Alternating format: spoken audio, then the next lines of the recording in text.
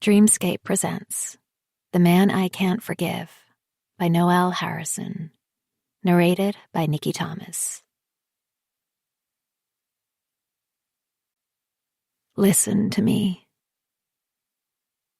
I loved you more than anything, but you did not love me enough back. So that's why it happened. I wanted you to feel the same pain as me, the shame of it. I wanted you to know how it felt to be broken, falling, to mean nothing at all. Chapter 1. 2 days after, Thursday, 4th of April, 2019. He's gone. He really is this time. It has been 2 days now since Constance Garvey last saw her husband, Daniel. Constance stands at her kitchen window, staring at the back of her neighbor's house. She sips her mug of tea as she watches the orange orb of the desert sun simmering behind the red roofs of the other buildings. The light is heavenly, and yet it only makes her feel depressed to look at it. Can she survive without her husband? And yet, is there not relief in the finality of it? The long agony of their breakup is over, and she can begin to grieve. Once, she said to Daniel she would rather he died than left her. It was an awful thing to say, but it was how she had felt at the time. That had been years ago, though. She finishes her mug of tea, immediately rinsing it out before putting it in the pristine dishwasher. She opens the cabinet above the dishwasher, surveying its spotless shelves, the glasses glistening with tiny reflections of her. She takes each wine glass out one by one. Lining them up on the countertop, she begins polishing them with a freshly laundered cloth. Daniel chose his mistress over her, his wife of 20 years. By not choosing Constance, she believes her husband has abandoned his teenage daughter, too. One of the glasses slips through her fingers, yet she does nothing to stop it. It falls as if in slow motion and smashes onto the edge of the countertop, spraying the tiled floor with shards of glass. Like a robot, Constance pulls a dustpan and brush out from under the sink and begins to scoop up the broken glass. She pushes thoughts of Daniel out of her mind and focuses on her daughter instead. Kathy is what matters most, and she has become so secretive the past year. Constance never knows what her daughter is thinking anymore. She is either subjected to days of silence or sudden furious outbursts over the slightest thing. Just yesterday, Kathy snapped at her for no reason whatsoever. They were sitting at the kitchen table. Constance had tried to please her daughter by making her a berry smoothie. Kathy had loved them when she was little. But Kathy complained it was too cold. "It's given me a headache," she moaned, pressing her hand to her forehead. "Sorry, love. I must have put too much ice in," Constance said. "It's so hot outside, I thought you'd like it cold." "Yeah, but you have the place freezing with the aircon," Kathy said. "You know it's bad for the environment. So, how's school?" Constance asked, changing the subject. She knew Kathy was right, but she couldn't bear the heat in Arizona. Even at this time of year, before the full brunt of the summer hit. Kathy shrugged. "Fine." She sipped her smoothie, outlining her lips in deep purple. "So apart from Lisa, who else are you friends with?" Kathy stared at her. How cold the blue of her eyes were. Just like her father's could be sometimes. "What's with the interrogation?" "I was just asking you about your friends. It's hardly an interrogation. You're always asking me questions about who I'm hanging out with, where I'm going. You're so controlling. Constance felt stung. I'm just interested in your life, she said in a weak voice. Whatever. Kathy got up, leaving her half-drunk smoothie on the table. It's too bitter, she explained. I'm going out. Where? Constance asked before she could stop herself. Say, there you go again, her daughter said in exasperation. But you're not even 16, and this is America. I need to know you're safe. I'm going to Lisa's, okay? We've a math test tomorrow. We're going to study together. Shall I drive you? Just leave me alone, will ya? Kathy stormed out the room. One time, Constance followed Kathy all the way to Lisa's house, creeping behind trees and fences like some kind of stalker. But she had to make sure her daughter was going exactly where she said she was. Constance tries her best not to question Kathy too much. She has to trust her. Because she remembers how much she resented the fact that her own mother had never trusted her when she was Kathy's age. Still, no matter how patient Constance tries to be, it feels as if her very existence infuriates her 15-year-old daughter. The best thing is not to push Kathy to talk. Constance read that in a magazine. She prays Kathy will come back to her as she gets older. She tries not to let it bother her, but it feels as if her daughter doesn't like her anymore.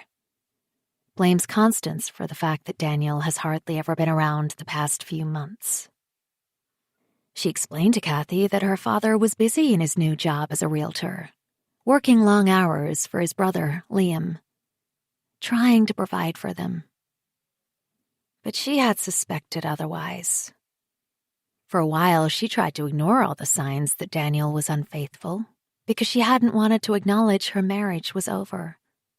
All she wanted was her little girl back, to be a family again.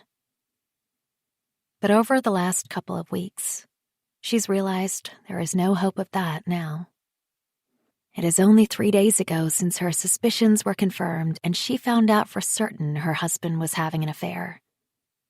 She hasn't slept since. Sitting up in bed, her body slick with sweat, unable to shake the dread in the pit of her belly. What if Kathy insists on living with Daniel and the other woman? Constance would be left all on her own. No husband and no daughter. A lonely ex-wife in a place where she doesn't belong. The idea of it makes her feel wild with rage. Constance takes a breath, tries to quell her trembling limbs. She dries her hands on a piece of kitchen roll. Opening the drawer, she takes out a plaster and seals a tiny cut with it. She has to keep on going. Stay busy for Kathy's sake. She picks up another glass, rolls its cold contours against her even colder cheeks. The motion soothes her. She stares across her backyard at the house on the other side and wills a light to go on, but it remains in darkness. Constance steps back from the sink and leans against the wall, the small of her back, her palms, her heels pressed against its smooth chill. She tips her head back to look at the ceiling. It is perfectly white. Not one blemish or crack. She is hollow, emptied out. She does not feel human anymore. She needs to pull herself away from this wall, but she is flattened by terror. What will happen now? Chapter 2. 2 days after, Thursday. It's over. The words keep rolling over in her head as Maya grinds the bright red pigment. It has been 2 days since she was with Daniel. It feels so long ago, and yet impossible to believe. She dips her finger in the vermilion powder, examines its lethal shade. It's over," she says aloud, the words making her tremble. Deep down, she has always known it was going to end badly one day. She picks up a small bottle of oil, adding a few drops to the pigment, and picks up her spatula. Slowly, she mixes it into a soft, crumbly paste. She doesn't know why she is making paint. It's all she can think to do to stop herself from falling apart. She can't believe what happened. She gazes out of her studio window at the dark silhouettes of the trees against the early morning glow. She wills Daniel to appear among the greenery of the aspen trees, for him to walk back through the door, for them to make love on her old Navajo rug. No need for words, because everything would be as it was. But of course, Daniel will never come to her house again. She regrets the last words she remembers saying to him. Where had that anger come from? Maya turns her back to the window and begins scraping the paste into a jar. She is in no mood for the stickiness of oil paints. She goes to her sink and fills one of her ceramic bowls with water and picks up her mixing plate of watercolors.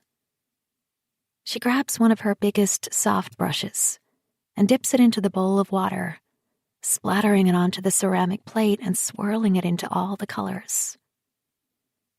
She brushes her wrist with wet paint, but the colors are so muted that it's merely faded into her dark skin. She needs to express her feelings because for Maya, this is never a choice. She picks up a tube of crimson watercolor paint and squeezes a long trail of it onto her painting plate. She plunges the brush back into the water and plonks it right in the middle of the paint. It feels better to attack the color with such fervor. Her eyes light upon one of her desert landscapes, its delicate tones of pink and gold. The painting had been one of Daniel's favorites. She slaps the red paint onto the fragile watercolor. She covers the brush in swaths of red wash again and sweeps it across the whole width of the watercolor painting. Again and again until the paper is buckling under the weight of water. She obliterates the whole picture under streaks of red. When she is done, Maya wipes her hands on her jeans, but she can't get the paint off. Her fingers are stained red. She is the Scarlet Woman for all to see. She surveys her red-splattered studio, the enactment of her sudden fury. She remembers how she had lost herself in such a maelstrom of emotion the last time she saw Daniel, shouting at him. She remembers the shocked look on his face. But this is all she can remember. Nothing afterwards. Chapter 3. 3 days after, Friday, 5th of April, 2019. This is the 4th time it's happened to Katerina in the Grand Canyon. Her first summer as a park ranger, she and Shane investigated a car driven off the rim.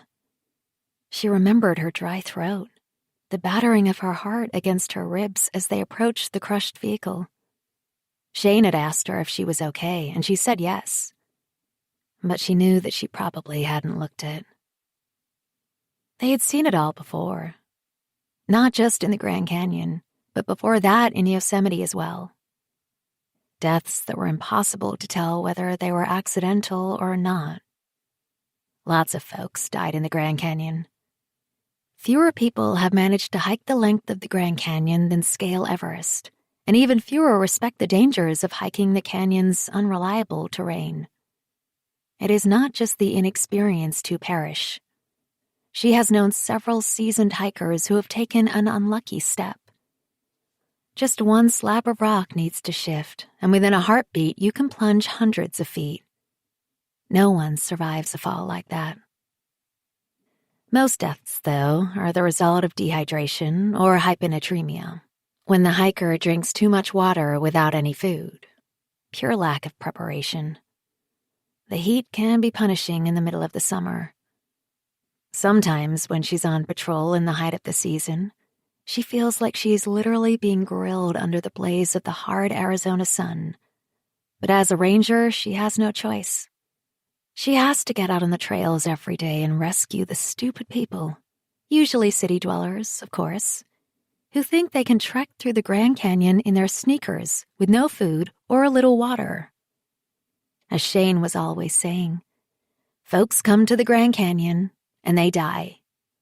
Her job is to deal with the fallout. That first time in the Grand Canyon, it was Shane who had seen the body before her. He had held his hand up to warn her not to approach. She could have turned away, waited for the helicopter to arrive, but something in her needed to see. The car had clearly landed on its roof and bounced upright again. The interior was caved in. She'd bent down, peered inside its dark, cavernous interior, seen a crumpled body. At first, she wondered if it was a doll, some kind of joke. But the look on Shane's face told her otherwise. He had looked stern but calm, although she could see his leg jigging up and down with the adrenaline rush. Although she had seen dead bodies before in Yosemite, she had been unable to stop thinking about the fallen man in the Grand Canyon for weeks. Maybe it was because it had been her first suicide.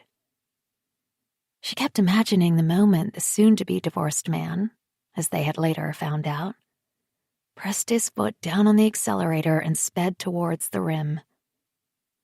Had he changed his mind once the car had flown off the edge? Was it terror or elation that flooded his body moments before he crashed into the rocks below?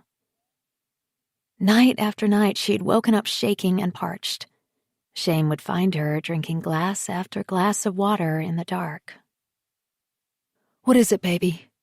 he had asked her. She had let him take her in his arms, kissed the top of her head. "Just a bad dream," she mumbled into his chest. She did not tell him that she had felt cursed by the sight of that dead man in the car. All her mother's old superstitions, the part of herself Katerina worked so hard to suppress, surface at night, when the moon hangs in the black outside their window like a skull, gloaming and eyeless. It had been a while since anyone had managed to drive a car off the rim of the Grand Canyon. But there are other jumpers. Some people they never even managed to identify. It makes her think of all the holes in all the families in America. Someone is missing, and they will never be found. Today on her trek, she was on her own. It's her favorite time of year, April. The season only just begun.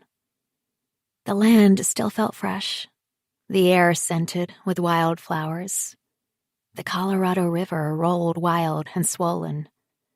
Winter was well and truly over. And yet each step she took felt shadowed by foreboding. She thought she heard whispering, echoes through the chasms of rock. Someone calling her name. Katerina. She even called out, "Who's there?" Of course, there was no answer. Just her own voice reverberating around her. She'd taken the tube of hand cream from her pocket and squirted some onto the palms of her hands, although the skin wasn't dry. Rubbed them together. Her hands had twisted in and out of each other, again and again. She had stared at them. For too long. She had smelled them. The coconut and vanilla calmed her nerves. She took a breath and continued, because she had to follow the trail all the way. Keep looking. Stay vigilant. Katerina didn't feel alone, but there was no one else near her, of course. Merely the light bouncing off the rocks, bleached as bone.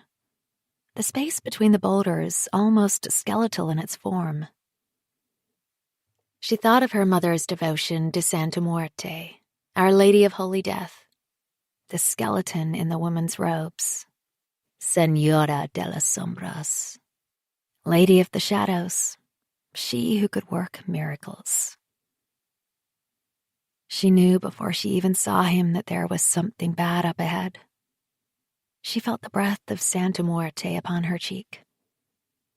And in her heart, she does believe in the power of death. How it has the ability to make all men and all women equal in the end. Listen to me. Let me tell you about my first memory. I was standing at the window by my bed looking at trees. Big trees. The girth of their trunks so wide I believed little people must live inside them. Their bark was gnarled, twisted into ancient knots, and they reached up high, far higher than my house. These trees looked solid and safe. I dreamed of climbing them, pushing through the canopy of leaves and hiding. They would never find me there. Once they had noticed that I was gone, a fact that might well take at least the length of one day, they would begin to search my room, under the bed, in the closet, places I had hidden before. They would do a sweep of the whole house. It was only then, after calling my name for hours, that they would begin to look outside. At first, they would be angry, then frustrated, and finally worried. But I would wait. I would eat berries and fruit from my lofty bower and lick the morning dew from the leaves. I would last up there in the protection of my tree until my disappearance united them. They would forget that they hated each other. And when I saw my father put his arm around my mother, I would call to them and make them promise to stop fighting. Only then would I come down. My second memory is the sound of breaking glass. Her jagged accusations, his roaring. It is night and I am in bed. I cannot stop shaking. The door pushes open, and I hear the pat of paws, sense the comfort of Rosie's presence. My dog springs onto the end of the bed, and I reach down for her, feel her hot licks of solidarity on my hands. You could say that mine was a normal childhood. I had a mother and a father. He went out to work, and she stayed at home. We lived in a regular family home in a respectable community. My father made sure we had all the things every middle-class family has. A decent car, TV, washing machine, a swing in the garden for me, a family pet, and plenty of flourishing houseplants. We had everything, apart from love. I grew up in a house of hate. This is what I told you.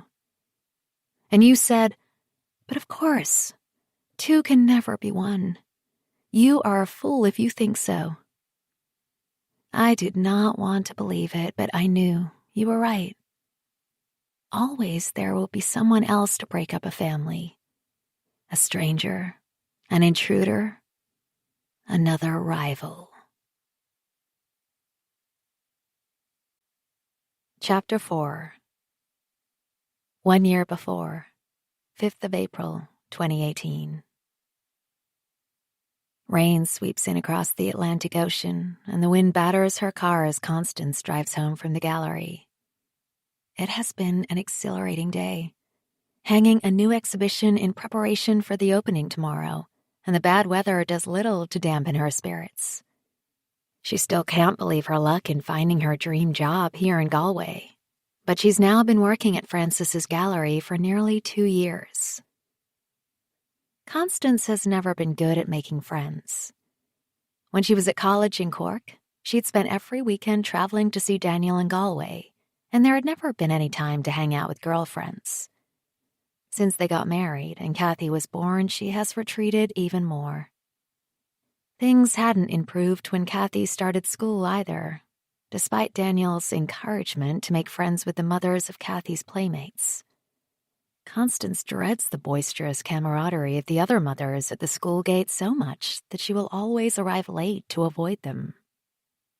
But 2 years ago, she'd been picking Kathy up one afternoon, late as usual, when she noticed another late mother at the gate. "So you're Kathy's mum?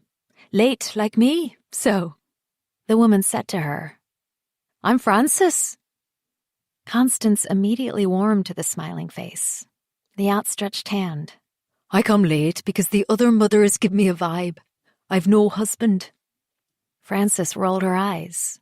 "God love them. They think I'm a threat. It's so stupid. As if I'd have any interest in their thick husbands."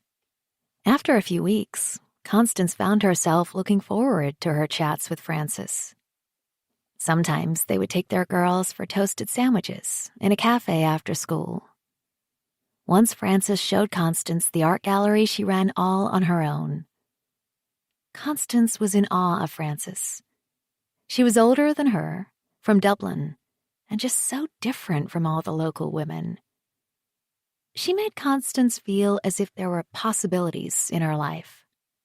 When Constance revealed that she had a first in history of art and was passionate about art, Frances asked her to help out at her gallery.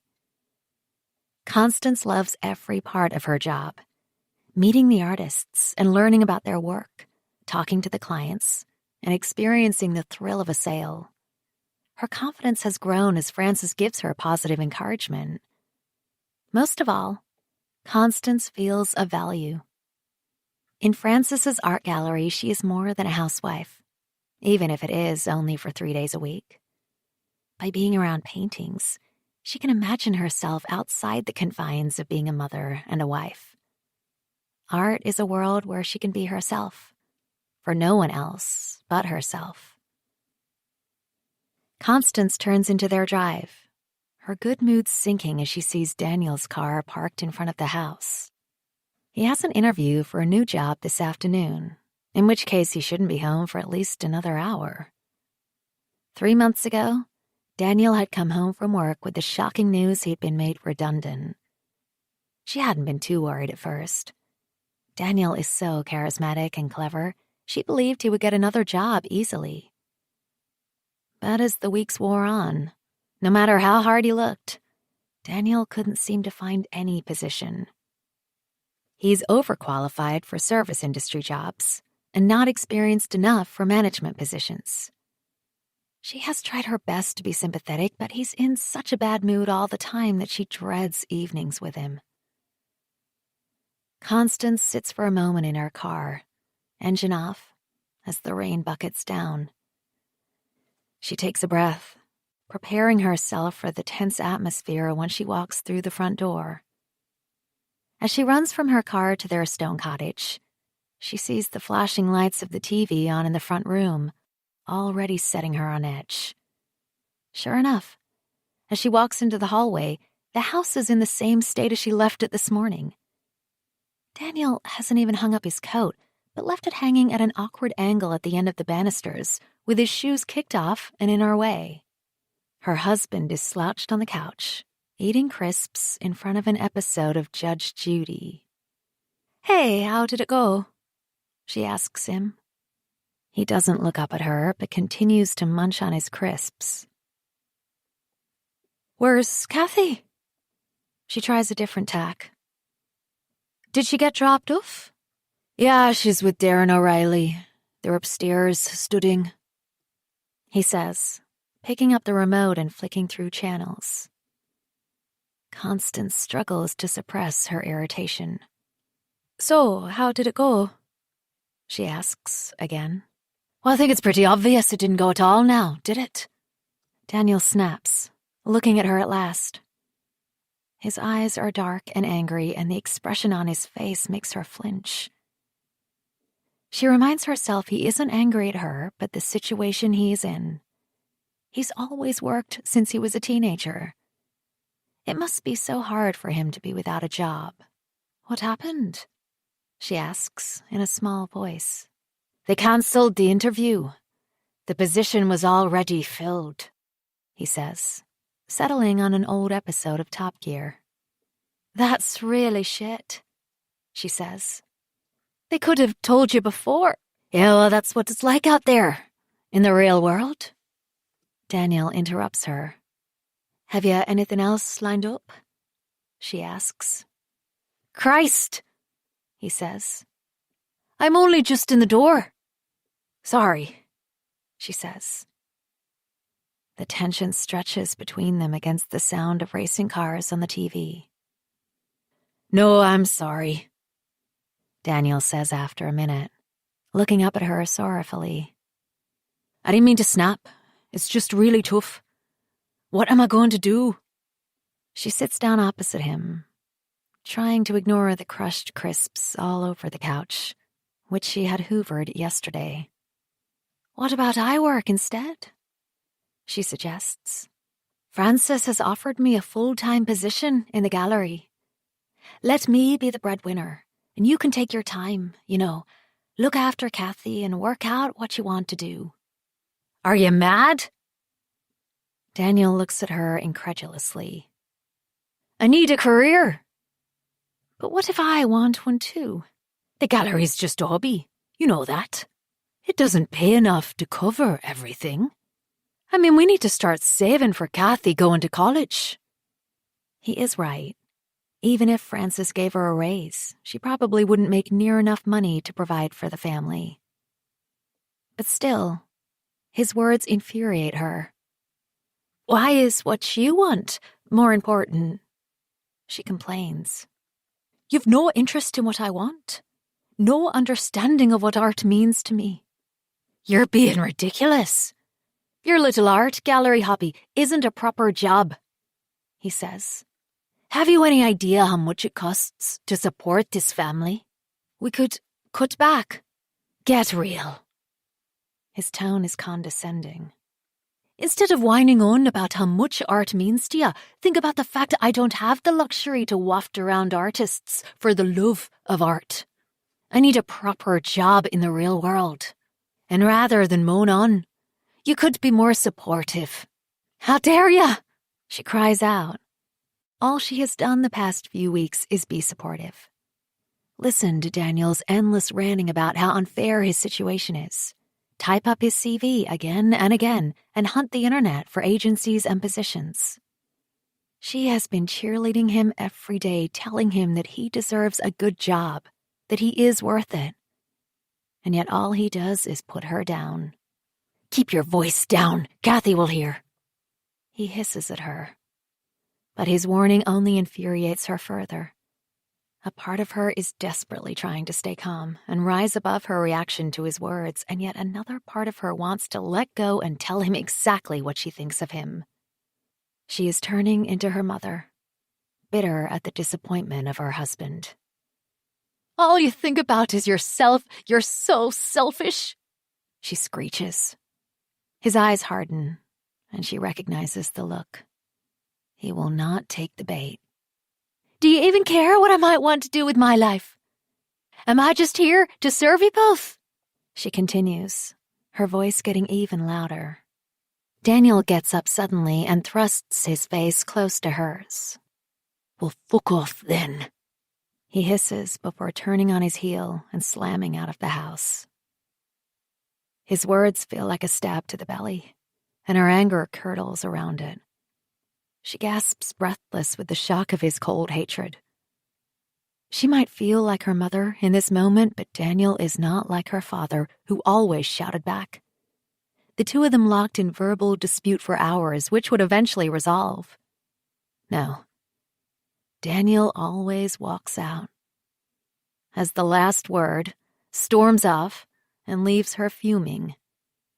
But worse, when he returns, he might not talk to her for days. Once it was 2 weeks. Which of course always prompts her to flip out again just to get a reaction. She flicks the television off. The room reverberates with her furious words and her husband's harsh reprise. Does he really want her to go? But how can she fuck off? She has hardly any money of her own, certainly not enough to support her and Kathy. Constance tries to convince herself everything will be okay. They're arguing more because Daniel can't get work. He's depressed and frustrated, but as soon as he gets a job, they'll be okay again. She tries to ignore the little voice inside her head, telling her they haven't been okay for a long time, years even, before this happened. Chapter 5. 3 days after, Friday, 5th of April, 2019. Maya watches the sun filtering peachy light behind the red boulders of Sedona and presses her red fingers to her forehead as she faces another day without Daniel. She had said she didn't want to break up his family, but it isn't true. She wanted Daniel for herself, whatever it took. She had reasoned it was for his own sake. You may as well be dead than stuck in a loveless marriage, she told him. Maya drops her head in shame. What has happened to her? The first time she met Daniel was when he came into the gallery in Sedona. He was looking for a picture for his wife's birthday present. So there it is. Maya knew he was taken in the very first sentence he said to her. Their initial conversation was about the color his wife liked best. Green, any shade of green. He told her. He said he wanted to buy his wife a painting with the colors of home. And where is home? Maya asked. Ireland, he told her. Of course, your accent, she said. I love the way you speak.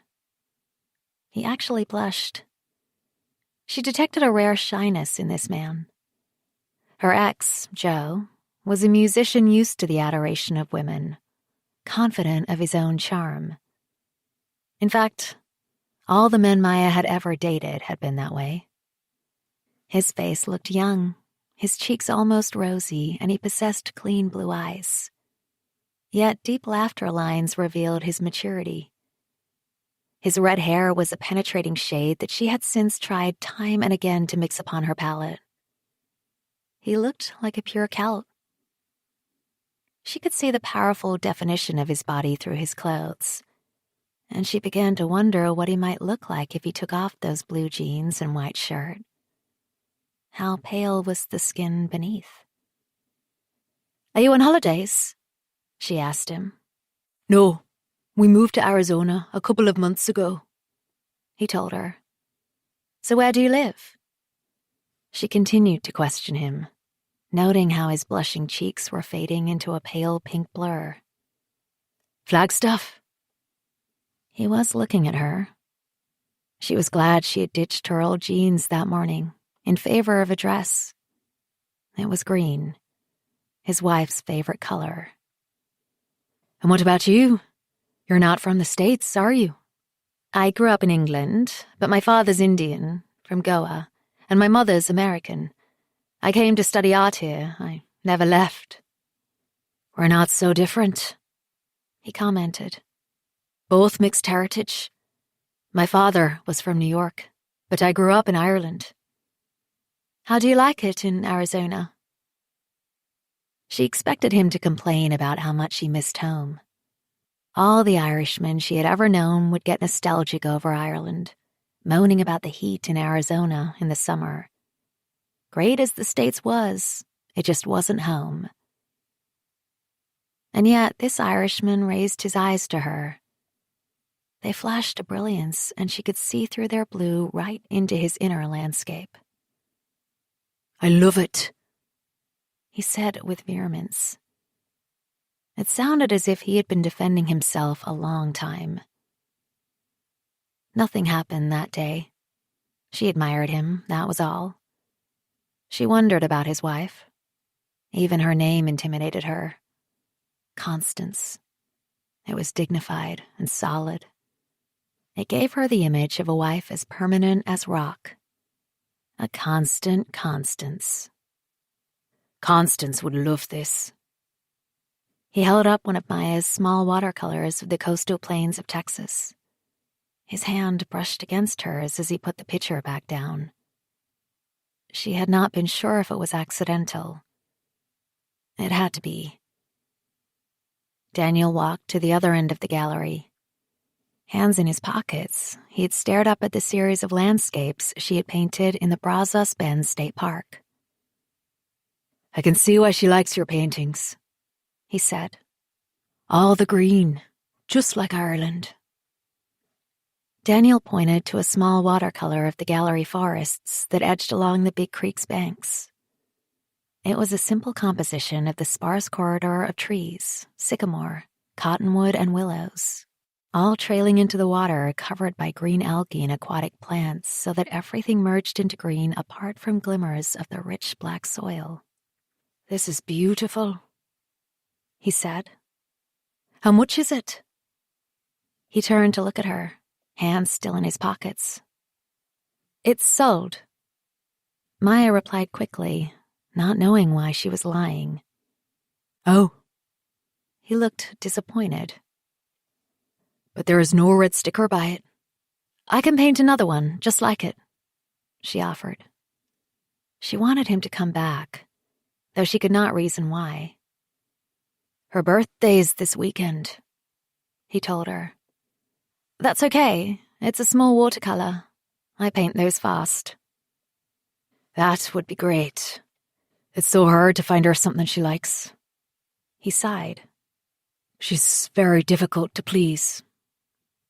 Maya regarded Daniel in silence, for he had offered up a tiny chip of his marital discontent. There was an edge to his voice when he said she. He hadn't wandered into her gallery motivated by his own desire to find something his wife might like. He was fulfilling a demand. "Constance asked for one of your pictures," he clarified. He pushed his hand through his thick red hair, a gesture Maya came to recognize as a nervous habit. "I'm very flattered," she said, taking a step back. Was his skin crawling like hers? The heat was building in her body, between her breasts, at the nape of her neck, down on the very small of her back like pools of damp desire. Her fingers were aching to touch that startling hair. "I'm not really into art," he confessed. "But I have to say I think Constance is right." He left then, but she knew it already, deep down in her subconscious. She knew what she might do. Now, in this moment of clarity, the irony is not lost on her. It was his wife who had first sent him to her. Chapter 6. 11 months before, 5th of May, 2018. Daniel is waiting for her. He shaved and put on a clean shirt, which he has even ironed. He smiles at Constance as she comes in the front door, and she wonders if he really is pleased to see her. Since their big row just under a month ago, there has been an uneasy peace. Neither of them have mentioned it, and Constance is too tired to bring it all back up again. Along with working more hours at the gallery, she's still doing all the cooking, cleaning, and laundry, as well as making sure Kathy stays on track with schoolwork. Meanwhile, Daniel is still out of work. "Well, get ready, quick. Our reservation is in half an hour," Daniel says. "Are you sure we can afford this?" she asks. "It's our wedding anniversary." Reluctantly, she goes upstairs and hunts through her wardrobe to find something she still fits into. Looking in the mirror, her expression is defeated. She slaps on some makeup, cajoling herself. Daniel is making an effort for her. She should be happy. They go to the Chinese, which is Daniel's favorite restaurant, and Constance doesn't have the heart to tell him that she doesn't like Chinese food. Surely he knows this by now. Daniel is telling her about a new job he's applied for managing a furniture store. "Aren't you overqualified for that?" she ventures. "Well, what do you think? That I have a choice?" he asks, his tone sarcastic, and she says no more. The last thing she wants is an argument in public. They continue to eat in silence, and Constance sees them from the outside. Another discontented middle-aged couple with nothing left to say to each other. She rushes through her food, keen to get the meal over and go home. But as they leave the restaurant, Daniel surprises her by linking his arm through hers. "Let's go for a pint at McGinty's," he says. "But we told Kathy we wouldn't be late." "She's 14 years old, well able to look after herself. We can call her." "No, she's not old enough to be left alone for so long," she protests. Daniel turns to look at her. She can see he knows it's an excuse. Constance has never enjoyed the pub. All the fake chit-chat and slagging. But Daniel likes going out. He's gregarious and has never understood how torturous it is for her to socialize. She always feels so awkward in company and used to hate going to parties together when they were younger. Every time, she imagined Daniel was flirting with one of the other women. But she knew in her heart that it was all in her head. Her husband was just being friendly. He had a smiley face. That's why people warmed to him. What she was really jealous of was that people liked Daniel, whereas she was viewed as stuck up and aloof. "Come on, Constance. It's Saturday night," he says. "I can't bear to stay in one more night. We can't leave Kathy." "Fine," he snaps, pulling away from her. "If you want to be so boring going home, I'll see you later." He flags down a taxi for her, and before she can change her mind, struts off down the round towards McGinty's. She bites back the tears in the taxi. Why hadn't she told her husband the truth? That she hates pubs and wants to go home to bed with him. That she was enjoying his touch upon her arm, the scent of him so close to her. That it had been so long since they had made love. But he wants to go for a pint with his pals rather than go home and be with her. That much is clear, even on their wedding anniversary. Constance is not sure when Daniel gets home. She wakes once in the night and he's still not back, though her phone tells her it's 3 a.m. She resists the temptation to call him and turns over on her side. The next thing she knows, Daniel is not only home but waking her up with a steaming mug of tea. "Good morning, darling," he says, kissing her on the forehead, and she gets a whiff of beer and cigarettes off him, although his hair is wet and he's clearly just had a shower. "I'm sorry about last night." Disarmed, she cradles the tea in her hands, blowing on its surface to cool it. "It's okay," she tells him. Although it isn't, not really. But she doesn't want him to know that she cried herself to sleep. "I wish I'd come home with you." He flops on the bed next to her. He's wearing his boxers and a clean t-shirt, his skin still damp from the shower. "Who was there?" she asks. "Just some of the lads. No one you know," he says, before taking her mug out of her hands and placing it on the bedside table. "I really am sorry," he says again. "Let me make it up to you." She doesn't resist because it feels good to have her husband kissing her so tenderly. Her hurt from the night before is swept away by his need for her as she shimmies out of her pajamas and opens the covers for him. He sheds his t-shirt and boxers, staring intently into her eyes. She senses he wants to tell her something, but she doesn't want to hear anything he has to say right now. She wants to feel him inside her, know that he is hers, feel the rhythm of their bodies together, a pattern ingrained within them for years. He comes quickly, closing his eyes and gasping, and she grips his back, willing him to stay inside her so that she too can experience what he is feeling.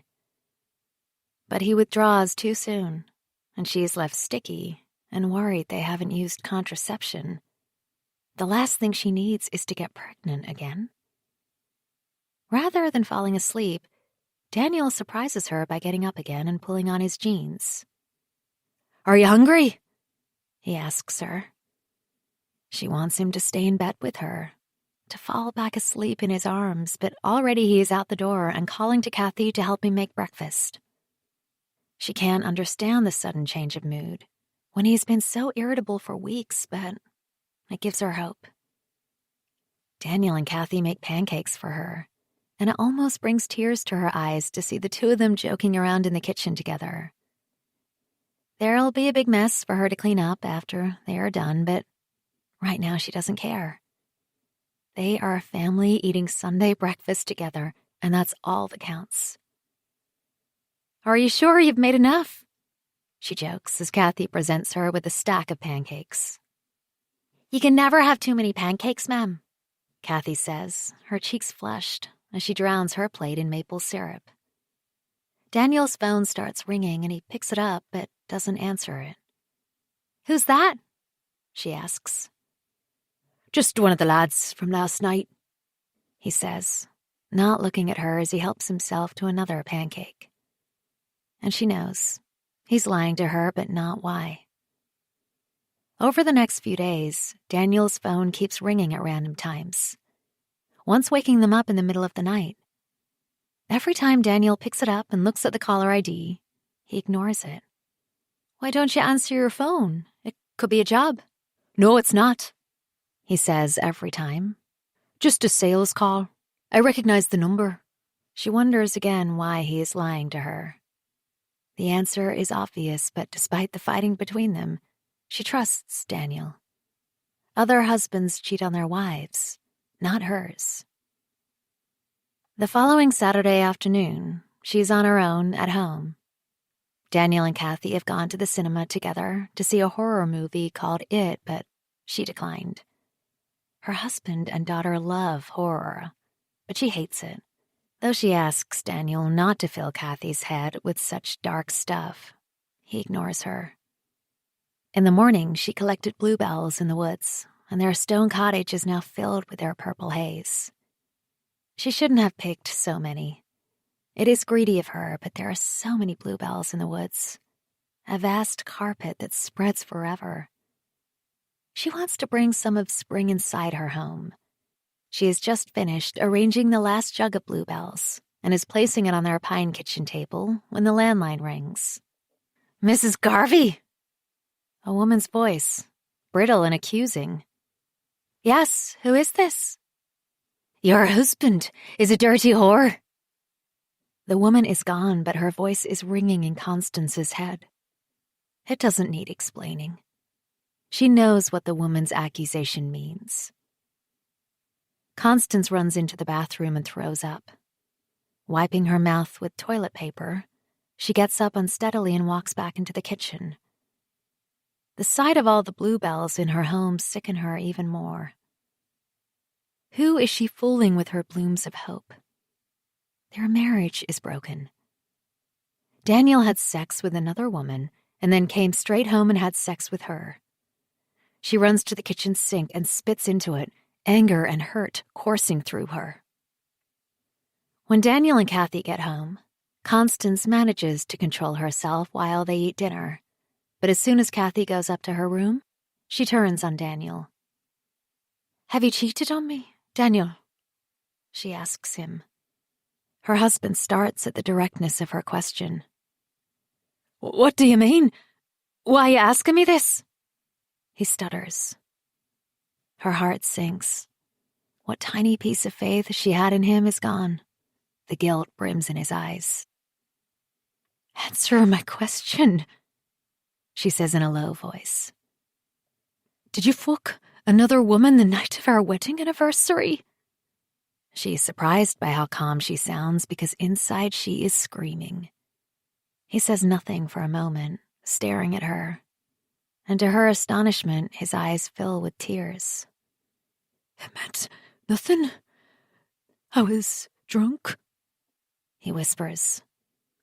To hear him confess so easily, as if it was nothing, enrages her. "How could you?" she screams. "Please, listen to me. It was a mistake. I was upset with you for going home. So it's my fault." "No, of course not. I was really drunk, and she took advantage of me." "And who is she?" "Bridget Kearney. She keeps ringing. I keep telling her it was a one-off, but she's been harassing me ever since." She's aghast because she's known Bridget Kearney for years. She's one of the other school mothers. How could he do this to her? Who else is Bridget going to tell? What about Bridget's husband? I'm so sorry, Constance, Daniel says, tears trailing his cheeks. I felt so worthless and now I've made things worse. But you came home and you made love to me. How could you? She says, her voice breaking. Please forgive me, please. Daniel grabs her hands and pulls her to him. I love you. I don't want to lose you. She begins to cry as confusion and hurt overcomes her. Daniel has broken their wedding vows, and yet most husbands slip up once, at least, don't they? That is what her mother told her long ago. I promise I will make things right, Daniel says, kissing her feverishly. She sinks into his arms, defeated but also strangely elated. He is desperate not to lose her and Kathy. I can't tell you until things are certain, but it looks like I have a job, and I'm going to fix everything. We'll have a fresh start. Relief sweeps through her, and she realizes it's more important to her that Daniel is happy than that he has cheated on her. But she doesn't know yet that their fresh start will make things worse. So much worse. Chapter 7. 3 days after, Friday, 5th of April, 2019. After she calls it in, Katerina sits down on a rock and waits for the chopper to arrive.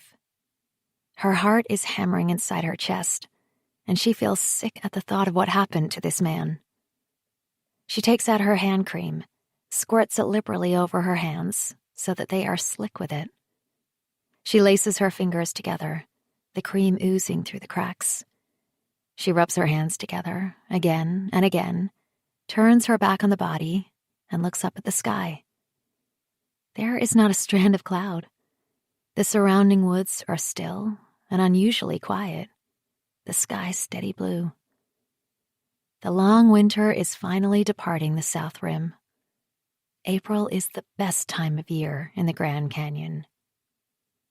It was in April that she and Shane got married. 2 years ago now. All the others said they were the perfect match. 2 rangers who were park hoppers, attracted to the slow and simple pace of life in the parks. They had met in Yosemite on internships while still at college. Friends at first. Until she had got drunk on the last night of the internship and tried to kiss him. At the time, Shane had turned her down, told her he just wanted to be friends with her. She remembered his words. I like you too much to date you, Kat, he'd said, and she had buried her burning face in her hands. She hadn't seen him for a couple of years after that, until he had turned up a few weeks after she had started working in Yosemite Valley again. They had lived in such a remote place that they ended up spending a lot of time together. Katerina had been shocked to discover that she still had feelings for Shane, but she was careful never to show them to him. Sometimes he might take off for weeks at a time, but he was so good at what he did, the parks always took him back. He was one of the best climbers, a reliable backcountry ranger, and did countless search and rescues. When Katerina got her dream position based on the south rim of the Grand Canyon, it was Shane who had followed her just 1 year later. When he invited her to share his trailer, she hadn't thought twice about saying yes. She was sick of her roommate, Elsbeth, a snobby interpretive ranger from Florida, who talked down to Katerina because she considered she had more education than her. She knew that Elsbeth judged her for her looks. Katerina's heritage was mixed, Polish, Norwegian, and Mexican, but it was the Mexican side that dominated. She possessed the same thick eyebrows as her mother and long black hair. Outside of the park, she had encountered plenty of hostility when folk thought she was Mexican. It had made Shane so mad, but she was used to it now. When Katerina moved into the trailer with Shane, she thought it was his roommates. It wasn't until he'd shown her the one bed that they were to share that she began to understand what he had really been asking her. She had felt confused because he had never hit on her before. "Let's get hitched," he said to her. "But I thought we were just friends," she protested. "You've won me over, Kat." He had taken her hat off, stroked her tangles of black hair away from her face, and looked into her eyes. She had felt a swell of emotion, as if a dam had collapsed on her feelings. And yet, when she looked into his eyes, it was as if they were staring past her, into some kind of dream. "I don't understand." "Let's just do it," he insisted, pulling her to him and kissing her urgently. She had known it was crazy, but how could she refuse his request? She had always wanted him. Katerina tilts her head to the sky, listens out for the chopper blades, but the air is thick with silence and solitude. She misses Shane. Dreads going back to their trailer tonight, especially after this. She moves to the other side of her boulder and looks at the body again. It is all twisted this way and that, the right leg bent back, the shin and foot sticking out at an unnatural angle. He had fallen badly. What broke first? The neck, the spine, or the leg? Katerina takes out her phone. She wants to call Shane, tell him what happened, but there is no cell phone service in this remote spot. She gets up and approaches the body. He's lying on his back and his eyes are open, staring right at her. She should say a prayer for this man's soul, but that is not her job. Only Shane could understand why she is so calm. She is first and foremost a park ranger. Her role is to protect the park, enforce the rules. If she had chosen not to follow the rules, she might not have called the dispatcher on her radio and told them about the body.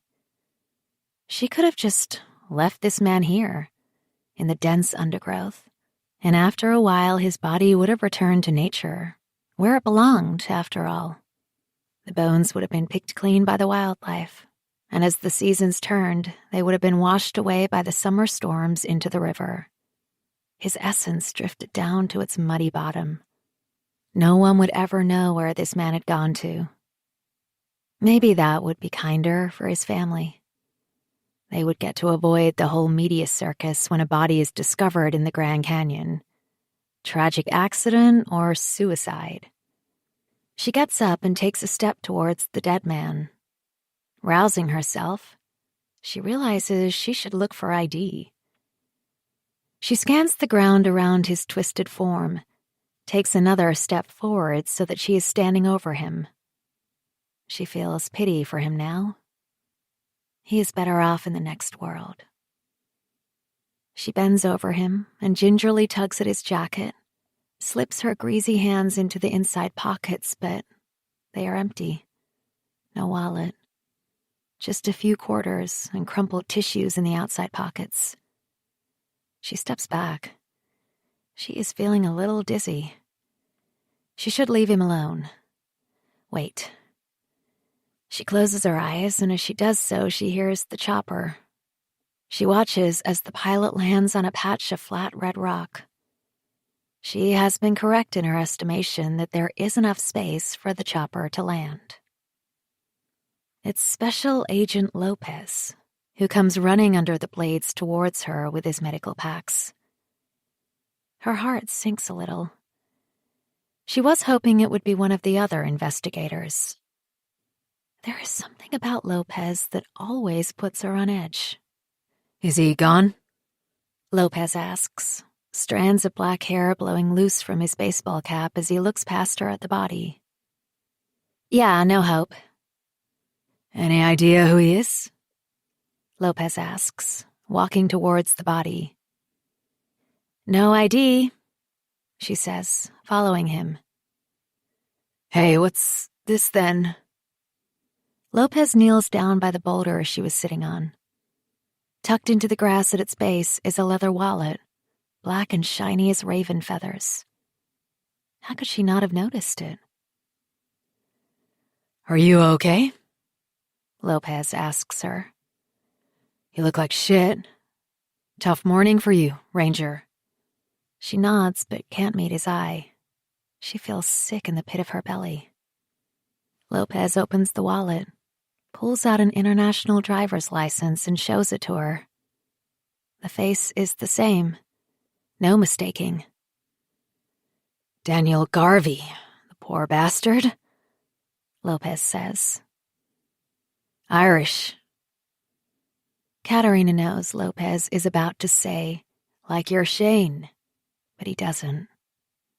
The special agent has asked her enough times over the past week when Shane is coming back. She told him in a few days, when Shane's father is better and he doesn't need his help on the ranch back home in Montana, but the truth is Katerina just can't answer that question. Not yet. Chapter 8. 3 days after, Friday. Constance had been afraid. That was why she had stayed with Daniel all these years. This was what she had been afraid of. 1. Her daughter, Kathy, hating her for breaking up the family. 2. The shame because her marriage had failed. 3. Survival. How could she fend for herself and Kathy, even more so in the States? She had no job and no money of her own. But worse than that, she had no confidence. She is no good with people. 4. Being alone forever. Constance is 41. She got married when she was 20. She has no idea how to meet another man. As far as she could tell, all the men her own age want younger women. But now Constance wonders why she is so afraid of being on her own. She is already lonely. She has felt more alone since she came to live in Arizona than she ever felt in her whole life. Daniel is the only man she has ever loved. They were not much older than Kathy when they first got together. They had grown up in the same townland, and their mothers had been best friends. It had been only natural that Daniel escorted Constance to her depths. That night, so many years ago now, she had fallen in love. She had been so nervous of this big social event. She had not wanted to go, but her mother had made her. She didn't have any close friends at her convent school. Not a team player, the teachers told her parents. Constance found anything involving her peers stressful. Even standing up in front of class to give a presentation gave her heart palpitations, and her voice shook as she spoke. Daniel will look after ya. Her mother had reassured her, as she brushed Constance's blonde hair so hard it brought tears to her eyes. Let him talk for ya. He had done just that. It was as if he had known how frightened she was, and he had spoken for Constance, guided her through the crowd with a protective hand on her arm. She had actually begun to relax. He was funny, too. After being so polite to people's faces, he would make her giggle with witty little asides. As they swirled around the dance floor, Constance in a long green dress with a sequined bodice, and Daniel looking older in his brother's tux, they only had eyes for each other. She could not believe that this confident, good-looking boy was interested in her. But it seemed he was. You're different from all the other girls, he told her that first night. In what way? She asked him, squirming with pleasure. You're still shy, he said, giving her a charming smile. I like that. Constance lost her virginity to Daniel, and yet he has never given her an orgasm in all their years together. This is something she's only ever managed to give herself in her nighttime trysts with her own imagination. Long gone is the pretty blonde girl in the green depths dress. Constance feels so unattractive. Her body has changed so much since she had Kathy. Just before they left Ireland, Daniel told her she was voluptuous. Constance got angry with him. That's just another way of calling me fat, she accused him. He shrugged, walked out the bedroom. It hurt her that he didn't work harder to make her believe she was sexy. Tomorrow is Kathy's 16th birthday. Constance planned a special day with her husband and daughter in Phoenix because she feared it might be the last time they would do something together as a family. She wanted them to go shopping in the big Fashion Square Mall in Scottsdale, eat a sumptuous dinner in a good restaurant, and stay overnight in a hotel in Phoenix. It was a fantasy. Even if Kathy agrees to go with her now, it will just be the two of them. They will never be a family ever again. It is all because of the other woman. Constance begins to feel cold with fury again. It gives her courage. She snatches the car keys up from the hall table and marches out the front door before she changes her mind. As soon as she is out in the blazing sunshine, panic accelerates her heart. Is anyone watching her? Gossiping behind closed doors? Have her neighbors noticed Daniel is missing? She opens the garage doors and slips inside its cool shade with relief. She takes a deep breath, unlocks her car, and slides onto the driver's seat. It still smells new. Not something that belongs to her. Just like her life in America. She turns on the ignition and looks in the rearview mirror. As she reverses out of the garage, she sees a familiar figure in black, walking along the sidewalk towards the house. She brakes, pulling up the handbrake before hopping out of the car. "Kathy!" she calls out to her daughter. Kathy turns towards her.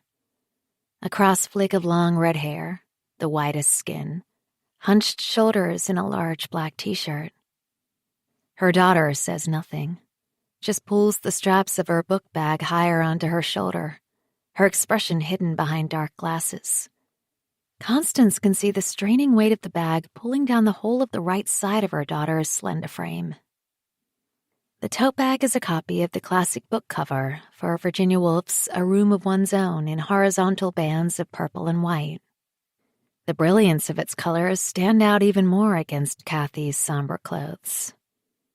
"I didn't expect you home so early," Constance says to her. "We got the afternoon off for study. Are you on your way out?" Kathy asks, nodding towards the SUV. "Well, I was going to go somewhere." Constance pauses. "But I don't have to, I can stay. I'll make a salad or something if you're hungry." "Don't on my account," Kathy says crisply. "I'm heading out again, meeting Lisa in the library, downtown. I just need to pick up some things." "Okay," Constance says, trying not to sound hurt. "Well, it looks like you need another bag. That one's about to burst." She points at Kathy's Virginia Woolf tote. "What have you got in there, anyway?" "None of your business!" Kathy snaps. "Sorry, I was only asking," she starts to say. "It's just study stuff, okay?" Kathy interrupts, before pointing at her SUV. "You've left the engine running, Mum. That's really bad. Either turn it off or go wherever you're going." Before she can say anything else, Kathy unlocks the front door and stomps inside the house. Constance wants to follow her, but she knows that would make her daughter even more annoyed with her. She gets back into her SUV, places her hand on the brake, and slowly releases it.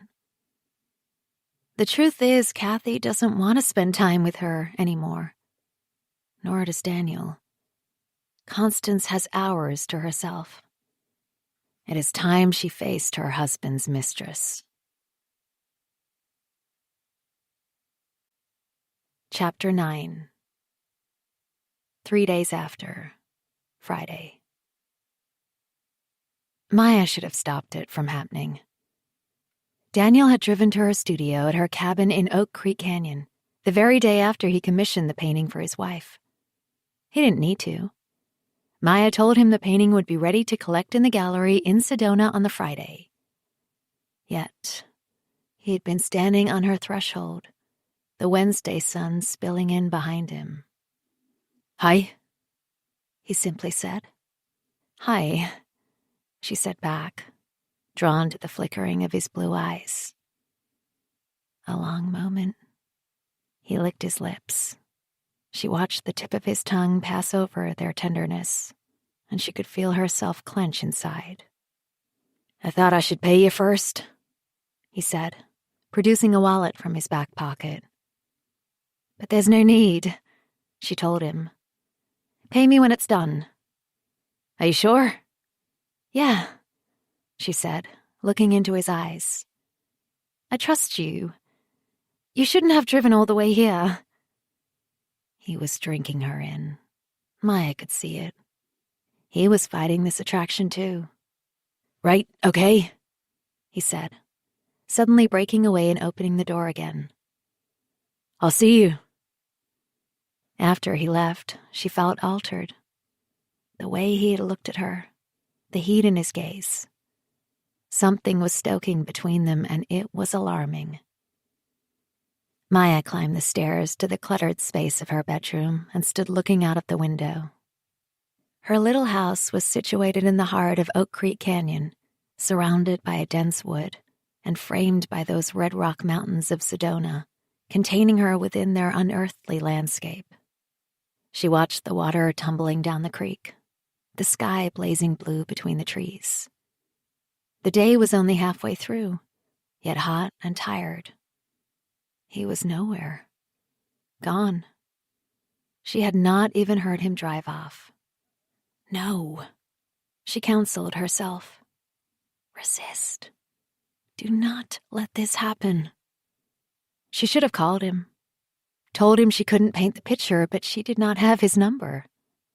All she had was his name, Daniel Garvey, a country, Ireland, and the wife who loomed as large as the Sedona rocks. Constant Constance. Daniel is her addiction. Maya knows it does her no good to give in to their love, and yet she can't stop craving it. Even now, as she follows the bobcat tracks on the trail up Bell Rock, she shivers when she thinks about Daniel's touch. She tries to tap into the power of all the nature around her, but all she can think about is her lover. He is a deep need, and she doesn't know if she can live without him. She's a fool, because it's all just sex, isn't it?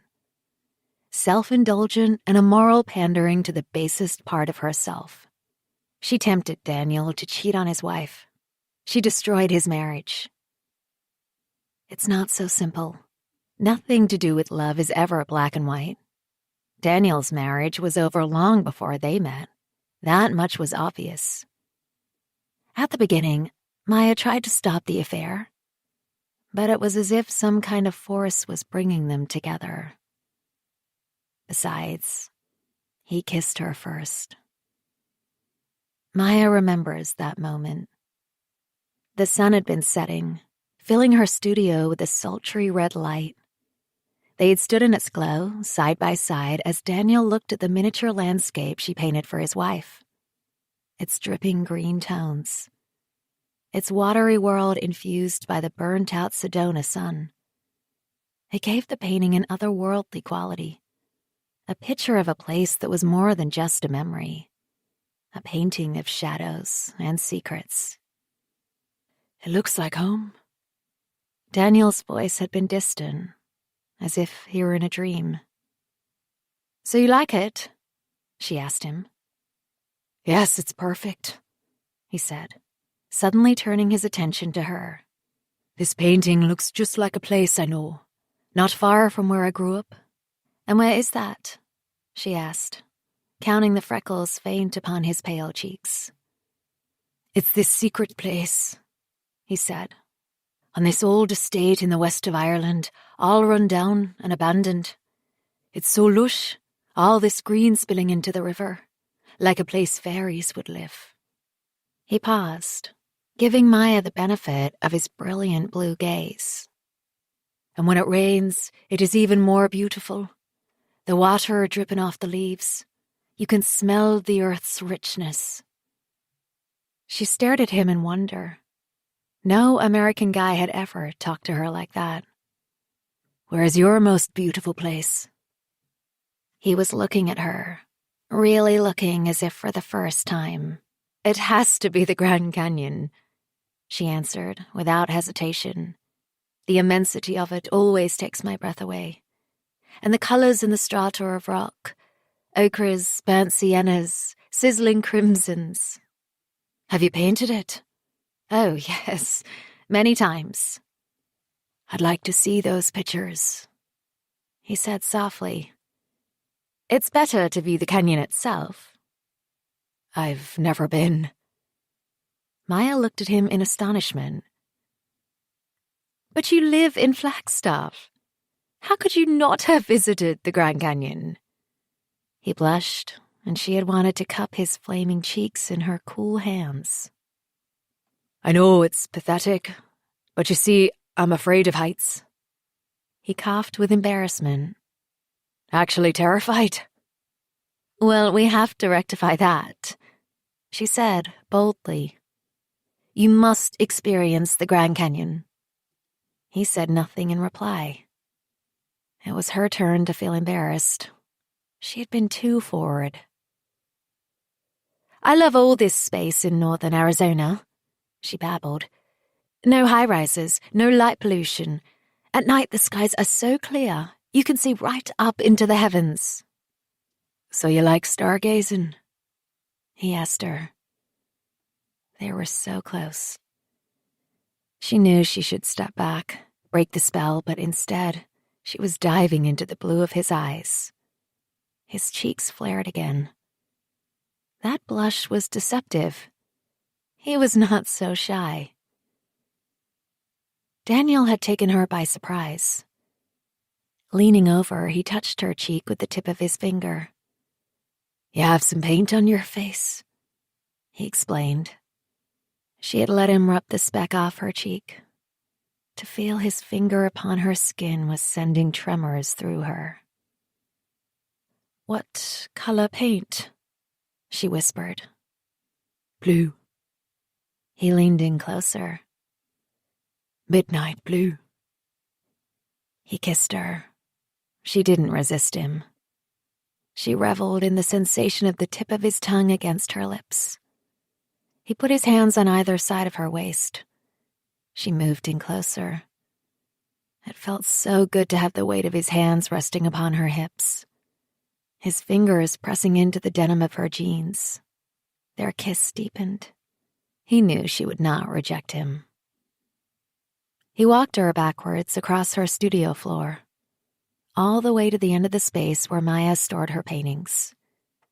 He backed her through the rows of stacked canvases. The sun was sinking fast, and with no lights on, a glimmer of red sun bled into the studio. Neither of them could stop, nor even speak. They began to undress each other with urgency, for if they slowed down, reality might stop them. His pale, naked body shimmering in the dark room turned her liquid. Daniel took her in his arms again, and they merged, pressed against the pure white walls of her studio. They had been a composition of passion. Daniel lifted one of her legs, and she wrapped it around his back. He pushed inside of her, delicately tipping her, and with such ease, such exquisite care, she drew him into her. It had not been just sex. Their eyes were wide open, searching each other in the gathering darkness. What is this? What is happening to us? What had she been thinking that night? Maya sees an image of her mother standing in front of her on the trail, with her arms crossed, her lips pursed, shaking her head. "You should have pushed him away when he kissed you, slapped his face and made him leave. How could you, a daughter of mine, betray another woman? What were you thinking?" Maya stops walking, takes a breath. 8 months ago, she had been so light of load. Now she is heavy with the guilt. But she hasn't forgotten what she felt that night Daniel and she first made love in her studio. At the time, she viewed it as just one more adventure in her life. a free-spirited action that would have appalled her mother. She thought she could call a halt to anything between them the next day. All she wanted was one night of passion. Daniel and she would flare just the once, brightly but briefly. But she could not have been more wrong. Maya takes out her water bottle and drinks deeply. The water nourishes her, washing away her fatigue. She will get to the top of Bell Rock, and as she surveys the rough rocks, the twisted juniper trees and spiky cacti around her, as she looks towards the ancient silhouette of Cathedral Rock and over at the bulk of Courthouse Butte, she will try to draw courage from this landscape. She will not hide from the consequences of her and Daniel's love any longer. He is gone, and it is all her fault. There is a strange noise behind her on the trail, but Maya refuses to succumb to paranoia, for she loves her lonesome walks in nature, her hikes on her own.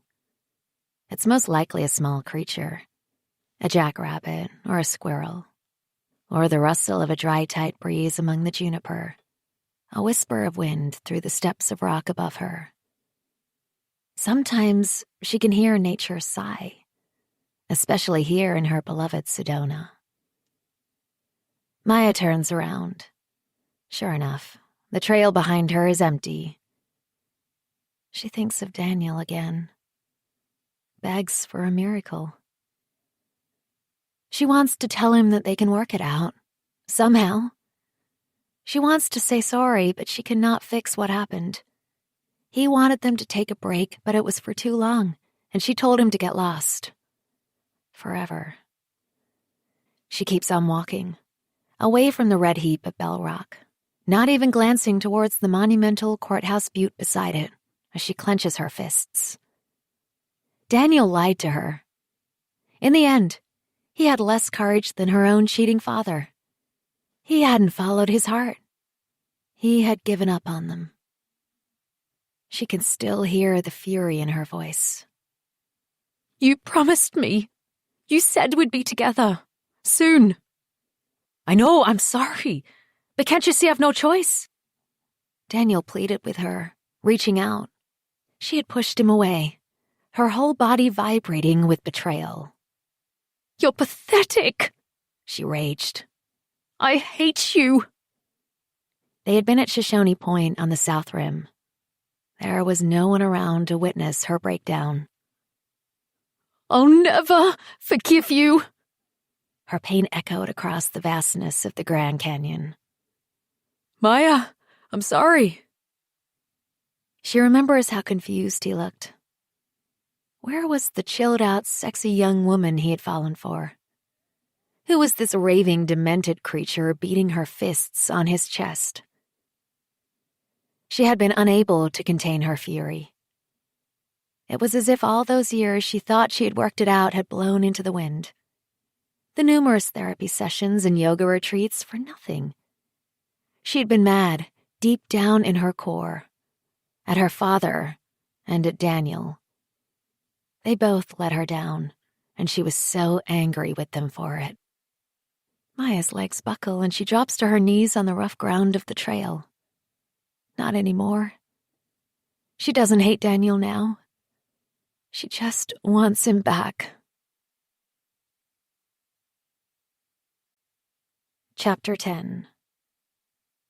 9 months before, 17th of July, 2018. Constance slides onto one of the red leather banquettes in the diner in downtown Flagstaff. The heat is bouncing off the streets outside, and though they only walked a few meters from their air-conditioned car to the air-conditioned diner, her shirt is damp with sweat. It's not even 9 o'clock in the morning yet. "Isn't this great?" Daniel enthuses as his eyes light upon an old cowboy, resplendent in cowboy boots, spurs, and Stetson, sauntering into the diner. "I feel like I'm in a movie." "God, Dad, you're so corny," Kathy says, but she is smiling. She had thought her daughter would hate Arizona as much as her, but Kathy seems to have settled well.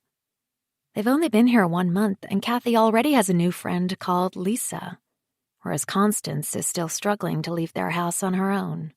Daniel orders French toast with syrup and bacon, while Kathy goes for pancakes. He asks the waiter for coffee, which he has taken to drinking since they moved here. She always thought her husband a tea drinker. Sorry if I'm a bit corny, Daniel says, beaming at Kathy. But I always loved westerns when I was a boy, and now I am living in one. Well, Dad, you know that's not cool because all of these lands have been stolen from the indigenous people, Kathy says, though her tone is non-accusatory. I know, he says. But please just give me this moment. He sits back, beaming at them. I still can't believe we made it here. Isn't it great? I mean, the house is amazing, right? She nods, trying to look happy for Kathy's sake, but inside she is raging with protest. She's been angry since the day he dropped the bombshell on them. It had only been a week after the incident with Bridget Kearney when she came home one Friday afternoon from her best day yet in the gallery. But she never got to share her excitement at selling 2 paintings. As soon as she was in the door, Daniel announced that his brother, Liam, had offered him a job in his real estate business in Flagstaff in Arizona. They were going to immigrate to the States. Constance had felt like he was telling her they were flying to the moon. But what about my job at the gallery? She had protested. What are you talking about? Daniel had looked confused as he poured a glass of bubbly for her. You can get a job in a gallery in Arizona if you want. He looked so happy that Constance could not bring herself to tell him how she really felt. She did not want to leave her home or uproot Kathy. Their daughter was just 15. It was such a crucial age, when her friends were her whole world. Kathy had begun to dress in black all the time, stay in her room for hours on end listening to loud music. When she told Daniel, he just said their daughter was a goth, and it was all perfectly normal for someone of her age.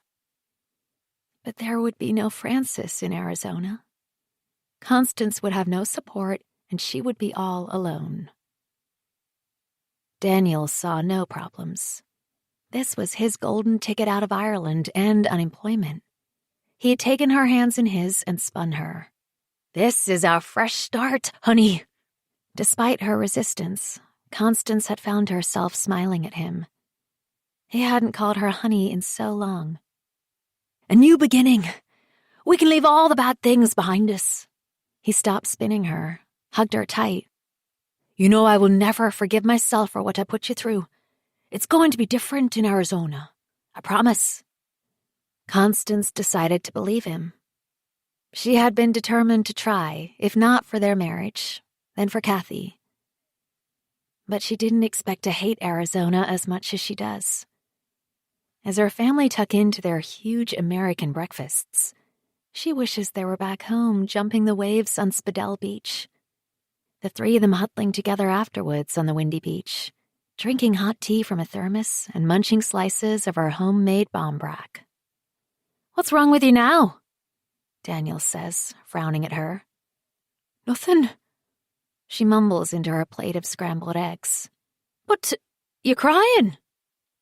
She brings the back of her hand up to her face in shock. She's always crying, says Kathy, shoving a piece of pancake into her mouth. Jesus, what is it? Please, I want to go home. Back to the house? No, Ireland. I want to go home to Ireland. Well, I don't want to go back, says Kathy, emphatically glaring at her. It's so backward in Ireland. Will you give it up, Constance? All you've done is mope since we got here. You haven't even given Arizona a chance. I miss the gallery. There's plenty of galleries here. Just go visit some. Ask for a job, he says. I don't have a work visa. Oh, for God's sake, apply for one then. Daniel explodes, flinging his napkin down on his plate. You're so negative, he sighs, getting up. I've got to get to work. It's a Sunday, Dad. Yeah, well, I still need to work on a Sunday. Someone's got to pay for all this. Daniel flings some dollars on the table. I'll be in the car when you're ready. Why do you ruin everything? Kathy attacks her as soon as Daniel has left the diner. He was in such a good mood. I'm sorry, she sniffs. I just don't like it here. You barely leave the house. How would you know? Her daughter accuses her. I'm afraid, she admits. What of? It's legal to have guns here. Your dad told me lots of people keep them in the glove compartments of their cars. There are shootings all the time. What if I come across some maniac? Kathy looks at her as if she is a fool. Honestly, Mum. She tosses her red hair, straighter and finer in the Arizona dryness. You're more likely to get knocked down by a car. You can't live in fear. Constance is in awe of Kathy's confidence. The past week, her new friend Lisa and another girlfriend with dreadlocks have been picking Kathy up for school. Constance sneaks a look at them from her bedroom window. Watches their camaraderie and the dreadlock girls beat up forward as they take off down the street. Those three in their dark clothes, not a spot of pink on them, don't care what anyone thinks of them. They don't need any boy's approval the way Constance craved it when she was their age. Kathy belongs. It doesn't matter where they live because she is at home in her own skin. This is how it looks to Constance. Part of her is proud of her daughter, but another part of her is so ashamed of her own insecurities. What must Kathy think of her? Back in their big house in Flagstaff, after Daniel has dashed off to show a property and Kathy disappears to meet up with her new friends, Constance walks through their soulless rooms. They have been here a month and it still feels like a show house. All the things she brought with her diminish in the large white spaces of their Arizona home. The pieces of ceramics painted the purple and green of the bog, which fitted so well in their stone cottage, look lost on the vast mantelpiece. She clutches her hands as she sinks onto the huge dove-gray couch. Her family are right. She hasn't made enough of an effort. Empowered by her daughter's words, she gets up again and forces herself to leave the house on her own. She gets into her new family SUV and starts to drive for the first time, her heart beating against her chest. She isn't sure where she is going to drive to. Her hand keeps grabbing space, reaching for the invisible gear shift, but eventually she begins to trust the automatic. Driving in America is easier than Ireland for sure. No sudden gear changing around twisty bends. No potholed country lanes slippery with mud and rain. She follows the road to Sedona. Crawling down the main street, she sees the front of an art gallery and pulls in. That is what she needs. Some art to take her away from her worries. Inside the gallery, Constance relaxes at last. This is her cathedral, a sacred space where no one will talk to her, and she can loiter as long as she wants to, all in the name of art. The exhibition is called Plain Rains. Picking up the catalog, Constance reads that the artist was inspired by a residency in one of the state parks of Texas. While there, she witnessed the torrential subtropical rainstorms of the region. For the first time in Constance's life, she is drawn to another landscape apart from Ireland. Images of flat river floodplains, moss-colored and vine-draped woodlands, skies dripping with rain. Most of all, she loves all the artist's shades of green. The aqueous quality they give the landscape. This is not the blank pellet of city rain, but electric storms. The unleashing of the primitive that is found in the purest places. One painting stands out. It is a landscape like the others, but it shows the view of the rain falling through a window frame. There is a creek, with a sparse corridor of trees all down its length, dripping green willows merging into the green river. It is steeped in longing. It makes her feel as if she is standing in the window, looking out at the lonesome landscape. The weeping willows are a reflection of the grief inside herself. Constance wishes she could bring all these watercolors back to their new house, fill it with them. Instead, she takes a catalog and marks the painting of the green gallery forests, the driving rain, all protected or exposed behind a window frame. The artist has entitled it Abandonment. Constance flicks through the catalog from cover to cover, but there is no explanation behind the painting's title. Is the artist referring to literal abandonment? A landscape unkempt, forlorn, and lost in a rundown part of Texas? Or is she talking about abandoning herself, the artist, or herself, the viewer? Passing through the view from behind the window frame into the lush wilderness of this nature. When she returns home to their empty house, Constance leafs through the catalog again, and she is soothed just by looking at the paintings, the purity of spirit expressed in them, the richness of their colors. It is as if moisture is leaking from the pages onto her hands.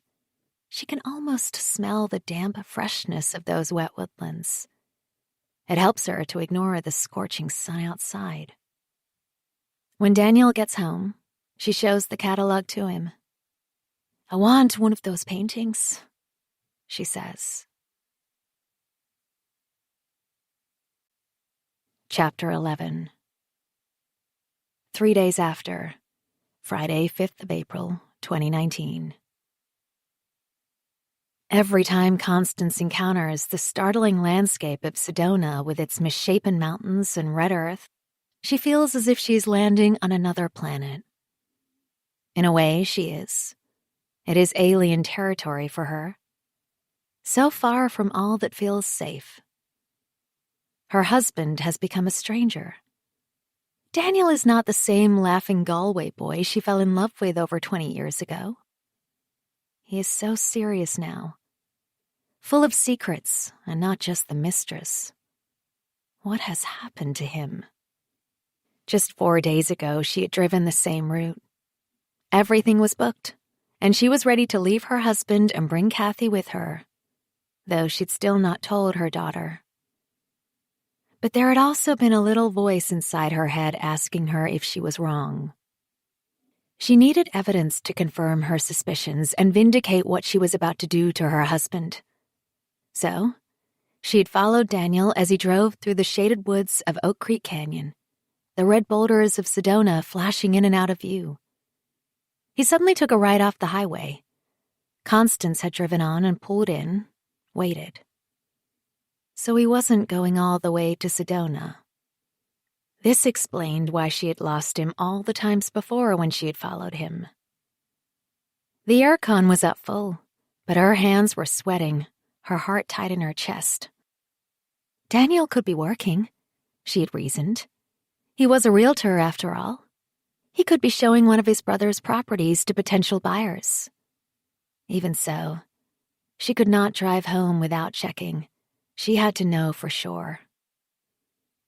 Constance turned her car around and drove back along the highway, taking the same turn as her husband. Though those huge red boulders still loomed over her, they were hidden slightly by the forest. She consciously slowed her heart rate because she had to stay calm, whatever she discovered. She took a turn down a narrow, bumpy lane and drove alongside a stream, passing small cabins along the way. She did not have to go far before she saw the shine of her husband's silver Prius parked outside a wooden cabin, next to a canvas-topped Jeep. There was no for sale sign outside the cabin. Panic swept through her. She knew with absolute certainty her husband was inside that house with his mistress. She spotted the femininity of the building with wind chimes spinning, delicate muslin curtains on the window upstairs, and a profusion of spring flowers blooming in pots on the porch. Constance drove past the cabin, pulling in around the next corner. She turned off the engine. Her hands clamped to the steering wheel, and her head filled with a loud buzzing noise. She got out of the car. It was cooler than in Flagstaff. The air breathed the freshness she had been missing since they left Ireland.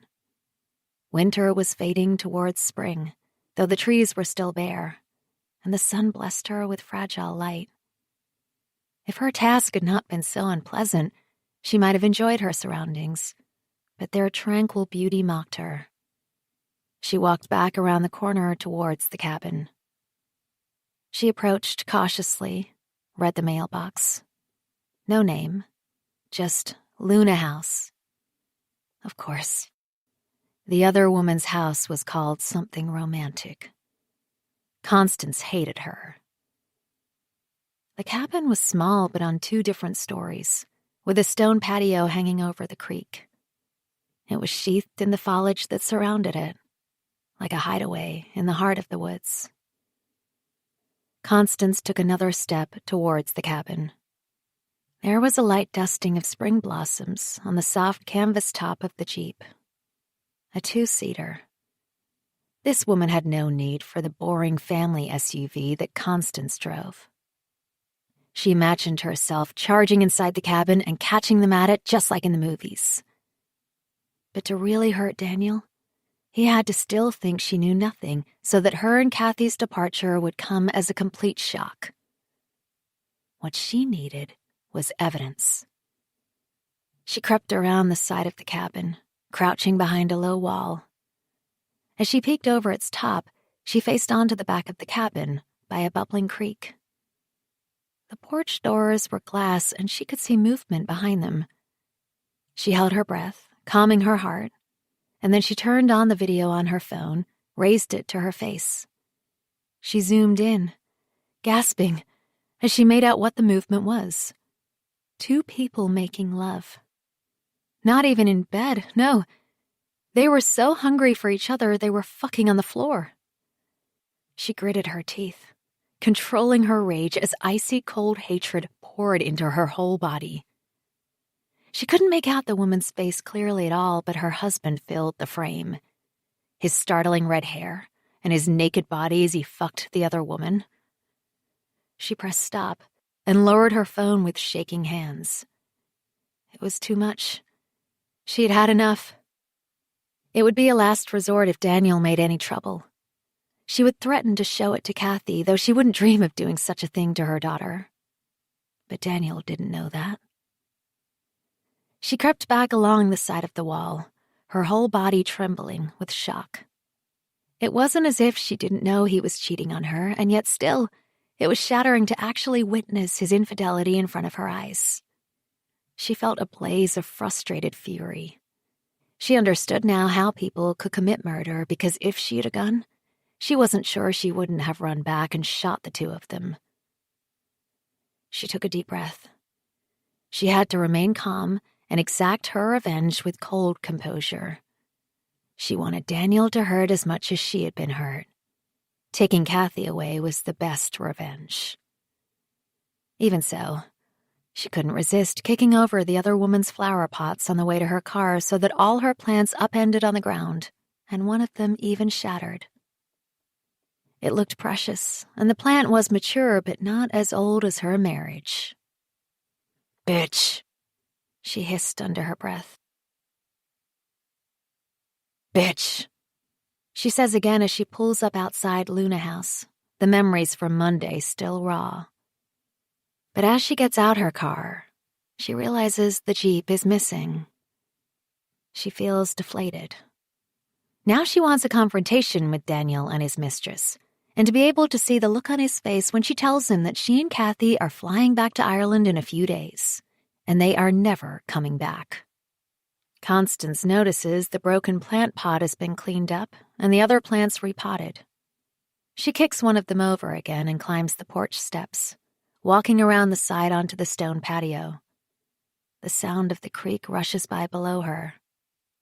There is a small table with 2 pottery mugs on it and 2 chairs, with brightly patterned Navajo blankets draped over each one. She touches the blanket on one chair. Which one is Daniel's? She picks it up and smells it. Sandalwood and pot. There's that aroma again which has been hanging around her husband for months. She approaches the glass porch doors and peers inside the cabin. She sees wooden floors, covered in Navajo rugs, the rusty colors of Sedona stones, and rough walls, hung with a mixture of modern art and old Native American crafts. On the ledge above the fireplace, she spies a row of kachina dolls, staring at her with calm hostility. She glowers back. Has her consumerist husband really left her for the woman who lives in this bohemian cabin? Constance puts her hand on the door, turning the handle. To her surprise, it isn't locked. It is foolish to go inside. What if the other woman comes back? She might even have a gun. This is Arizona after all, and Constance is the intruder. But her need overwhelms her. She needs evidence. Do her husband and this woman love each other? The sitting room smells sweet from a jug filled with an array of orange blossoms spilling over its sides in abandon. The shelves are jammed with books. Constance can see that most of them are art books. In the middle of the room is a steep wooden staircase, almost like a ladder. Constance wonders how Daniel manages that staircase. He is so scared of heights that he had refused to clean the gutters out at the house in Galway. There is so much beautiful stuff in this home. It makes her house in Flagstaff seem clinical and cold. She climbs up the staircase. The floor above is open plan. Immediately, she is confronted with the bed. It is unmade, tossed sheets, another Native American trade blanket draped on the floor, and clothes everywhere. Constance is astonished. Her Daniel is a neatness freak, complaining if she so much as drops one t-shirt on her side of the bedroom floor. This girl can live like a slut, and he loves her. Constance closes her eyes, pushes away the memory of what she had seen on Monday, and climbs back down into the living room. It is then she notices another door in the corner of the space. She enters an artist's studio filled with light. One side of it is glass, opening up a breathtaking view of Oak Creek Canyon, its lush greenery and the mountains in the distance. But it is not the view that floors her. It is the art. Along the walls are a series of watercolors. Some of them are finished, others unfinished.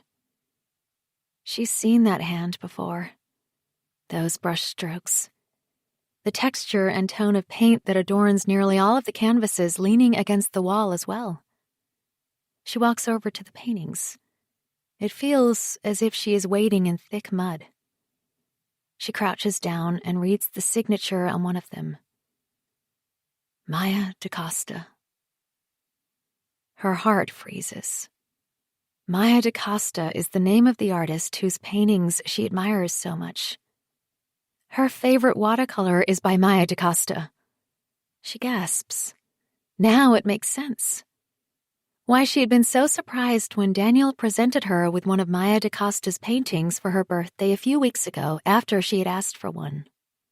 The view was similar to the one she had loved called Abandonment, yet slightly different. The trees more closed in, the tones of green slightly richer, as if still dripping from the last downpour. DaCosta named it Hideaway, and that painting had spoken straight to her heart. In it, Constance could hide away for hours. Away from the drab reality of her life as a housewife in suburban America. This watercolor of a rain-filled world expressed her heart-held dreams. She had wished she could paint like this artist. She had wanted this painting to come from her own hand. Most of all, she had been so touched by Daniel's gift. Things had been so bad between them.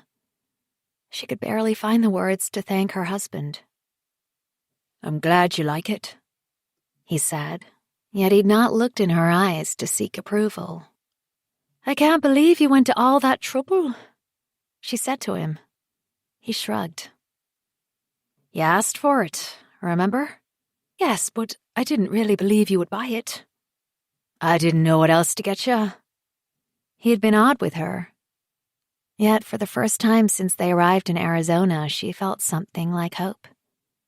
If Daniel could buy her this painting, knew exactly what it was that she wanted, then she had thought he surely still cared about her. "I adore it," she told him. "Good." He nodded, picking up his sunglasses. "But I have to get to work." She put her hand on his arm, stopped him from leaving. "I really love it, Daniel." She kissed him on the lips, but he had flinched. It was an infinitesimal movement, and yet it echoed throughout her body, amplified until it felt like a slap in the face. She had felt instantly ashamed of her kiss while her husband hid his eyes with his glasses. "See you later," he said as he left, not even noticing that she had been hurt by his rejection. The door snapped shut and she sank to the floor. Why had he gone to so much trouble to get her this painting? Because for all it meant to her, it apparently meant nothing to him. Well, now she knows. Daniel bought her birthday gift from his mistress. Constance had hung it above the fireplace in the house in Flagstaff. She admired that painting every day. Constance spins slowly in the studio, feeling sicker and sicker. Yes, it's the same artist. She recognizes her touch. The lush landscapes of dripping greenery that Constance had fallen in love with. Her attention is caught by a painting still wet, covered in broad strokes of red as if the artist is trying to desecrate her own work. She takes a step towards it, touches the wet paint with her finger. It feels like the biggest betrayal of all. Daniel having an affair with an artist. Maya DaCosta is no Bridget Kearney. This is her worst nightmare. Constance stumbles over to Maya DaCosta's work table. She surveys the debris of pastels, pencils, and splatters of more red paint. She picks up a sketchbook and flicks through it and makes an involuntary gasp. There he is. Her husband. A tiny pencil sketch of Daniel's face. It is good. Too good. This woman has captured him. The slight overbite of his top lip, the roundness of his cheeks, and the shape of his eyes. Constance stares at that picture of her husband. How could a face she has known over half her life now look like a stranger to her? She traces the sketch with her finger. This woman loves her husband, and he is gone, gone, gone. She will never get him back. She hears a car pulling up outside and drops the sketchbook in fright. Panic consumes her. She has to get out of this house. Her resolve to face her husband's mistress has completely dissipated now that she knows who she is. Constance looks frantically around the studio, but of course there is only one way in. She can hear footsteps on the dusty ground outside now. Maya DaCosta will know someone is in her house anyway, because Constance's car is parked in full view right outside. What had she been thinking? She intended to arrive calm and collected, possessed with righteous truth. Now her husband's lover is going to discover her sneaking out of her house. She pauses at the studio door. She could hide in here and hope the artist goes out again, but what if Maya DaCosta comes into her studio? She scans the room. There is nowhere to hide. Not even curtains on those big windows. She has to face her. Wasn't that why Constance came here after all? She thinks of Kathy, and it gives her strength. They are the injured ones. She is doing this to protect her daughter, because she would tell this woman that she will never get to meet Kathy. Constance braces herself and opens the door of the studio. She steps into the small living area. At the same time, the glass doors leading out onto the porch open, but it is not Maya DaCosta who enters the cabin. A complete stranger is looking at her, equally in surprise. A man, taller than Daniel, with messy black hair. He wears a red embroidered shirt and jeans with cowboy boots. Despite his evident confusion at her presence, he gives her a friendly smile. "So who are you?" he asks. "I'm looking for Maya," Constance says, avoiding his question. The artist's name is like thorns in her throat. "What for?" The stranger looks her up and down, and has the effect of making her feel indecent somehow. "I've come to collect a painting," she lies, quickly crossing the room. "Well, you can see she's not here." She can smell liquor on his breath as he steps aside. "What's your name? And I'll tell her you called by." "I'll come back." He shrugs.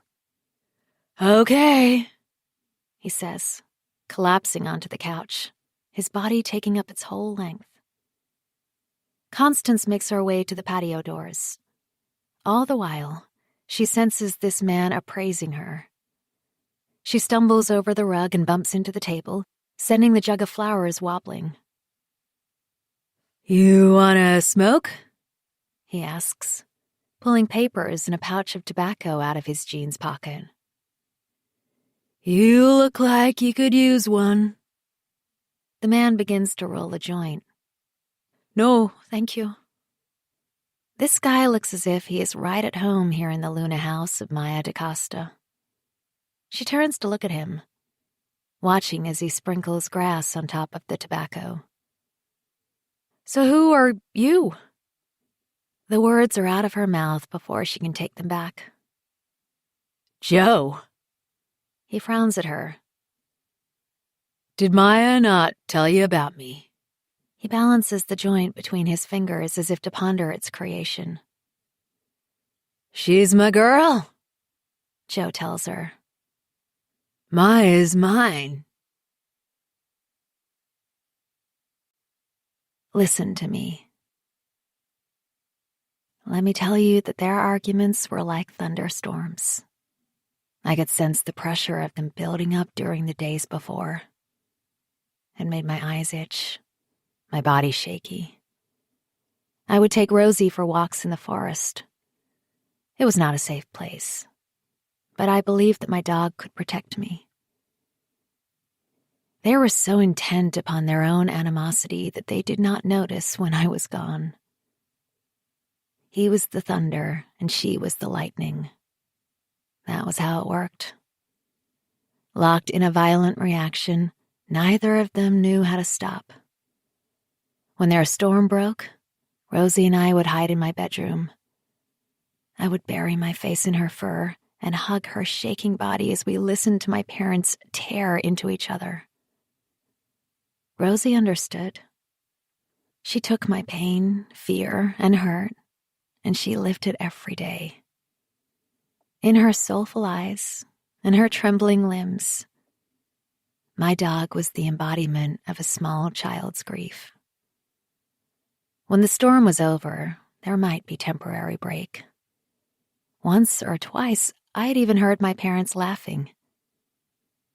I hated it even more when my parents pretended everything was all right. Sometimes they would take me out for a family outing. I would be made to eat ice cream or go to McDonald's with them. They tried to make me smile and act as if I should be happy. With all my heart, I wanted to run from them, take Rosie, and hide in the trees. Yet, like all little children, no matter how selfish my parents were, I wanted them to love me. It was only after Rosie died that I stopped wanting that too. They could have saved her, but they chose not to. I never forgave them for it. It was not long after my 9th birthday that I noticed Rosie was limping. After pestering my parents for 2 whole days, my father and I took her to the vet. We were told that she had a genetic condition. Her hip was constantly dislocating, and she needed surgery to fix it. It was going to cost big money. When we got home, my father told me he couldn't afford it. I had been desperate. "Take my bike. Sell it," I begged. "Honey, That's not nearly enough, my mother told me, trying to look sympathetic. Even if we go ahead with the operation, it's not certain it will work. My father tried to explain. It's cruel to make the dog live in pain. No, I'd screamed, clinging to Rosie, who was quaking in my arms. I'm sorry. My mother was crying. Even my father looked upset. But they still wouldn't save Rosie. 3 days later, they took her away, and they never brought her back. When Rosie was gone, I had nothing left, apart from the woods. Now do you understand? I was so angry with my parents. Deep down, I suppose I have never stopped being angry. You never guessed it, did you? Never detected how deep my rage ran? Looking at me, no one would. Chapter 12. 7 months before, 17th of September, 2018. Daniel and Maya belong to the heat, the intense soaring temperatures of Arizona in summer. During their first hot month together, their bodies are pulsing, damp and entwined like the twisted limbs of the mesquite tree. They turn off the air conditioning and bathe in their sweat.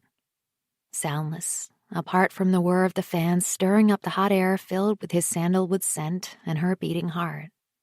Maya lies before him on her bed, her skin gleaming, and he looks at her with awe.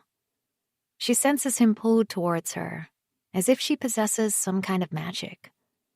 All she wants is to encase Daniel in the soft walls of her honey gold. The Arizonan heat brings her back to rare days of her childhood, spent on holidays with her parents in California. Before they sent her to a Catholic boarding school in England, before her father left them for his mistress. Maya should be the last girl on earth who would choose to steal a husband from a wife. She has seen her mother fall apart, becoming bitter and resentful. But Maya doesn't believe in marriage. This is how she justifies what is happening. She and Daniel are sitting outside the cabin in the dark, cooling from the heat, with a beer and a joint. It's impossible to expect anyone to be monogamous for the whole of their lives. She preaches to him. Some people manage it. My parents did.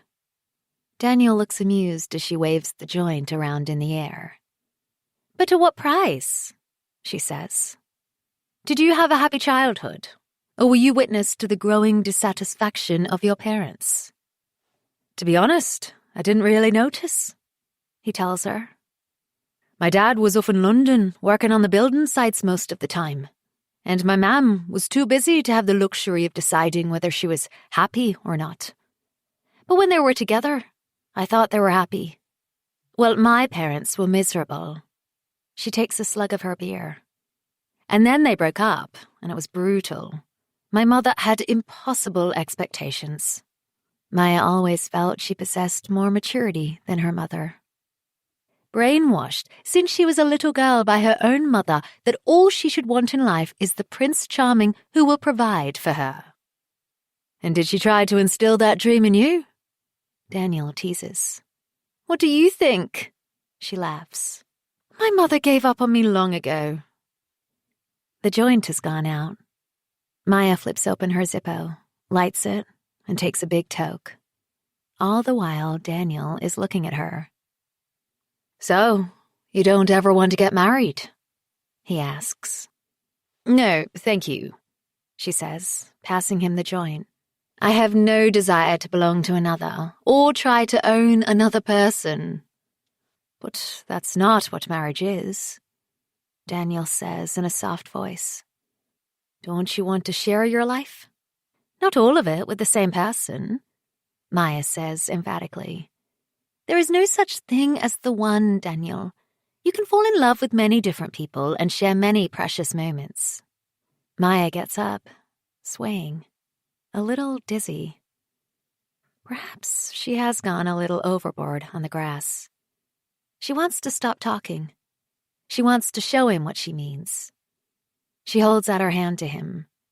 Have you ever done tantric? Daniel raises his eyebrows, looks a little uncertain. Is that some kind of strange religion? Oh, no, darling. She bends down to kiss his lips.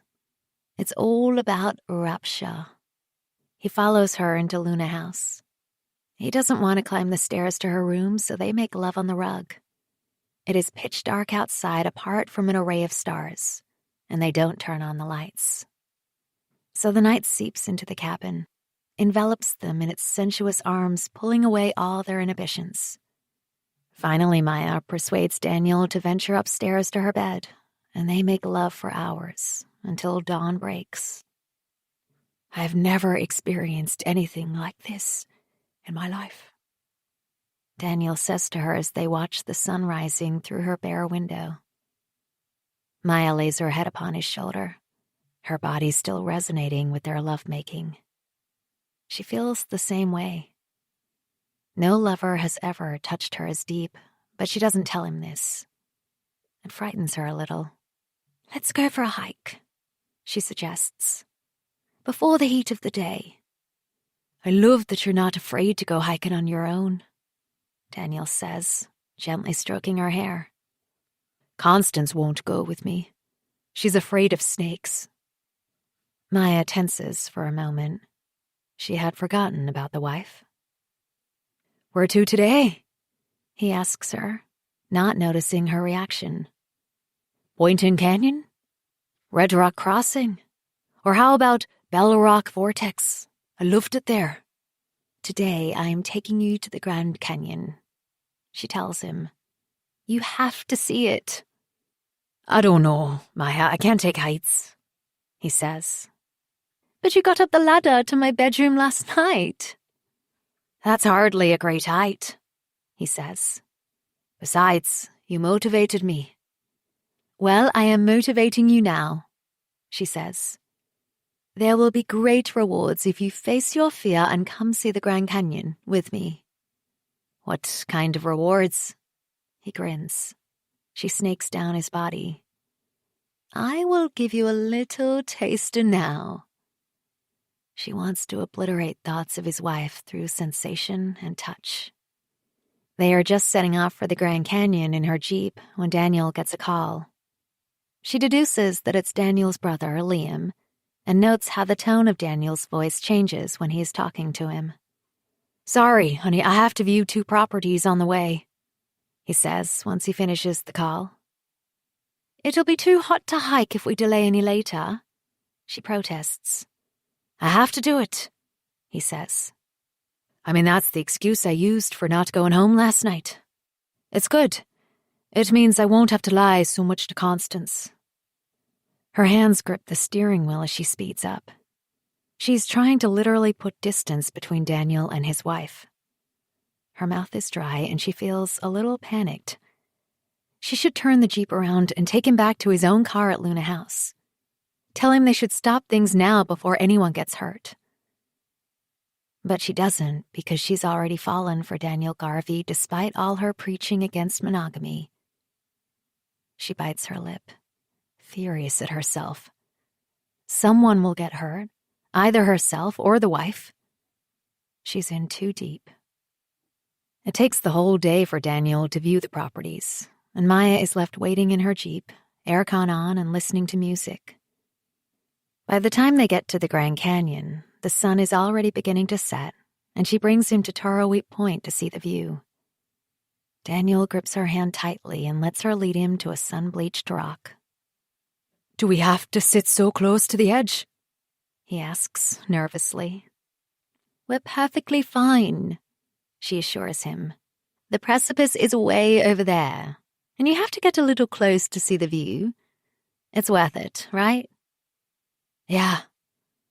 He breathes in awe. They sit in silence for a few moments, taking in the shadows of the clouds upon the blazing red rocks, creating deep craters of darkness and pools of brilliant color.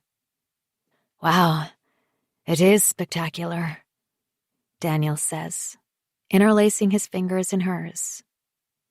So different from home. Tell me about Island. I'm from the West. Stretches of empty beaches, dramatic cliffs with the Atlantic Ocean so wild. Waves constantly crashing onto rocks.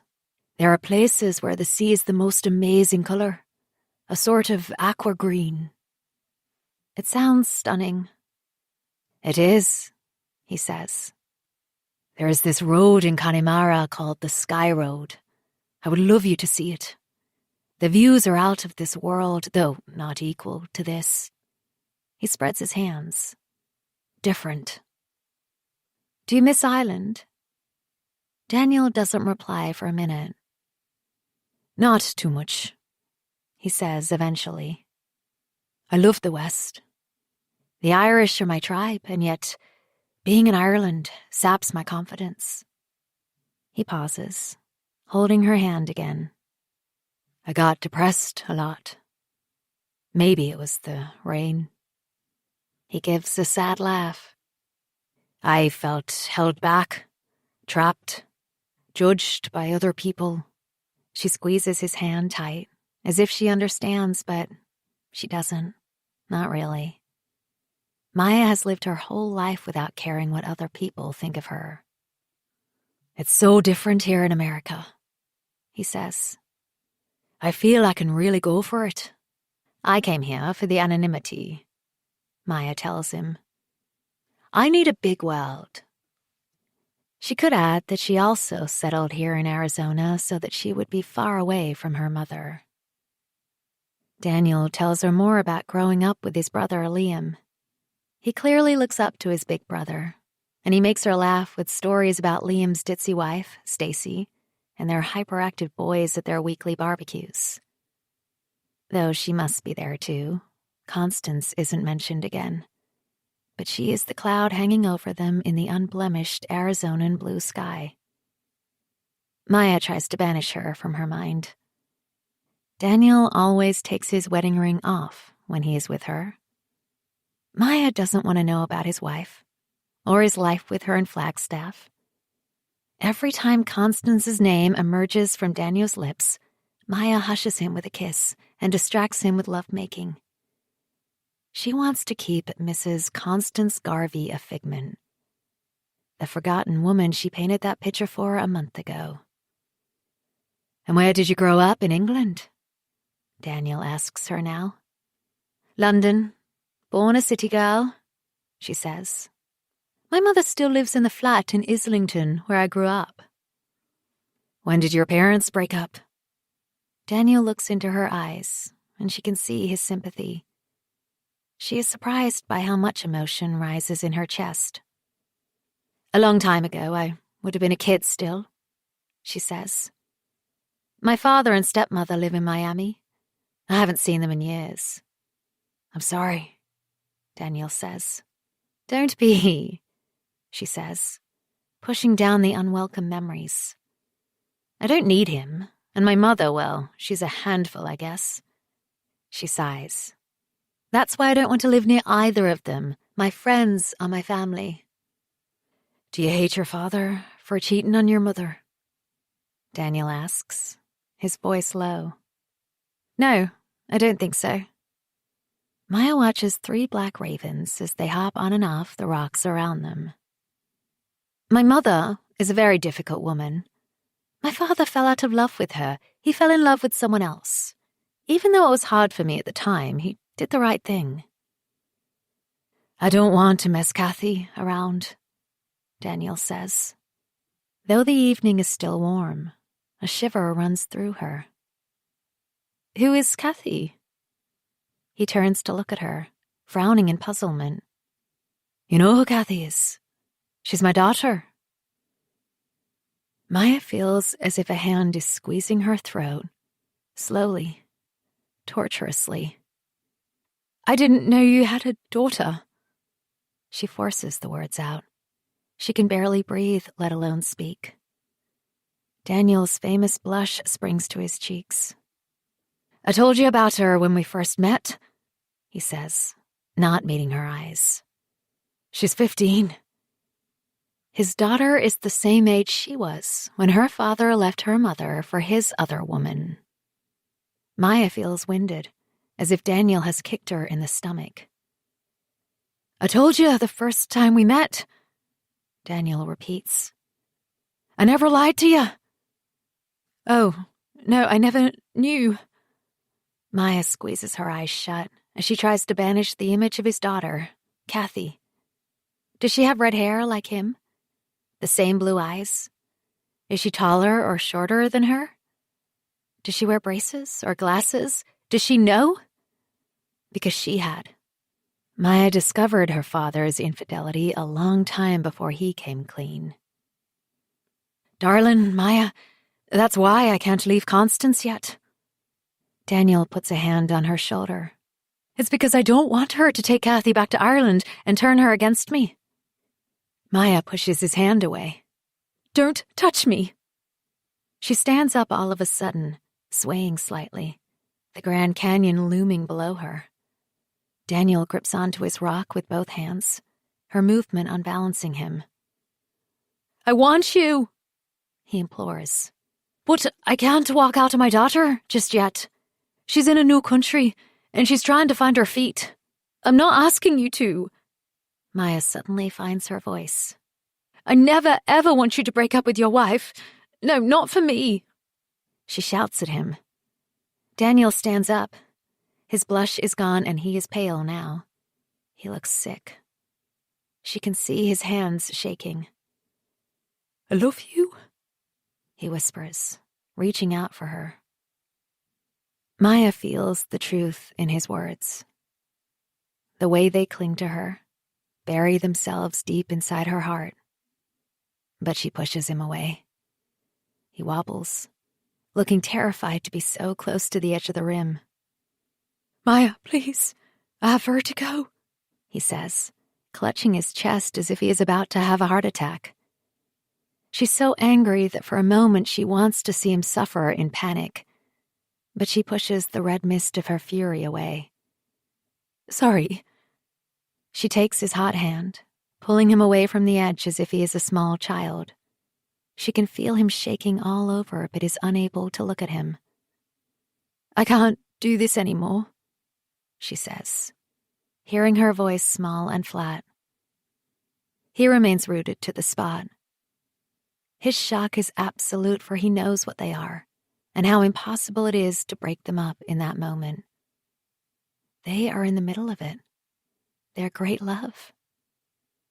Yet Maya's shame is raging through her. She grabs her backpack and storms off. She has to get away from him and the crushing reality of their doomed affair. She doesn't want him to leave his daughter. Daniel doesn't follow her. Maya sprints back along the rim and to the car park, her whole body slick with sweat, aching with sorrow. What has happened to her? It seems as if overnight she is no longer the free-spirited artist that she had sworn she would always be. Not only is she someone's mistress, but she has fallen in love with him. He has a daughter. She has turned into the enemy. She has become the other woman, the thief, just like her father's second wife, Celeste. Maya leaves Daniel at the Grand Canyon and tells herself he deserves it. She turns off the main route home and drives through the Coconino National Forest, along empty roads across parched flatlands, winding through tight forests of ponderosa pine. Snow-capped Humphreys Peak rises up alongside her, and she wants to turn back, share this landscape with Daniel. But it is too late. Deep down, she knows she is driven this way because it passes by the part of Flagstaff where Daniel's family lives. Not just Daniel and his wife anymore, but Daniel, his wife, and their daughter. Playing happy families in one of those 4-bedroom, 3-bathroom houses with a huge garage to the front and a landscaped backyard. The image of respectability. By the time Maya has returned to her little cabin in Oak Creek Canyon, the sun has long set. She feels abandoned, although it was she who walked away from Daniel. She sits on the edge of her bed with the lights off, the shadows swallowing her. She has to end it, yet her whole being screams to be with Daniel, When he is in his house in Flagstaff, she is able to cope because she knows she will see him again in a few days. She thought she only had to compete with an unwanted wife. Knowing that she might never see him again is unbearable. Break up. Her mother's voice is inside her head. End it now. But she is unable even to pick up her phone to call him. Daniel is her oxygen. Maya waits in the dark, wondering if he has given up on her instead. She listens to the sounds from the wood, the rustling of small animals, the running water from the creek, and the low-pitched but loud hoo-hoo-hoo of an owl. At last, she hears the door opening downstairs, and she knows it is Daniel. She senses his paws at the bottom of the steps that lead to her bedroom, how he takes a deep breath so that he can make it up them to her loft. That is how much he wants her. The shadows beneath his eyes are dark, and his red hair looks like a halo of fire. How did you get back? Maya asks him. I got a ride. He takes her hand. I'm so sorry, Maya. She is unable to say another word. So ashamed, so full of her need for him. She buries her face in his chest and cries. It is the only time she will cry in front of Daniel. All the while he kisses her. The crown of her head, her neck, her collarbone, and then up to her chin, her nose, her wet eyes. That night they make love a different way. The urgent passion of their early days, the tantric explorations of the late summer have evolved into a new kind of lovemaking. Measured, ponderous, appreciative of all they risk to share their rapture together. Do they not deserve each other? Chapter 13. 5 months before, 15th of November, 2018. Constance puts the chocolate cake in the oven, hoping it doesn't sink. She doesn't know why she cares so much, but she can't bear to be looked down upon any more than she is by Daniel's brother Liam and his wife Stacy. Resentment twists in her gut. She should let the cake burn. She doesn't want to host Liam's birthday party, but Daniel insisted. Said it was the least they could do after everything his big brother has done for him. Yet Daniel has been out all day, calling a couple of hours ago to say that he's been delayed showing another house. Kathy's out at Lisa's, and it's all been up to her. Cleaning the whole house, which takes hours because it's so big with pale marble floors, and then doing all the food. She's made an Irish stew because apparently Liam misses home-cooked food, but she's pretty sure her effort will taste nothing like their mother's. Constance opens the fridge, pulls out a bottle of white wine and fills a glass. She shouldn't drink during the day, but she needs something to help her face the evening to come. She flops on the couch, glass in hand, and takes a sip of the chilled wine, doing her best to smooth down the edges of her brewing anger with her husband. She is determined not to show any more cracks in their marriage to Liam and Stacy. She's tried. She really has to fit in and warm to Arizona, but she feels left behind. Her family has transformed. Her husband and her daughter have become Irish-American. Kathy's accent has developed a twang, and the soft lilt of home has faded away. She says cool a lot, sometimes calls her mom, and boys at school she doesn't like, douchebags. Her Kathy, the country sprite, has been spirited away. Gone is the little girl who loved to roam in their wild garden back home. The child who collected raspberries in the woods with her, or seashells along the beach. Gone their reveling in the sounds of nature. The coo of the wood pigeon, the clap of the Atlantic Ocean, and the rustle of the wind in the trees. In America, her daughter has withdrawn into the black tomb of her clothes. She is silent, yet more sure of herself than Constance has ever been. She can see it as Kathy strides down their street in her Dr. Martens and her black fedora. Not a bother on her that she is dressed like a crone in the bright Arizona sunshine. Macabre and morose. But Kathy doesn't care what anyone thinks of her, including her own mother. "What are you going to do with Lisa today?" Constance asked Kathy as her daughter headed off out the door that morning, her bulging book bag hooked over her shoulder. "Just stuff," Kathy said. She had felt slapped by her daughter's indifference. As for Daniel, he is completely taken in by the easy American life. He laps it all up. The big shiny car, the games of golf in the sunshine with Liam and his pals, those wretched get-togethers over beers and barbecues all summer long. How Constance detests those Saturday afternoons in Liam's house in Scottsdale. At least Kathy seems to hate them just as much. Daniel had to force her to go. Week after week there would be a big row. Daniel yelling at Kathy to get in the car, and eventually Kathy would give in. The tension on the long drive over was so bad that Constance actually found herself feeling sorry for Daniel. Once they got there, Kathy would sit hunched on a lawn chair, her big hat shielding her face from the sun, headphones in, a look of stony indifference on her face as her cousins ran in circles around her. Constance knows that Liam and Stacy think her daughter is a freak, all in black, with her big DM boots. It embarrasses her, but also makes her feel protective of Kathy. She was relieved when at last Daniel said he had to work on Saturdays and no longer suggested they go. She takes a gulp of wine, trying to quell the anger she feels all the time. Rather than dissipating, it has got worse the longer they are in Arizona.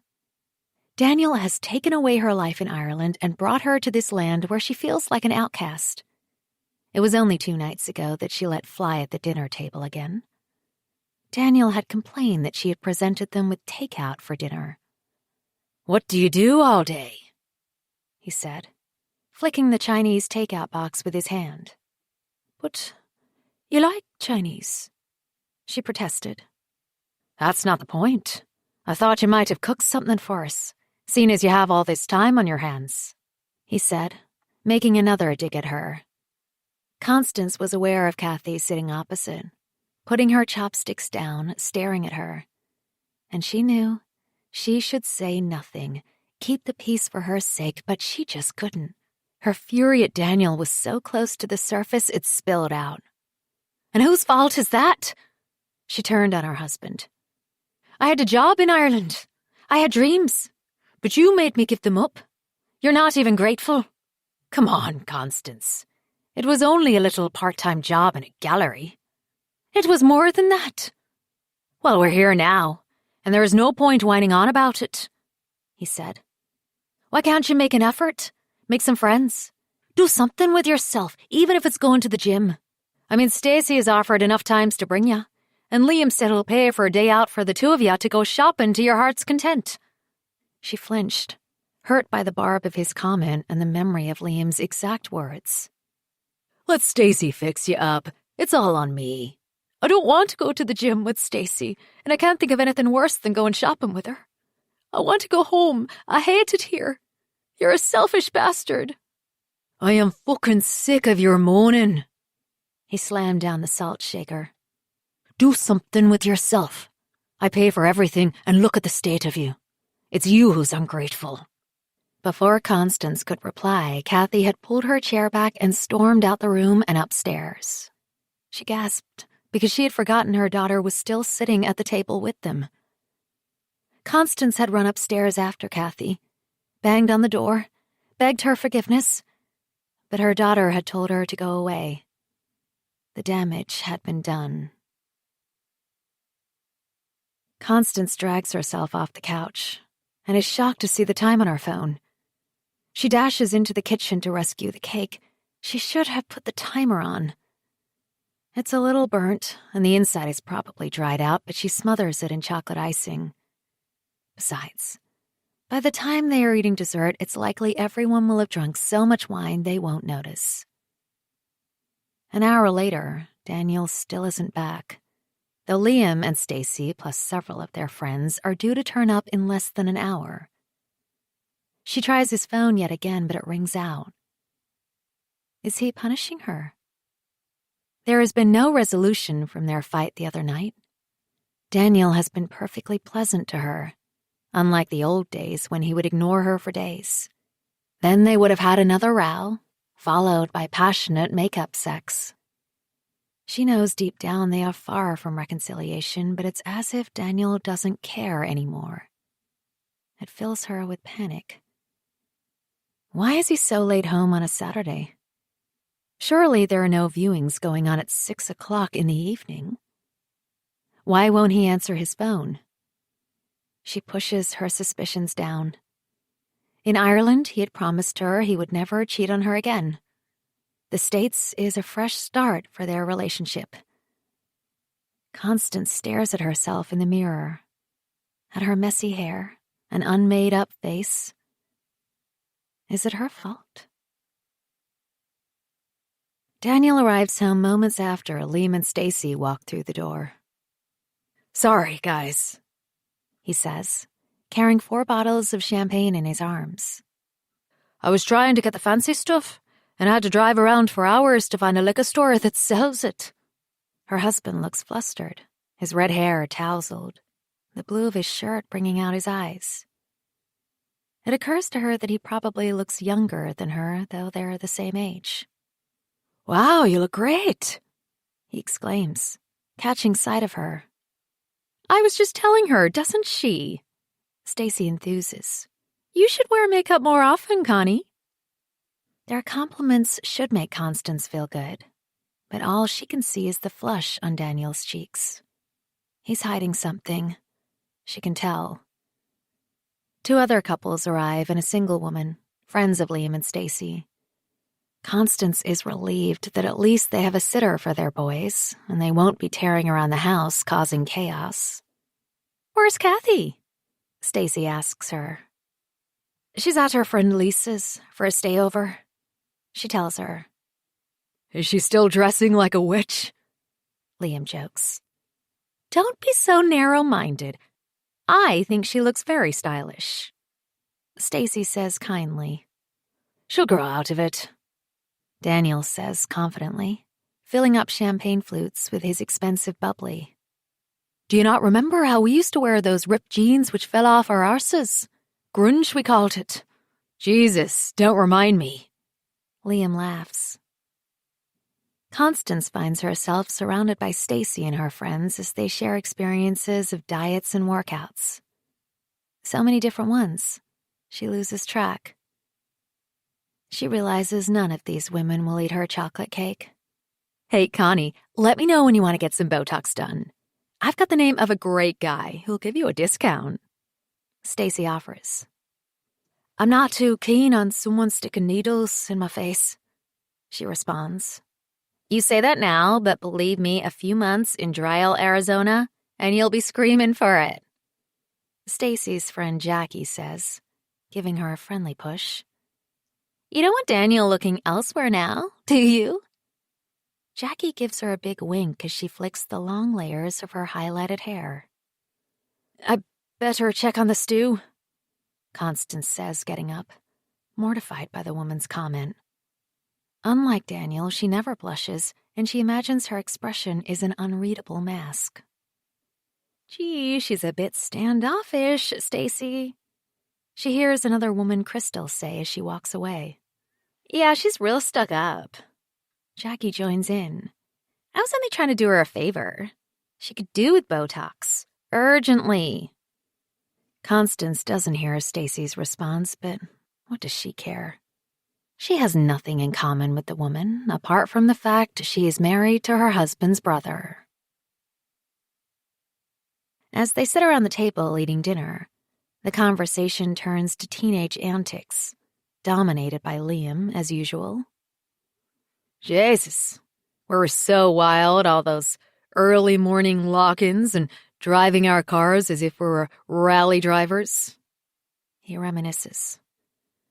"But Connie calmed you down all right, Danny." His words sound like an accusation, Well, you fecked off to America, Daniel counters. Leading the life of Riley, no doubt.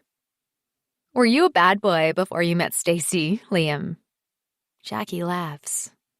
I'm not telling any secrets now, Jackie. Liam winks at her, while Constance notices Stacy's smile is rigid on her face. I was a late bloomer. Didn't meet Stacy until 10 years ago, but Daniel, well, you got your hooks into him young, didn't you, Connie? Were you pregnant? Is that why you married so young? Crystal asks. Ireland is real Catholic, right? Crystal! Stacy intervenes before Constance has a chance to reply. That's so rude. Of course she wasn't pregnant. Why? You were married for a good few years before you had Kathy. Yes, 5 years, Constance says tightly, hating all the scrutiny and furious with Daniel for not speaking up and telling Liam or the stupid Crystal to shut up. They were high school sweethearts. Stacy continues. And I think that is so romantic. Daniel, tell everyone about how you proposed. It's just the cutest story. Ah, no. You've heard it so many times before. Daniel protests, knocking back his glass of wine. Do, please. Jackie insists, glancing at Constance. Us divorcees could do with a happy ever after story. Okay, well, at the time I thought I wanted to be in a band, and I used to write songs for Constance on my twangy old guitar. Jesus, you were brutal. It's a mercy you didn't pursue that career. Liam intervenes. Constance wants to slap Liam. She remembers Daniel's songs to her. She had loved each one, no matter how halting or derivative they were. What mattered was she had inspired Daniel to write music. She had been his muse. I will have you know I played a couple of gigs in my time, Daniel says. I'm impressed, Crystal's husband Jeff says. Shame your golf handicap isn't as talented. Don't be mean, honey, Crystal says to her husband. Go on, Daniel, finish the story. Well, we've been in the pub, and we're out on Spadell Beach in the rain. God knows why, because the howling wind was competing with the strains in my ancient guitar. I was playing and singing Galway Girl, and then when I finished, I just strummed a new chord, and I sang the words, Will you marry me, Constance? Isn't it divine? Stacy gushes. Constance's heart constricts at the memory.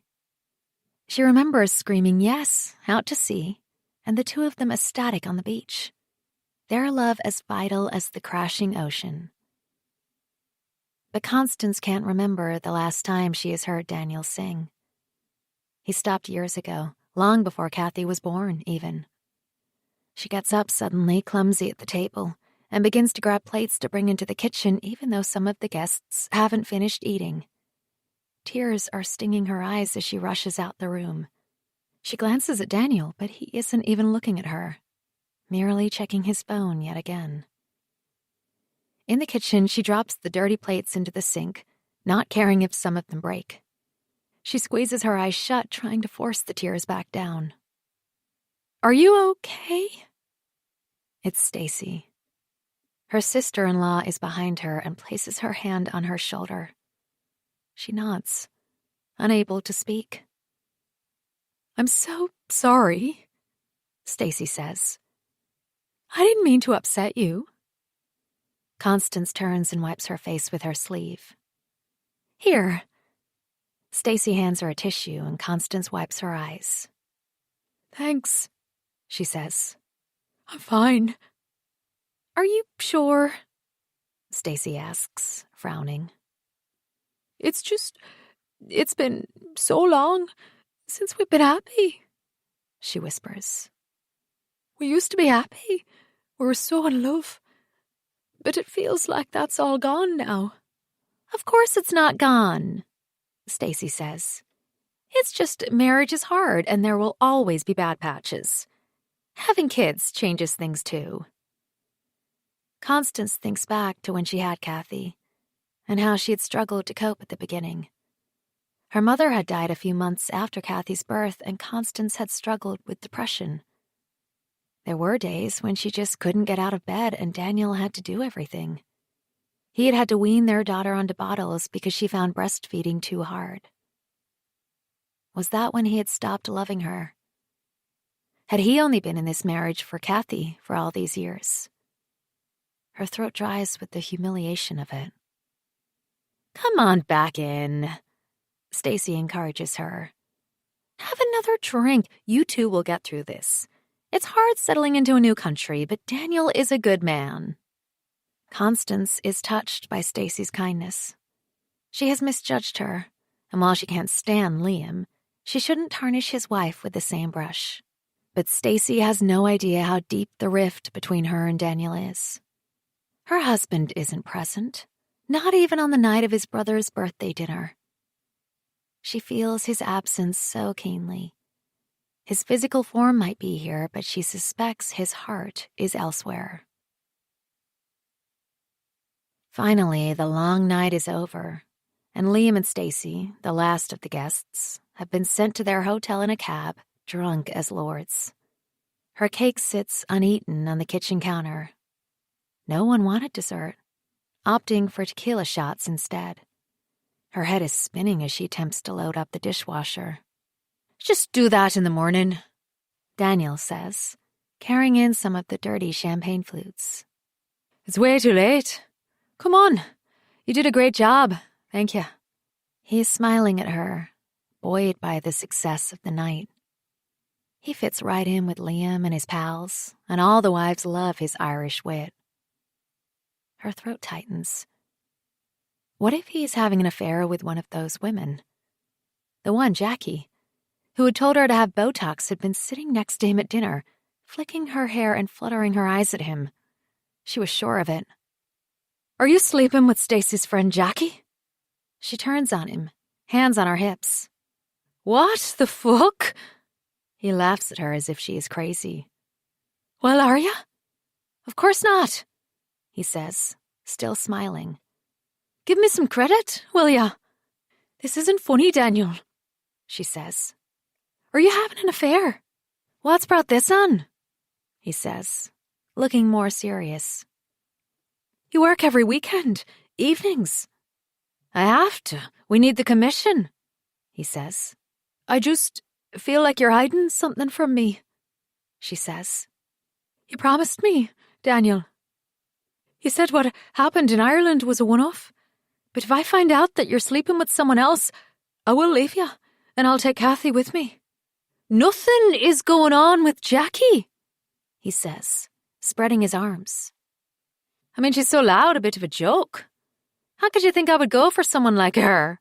"Because of Bridget Kearney," she says in a low voice. "Oh, for fuck's sake. Will you ever just let it go?" he says, plonking the champagne flutes down so hard on the counter that one of them cracks. "If you want to give our marriage a chance, you have to forgive me. You said you had."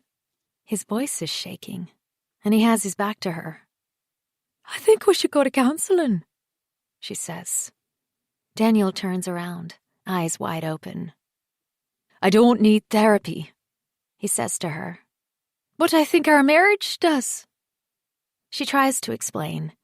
If there was a third party, maybe they might help her get over her paranoia, or confirm her suspicions. "No way," Daniel protests. "I don't want to tell a stranger about my private life. It would be about blaming me." "But it was you who broke our wedding vows," she says in a quiet voice. Daniel ignores her comment. "We don't need marriage guidance." He flings the dirty casserole pot in the dishwasher. "Mind, you'll break it," she warns him. He glares at her and says nothing. "I disagree. I think we need to see someone. Things are bad between us. And then what happened with Bridget Kearney," she says. "You haven't touched me in months." Daniel pushes his hands through his tawny red hair. He looks exasperated. "You'll never let me forget it, will ya?" She bends over the dishwasher. He hasn't answered her question. Is she disgusting to him now? She stares at the grubby contents of the dishwasher because she doesn't want him to see her distress. How many dishwashers has she loaded and unloaded during the length of their whole marriage? Hundreds. Hundreds upon thousands. She feels so very sad. She cannot bear to look at him. "I'm worried about Kathy," she mutters. "Kathy is fine. She loves it here, has good friends, and is doing well in school. You're the problem, Constance, not Kathy." She can feel her throat closing in, emotion threatening to spill. She slams the door of the dishwasher and turns it on. "Why can't you just be happy, Constance? We've a great life, here in Arizona. So much better than Ireland." "I want to go home," she says, straightening up, still unable to look her husband in the face, her words half drowned by the sound of swishing water. "But there's nothing for us back home," Daniel says, his voice softening. "Our parents are dead. Our family's scattered all over the world. This is our life now, here. Why can't you enjoy it?" She looks at him. He's smiling at her, trying to reassure her, but when she looks into his eyes, it is as if he's looking through her.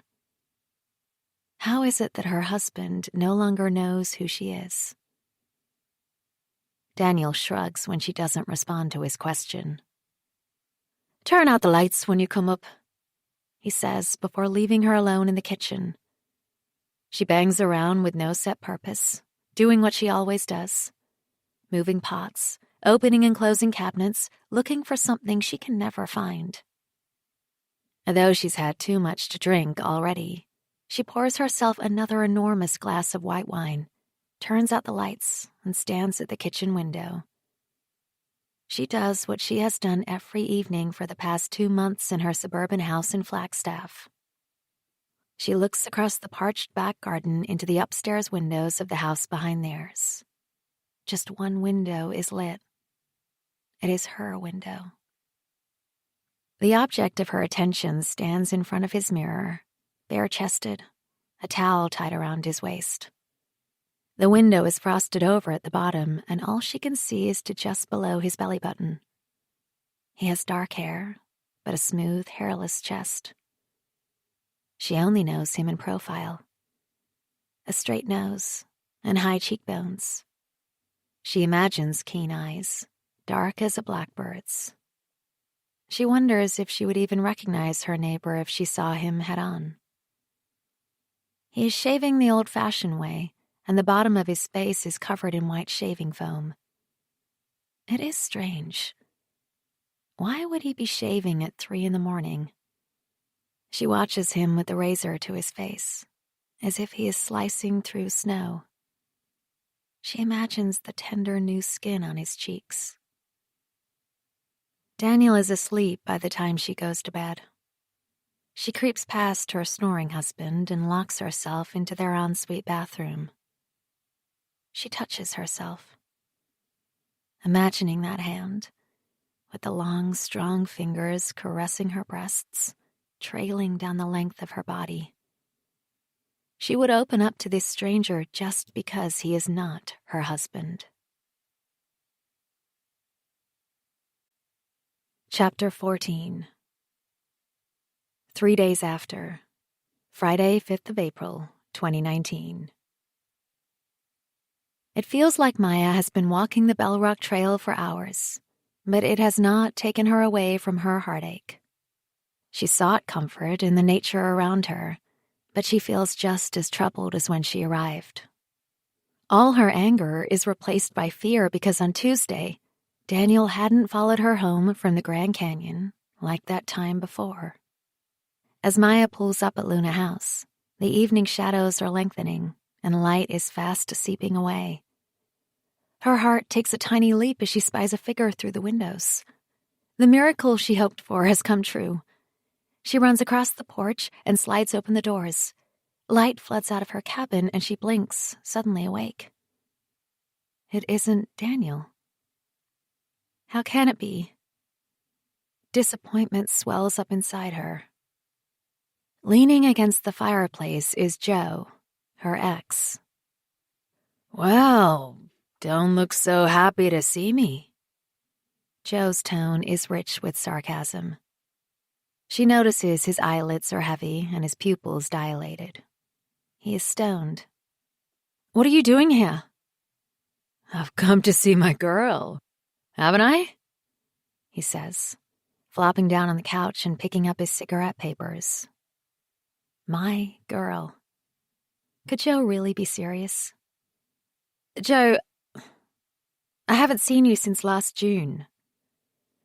Well, baby, you knew I was going to Europe to tour with the band. He begins to roll a joint. I sent you emails. Didn't you read them? Oh, yeah. Maya sits down on a chair and unlaces her hiking boots. She averts her face because the truth is that after the first couple of rambling emails about how great the gigs had gone in Barcelona, Berlin, Amsterdam, and wherever else next, she had begun to skim through them. When Daniel came into her life, she lost interest altogether.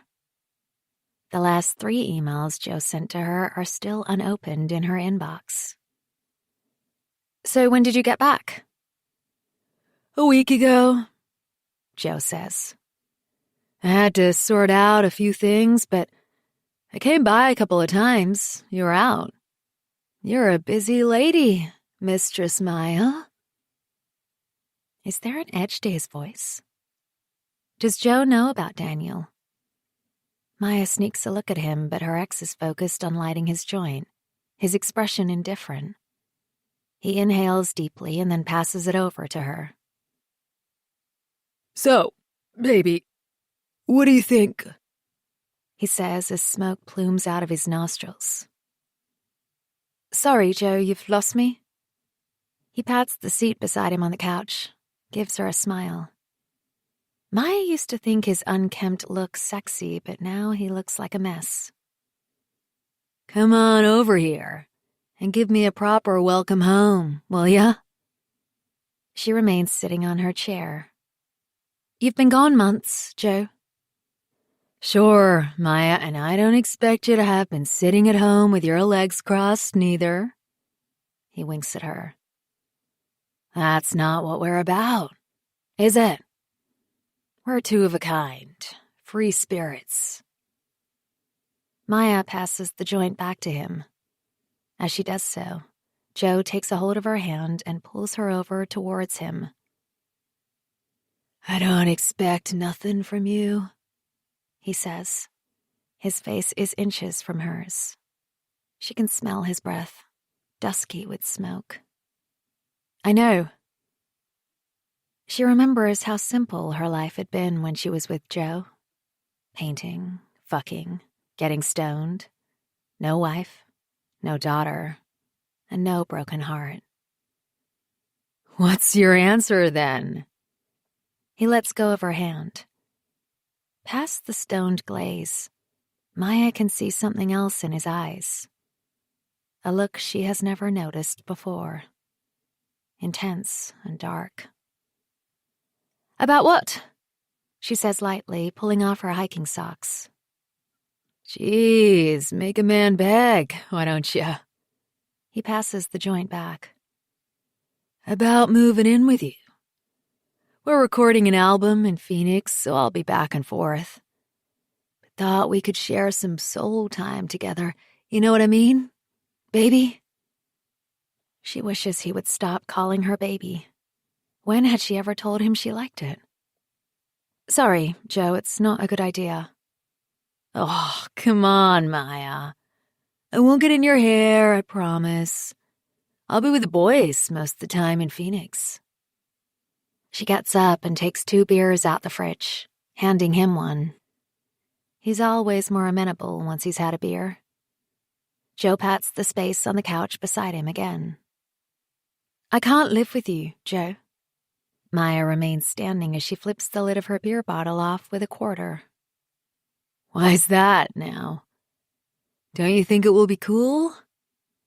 Joe is still smiling at her. I can do some work in the yard for you. Chop wood for the winter and... I've met someone. Maya interrupts him. She doesn't know why she tells him, especially since her affair with Daniel is over. But in her heart, it isn't. In her heart, Maya is still madly in love with Daniel Garvey. Joe takes another long pull on the joint before speaking. Well, now, are you telling me that some man has finally caught our little Mistress Maya in his net? Yes. Maya slumps down on the couch next to Joe. No, she admits, taking a huge slug of her beer. I don't really know what's going on, Joe, she confides. But I'm all screwed up over it. I can't be with anyone else. Hey, baby, you know I don't believe in ownership, right? I know, it's just... Well, then just chill, he says, passing her back the joint. It's no big deal. I'll stay with Pete in Phoenix, okay? Thanks, Joe. Let's just hang out right now, okay? Her body begins to melt into the couch. She can feel her muscles aching from the hike, and her head is so tired from all the thinking she has been doing about Daniel. She needs to switch off, succumb to the moment. Sure, Joe, let's get stoned. He gives her a big grin, and Maya remembers what it was that had attracted her to Joe. He would always blow in and then out again just as suddenly. She had liked his unpredictability. It meant that she didn't have to commit herself. So, will you read my tarot cards for me tonight? Joe asks, beginning work on a fresh joint. I got them right in Barcelona, but I didn't understand half of it. I didn't know my Spanish stank so much. Sure, she says, hoping he'll forget once they are stoned.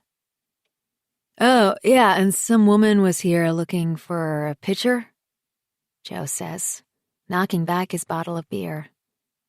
What woman? Didn't say her name, thought you'd know. But I've no commissions at the moment. Tall, blonde, big tits, kind of sexy in a hot mom way, he says. I think she was Irish. Irish. Maya's beer bottle slips out of her hand and crashes onto the floor. Joe jerks with surprise on the couch next to her, spilling his grass off his lap. Christ, Maya, watch out, will ya? Maya jumps up, her whole body trembling. She hugs her sides and stares at Joe in fright. He starts laughing at her. She must look crazy, bug-eyed from the joint and shaking in shock. It was her, she gasps. The grass has loosened her tongue. Besides, she needs someone to talk to. Joe is probably the worst person, but she has no one else right now. Who is her? His wife. Joe stops laughing. He regards Maya, his face momentarily serious, before breaking into a devilish grin. Oh, Maya, you are so fucked, he says.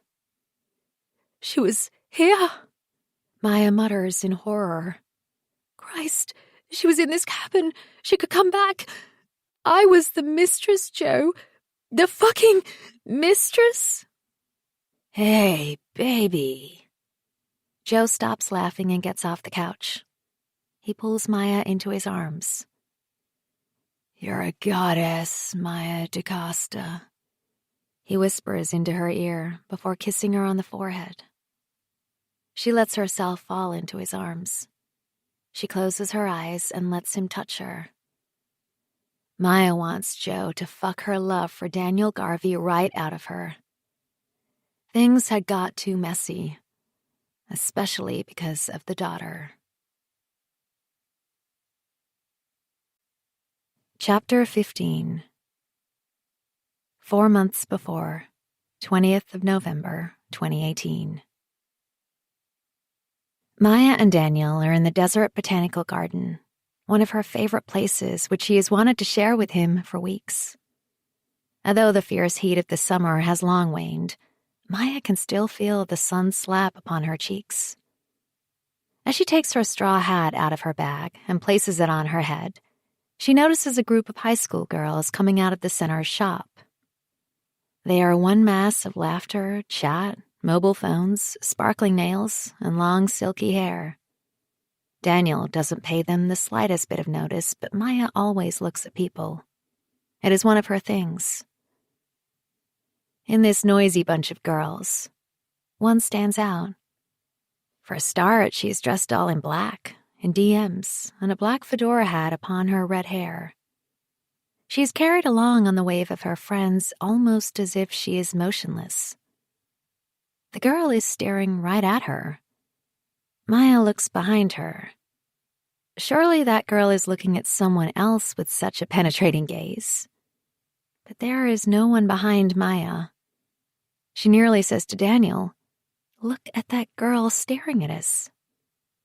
Yet just as she is about to, she realizes who this pale-faced, staring girl with the long red hair might be. Her stomach drops in horror. At that exact moment, Daniel puts his arm around her waist and burrows his face into her neck, kissing the tender skin. She feels hostile eyes boring into her back as they keep walking. She hates herself, and yet she cannot stop it. She's being paranoid. It is just some nosy schoolgirl watching them. If it is Kathy Garvey, wouldn't she call to her father? Or surely Daniel would have seen her. But then, all his attention was on Maya. She had seen it with her father and Celeste, when Maya had felt that nothing she did could ever get his notice. She had seen her father and Celeste all over each other in public and never made them aware of her presence. She had been the same age as Kathy. Maya remembers how much she hated her father for cheating on her mother and how she hated Celeste even more. The thought makes her feel sick. But instead of pulling away from Daniel, or even telling him her suspicions that his own daughter has seen them, she points out one of the flowering cacti which have inspired her recent series of paintings. She pushes the truth down because she's not ready for a reckoning. Not yet. Listen to me. You knew what I was capable of. You knew how the anger inside me made me act. And yet you still did it. You pushed me as much as I pushed you. There is no such thing as unconditional love. Not between father and daughter, nor between husband and wife. Not in my world. I grew up twisted by the conflict between my parents. I could only respond to betrayal with revenge. So what happened was inevitable. The first time I orchestrated death was wicked because I lost control. I took the rage I felt at my parents for having Rosie put down out on an innocent. I didn't mean to do it. It just happened. A week after Rosie was taken away from me, my father came home with a big cardboard box. "I have a surprise for you," he said, looking pleased with himself. Inside was a squealing puppy. It even looked like Rosie. The same breed, chocolate brown, with soft floppy ears. A girl dog, too.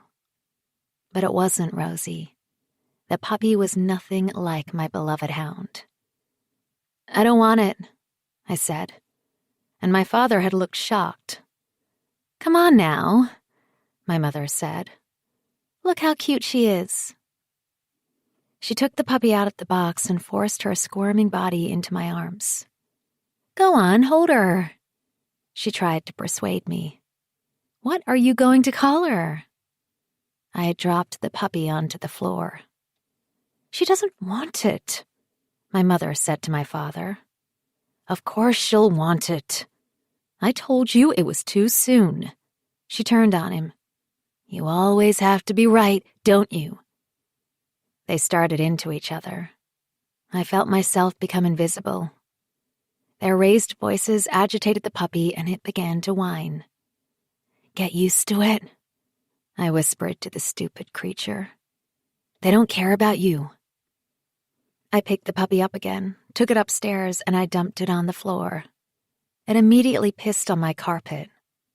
I hated it. Rosie never did anything like that, even when she was a puppy. It ran around the room like a maniac. When I looked into that little dog's eyes, it wasn't normal. It was wired crazy. There was no intelligence, no understanding. Not like Rosie.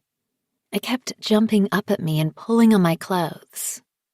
It ripped my best jeans, chewed up all my boots. It barked and barked all night long.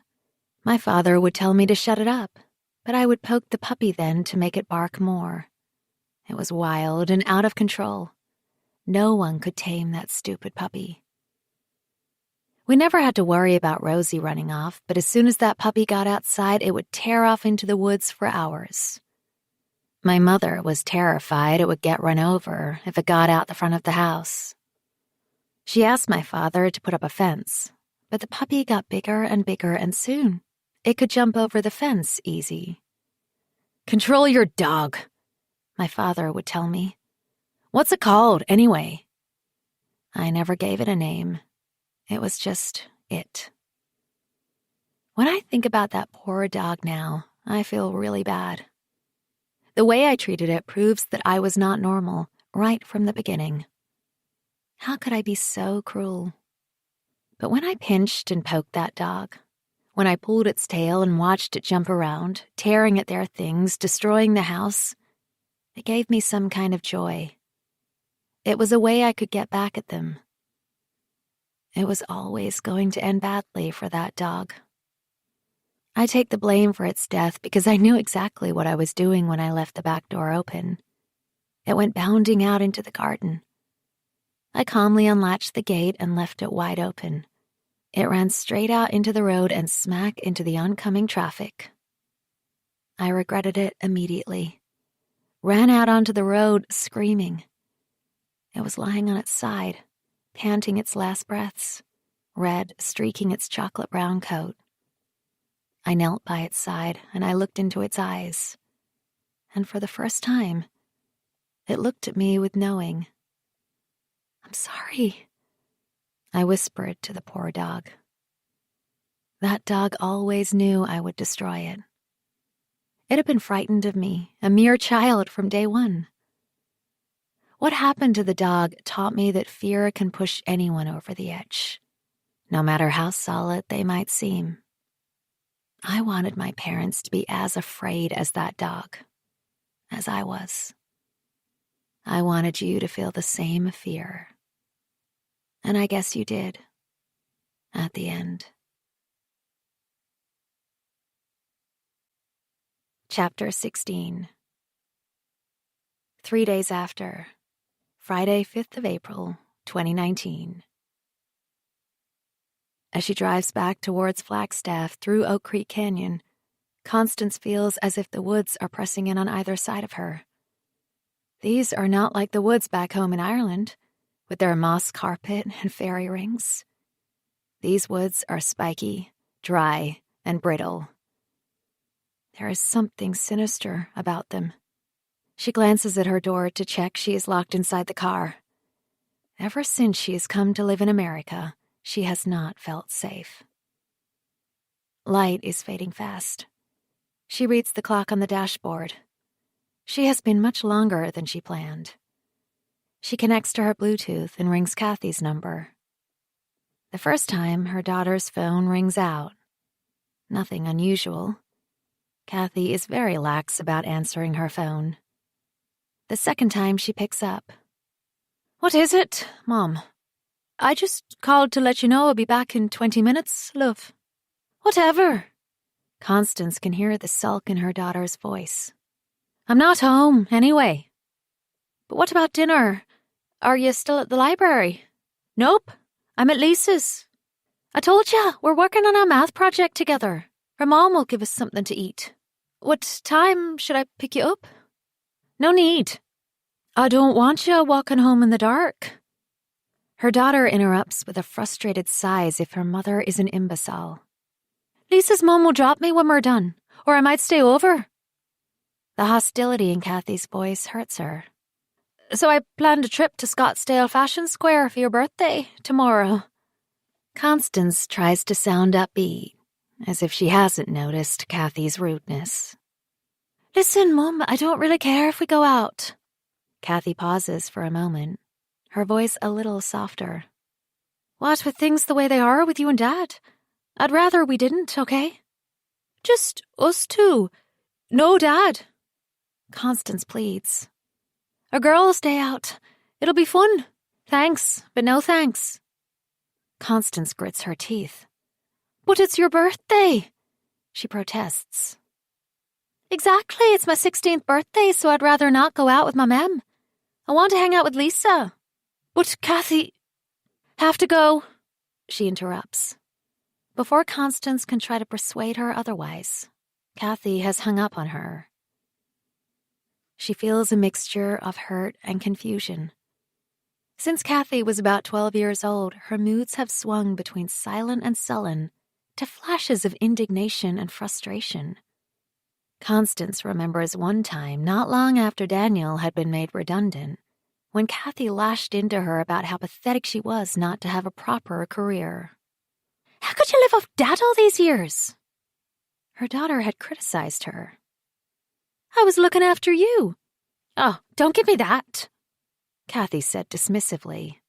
Plenty of women, single women even, manage full-time jobs and children. You've only got me, and I'm not even a baby. But I work at the gallery. Part-time and for peanuts.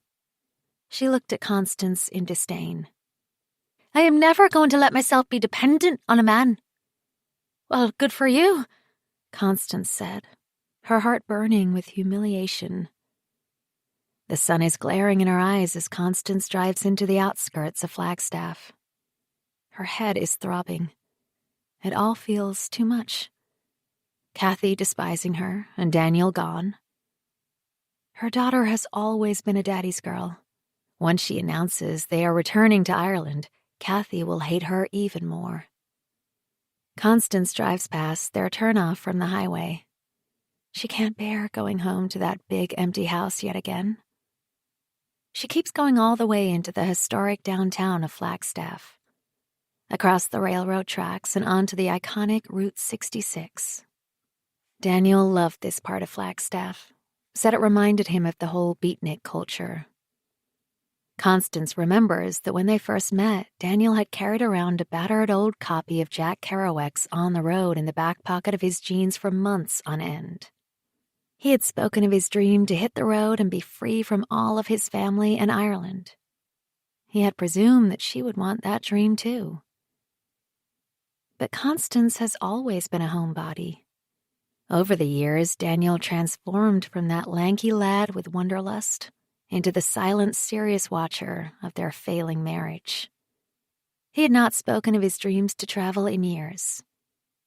The furthest they had gone before they had moved to America was a disastrous holiday to Majorca when Kathy had been 11.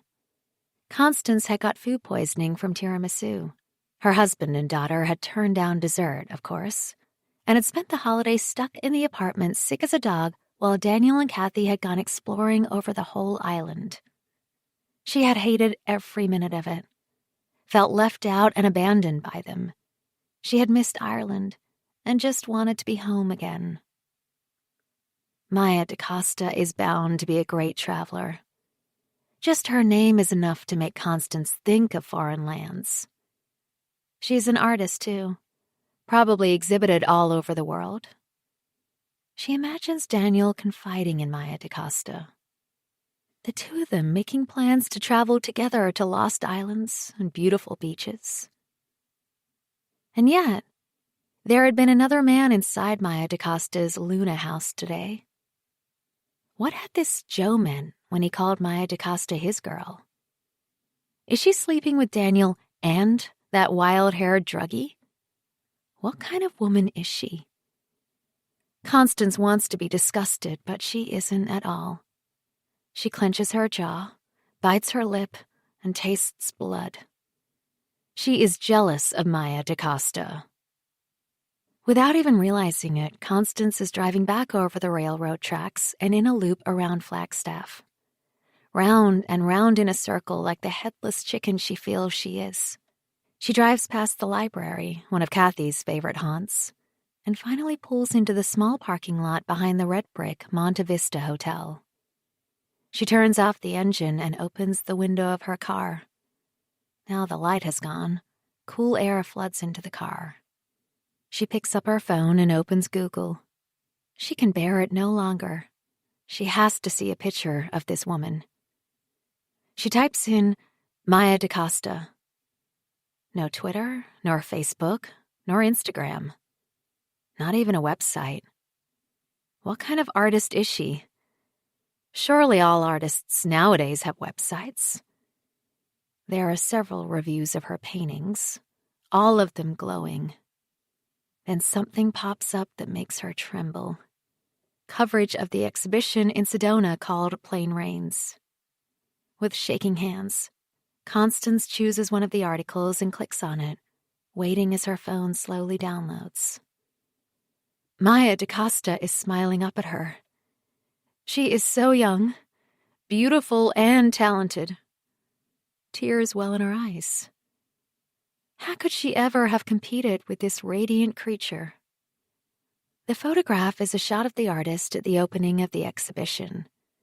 She is holding a glass of champagne in her hand and beaming at the camera, her eyes molten brown, outlined deftly in black. Dressed in a full-length, sleeveless silver dress that clings to her body like luminous fish scales, Maya DaCosta possesses a tiny yet feminine figure. Her beauty is not of the ordinary kind. Constance can detect the rebel in her. The artist has a tattoo on her shoulder. Constance zooms in on it. A tiny blue hummingbird bright against her dark skin. How cool is that? She is wearing dozens of silver bangles. Her fingers are littered with rings with an assortment of different stones, and her nose is pierced.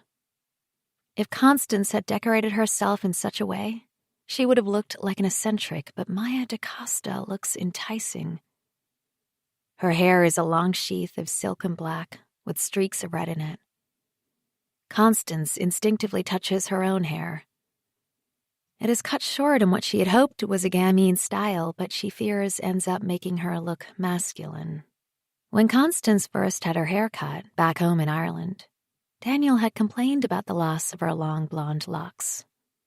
Constance was surprised that he cared at all. "But Dad, haven't you noticed that nearly all middle-aged Irish women get their hair chopped off, especially if they live in the country?" Kathy piped up. "They call it the culture crop." Her husband and daughter had sniggered. Constance tried not to show her hurt. "The ends were all split," she said in defense.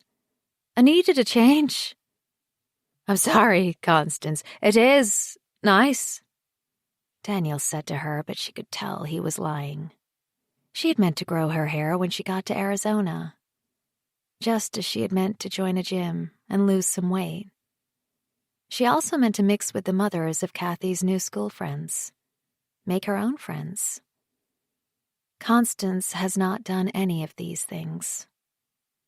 Unable to cope with the irritation of the in-between stage of growing her hair, especially as the climate in Arizona makes her hair so flat and fly away, she got it cut again.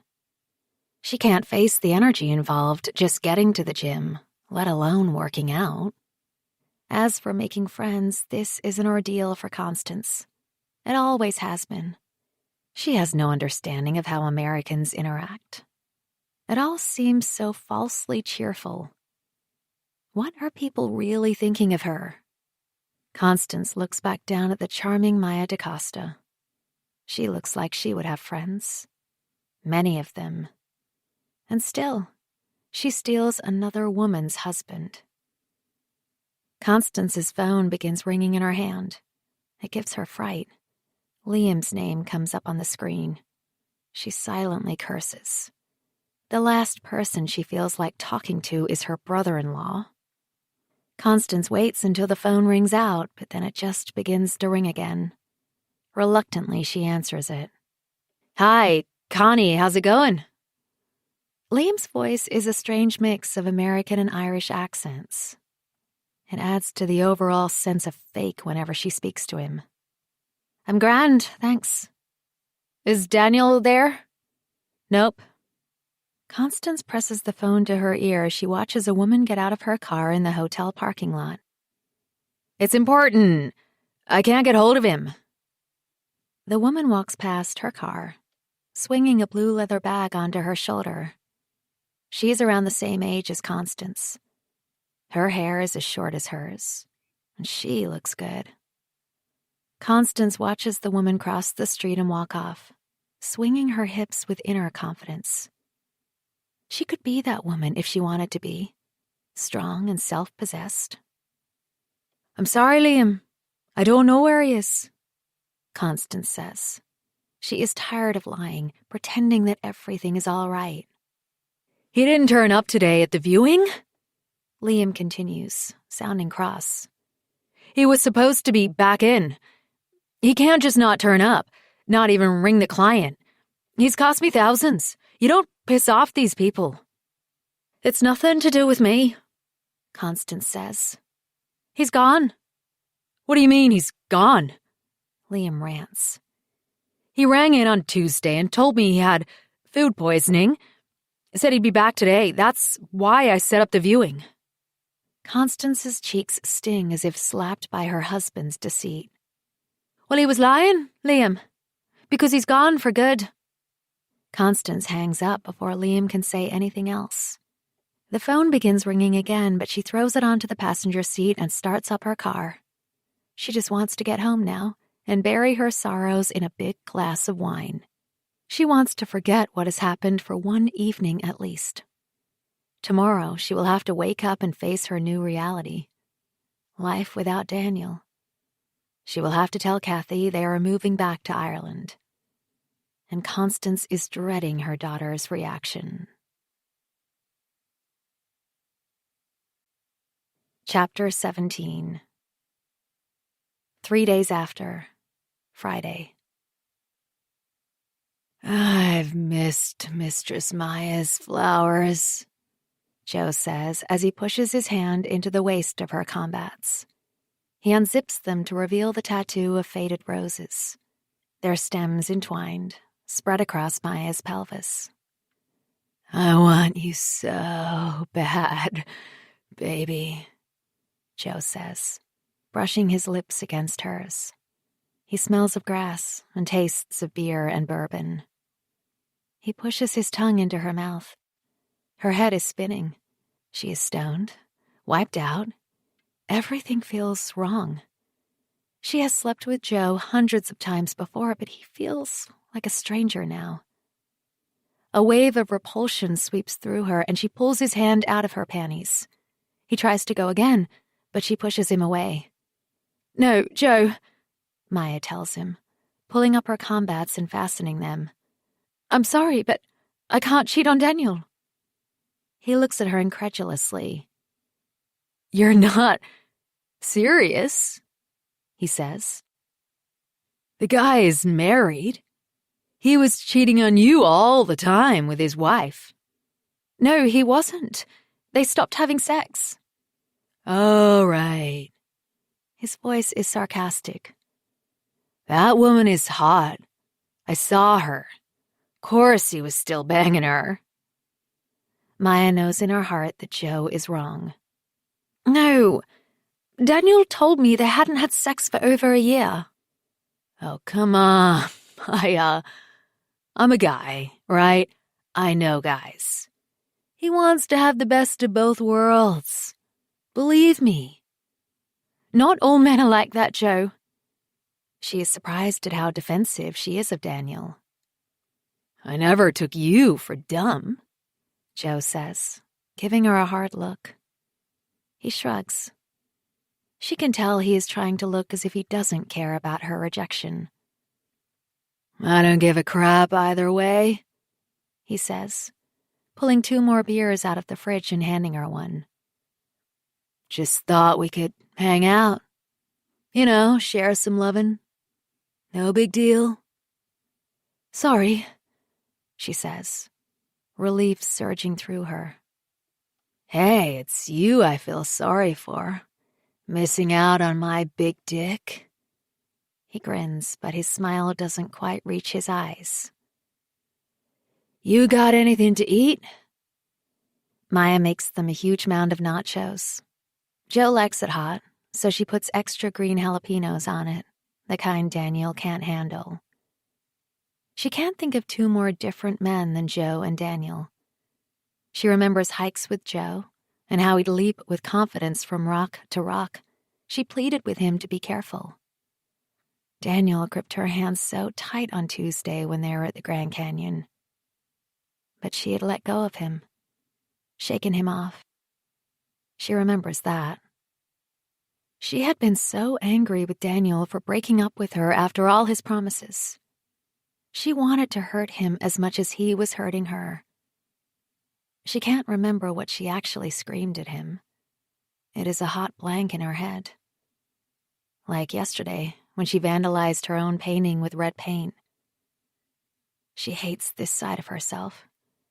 Irrational, messy emotions. How she felt as a powerless little girl. It is all wrong. Negative and base. She is heartbroken, that's what it is. And she has so little to show for their affair.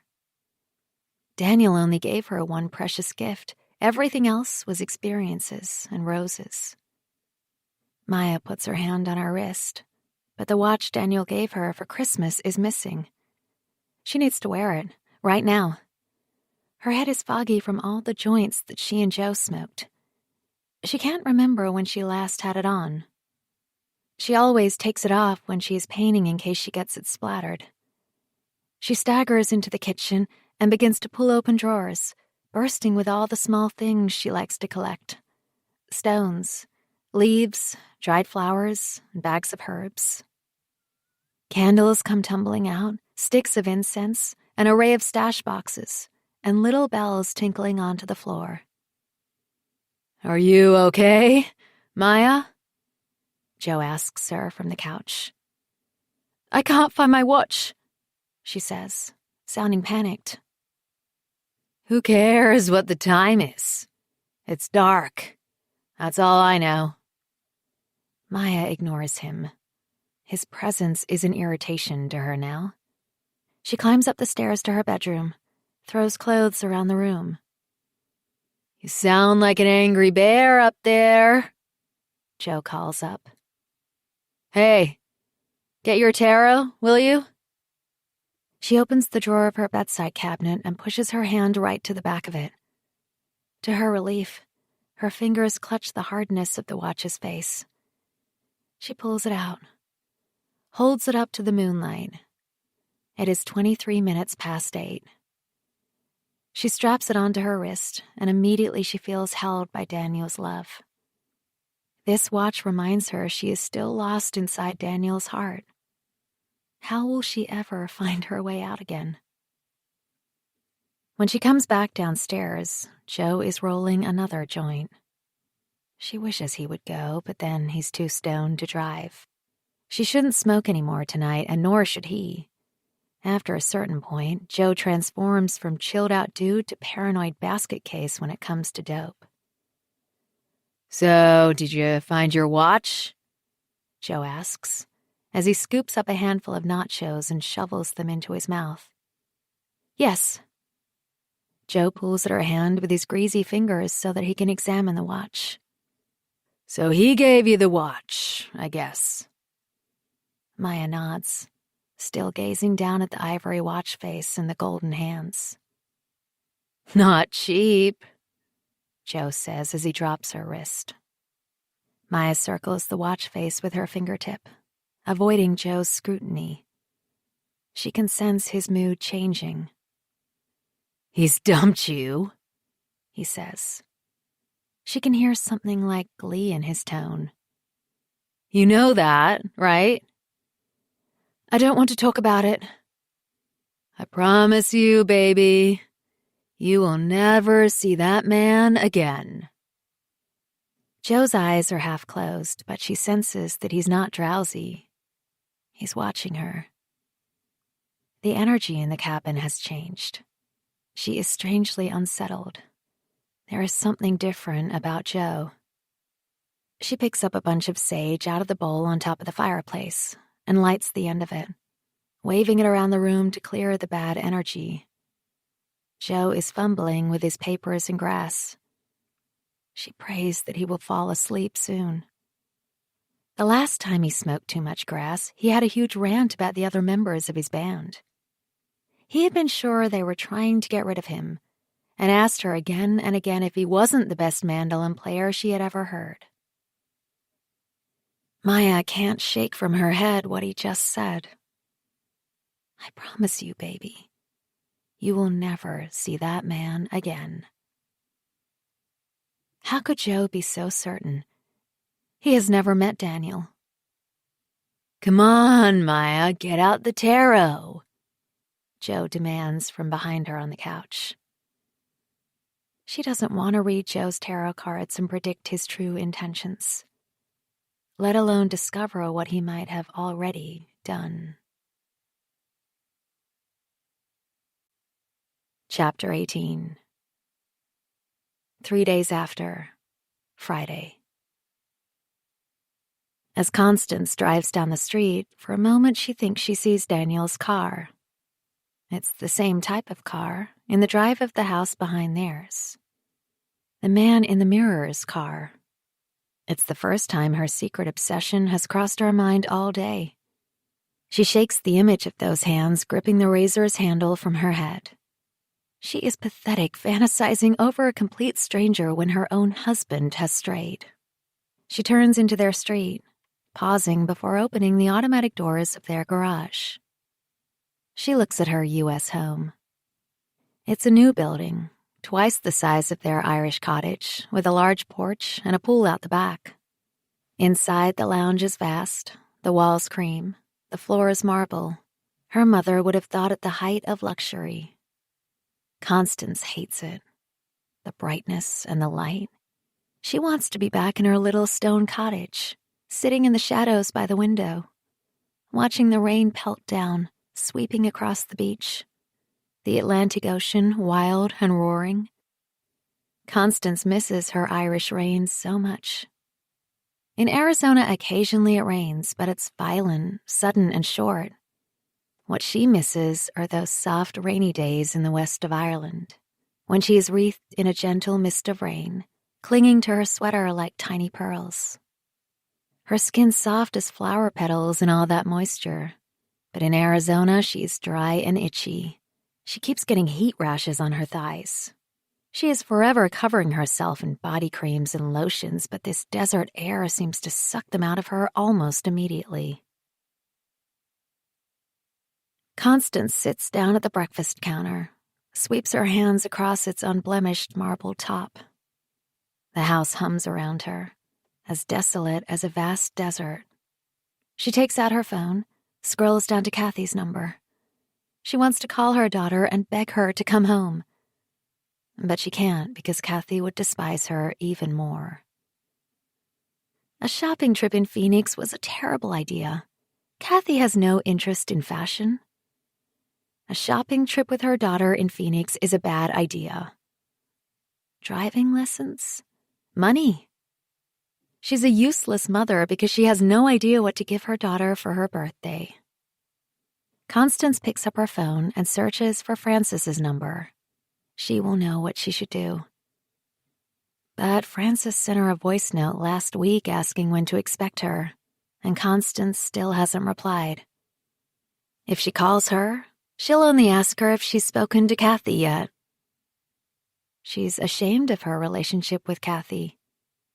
Frances is so close to her two girls, especially Sophie. She puts the phone back down on the counter. She has to talk to Kathy before she calls Frances. The doorbell rings.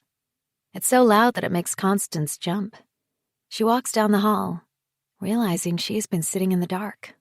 She turns on the light. It's the cop car she sees first. Her throat constricts in terror. Kathy. Is she in an accident? Hurt? Worse than that? Suddenly, her obsession over Daniel and his mistress seems trivial compared to this possibility. There are 2 cops on her doorstep, a man and a woman. "Mrs. Constance Garvey?" the woman asks. "What's happened? Is it my daughter?" The man steps forward. "No, ma'am, this has nothing to do with your daughter." There is a buzzing in her ears, growing louder and louder. Constance finds herself staring at the female cop's hands. They are big for a woman's.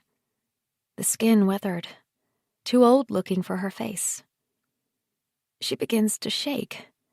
Something is seriously wrong. She can see from the stern expressions on their faces. They are here because of Daniel. Constance sits on the big dove gray couch, staring up at Maya DaCosta's painting above the fireplace.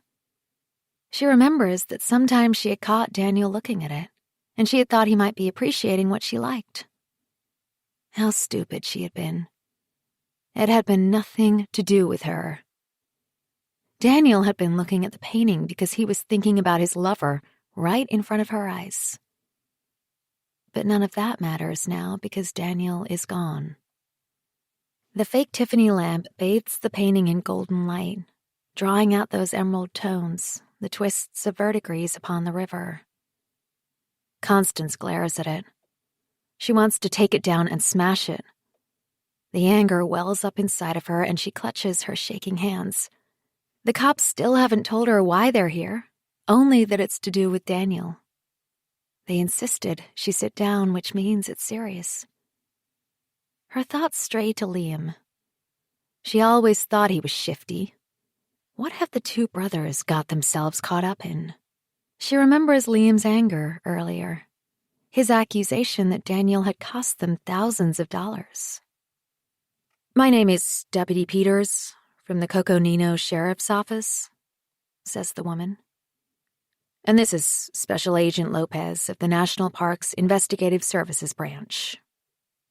Constance notices that the man isn't in police uniform, but wearing belted fawn trousers, a green check shirt, and holding a Stetson hat with the National Park's insignia in his hands.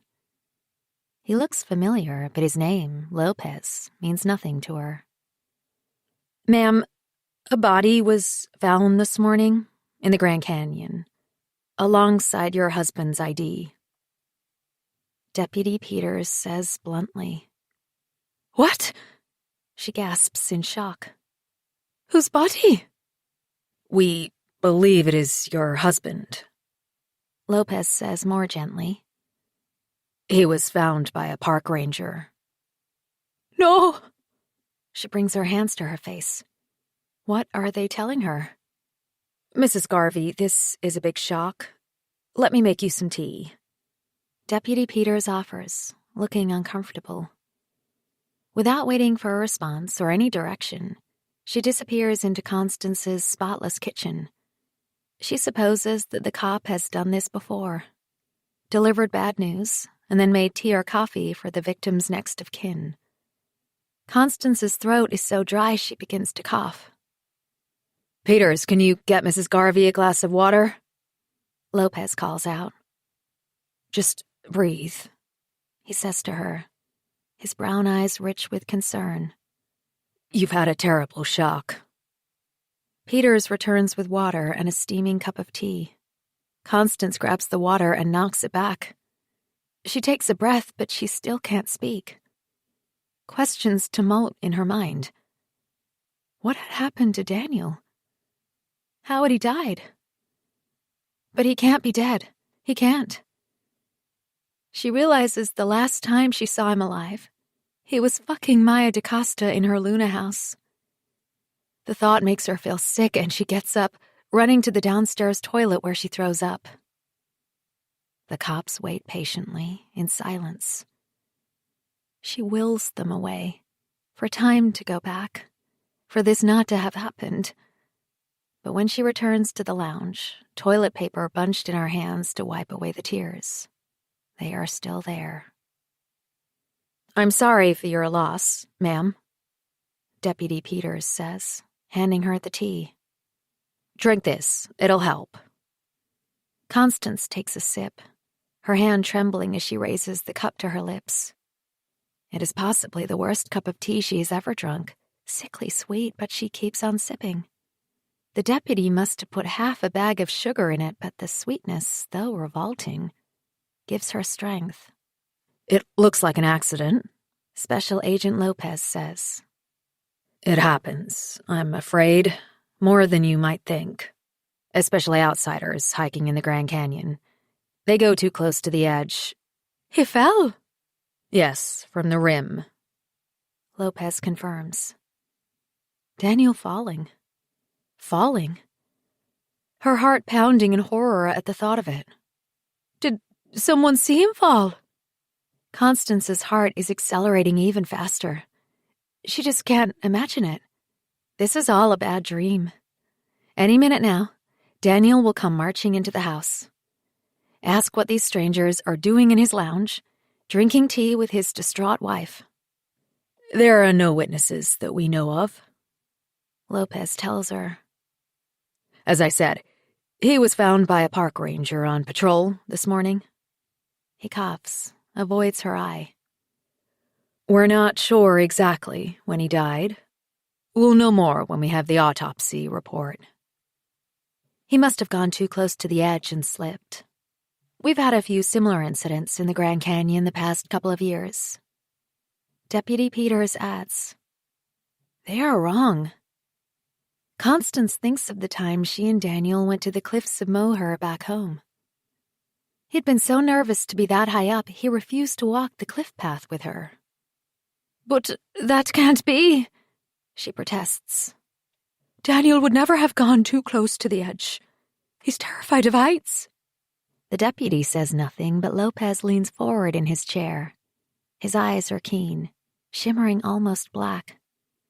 She cannot help thinking how different he looks from pale, red-haired Daniel. Your husband suffered from vertigo? Yes, he didn't even like to climb ladders. There is no way he would have gone close enough to the edge to fall. Do you know why he was at the Grand Canyon? He asks Constance. She feels him scrutinizing her. No, she says in a small voice, not daring to look at either of them. I'm sorry to ask you this, Mrs. Garvey, but was your husband suffering from depression? Deputy Peters asks. Was he under pressure at work or had money troubles? How were things at home? Constance looks up in surprise. The deputy's cheeks are flushed, but the expression in her eyes is steady. What is she really asking her? Constance sees Lopez giving Peters a stern look. It's clear what Deputy Peters is implying, but Constance knows it is even less likely that Daniel killed himself than fell by accident. He didn't kill himself, she says. Daniel wouldn't. But I can't believe he would fall off the Grand Canyon. He is so careful. Are you sure it's Daniel? She blurts out. His ID was found near the body. Lopez's expression is apologetic. But someone could have stolen it, she says in a weak voice. That's why I need to ask you to come to the medical examiner's office to confirm his identity. Constance shrinks in her chair. Her cup of tea wobbles on her lap, spilling onto her pale pink linen skirt. Lopez takes the tea from her, placing it with care upon the table. Do you have any family living with you? He asks her. My daughter. She's at a friend's. Do you want to call her? The deputy asks. We can go pick her up for you. Constance looks in horror at the police officer. No. She takes a breath. No, I want to wait until I'm sure. Is there another adult relative or a friend you can ask to come with you? Constance shakes her head. The only person she could ask is Liam, and he's the last person she wants to see right now. She has to do this on her own and be absolutely sure before she tells anyone. He has a brother, but I don't want to call him, not yet. You shouldn't be on your own, the deputy says. Deputy Peters is right. Can we not call someone for you? Lopez pushes. Constance stares at them unblinking. All she wants is to be on her own. When was the last time you saw or heard from your husband? Deputy Peters continues to question her. The room is spinning.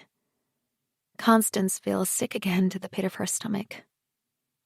Monday morning. 4 days ago? Deputy Peters clarifies. She nods. Lopez frowns, pulling a small red notebook out of his back pocket and writing something down. So you hadn't seen or heard from him since then? You didn't report him missing? The deputy continues. She shakes her head. She knows what they are both thinking. What kind of wife doesn't worry when her husband goes missing for 4 days? Chapter 19.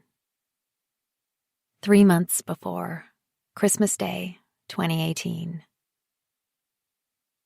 Maya stares at the blank canvas, trying to summon some inspiration, but she feels empty.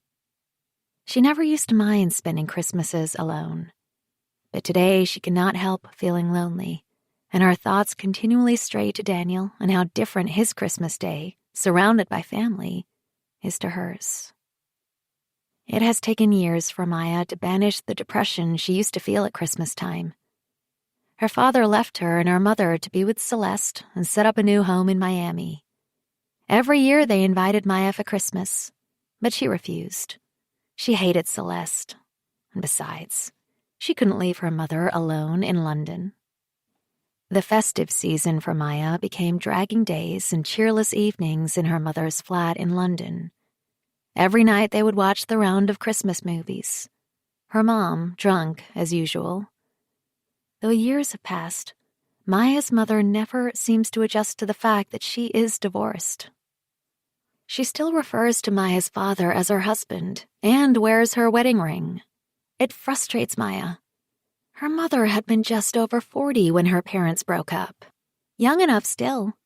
She had plenty of admirers, but as soon as a new boyfriend was forced to listen to her mother's bitter monologues on how her husband cheated on her for years and ran off with a bitch mistress, he would fade away.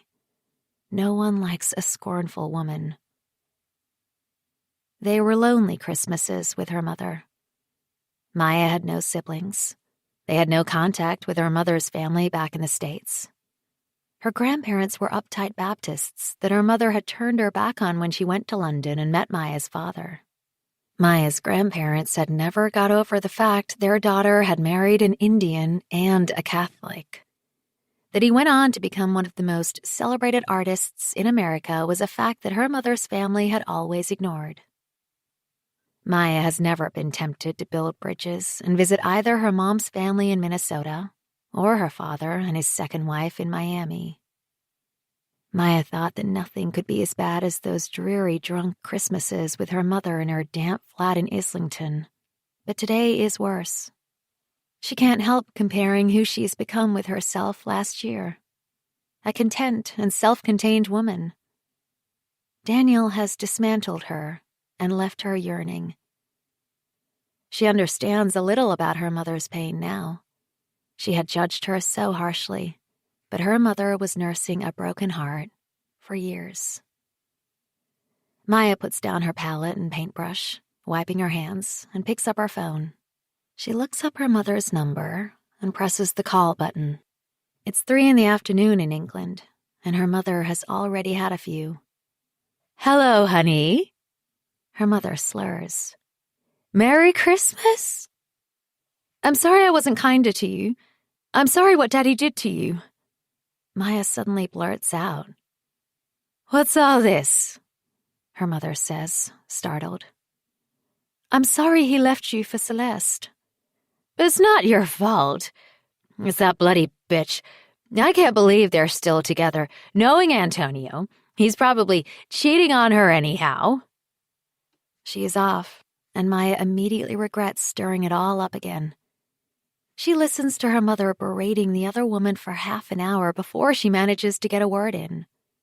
"Mom, please, you need to let it go. It's ruining your life," she says. She hears her mother take a sip from her drink, the clink of ice in her glass. "You don't know what you're talking about, Maya. How could you?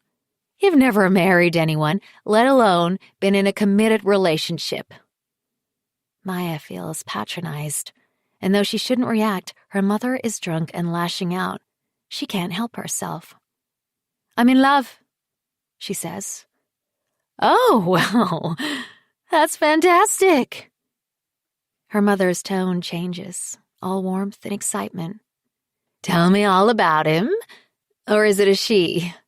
I have never been quite sure." She giggles. "His name is Daniel. He's Irish," she confides. "Good for you, a lovely Irishman.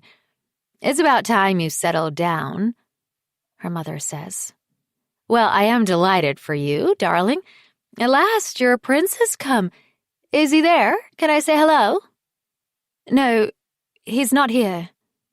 Maya bites her lip. Her mother's attitude is irritating her. She doesn't care about her life as an artist. It's clear she measures her daughter's success on her marital status. "Why not, darling? Where is he? Oh, Maya, are you pushing him away, trying to be independent?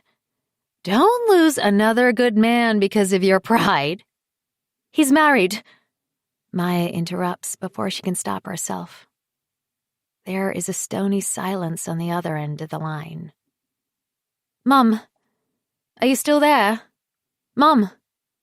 "Maya, how could you?" her mother says before hanging up. She thinks about ringing back, but what can she say to make her mother understand?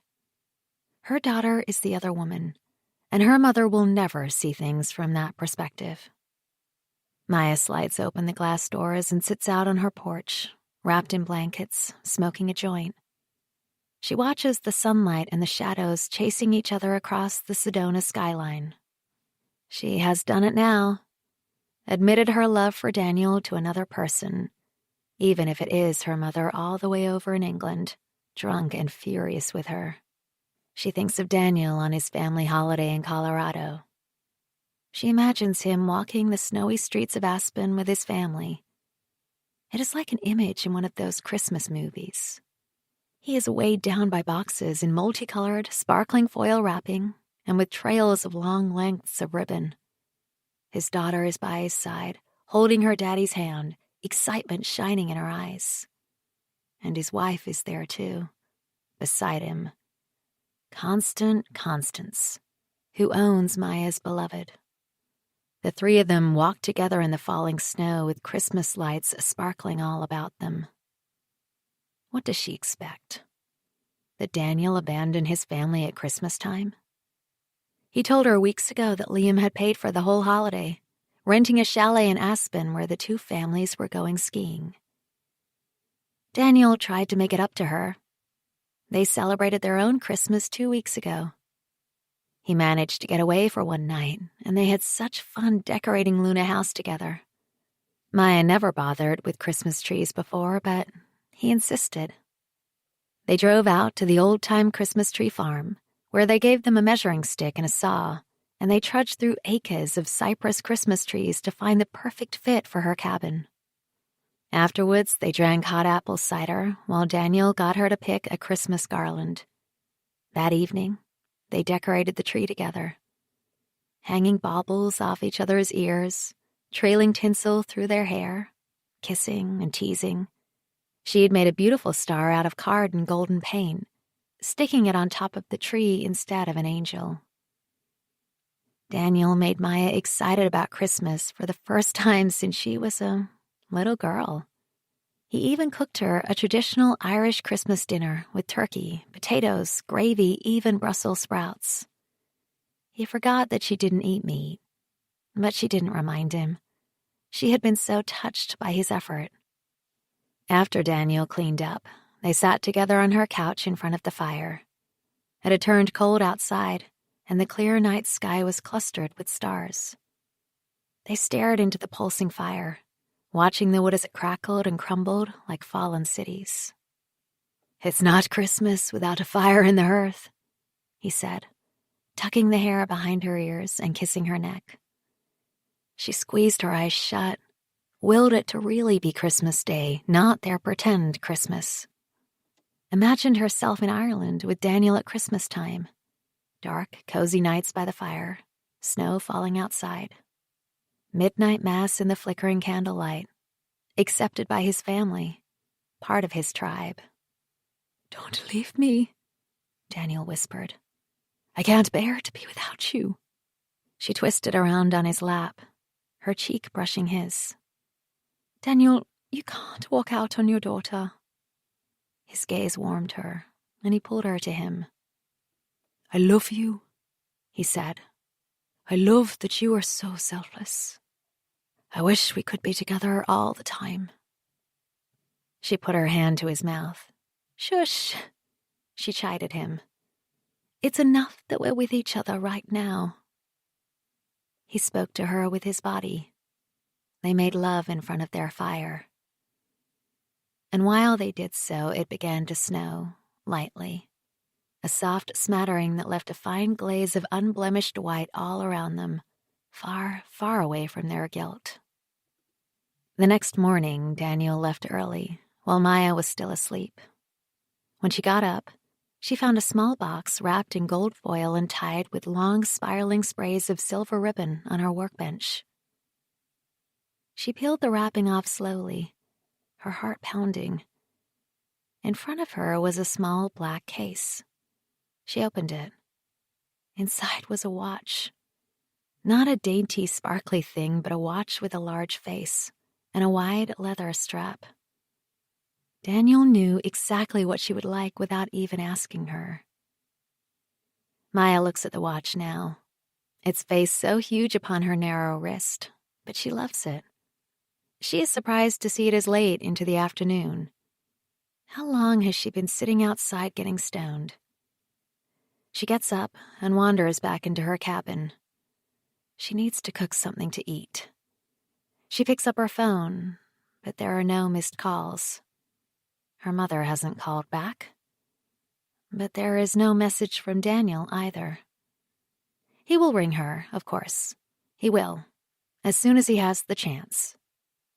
Maya makes herself a stir-fry and gets a beer from the fridge. She settles on her couch, waiting for Daniel to call. He promised he would. When she's finished eating, she makes another joint to fill the space between waiting. She smokes slowly, meditatively. Maybe she should call her mother back. Tell her she's not like Celeste. But it's now the middle of the night in England, and she has a feeling her mother will have a go at her, no matter how Maya justifies what is happening to her. For a moment, she sees herself through her mother's eyes, through Daniel's wife's eyes if she knew about their affair, through his daughter's eyes. It makes her feel sick. She's not a bad person, and yet she is doing this terrible thing which will hurt other women. She glances down at her phone. It's midnight now, and still Daniel hasn't called. Christmas is over. She gets up, taking the watch off and leaving it on the bookshelf. She crosses her arms, swaying from the joint. He doesn't love her, because if he did, he would have called her today. He knew she was on her own and how hard Christmas is for her. She has to end this, before all these women, herself included, get hurt. Chapter 20. 3 months before, 7th of January, 2019. "No one walks in Houston, Mom. It's dangerous," Kathy moans. "Everyone drives. It's broad daylight. Don't be ridiculous." But the walk is longer and more unpleasant than Constance expects. Concrete sidewalks alongside a road heavy with traffic. No shade. the Texan sun's so bright even though it's January. By the time they arrive at the Rothko Chapel, Constance is damp with sweat. She can sense the anger radiating from her daughter. However, once they walk inside the chapel, Kathy calms down. She seems very taken with it. No surprise, really, since the paintings are all black, her daughter's daily uniform. They sit within its shaded, spiritual confines for a long time. Kathy getting up every now and again, circling the chapel and examining each of the paintings one by one. "They're not just black, are they?" she says, as she sits back down next to her. "Yes, you're right. That's what Frances said too," Constance murmurs as she gazes at the huge canvases. "There is so much depth and layering within them." She can't wait to talk to Frances about the Rothko Chapel. Her best, her only friend, who she is about to see in a few hours. She's eager to see her. And yet there is also a small part of her which is dreading it because she's not sure she can lie to Frances. Originally, Daniel was supposed to be with them in Houston. It was going to be a 2-day stopover on their way back from Christmas in Colorado. But on New Year's Day, he told her he had to get back to Arizona for work. It was clearly a lie because Liam had said nothing about it, and he was spending another week in Colorado with Stacy and their boys.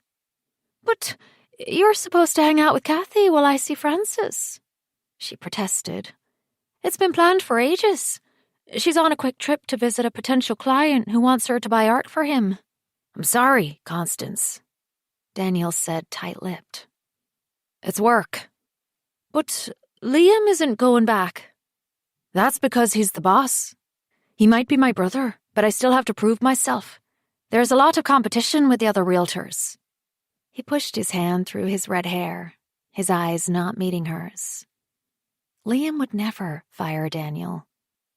Not necessarily out of loyalty, but because he loved lording it over his little brother. Taking every opportunity he could to remind Daniel that he was the big success and had saved the day for his failure of a brother. Everything they had, their big house in Flagstaff, the SUV, was thanks to Liam. Constance had never liked him.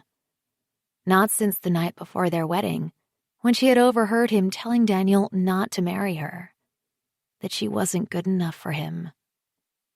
She had been so pleased when Liam had left for the States and they hardly saw him anymore. But now she was constantly in his company, him interfering in their lives.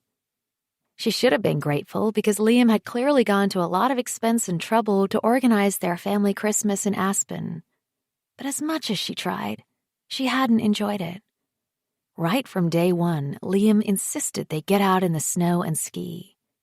Liam, Stacy, and their boys were all good skiers, while Daniel and even Kathy seemed to pick it up quickly. Constance was a disaster. Stacy had spent a whole morning trying to teach her, but she just kept falling over. She couldn't keep her balance at all. "It's okay, just keep at it," Stacy had said patiently. "It'll stick." But Constance had given up. Said she had a headache and went inside their chalet.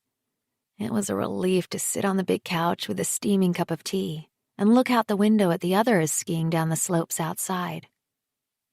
For a few moments, she had appreciated the magical sparkle of the snowy mountains beneath the clear blue winter sky. But before long, she began to feel lonely. She wished she hadn't given up on the skiing because it looked like they were having fun. Even Kathy and her younger cousins seemed to be getting on at last. But she'd been left out and ended up cooking the dinners every day because the others were out skiing.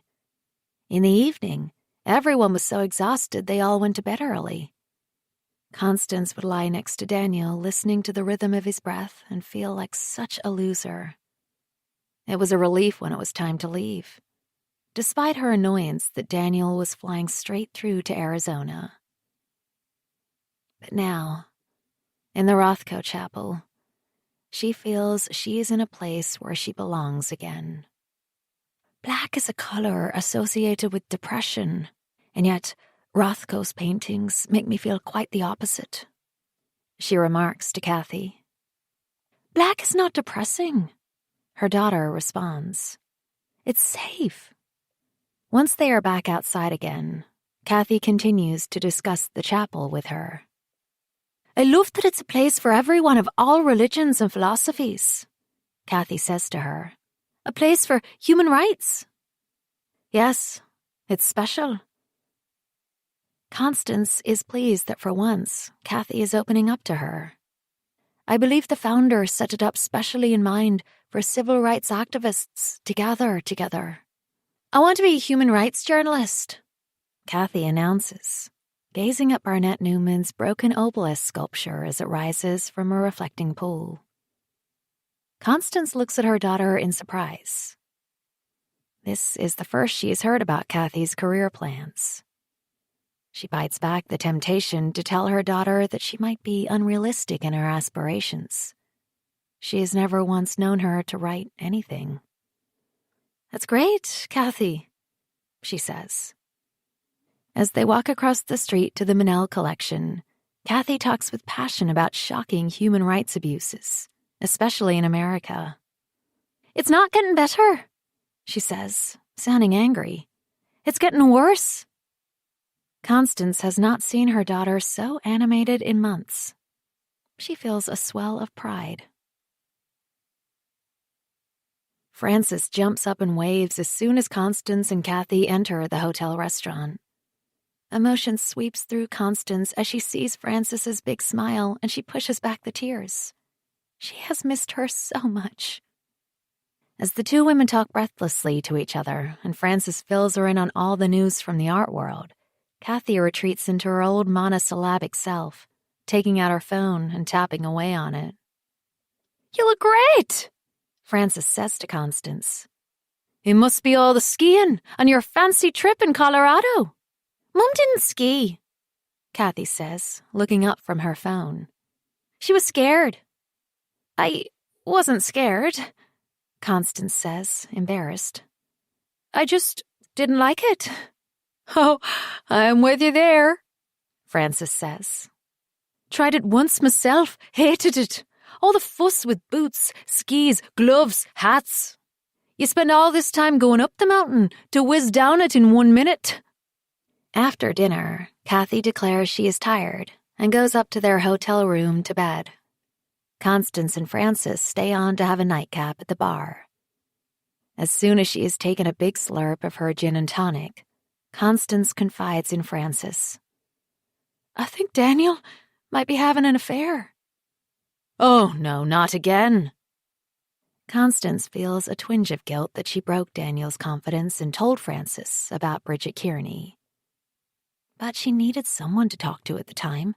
And besides, he was the one who cheated on her, so why should she feel bad that Frances knew? Are you sure? Frances leans forward on her bar stool and places her hand on Constance's knee. Yes, pretty sure. Constance nods. He's always telling me he has to stay over when he's showing properties, but Liam never does that. When I try to call him, his phone is off, and there's just something about him. She takes a big slug of her gin. He barely touches me anymore. He's sort of switched off. But who do you think he's having an affair with? I've no idea. I followed him one time, but lost him just outside of Sedona. I felt like such a cliché afterwards. The suspicious wife tailing the cheating husband. I'm so sorry, Frances says, compassion filling her eyes. I don't know what to do. You haven't confronted him? Frances looks at her in alarm. No, I don't have any proof. Sometimes it feels like it's all in my head, but then my instincts tell me I'm right. Ask him. Surely that's a good place to start. It's not that easy. What about Kathy? It's precisely for Kathy's sake that you need to know. I mean, that's why I left my husband. I couldn't bear to bring the girls up surrounded by such tension. You're right. I know. But we've been married over 20 years. And he's making a fool of you. Frances signals to the bartender to bring them another drink. I don't understand why you aren't angry. I am angry, she retorts. But the words sound flat, without emotion. Come on, Constance, Frances says, her voice softening. You can do it. When you get back to Arizona, just pack up your things and come back to Ireland with Kathy. You can stay with me. I couldn't land on you like that. Look, my business is expanding. I now have international clients. I mean, this guy in LA is spending big money, and I need someone I can trust to scout new artists. I could offer you a higher salary now. Constance stares at Frances in shock. I couldn't pull Kathy out of the middle of the school year. It would be so disruptive, she says. Frances taps her fingers on the bar counter. The longer you leave it, the harder it will get to leave. I know, she says. But Kathy loves it in Arizona. She has really good friends. I don't think she will want to go back to Ireland. You don't happen to want someone in America to scout art for you? She asks, thinking of the Maya DaCosta painting she adores. Sorry, not right now, but opportunity awaits you in Ireland. Frances smiles slowly as the bartender arrives with 2 more drinks. As Constance flicks through the in-flight magazine on the plane back to Arizona, she thinks about Frances's offer of her old job in Ireland. Could she return to Galway? Their house has been sold, and she and Kathy would have to stay with Frances until they got everything sorted. The idea of being free from the suffocating atmosphere of her marriage already makes her feel lighter. It depends on Kathy. She's what's most important. Encouraged by their conversation outside the Rothko chapel, Constance turns to Kathy now. She has headphones in and is looking at her phone, but Constance indicates for her to take them off. What? Kathy scowls at her. So is your school very different from our ladies back home? She asks. Do you like it? Are you settled? Yeah, sure it is. Better than home, Kathy says, beginning to put her headphones back on. I'm not finished, Constance says. Kathy pauses, glaring at her. So, is it strange being in school with boys now? Constance asks, trying to warm the conversation up a little. Kathy gives her a haughty look. I've friends who are boys back home. Don't you remember Darren O'Reilly? Oh, yes, of course. But, you know, it must be different to be in school with them. God, Mum, it's not the 70s anymore. Kathy interrupts, shaking her head as she makes to put her headphones on yet again. Constance is irritating her daughter, and yet she can't stop herself from probing. So, are there any cute boys in your class? She asks, giving her daughter what she thinks might be a cheeky smile. Kathy rolls her eyes but says nothing in reply. Constance has never known Kathy to date anyone back in Ireland or in America. At one time she thought maybe Darren O'Reilly was keen on Kathy, but when Constance once asked her if they were dating, her daughter had burst out laughing. Give me some credit, ma'am. Constance had been relieved. She hadn't liked the boy much. Felt he was always laughing at her behind her back. In Constance's mind, Kathy is still a child, but Frances's 2 girls both have boyfriends. Sophie lost her virginity at just 13 years old. Constance had been shocked on her friend's behalf. But Kathy doesn't seem that interested in boyfriends. Maybe her daughter is queer. She wonders if she could ask her. It doesn't bother Constance either way as long as Kathy is happy. She thinks of all the time her daughter spends with Lisa. Even now, Constance can see pages of text as Kathy reads her phone. So what's that you're reading? She asks, trying to lean over Kathy to see. None of your business, is the smart reply, a hand covering the text. Come on, Kathy. She finds her voice rising in irritation. Will you not even tell me that? She sees a faint blush on her daughter's cheeks. Okay, don't make a scene, she says gruffly. It's just a textbook for school. I downloaded it. But she still doesn't show her. They sit in silence for the rest of the short flight to Phoenix, Kathy reading her iPhone with headphones on, while Constance continues to flick listlessly through the in-flight magazine. To her surprise, after not hearing from Daniel during the whole time they were in Houston, he's at the airport to meet them. He also has presents, a necklace for Kathy and flowers for her. He kisses her on the cheek and gives her a hug. It's good to see ya, he says. Are her instincts wrong? Is she merely paranoid? She immediately feels bad for telling Francis that Daniel is cheating again. What if she's wrong? She smells the bunch of roses he's given her, but they have no scent and are a plastic shade of pink. It feels like an empty gesture. Father and daughter link arms on the way to the car park in the airport. It is a long time since she has seen such closeness between Daniel and Kathy. How could she take Kathy so far away from her father? If she went back to Ireland, Kathy would lose Daniel. On the way home, Daniel takes them out for dinner in Scottsdale in a fancy steak restaurant. I missed my girls, he says, smiling at Constance and ruffling Kathy's hair. I've spoken to Liam, and I'm going to cut back on the weekend viewings so we can all spend more time together. That night, Daniel makes love to her for the first time in months. She lies beneath him, searching his face for the truth, but his eyes are closed as he comes inside her. Within a few seconds, he is asleep beside her, snoring softly. She lies on her back, her body humming with frustration. Daniel wants to be with her again. So the affair must be over, even if it ever did exist in the first place. She slips out of bed and pads downstairs to the kitchen to get a glass of water. She stands in the dark at the kitchen window, staring across the patch of land to the house of the mystery man. Daniel has come back to her, but it's not enough. The light flicks on in the bathroom window opposite, as if its occupant knows she's waiting for him. He is shirtless and is shaving again in the middle of the night.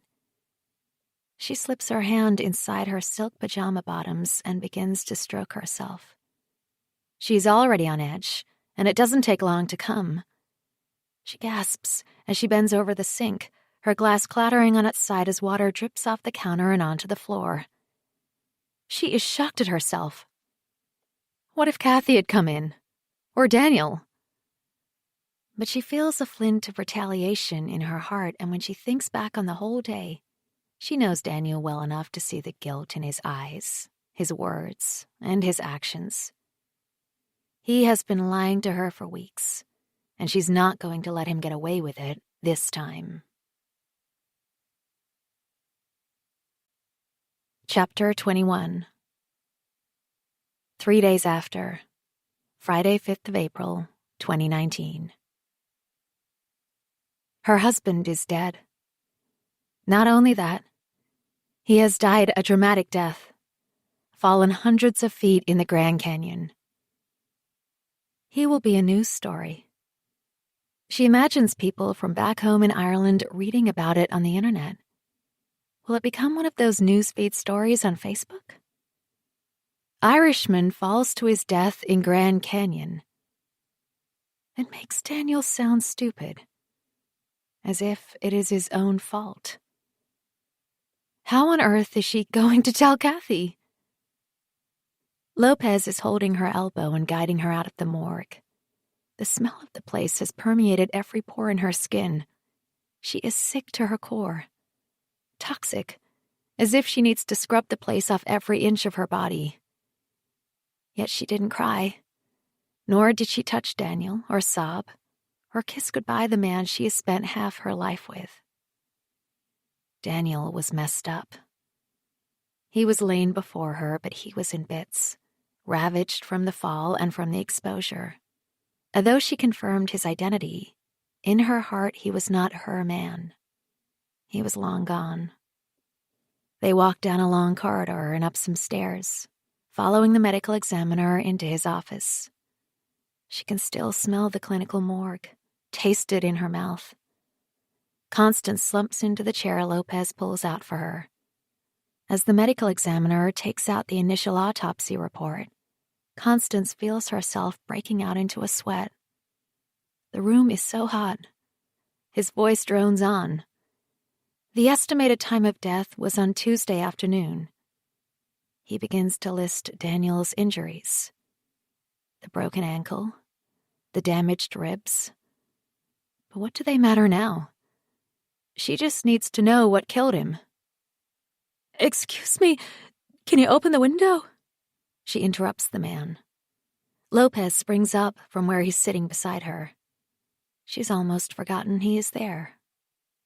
The medical examiner continues to read her the report. The open window makes no difference. She is hot and dizzy. Nothing makes sense. How can Daniel have fallen off the south rim of the Grand Canyon? He is afraid of heights. He would never have gone so close to the edge. And yet he had. Suddenly, it's clear to Constance whose fault it is. It is Maya DaCosta, who persuaded Daniel to take such risks. That's what she needs to believe happened, because Daniel would never have been so reckless otherwise. He would never have done that to Kathy. "My husband did not kill himself," she interrupts the medical examiner. "I promise you, he would not have done that to his daughter." The man coughs, clearly uncomfortable with her outburst. But Lopez looks at her, his eyes steady, their brown as dark as charcoal. "I spoke with the park ranger who found him this morning," he says. "She says that if someone is on their own, it is most likely a suicide." "But I don't think he was on his own." Lopez stares at her. She feels like she knows him, but it can't be possible because she knows no one in Arizona. "If he had been walking with someone else, they would have reported his fall," Lopez argues. Her throat is thick with tension. She almost has to spit the words out. "But they didn't. They left him there. Maybe they hoped he might never be found." Special Agent Lopez takes out his little red notebook as he looks at her with interest. "One thing is sure," Lopez tells her. "When I questioned Park Ranger Noëlle this morning, she told me it's not a route she usually takes in her patrol. It was quite by chance she found him." "So they could have been missing forever?" Constance whispers. No one speaks. Constance can hear the traffic outside. A distant siren and panic inside her chest. Can the two men hear it? A rattling inside her. The fear, the unease, the horror of what has really happened to her husband. "He wasn't on his own," Constance insists. Lopez pulls a pencil from the spine of his notebook. She takes a breath. She is past embarrassment. Her husband is dead. It is time to protect herself. "Daniel had another woman. He left me for her. That's why I didn't report him missing." She looks straight into Lopez's eyes. She can see sympathy in his gaze. It gives her courage. "You need to ask her what happened to Daniel." Chapter 22. 2 months before. Valentine's Day, 2019.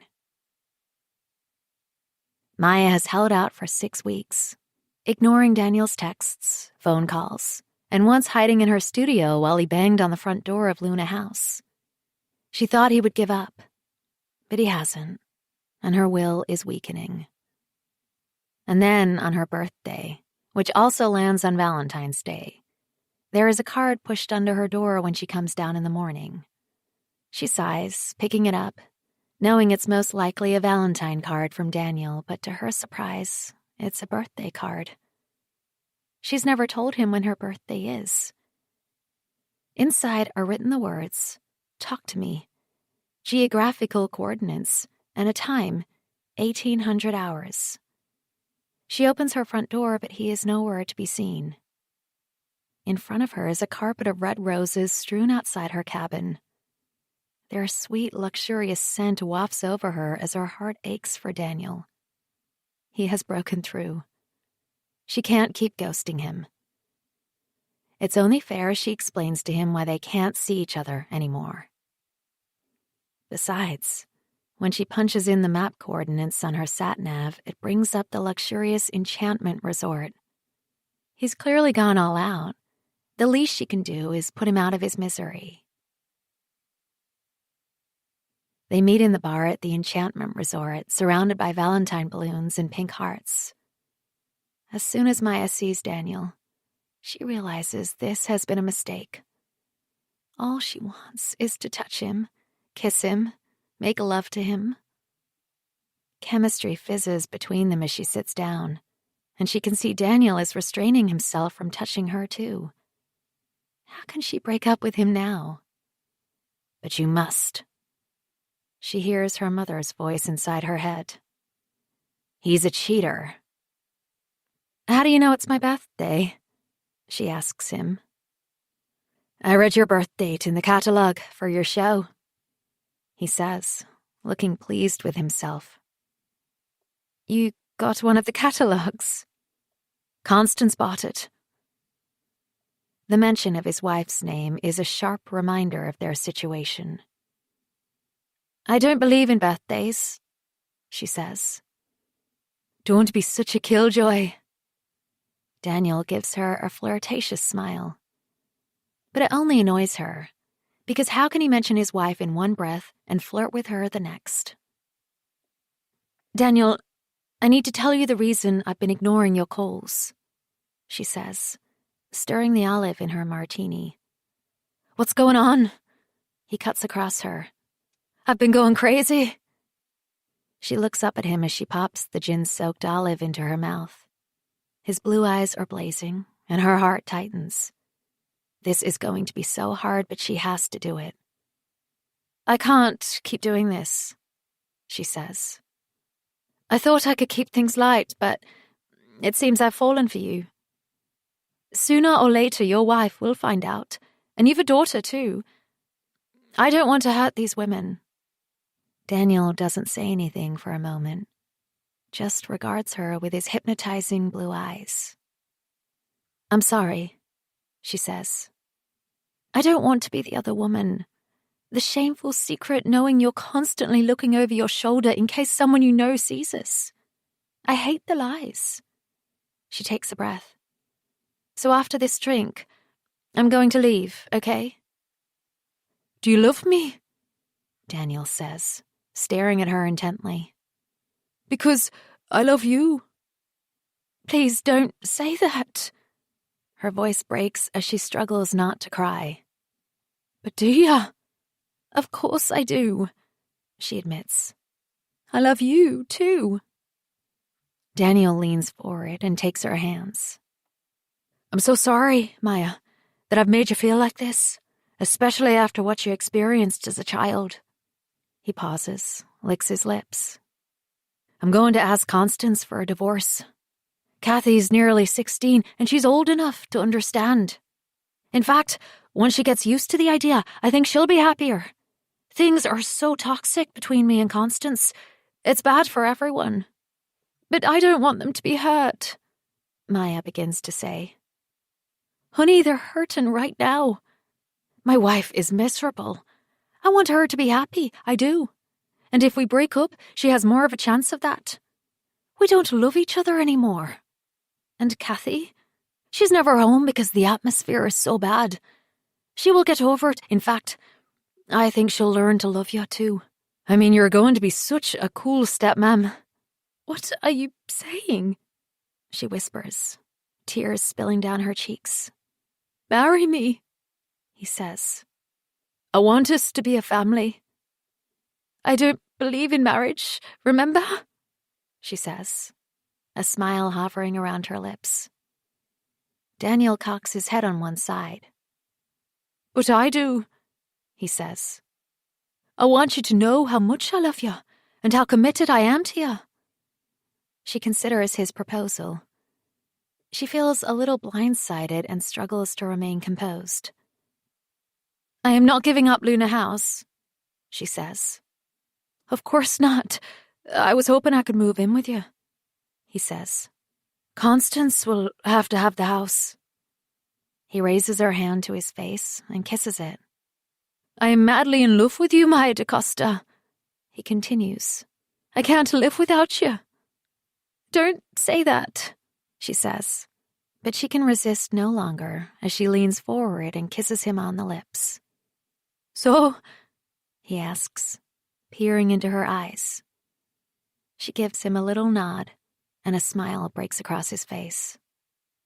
You've made me so happy, he says.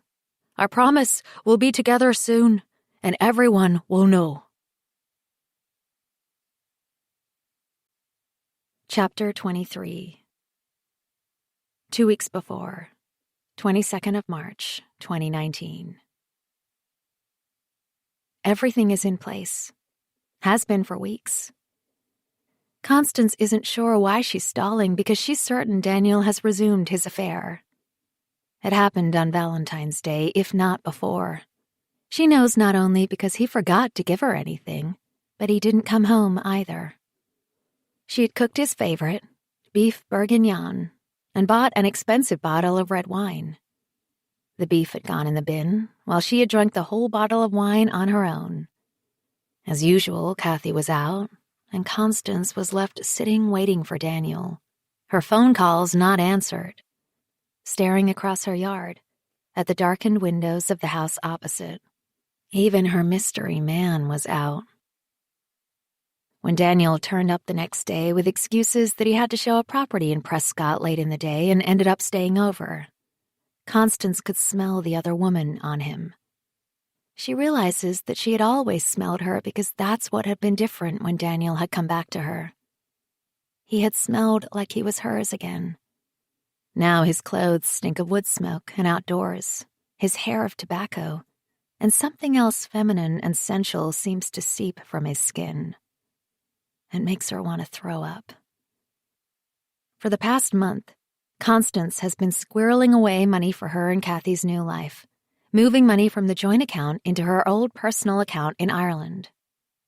Frances has lent her the money for the plane tickets home and promises she will pick her and Kathy up at the airport and bring her back to her place until they find their own. The job is ready and waiting for her in Frances's gallery, and yet Constance has held on. Every time she sees a moment of tenderness between Daniel and Kathy, it cuts through her heart. Is she doing the right thing for Kathy if she takes her away from her father? Frances assures her she is, though Constance is conflicted. But then something happens which makes up her mind. Wednesday night, and Constance is in the kitchen cooking when she hears Daniel's raised voice. You should show me some respect, Kathy. She steps out into the hallway and is shocked to see father and daughter glowering at each other. Both are white-faced and thin-lipped with rage. Kathy usually reserves her moodiness for Constance, not her dad. Remember, it's me who's paying for the food on the table. Daniel is lecturing. I deserve a bit of civility, at least. Kathy gives a sarcastic snort. You're so full of shit, Dad. Constance is shocked by the tone of Kathy's voice. Surely Daniel will explode, but to her surprise, he storms past his daughter and out the house while Kathy runs upstairs. Constance hears the bedroom door slamming. She knows better than to follow her. She goes back into the kitchen, slides onto a chair, and stares at her simmering pot of bolognese sauce. She gets up and turns it off. It seems likely it is going to be left uneaten anyway. She imagines Daniel tearing off down Highway 89A towards Sedona, to the secret location of his hidden love. She is certain he has gone to be with his mistress. Maybe he won't come back at all. That would make things easier. She pours another glass of wine, turns off the kitchen lights, and sits in the dark, staring out across the backyard to the darkened house of her man in the mirror. She wills a light to turn on, to take her away from her broken family, but the house remains still and closed up for the night. A short while later, she hears Kathy opening her door and coming downstairs. The light switches on in the kitchen. Her daughter starts to see her there. "Why are you sitting in the dark?" "I like it." "You're weird." Kathy opens the fridge and takes out some juice. Her face is blotchy as if she has been crying. Constance wants to ask her if she is okay, but she doesn't want Kathy to get angry again. "Are you hungry? I've made spaghetti bolognese," she says instead. It is the only way she can show her love, by feeding Kathy. "No, thanks. I told ya I don't eat meat anymore," Kathy says, pouring juice into the glass. "Where did Dad go?" she asks, not looking at Constance. "I don't know. Probably over to Liam for a beer." Constance sighs. Now is not the right time to tell Kathy about her father's infidelity, especially when all she has are suspicions, no evidence.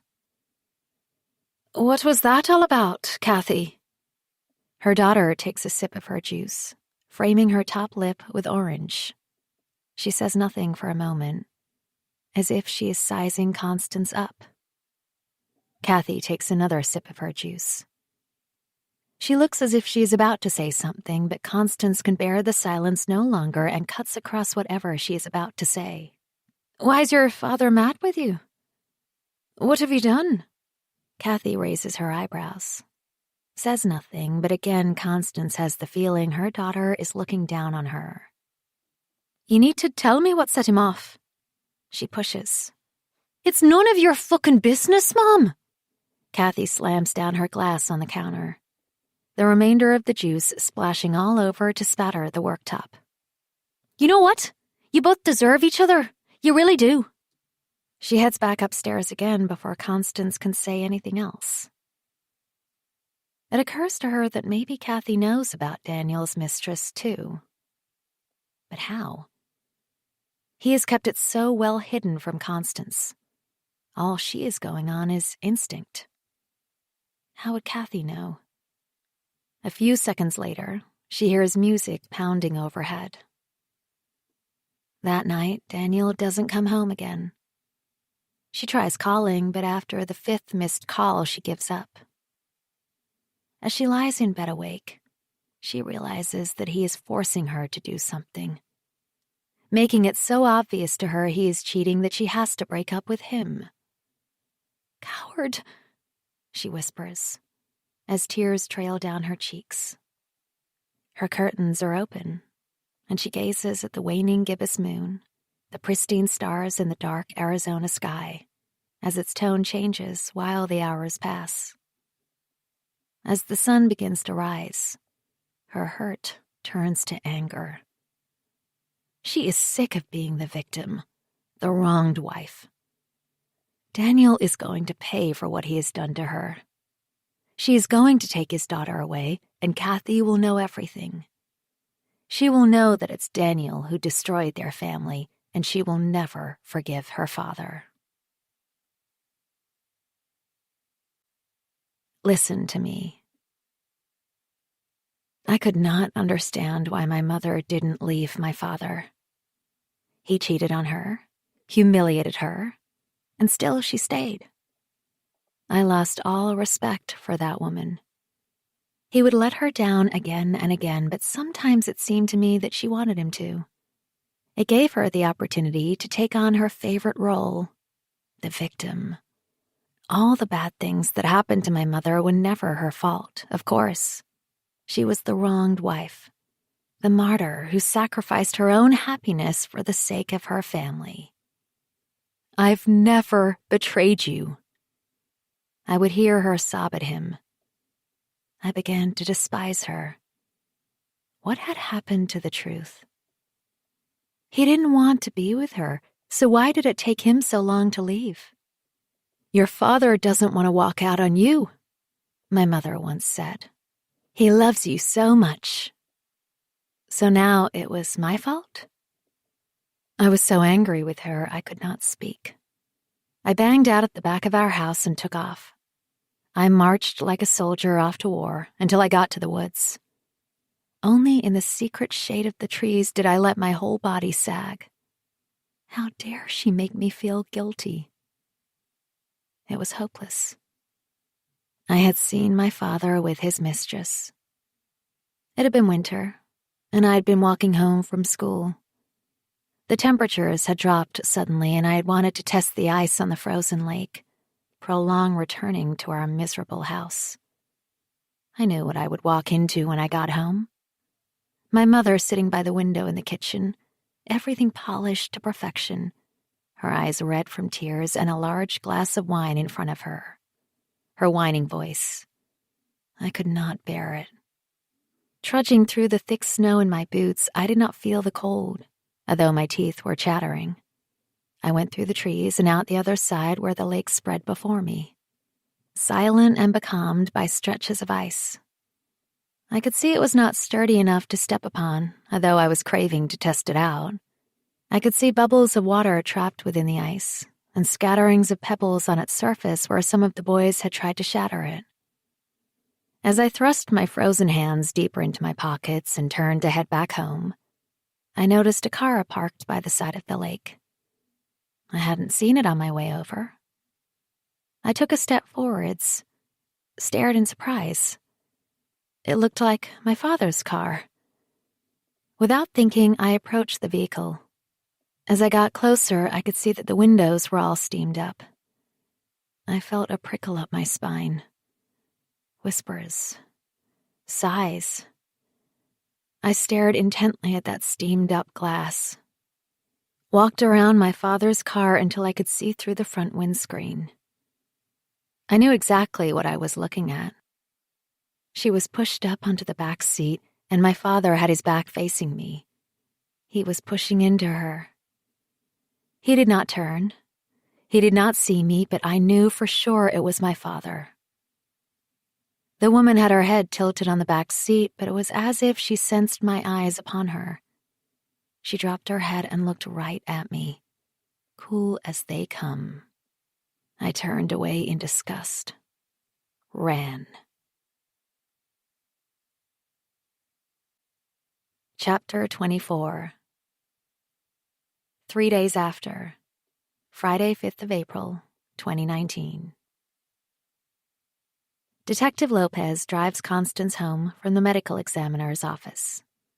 He doesn't mention Maya DaCosta in the car. All Constance assumes is that he and Deputy Peters plan to question her. Constance wonders how the other woman will react to the news her lover is dead. But she doesn't care what Maya DaCosta feels. It is her husband who is dead. Hers. Her eyes are dry and tight, but she has not cried.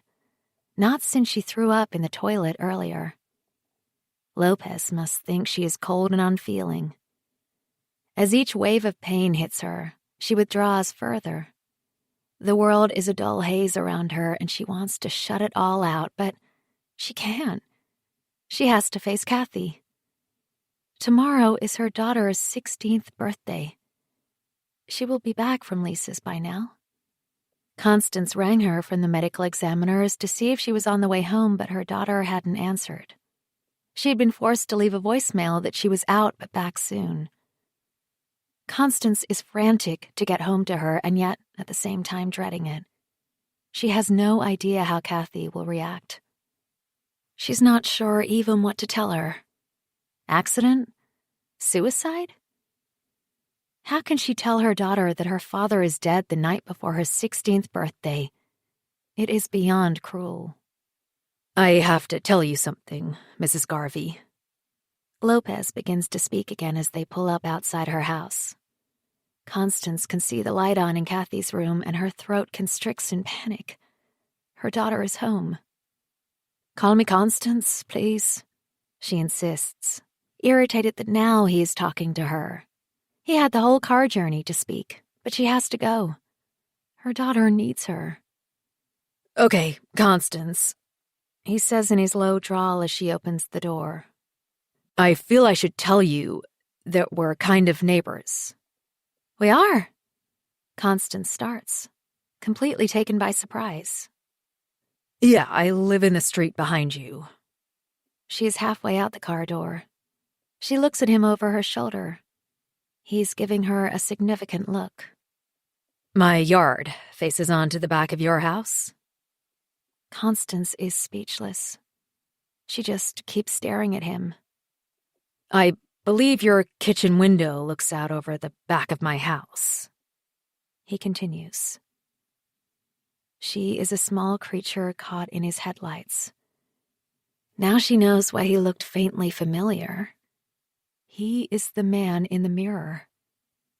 He turns away from her, gazing out his windscreen at the road. My God, it is him.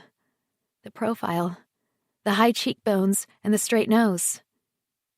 She is horrified. Does he know? Nothing he said suggested that he had seen her staring at him across their backyards, but then, how does he know her kitchen window looks out on his house? He is an investigator, after all. He will have detected her nightly observations. Constance slams the car door closed, unable to respond. He looks at her again, and she can see it in his eyes. The knowledge of her spying on him. But rather than continue talking about it, he reaches across and offers her his card out the open window. Constance takes it automatically. So call me if you think of anything. He hesitates. I only live a minute away. He drives off, clearly sensing her discomfort and not waiting for her to reply. Constance tucks the card into her pocket. Now her nightly fantasies of the man in the mirror seem pathetic compared to the vast enormity of what has happened to her family. Daniel is dead. She is a widow. Unbidden, a guilty thought surfaces.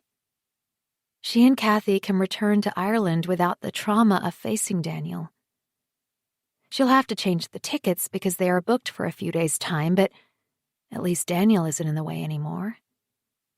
It's a terrible thought, but she can't help it after weeks of anxiety over how to tell Daniel that she's taking Kathy back to Ireland. Before she goes upstairs to Kathy, Constance calls Liam. So has Daniel turned up? He still hasn't answered his phone. Liam snaps. He's really landed me in it. That's why I'm calling, Liam. She takes a breath. The next words she speaks are so hard to believe they're true. He's dead, she says bluntly, not knowing how else to say it. What the fuck? Liam cries out. What do you mean? He's dead? What happened? Connie, what happened? He fell off the rim at the Grand Canyon. But he was scared of heights. Why would he go there? I know. She licks her lips. The cops think it might be suicide. There is a long pause. She notes that Liam isn't shocked at the idea of it. Nor does he ask why his brother was at the Grand Canyon when he should have been at work or in bed with food poisoning. Of course, Liam must have known about the affair. How else could Daniel have kept it a secret from her? We'll come straight over, Liam is saying to her. We'll get a sitter for the boys and we'll be there in an hour. No? Constance says in a panic. I haven't had a chance to tell Kathy yet. Oh, God, the poor kid. It's her birthday tomorrow, isn't it? Yes. I'm sorry, Liam. I'm really done in, and I have to call your sisters in Australia and deal with Kathy. It's okay, I'll ring them, don't worry about that. If that's what you want, we won't get in your way tonight. But he insists they will be over first thing the next day. Kathy's door is locked. Since when has her daughter started locking her bedroom door? Loud music pounds inside the room. Constance knocks on the door, but either Kathy is ignoring her or she can't hear her. Kathy! She bangs on the door with the flat of her hand. Kathy! The key turns. Now is not the time to lecture her daughter on it, but she makes a mental note to take away the key at the first opportunity. The door swings open, and there stands her scowling daughter. She's wearing a huge black t-shirt, her bare legs long like a colt's. Her skin is as pale and fragile as a baby's, yet there are dark shadows under her eyes, and though wan as the moon, her cheeks are damp with sweat. What? She asks. Constance's stomach cramps as the music blares out of the room. It sounds to her like a mesh of missed beats and disharmony. It sounds like the violence of her husband's big fall in the Grand Canyon. Can you turn down the music? Constance asks, her voice shaking involuntarily. Kathy stomps over to her bedside locker and turns off her iPhone. Instantly, the speaker is silent. Constance surveys the pile of books on her daughter's bed, the mess of clothes on her floor. Her eyes roam the room, for she can't look at her face. So, tomorrow is your birthday? She says, weakly. Yeah, thanks. Kathy shrugs. Is that it? No, but I know it's your birthday tomorrow, and this shouldn't be happening, but it's your father, she says slowly, feeling like throwing up. So he's not home from a birthday, she shrugs. Whatever. I'm going over to Lisa's house in the morning, anyways. Anyway. Constance finds herself correcting her. Whatever. Kathy narrows her eyes at her. Desperation sweeps through Constance. My daughter can't stand to be in the same room as me. What have I done to deserve her contempt? Kathy is already shutting the door. No, it's not that, Constance says, pushing her foot in the door. I need to come in. I don't want you to come in. This is my space. You promised when we moved in. Kathy, listen to me. Constance jumps at the urgency of her own voice. The expression on Kathy's face changes instantly. She looks at her mother through guarded eyes as she steps back and sits down on her bed. Constance walks into the room, stands over her daughter. She looks tiny, curled up on her bed. This afternoon, the police called to the house, she says at last. And I was out just now because I was with them. Although she's clutching her hands to stop them from shaking, she sounds quite calm. Kathy sinks back against the headboard of her bed. Her face has completely shut down, and Constance has no idea what her daughter is thinking. And I just had to... Well, your father... I don't care, Kathy interrupts. She looks at Constance with such loathing that her mother steps back in shock. Kathy... You don't understand. Constance plows on, squeezing her eyes shut and spitting it out. Daddy is dead. Her daughter gasps like a stranded fish. Constance opens her eyes again. She wants to go to her, take her in her arms. She wants the two of them to cry and wail together, but the tears won't come, and Constance finds she can't move. The horror of what she just said has turned her to stone. What happened? Kathy struggles to get the words out, yet she isn't crying. She's whiter than ever and shaking, but tearless nonetheless. He was at the Grand Canyon, and there seems to have been an accident. Constance's voice cracks. He fell. No, Kathy says, shaking her head. He couldn't have. He never went to the Grand Canyon. He wouldn't have gone. He was scared of heights. I know. Constance nods like a robot. I know. She manages to move towards the bed and sits down on the covers. She takes her daughter's cold, shaking hand in hers, squeezes it. But love, he did go to the Grand Canyon. She takes a large gulp of air. I just had to identify him. Kathy's head snaps up and she stares at her. Her daughter's eyes are the same as Daniel's. Constance is pinned by their blue intensity. A sob rises involuntarily. She suppresses it. She has to be strong for Kathy. Was she there with him? Her daughter asks her. Her words punch Constance as she looks at her daughter in astonishment. You knew about her? Of course I knew, Mom, Kathy says. Constance can hear the pity in her voice, see it in her eyes. I've known for months. Chapter 25. 4 days after, Saturday.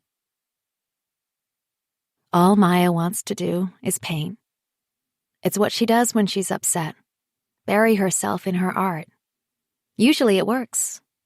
Before long, she becomes immersed in the creative process, and her spirits begin to lift. But today, she can't concentrate. Maya can still see Daniel's face the last time she saw him on Tuesday. His shock at her fury and her jealous rage.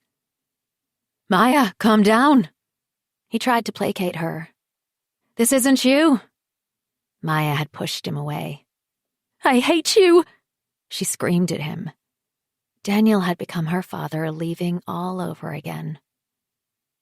He appeared stunned, confused by her sudden madness. He looked as if he might say something, but instead, he shook his head and walked away. He had put her in an impossible position, and Maya had been furious because there was nothing she could do to change it. It had been their second breakup in their time seeing each other, and it was clearly their last, because since Tuesday she hasn't heard one word from Daniel, unlike last time. Maya takes up her palette and attempts to mix the colors of the canyon rocks. I love you, Daniel had said to her, but it hadn't been enough. They are from different worlds and different generations. He is 12 years older than her. Maya thought it didn't matter, but it does. Daniel believes in responsibilities, and she believes it's more important to be true to yourself. It frustrates her that in the end, he didn't take the risk to live his life how he wanted to. Maya puts down her palette. It's no good. She's too wired to paint. She shouldn't have smoked so much weed with Joe last night. She can hear him still sleeping on the couch. His soft snores rippling through the silent house. That man could stay up for days. But when he crashed, boy, it was monumental. She gets up from her workbench, stretches to the ceiling of her studio. She tries not to think of her and Daniel making love on the paint-splattered floor just last week. How he had massaged her with warm vanilla and ginger oil as she came again and again. She squeezes her hands and orders the image out of her head. She has to accept that she will never see him again. Yet she feels an unusual anxiousness, so much so that her whole body is aching. A sensation of needles in her arms and fingers, and a stabbing dull ache in the side of her head. Opening the door of her studio, she creeps past the sleeping Joe. She wants to be on her own, hiking on one of her beloved trails. She needs to get her head together. She wanders into the kitchen to make some green tea. As she does so, she hears a car pull up outside. Hope surges through her. At last, a miracle. He's back. At last. Maya runs out the back of the kitchen, her little red kettle still in her hand. Why is she running? Of course it can't be Daniel. He left her. She rounds the side of the house, and indeed it's not Daniel's car, but a cop car that is pulled in next to her Jeep. The car comes to such a sudden halt that the tires whip up loads of dust. It fills her mouth. She watches 2 cops get out of the car. She watches them walk towards her. She can feel herself fading away, as if her whole body has turned to dust. The force of her grief shocks her. Maya is flattened by it. Tears stream down her face. Her darling Daniel is gone forever. It is all her fault. She abandoned him. She knows of one other person who died in the Grand Canyon. A friend, a beautiful Polish girl, only 25, who had been aiming to be the youngest woman to hike the whole length of the Grand Canyon. It had been a freak accident. She had stepped on a ledge that looked perfectly safe, that any of the group might have stepped on, but it had given way beneath her, and she had fallen 300 feet to her death. That's how it is in the Grand Canyon. It's a harsh, unforgiving landscape. It doesn't wish to be conquered. It should never be taken for granted. And you never leave someone behind in the Grand Canyon, no matter how mad you are at them. She has done that to Daniel twice. But Special Agent Lopez tells her that he has fallen from the rim. He hadn't gone down into the canyon on a trek and got lost.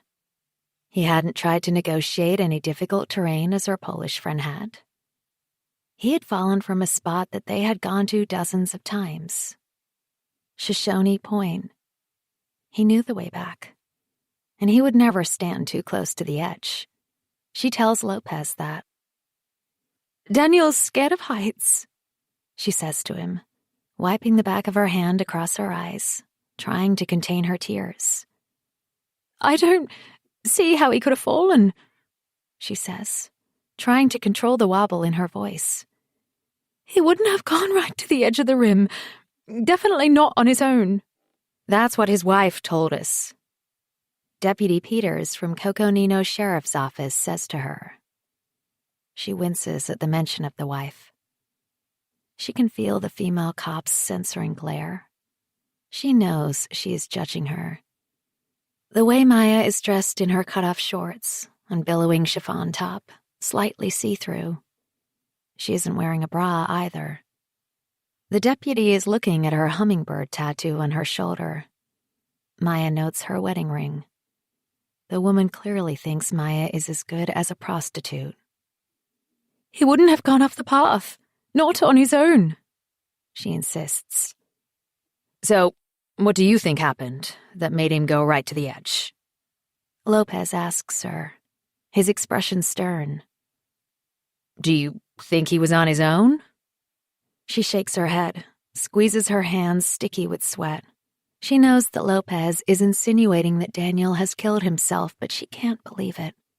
"No," she whispers. "I don't know." Even as she says it, she remembers how upset Daniel had been.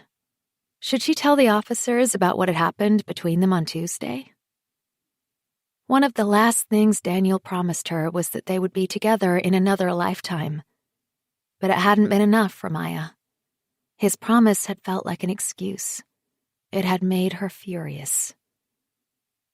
Now he is gone from this world, and the only chance their love will ever have is in another lifetime. It seems a pathetic concept. All her esoteric beliefs of ancient past lives in Egypt and connections during the Renaissance feel like rubbish. "If you believe he wasn't on his own, who was he with?" Deputy Peters' tone is sharp, almost accusatory. Maya steps back, her hands shaking violently, her stomach heaving. She's never going to kiss Daniel again. She is never going to stroke the golden hairs on his arm or feel his cheek against hers. She is never going to make love to him ever again. "Let's go inside," Lopez says. "You need to sit down." She's forgotten about Joe. He is awake when she comes in with Lopez and Peters, sitting on the couch with an innocent look on his face, all signs of last night's joints cleared away. "Who's this?" Lopez immediately asks. "What's going on, officers?" Joe asks at the same time, giving Lopez a cold look. He is no fan of the law. There's something comforting about the sight of Joe and his shaggy hair. Maya is glad he is there. She wants to hide in one of his bear hugs. "Joe," she says in a trembling voice. Something terrible has happened. Who is this person? Peters asks her. He's my friend, Joe Burns. What's going on? Joe asks the deputy. He's dead, Maya says, her voice rising. Joe, he's dead. In one quick movement, Joe is off the couch. Maya falls into his arms. She buries her head in his chest and lets out a loud sob. She can't say another word. The pain sweeps through her. She wants to die, too. Is it her father? She hears Joe ask the officers. No, Lopez says. Not her father. She pulls back from Joe's chest. A voice inside her head is telling her to step away from him. How does this look? To be in the arms of another man. She wipes her wet face with the back of her arm. Daniel fell off the rim in the Grand Canyon, she tells Joe. He's dead. Holy fuck, Joe exclaims. A wave of desperate longing sweeps through her. She can't bear to speak to Special Agent Lopez or Deputy Peters anymore. She just wants to be left alone, but it is clear the two officers want to ask her more questions. Lopez has taken out a little red notebook from his back pocket. If you could take a seat, Miss DaCosta, he says, producing a pencil from the spine of the notebook. We need to ask you a few questions. No, go away. Leave me be. Maya screams inside her head. But she nods her head in assent and sits down on the couch. Joe sits down next to her. He takes her hand in his. It is inappropriate, but she is too devastated to pull away from him. Mr. Garvey's wife has told us that her husband was with you the day he disappeared? Lopez asks her. Is this true? She can't speak. She stares up at the two officers blankly. How long had you been seeing Mr. Garvey, Miss DaCosta? Deputy Peters asks her. The female cop's eyes are icy as she stares right at her. Well, hey, Maya's my girl, officer. Joe speaks up in a valiant attempt to protect her. Miss DaCosta, we really need you to answer us. Lopez insists. Can't you see she's upset, man? Joe says. Maya can hear a hostile tone in his voice. The last thing she needs is Joe acting out. It's okay, she says, gently extricating her hand from his. So, for how long were you having an affair with Mr. Garvey? Lopez asks. There is no point denying it. The wife told us about you. Peters adds, a threatening edge to her voice. About 9 months, she says in a small voice. She looks down at her bare feet. She remembers she had painted her nails silver for him. He said he loved the way silver shimmered against her skin. She gulps as tears begin to rise again. And you used to go hiking in the Grand Canyon together? Yes.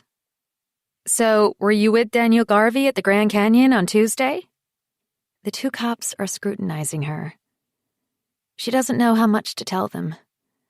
They will find out soon enough anyway. All she wants is for them to go now. Let her be so she can wail and rant and cry out to the mountains. She will deal with the consequences the next day. No. She lies. They are gone now. The sun is sinking behind the Sedona red rocks, and the trees' shadows are dark, diagonal lines reaching out towards her. She wants to run away from all this pain. Through the trees, and up the walls of the canyon, and disappear like a puff in the melting sky. It is a beautiful sunset, the kind that makes you glad to feel alive. But she isn't glad because Daniel will never see a sunset ever again. He will never see the love in her eyes, or hear her tell him how he is the center of her world. She is spinning around, with no center now. Maya, honey, come inside. Joe is still here. A part of her wants him to take off and leave her be so that she can lie down in the red earth. Pray for a rattlesnake to come bite her, so that she can fall asleep and wake up in Daniel's new world. But a part of her wants Joe to stay. She lets him lead her back into Luna House and sit her down on the couch. He's made soup. She's not sure out of what, but it is salty and hot with spices, and it gives her a little strength. He rolls up a huge joint and he makes her smoke most of it. She falls into a kind of daze. Joe helps her up to her bedroom and onto the bed. She is like a rag doll, unable to even undress herself. So Joe takes her shorts off and unbuttons her blouse, his hands accidentally brushing against her nipples. He lies on the bed next to her, and he holds her in his arms as she weeps again. "I loved him, Joe," she cries. "I really loved him." The room is spinning, and she feels sick and ugly. She doesn't deserve happiness. She has spent her whole life trying to find that balance, but she will never have it. She and Joe are facing each other on her tiny bed, and his face is coming in and out of focus. It must have been a strong joint. His eyes are changing color from brown to green, a flash of Daniel's blue, back to brown. She is losing hold of her body, her soul flying up out of her. She is terrified. "Fuck me," she hears herself mutter. Joe says nothing, but somehow he is naked and somehow he is on top of her. "Fuck me hard," she begs Joe, fury sweeping through her. How dare Daniel leave her? How dare he? For a brief moment as they are making love, within a tiny chasm her grief is gone. Afterwards, it descends upon her again, heavy and fast. She is sick with herself. Joe cradles her, kissing her cheeks wet with tears, trying to console her. "Forget him, baby," he whispers. "He was no good for you. Forget him now." Chapter 26. 4 days after, Saturday, 6th of April, 2019. Katerina opens her notebook and pulls out a picture of Our Lady of Guadalupe. It has been folded and unfolded so many times that the image is fading. When her mother had first given it to her, the Virgin's cloak had been a rich, brilliant blue, dotted with golden stars, her tilma a glorious yellow cocoon encasing her and edged in orange. She doesn't know why it is she still carries it around with her wherever she goes. She has long stopped believing in God. And yet it is hard to shake her mother's old traditions. She stares at the familiar face of Our Lady of Guadalupe. She asks for her strength to help her through this time of separation from her husband. She prays for the soul of the dead man she found yesterday morning in the Grand Canyon, and she even asks for Our Lady's help with his family. Katerina doesn't want to have to meet them. The body had been taken to the medical examiner's office in Flagstaff for official identification and an autopsy. After she and Special Agent Lopez bagged the body, loaded the basket stretcher, and signaled for the chopper to take off, they had taken pictures of the impact site. The special agent had taken out a small red notebook and taken copious notes. "Looks like our man fell from Shoshone Point," Lopez said, craning his neck and looking up at the jagged walls of the canyon. "Reckon it was suicide?" Katerina ventured. Lopez didn't reply, continued to make notes in his book, although he didn't share them with her. She had never worked closely with the special agent before. He had been on duty assignment in the Grand Canyon for just 3 months. Shane had spoken about him, had said he was solid. He was clearly the silent type, too.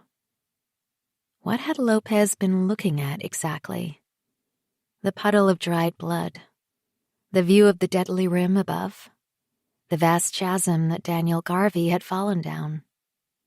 Thinking his name makes her feel a little sick. She tries not to think of the moment when he fell. For the past week, Katerina has been having these recurring nightmares of falling. She wonders if any of the other park rangers suffer from bad dreams like these. They are constantly clambering up and down ravines and rocks, negotiating narrow cliff-edge trails, called on for search and rescue in the most precarious of situations. You have to be on your guard the whole time. In her nighttime subconscious, she slips and falls off one of those rocky precipices. The falling takes so long. It never ends. Fear coursing through her body, buffeted by the crosswinds, battered by the sun's harsh hand, flung into the land, all of her breaking up into tiny little pieces. She wakes up screaming, missing Shane more than ever. With shaking hands, she hunts for her phone and calls him, but he never answers. Even his voicemail is enough to soothe her. Just to hear his slow drawl. Nothing ruffles Shane. She lies back down and closes her eyes. She remembers the first months they were together in the trailer in the Grand Canyon. It had been the happiest time of her life. Her phone rings. She doesn't make a move until she has the urge to suddenly lunge for it before it rings out. "Hello, this is Katerina Nolan." "Good morning, Park Ranger Nolan." A male voice. She recognizes it. "It's Matt Lopez here." "Right." Katerina stands to attention, wide awake now, on alert. "I'd like to ask you a few more questions about the body you discovered in the South Rim District yesterday." "Sure." "Standard procedure for the paperwork." She licks her lips. "So I guess it was suicide." "And why do you say that?" Lopez asks her. "Well, I told you yesterday that there seemed to be no ledge fall at Shoshone Point." "But still more likely to be accidental, though, statistically." "Yeah, but he was on his own. Most people don't hike on their own in the Grand Canyon." "Possibly, Park Ranger," Special Agent Lopez says. "Well, we can discuss what you think happened to Daniel Garvey this afternoon at 2. Daniel Garvey. She wishes he hadn't said his name. It makes her feel sick again. To think he's a real person, rather than the tangle of limbs she sat with yesterday morning. She gets up from her bed, swaying a little, and goes into her little kitchen. She turns on the tap and splashes cold water on her face. Picking up the bottle of hand cream, she squirts some onto the palms of her hands, rubbing them together while thinking. This meeting with Special Agent Lopez is crucial. She has to provide the right evidence and put this case to rest. Show him her skills and potential as a park ranger. It has always been her dream to become a special agent of the Investigative Services Branch, just like Lopez. Katerina will convince him that Daniel Garvey is one more suicide in the Grand Canyon. A dramatic gesture, with no thoughts of the consequences for his loved ones. As she waits for Special Agent Lopez, Katerina watches a family of 4 sitting outside the cafe. The kids are eating ice creams and making a mess of it.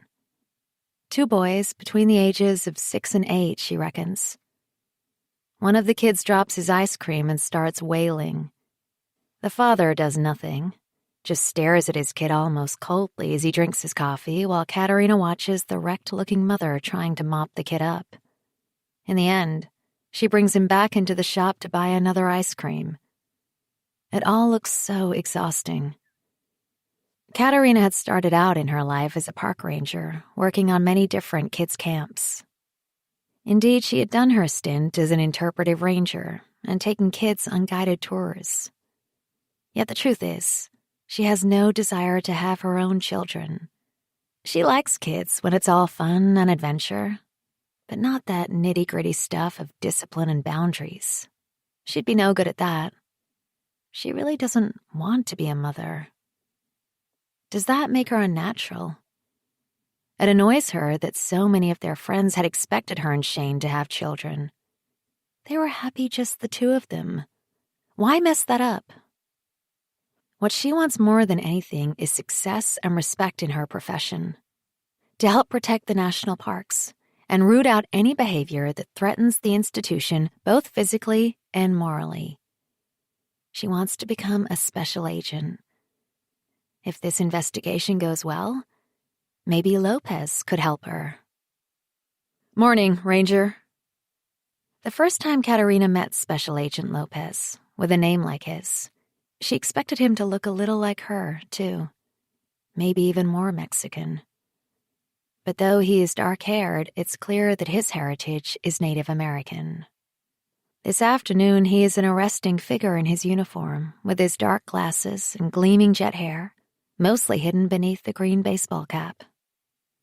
Lopez requests that she accompany him to the point on the south rim where Daniel Garvey had fallen. They walk to where Lopez's Jeep is parked and drive along Desert View Drive. I want to get your perspective on the site, Lopez tells her as he turns into the car park at Shoshone Point. They walk in silence along the slight uphill incline of the trail. Through the sparse pine forest, scattered with oak, Katerina keeps a lookout for deer or elk, but today they are keeping their distance. All she can hear are birds rustling in the branches of the trees. Eventually, the land opens out to a small viewing area with picnic tables and a barbecue pit. The place is deserted, though. It's still early enough in the season for Shoshone Point to be empty. Katerina points at the promontory, with its lone standing stone, like a ragged tombstone of solid sand. So that's where he must have fallen, she says. Several 100 feet. Lopez walks out onto the narrow promontory, glancing up at the tombstone before taking another step forwards and peering over the edge. So you were off trail when you found him? Yeah, I was taking a detour. Katerina joins Lopez at the edge of Shoshone Point and looks at the view. It never fails to fill her with a sense of awe, no matter how many times she has seen it. It's a long way down, all right. Lopez's voice sounds distant beside her. She listens intently. The silence billows around them. In the distance, very faintly, she can hear the raging waters of the Hance Rapids. That is the thing about the Grand Canyon. Its peace is an illusion. So, do you think Daniel Garvey jumped or fell? The special agent asks her. I think suicide is most likely. Did he leave a note? She asks him. Well, according to his wife, he was afraid of heights, Lopez says. She feels the intensity of his gaze upon her. It would seem a strange way to kill yourself if you had vertigo, don't you think? Maybe that's precisely why he did it this way, Katerina suggests, taking a step back from the edge. It takes courage to kill yourself. He finally overcame his fear. Pretty sick irony, though, Ranger. She kicks the dusty ground. Yeah, it's sad. She watches Lopez as he circles the small area. He turns his back to her and crouches down by one of the prickly grape holly bushes. He seems to be checking the ground all around it. They already took photographs yesterday, she tells Lopez. Did you see the report? But Lopez doesn't reply. She wants to leave now. Why does she have to show Lopez this place anyhow? Surely he was out here yesterday with the other investigators. Lopez is still crouching by the shrubs. He's taken a small red notebook out and is writing in it. Did you find something? She asks him. Nope, he says, not elaborating. She steps back from the edge and sits down on a ledge of rock, takes her hat off and wipes her forehead with the back of her hand. There is no shade on this point, and it's a warm day for April. Not long since the snows had closed half the roads in the park. Spring is so short in the Grand Canyon. She can smell the intensity of the summer approaching. The long days of rescuing idiot tourists who get themselves lost and dehydrated. The season of wildfires will be upon them. She and Shane like that work. The exhilaration outweighed the dangers. She finds herself hoping he will be back soon, so that they can work as a team yet again. Okay, well, thank you, Ranger. We can go now. Lopez is straightening up, putting his notebook back in his pocket. What do you think? She asks him. He raises his eyebrows at her, clearly unimpressed by her inquisition. Too soon to conclude. Suicide, then? Maybe, maybe not, he says, his expression unreadable. Although she is still hot, his words send a chilling shiver down her back. Why is Special Agent Lopez being so obtuse? Chapter 27. 4 days after, Saturday. Constance dreams that she and Daniel are in an airport racing to catch a plane, but he keeps running in a different direction to her. Daniel, she calls out. Daniel, this way. She is on a downward escalator as she sees him going on the up escalator. She calls to him again, but he doesn't hear or see her. His eyes are fixed on where he is going. Up and up, away from her, toward the other woman. Constance wakes with a start. She reaches out for Daniel. Of course, he is not in the bed with her. She lies on her back, lets the tears slide out of her eyes, down the side of her face, and onto her pillow. She has lost him forever. She will never be able to fix their marriage now. She tries to remember their last proper conversation without tension or hostility. She clutches onto the few moments of truce between them. He had put his hand on her shoulder, squeezed it. She remembers now. It had been Tuesday morning, the day he lost his life. He had said, "See you later."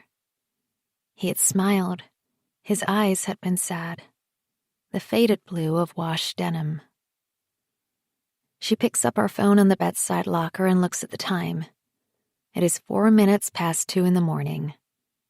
Fragments of the dream are stuck inside her head. She wants to talk to Daniel so badly. She needs to ask him, would you have chosen me in the end? Like the time before? If she had actually told him she and Kathy were leaving, would he have given up Maya DaCosta to get her back? Had her husband's affair been a cry for her attention? That was why Daniel had been unfaithful before. But this time it was different. Maya DaCosta is different. Her husband had fallen in love with her.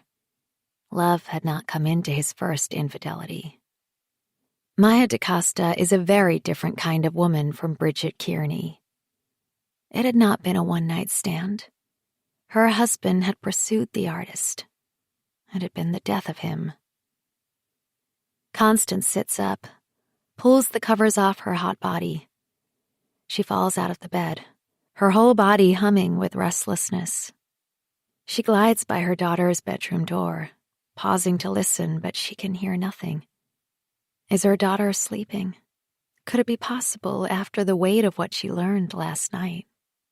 She carries on down the stairs and into the lounge. There it is. Maya DaCosta's sublime watercolor hanging over her fireplace. Hideaway. Constance stands in front of it, staring. The painting's beauty makes her angry. How can such a wicked person produce a painting so iridescent, so divine?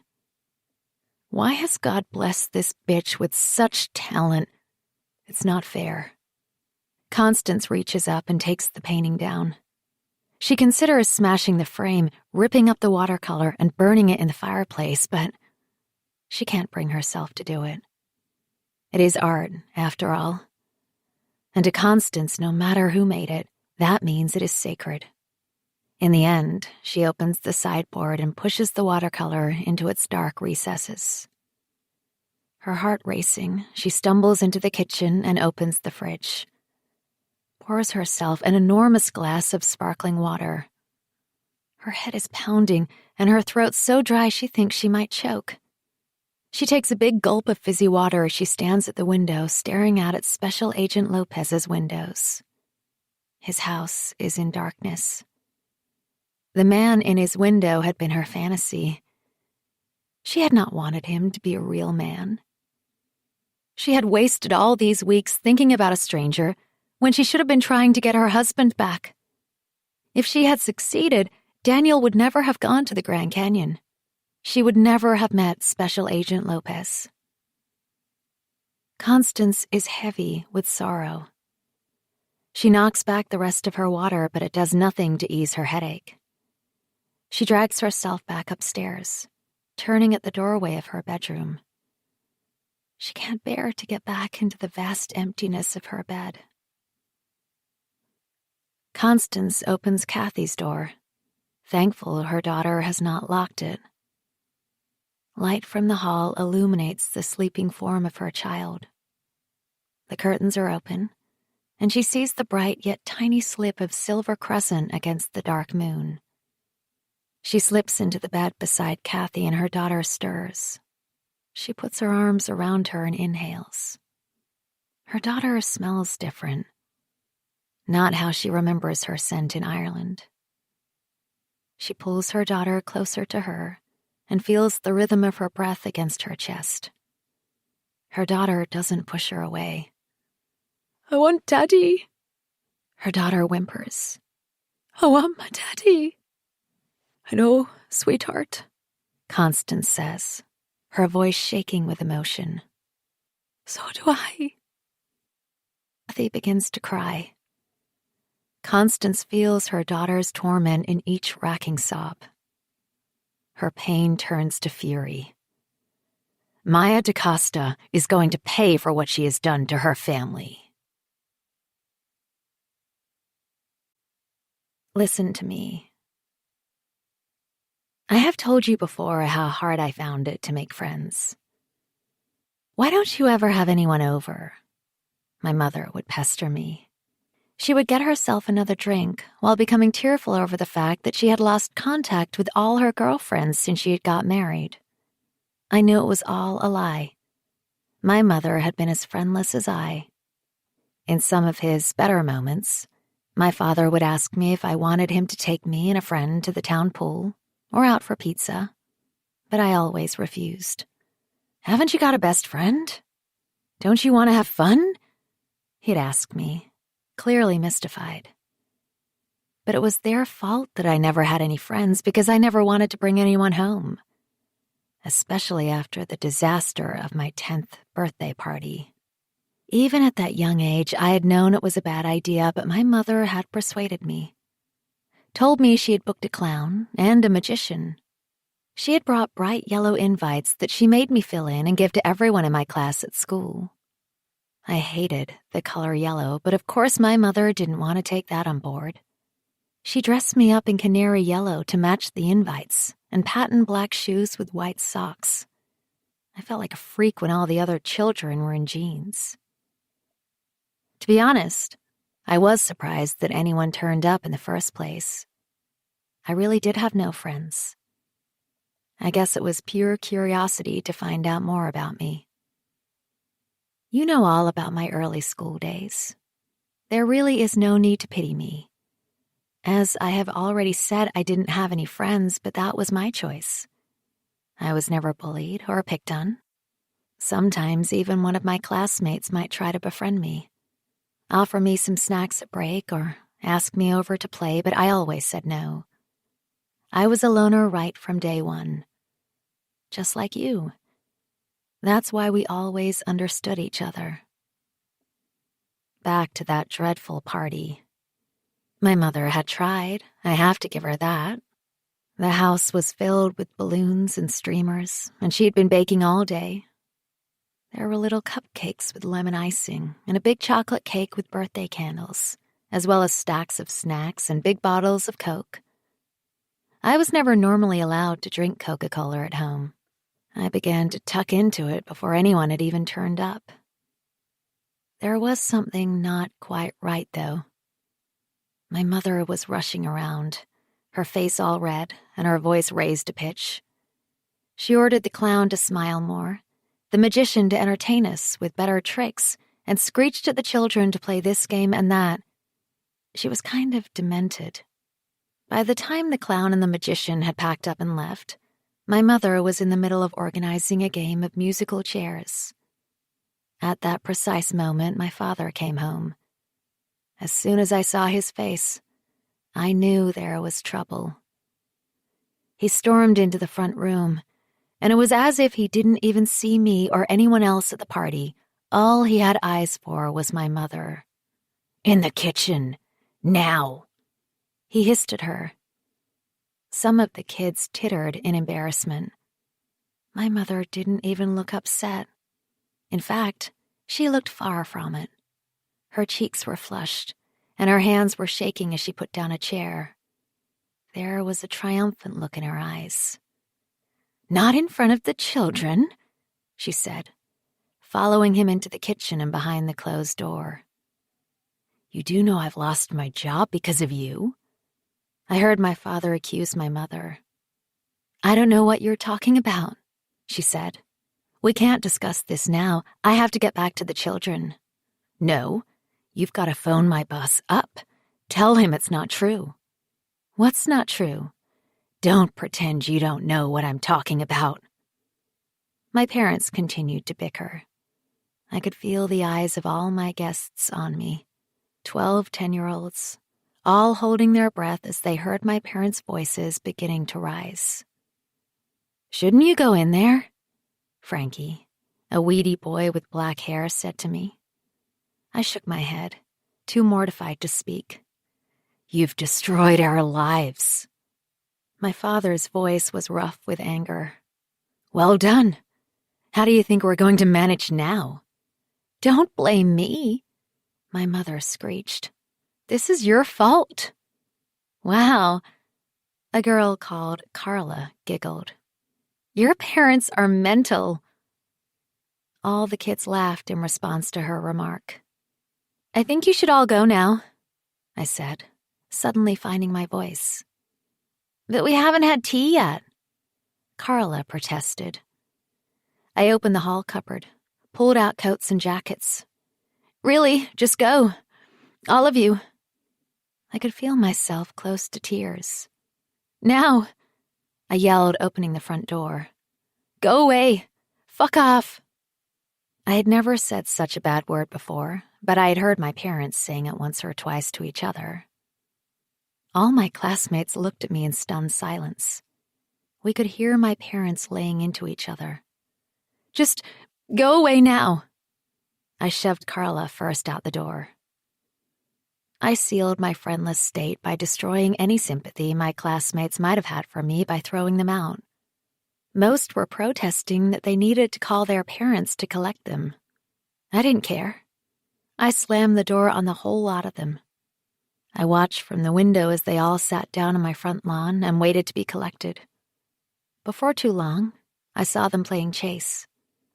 I was an oddball, and no one wanted to know me. I went up to my bedroom, and I lay on my bed thumping the pillow in rage. I hated my parents for ruining the party. But I hated myself more for trusting my mother, for thinking that for one afternoon I could be like any other 10-year-old and have a happy birthday party. My parents fought for hours. It was a bad one. I had long stopped caring about the details of their fights.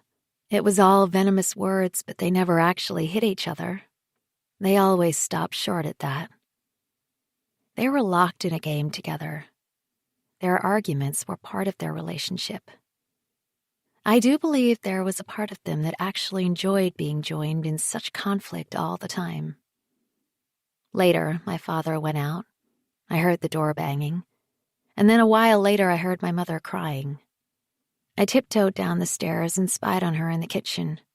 She had the bin out and was throwing all the party food away, sobbing her heart out as if it had been her birthday that had been ruined. The next morning at breakfast, my father said he was sorry about the party. He tried to make it up to me by offering to take me and 2 of my friends camping for a weekend. But I said I didn't want to. It was not that I didn't like camping. It was that I had no friends. You once told me that you had been the center of your parents' universe when you were a child. I had been so jealous of that because I don't think I even existed in the same universe as my parents. It was clear they loved each other more than they loved me. The obsessive nature of their hate proved that. It is the same with us. I love you more than anyone or anything else in the whole wide world. And that is why I hate you too. Chapter 28. 4 days after, Saturday. Maya needs to force herself to take some steps forwards into a life without Daniel. The first part of that is owning up to the truth. That is why she is driving to the Grand Canyon to talk to Special Agent Lopez. The sides of her Jeep are open. She's always liked to feel the warm wind caressing her and her hair flying all over the place. The Jeep is shuddering with the effort of keeping up, but she no longer cares if it isn't that safe. Spring is ruined for her now. Life has turned to death. When she woke up this morning, Joe was already gone. She is confident that true to form, he won't come back for a good while. To think of what she did with him last night fills her with regret.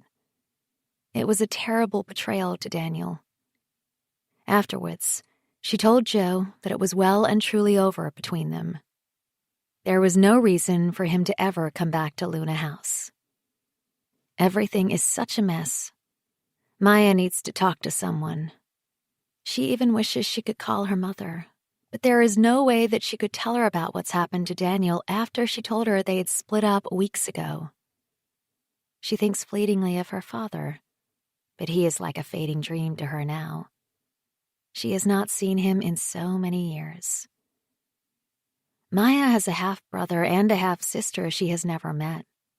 They are still children, the eldest just about 13. She has never even seen a photograph of either of them. It is as if her father has rubbed Maya and her mother out. They are his mistakes, and now he has a new family. Well, she doesn't need him or his family. She is used to coping on her own. She has friends. They are her family. Can she consider Joe a friend now? Maya swallows back a wave of shame. She used him to deal with her grief. But then surely Joe knew that she had been in a state. He had just been trying to make her feel better. She feels a sudden wave of desperation. Again, a need to talk to her father, but Celeste is always in the way. Would it have been like that for Kathy Garvey if Maya and Daniel had made it? Maya had been the same age as Daniel's daughter the last time she visited her father. She guesses Kathy Garvey would have hated her just as much, if not more than she had hated her stepmother, Celeste. Maya grips the steering wheel. No, she would have done things differently because she knows how Kathy feels. She would have tried so hard. She cares about Kathy, whereas Celeste has never appeared to care about her. It would have been so completely different because Daniel loves his daughter, and Maya's father never loved her. Even so, despite Maya's good intentions, Kathy hates her. That is evident. Daniel underestimated his daughter. He had handled it all wrong. It wasn't until the incident in the Birdcage Saloon in Prescott that Maya knew for certain that Kathy Garvey had known about them for several months. That night, Maya had recognized her. Her instincts had been correct, that the schoolgirl staring at her in the botanical gardens all those months ago had been Kathy Garvey. Why had she not confronted her father or told her mother? 2 weeks ago, Maya and Daniel had gone to see the singer Candace Devine perform in the Birdcage Saloon. She had suggested that rather than Daniel come to her house in Oak Creek Canyon, they meet there. She'd booked them a room in the St. George, and they planned to share breakfast the next day in the diner below, before he headed back to work. His excuse to his wife had been an early viewing in Prescott for a client, so he needed to stay over. The venue was packed, but they found a table in the corner. Daniel had seemed excited. He looked younger to her that night, his hair a richer red and his eyes brimming with anticipation. "This is great!" Daniel had shouted to her over the sound of the crowd. "I haven't been to a gig in so long. Do you like Candace Devine?" "Don't know her, but I love live music," he declared. "Actually, I play a little myself. You'll have to play for me sometime." She had been delighted by his enthusiasm. "You'll love her. She has the most awesome voice." He had put his arms around her waist and squeezed her, gave her a whopping kiss on the lips. They'd stood arm in arm, looking over the heads of the crowd at the stage as the band took their positions. A moment later, Daniel's good mood evaporated. She had felt him suddenly stiffen beside her. She turned to him. Daniel had a look in his eyes that she had never seen before. Absolute fury. It had shocked her to see the sudden change in him. She had followed the direction of his gaze. The first thing she had picked up was a face she recognized. A girl's face. Pale, red hair, blue eyes lined in black kohl and red lips. She looked young, possibly just about 21, but unlikely. Where had she seen that girl before? The red-haired girl had been with a man. He had looked a good bit older than her. He was good-looking in a clean-jawed cowboy way, a look that had never appealed to Maya. Indeed, she had never appealed to this kind of man either. They always wanted white girls. Daniel had been completely rigid beside her. She had heard him muttering in a low voice. "I don't fucking believe it." "What is it? Daniel?" But he had let go of her. It had been as if she was no longer there. He had pushed through the crowd, shoving people out of his way. The girl saw him, and in that moment Maya had remembered. She was the schoolgirl who had stared at her at the desert botanical garden. She looked so much older in her makeup and dressed in a skin-tight miniskirt, tiny scarlet top and high heels. But behind the mask, Maya could see it was the same girl. The one she had imagined might be Kathy Garvey. The girl took a step back into the chest of her companion as soon as she saw Daniel. She looked shocked, and yet Maya could also see a glimmer of challenge in her eyes. Maya followed the trail Daniel had left in the crowd, but just when she got within earshot, she stopped. What was she doing? She couldn't approach Daniel's daughter. Of course not. "Kathy, what the hell are you doing here?" she had heard Daniel say to his daughter. "Well, I could ask you the same question," Kathy had said, pointing right at Maya. Daniel had looked over his shoulder at her. His blue eyes had been dark with displeasure. Maya wasn't certain what she should do. Stay? Walk away? It was too late now. Their secret was out. "Who is this?" Daniel had said, glowering at Kathy's companion. "Hey." The guy put up his hand protectively. "There's no need to be hostile." Daniel took Kathy's elbow. "Come on, I'm taking you home," he had said to her. "What's your ma'am gonna say about this?" Maya had felt a finger of ice trail her spine at the mention of Kathy's mother. "I don't think you want to tell Ma'am anything, do you now?" Kathy had said to her father, her tone taunting, because I could tell her plenty back. That's enough. Come on. Daniel had said to Kathy, dragging her away from the cowboy. They were making a bit of a scene. Maya saw the bouncers looking over at them. Hey, don't push her, Kathy's cowboy had said to Daniel. Who do you think you are? I'm her father. Daniel had turned on him in an icy voice. The guy flinched. Do you know that she is only 15? He had hissed at him in a low voice. No way. The man had protested, but his eyes were darting everywhere. Maya could see he was lying. She told me she was 21, at college. I could have you arrested right now, Daniel had said to him. Don't you dare come near my daughter again, else I'll have you done on statutory rape. Look, I didn't know, right? The cowboy had protested. Guys, can you take this outside, else we'll have to call the cops? One of the bouncers loomed over their group. Hey, I'm gone, the cowboy had said. He'd plowed through the crowd and out the door without a second glance at Kathy. Let's go, Daniel had said to his daughter, as she glowered at him. That was rude, Dad. He was just a friend. I'm not a fool, Kathy, Daniel said as he pushed her towards the door. Aren't you forgetting someone, Daddy? Kathy retorted in a voice laden with sarcasm. What about your girlfriend? Shut up, Kathy. Daniel dragged his daughter out the door of the bar. Maya had watched them go. Daniel had said nothing to her. He hadn't even waved goodbye. She had been aware of some people looking at her. How many had listened to that little altercation? She had walked back through the throng and leaned on the bar. Candace Devine had just taken to the stage.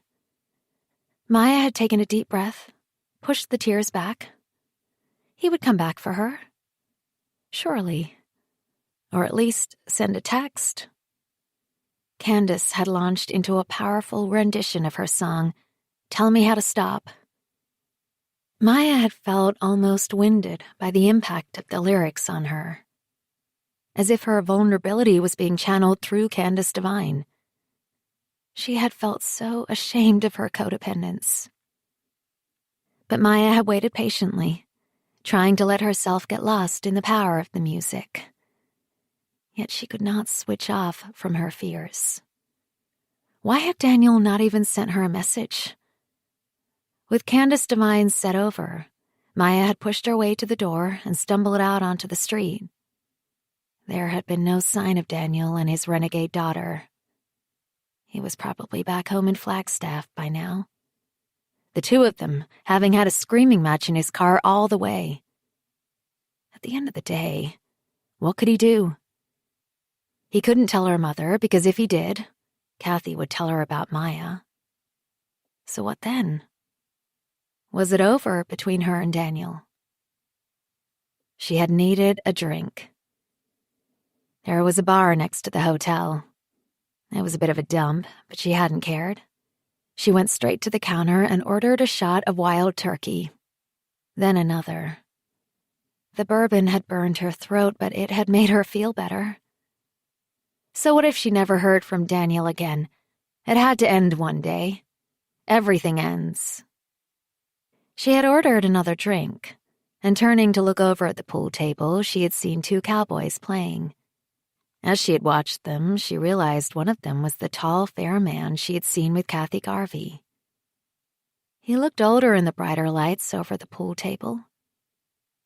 She had felt a flutter of disgust. Daniel's daughter should have been dating a fumbling high school boy, not this towering adult male. Maya had ordered another bourbon.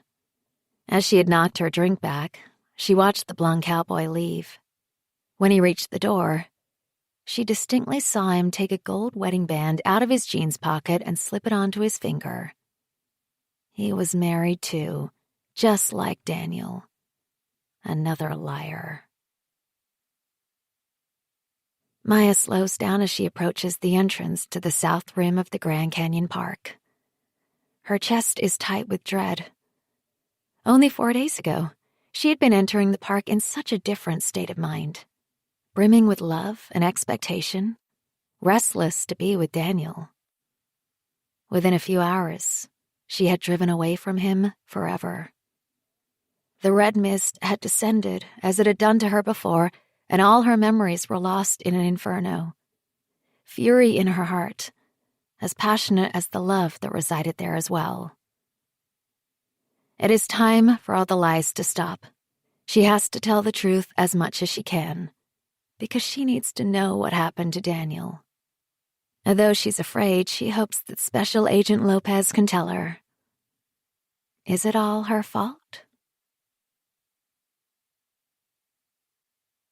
Chapter 29. 4 days after, Saturday. Constance can hear the sea. Waves sweeping the beach behind their stone cottage, and the seagulls calling to her.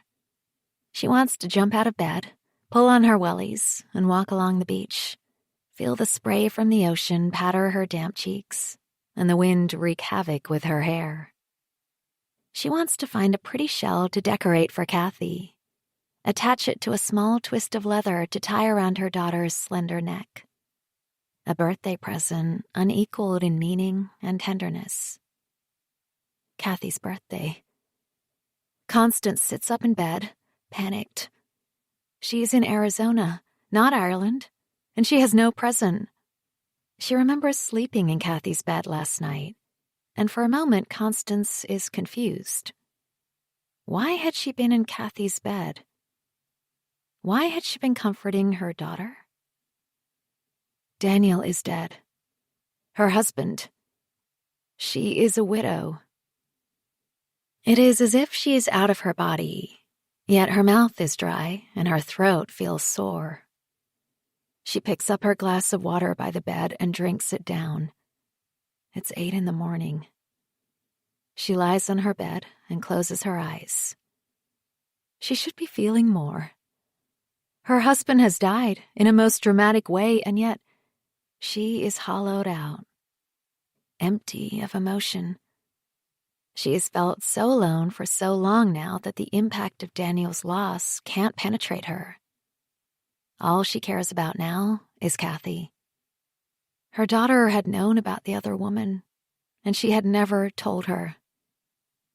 Of course she couldn't, Constance reasons. Kathy had been stuck in the middle between her and Daniel. It shouldn't have been up to her to tell her.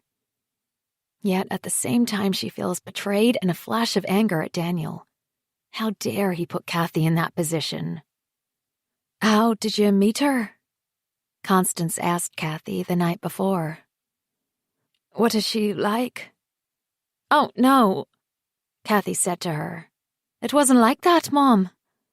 She sat forward on her bed, crossed her legs. "I was never introduced to her." "But where? When?" "I was on the school trip to the Desert Botanical Garden in Scottsdale.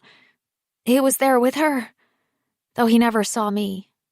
"That was last November." Kathy shrugged. "I know." Constance felt devastated. Her daughter had known for so long and never said a word. "I couldn't tell you. You know that, right? I thought you didn't know." Constance patted her daughter's arm. "I know, love," she sighed. "It doesn't matter now, anyway, does it? Because of what's happened." It felt like the longest conversation that she and Kathy had had since they had arrived in America. It had taken Daniel's death to get them talking. "I hated him," Kathy whispered, her eyes huge and loaded with tears. "And now he's dead, and I feel so bad." Constance took her trembling daughter in her arms and held her as she cried.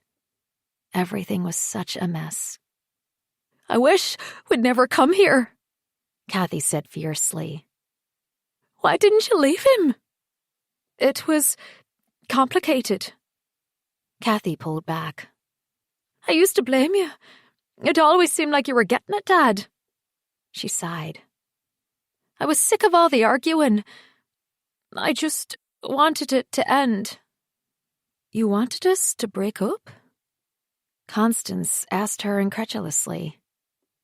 No one wants their parents to split. Surely, it would have been better than living in a battleground. Her daughter sniffed loudly, pulling away from her. It's been awful watching the two of you at each other all the time. I can't remember when you were happy together. Why did you stay if you hated him so much? Constance caught her breath. I didn't hate him, she said in agony. I loved him, Kathy. I don't think you and Dad have loved each other for a long time. Kathy sighed. It doesn't matter now, anyway. Kathy spat out. Dad's dead. He killed himself. He didn't love us enough, not even her. That's not true, Kathy. They think it was an accident. But her daughter had pulled her covers over her head. She heard a muffled, Go away. Kathy, darling. Constance tried to pull the covers off her, but her daughter had them clenched tightly in her hands. Leave me alone. She had given up and gone downstairs into the kitchen. She had poured herself a big glass of red wine, turned out the lights, and stared yet again across her backyard at the back of Matt Lopez's house. But the special agent wasn't home. She imagined him at his desk working late into the night, looking at photographs of her dead husband's body and waiting for a more extensive autopsy report. Special Agent Lopez was sitting there trying to work it out. Had Daniel Garvey been pushed off the rim of the Grand Canyon? If so, who would want him dead? It just wasn't possible. Daniel must have fallen, took a risk, and lost balance because of his vertigo. Or was it one more tragic suicide at the Grand Canyon? Constance had never known Daniel to suffer from serious depression. He had been down when he lost his job in Ireland, but that was normal. Anyone would be like that. But in all their years together, he had never made her feel as if he was struggling with life. He just wouldn't do it to Kathy. She felt certain. She had drunk nearly the whole bottle of red wine, staring at the dark shadow of Matt Lopez's house. It seemed that he lived alone. She had never seen another soul in that bathroom window apart from him. She had stood there for hours, waiting. Eventually, just after midnight, she had seen a light go on in the house. She imagined the raven-haired special agent walking up the stairs of his house, heading for his bathroom. Her body shivered involuntarily as she thought of his hands, those long fingers. Of course, he could not see her in the dark, but maybe he could sense her watching. She backed out of the kitchen so fast, she knocked over the rest of the bottle of wine. She tried to mop it up as best she could. On her knees on the white tiles, the wine that looked like blood, as she placed strip after strip of kitchen roll over it, sobbing with despair. She had staggered upstairs again, fell into her bed, her head spinning from all the wine. Her last thought as she had passed out was of the Grand Canyon and its huge, desperate chasms. She hates that place. It is her daughter's 16th birthday, and Constance has done nothing about it. She looks at her alarm clock again and groans inwardly. 8:30. Liam is due over in about 45 minutes. As soon as Liam is in that door, it really will be official. Constance curls up on the bed. All she wants to do is hide. She has to get herself together, but she feels catatonic, just like when her mother died. Late last night, she had called Frances, and she is flying out to them on Sunday, getting in Monday evening. When she's here, Frances can help her organize everything. The important thing is to make sure Daniel is brought home to Ireland. She feels sick at the thought of one of those big country funerals. Hundreds will come, and she will have to shake the hands of every single soul in their small townland. All those pitying faces. And the talk. Remembering Daniel. She will be in the spotlight, having to look like the grieving widow. Will they expect her to say a eulogy? The thought makes her feel even more sick. She must think of something else. Kathy's birthday. Her daughter is 16, and because of what has happened, it might pass by with barely any acknowledgement. Daniel was a good present buyer. Surely he had got Kathy something. It would mean so much to Kathy to have some token from her father. It would be something that would help heal the pain of her loss in some small way. Constance gets out of bed and pulls open the drawer by his side of the bed. It feels surreal to look at all of Daniel's bits and pieces. A foil wrapper of aspirin, only 2 pills left in the packet. A stick of lip balm. A scrap of paper with a list of stuff he needs for the garage. Daniel had been a great list writer. The list now takes on greater significance. Inch nails, hammer, screwdriver, wood varnish. So, he had been planning to build something. She has no idea what. Now he never will. Underneath the list is a folded piece of paper. She takes it out. It is a travel itinerary for Daniel Garvey, Constance Garvey, and Kathy Garvey. A United Airlines flight from Phoenix to New York, and then on to Shannon. It is dated for the next day. It must be some kind of mistake. But she reads the date again. There is no doubt about it. Daniel must have been planning a surprise holiday by taking them home for Easter. She looks at the ticket again. There is no return itinerary. These are one-way tickets. Constance feels a sharp stab in her chest. Could it be true? Had Daniel planned to bring them home to Ireland? It appeared for good. Why hadn't he told her? Why had he suddenly changed his mind? She doesn't understand. What about Maya DaCosta? With shaking hands, she shoves the tickets back into the drawer. She can't take it in. Her fingers bang against a small black box.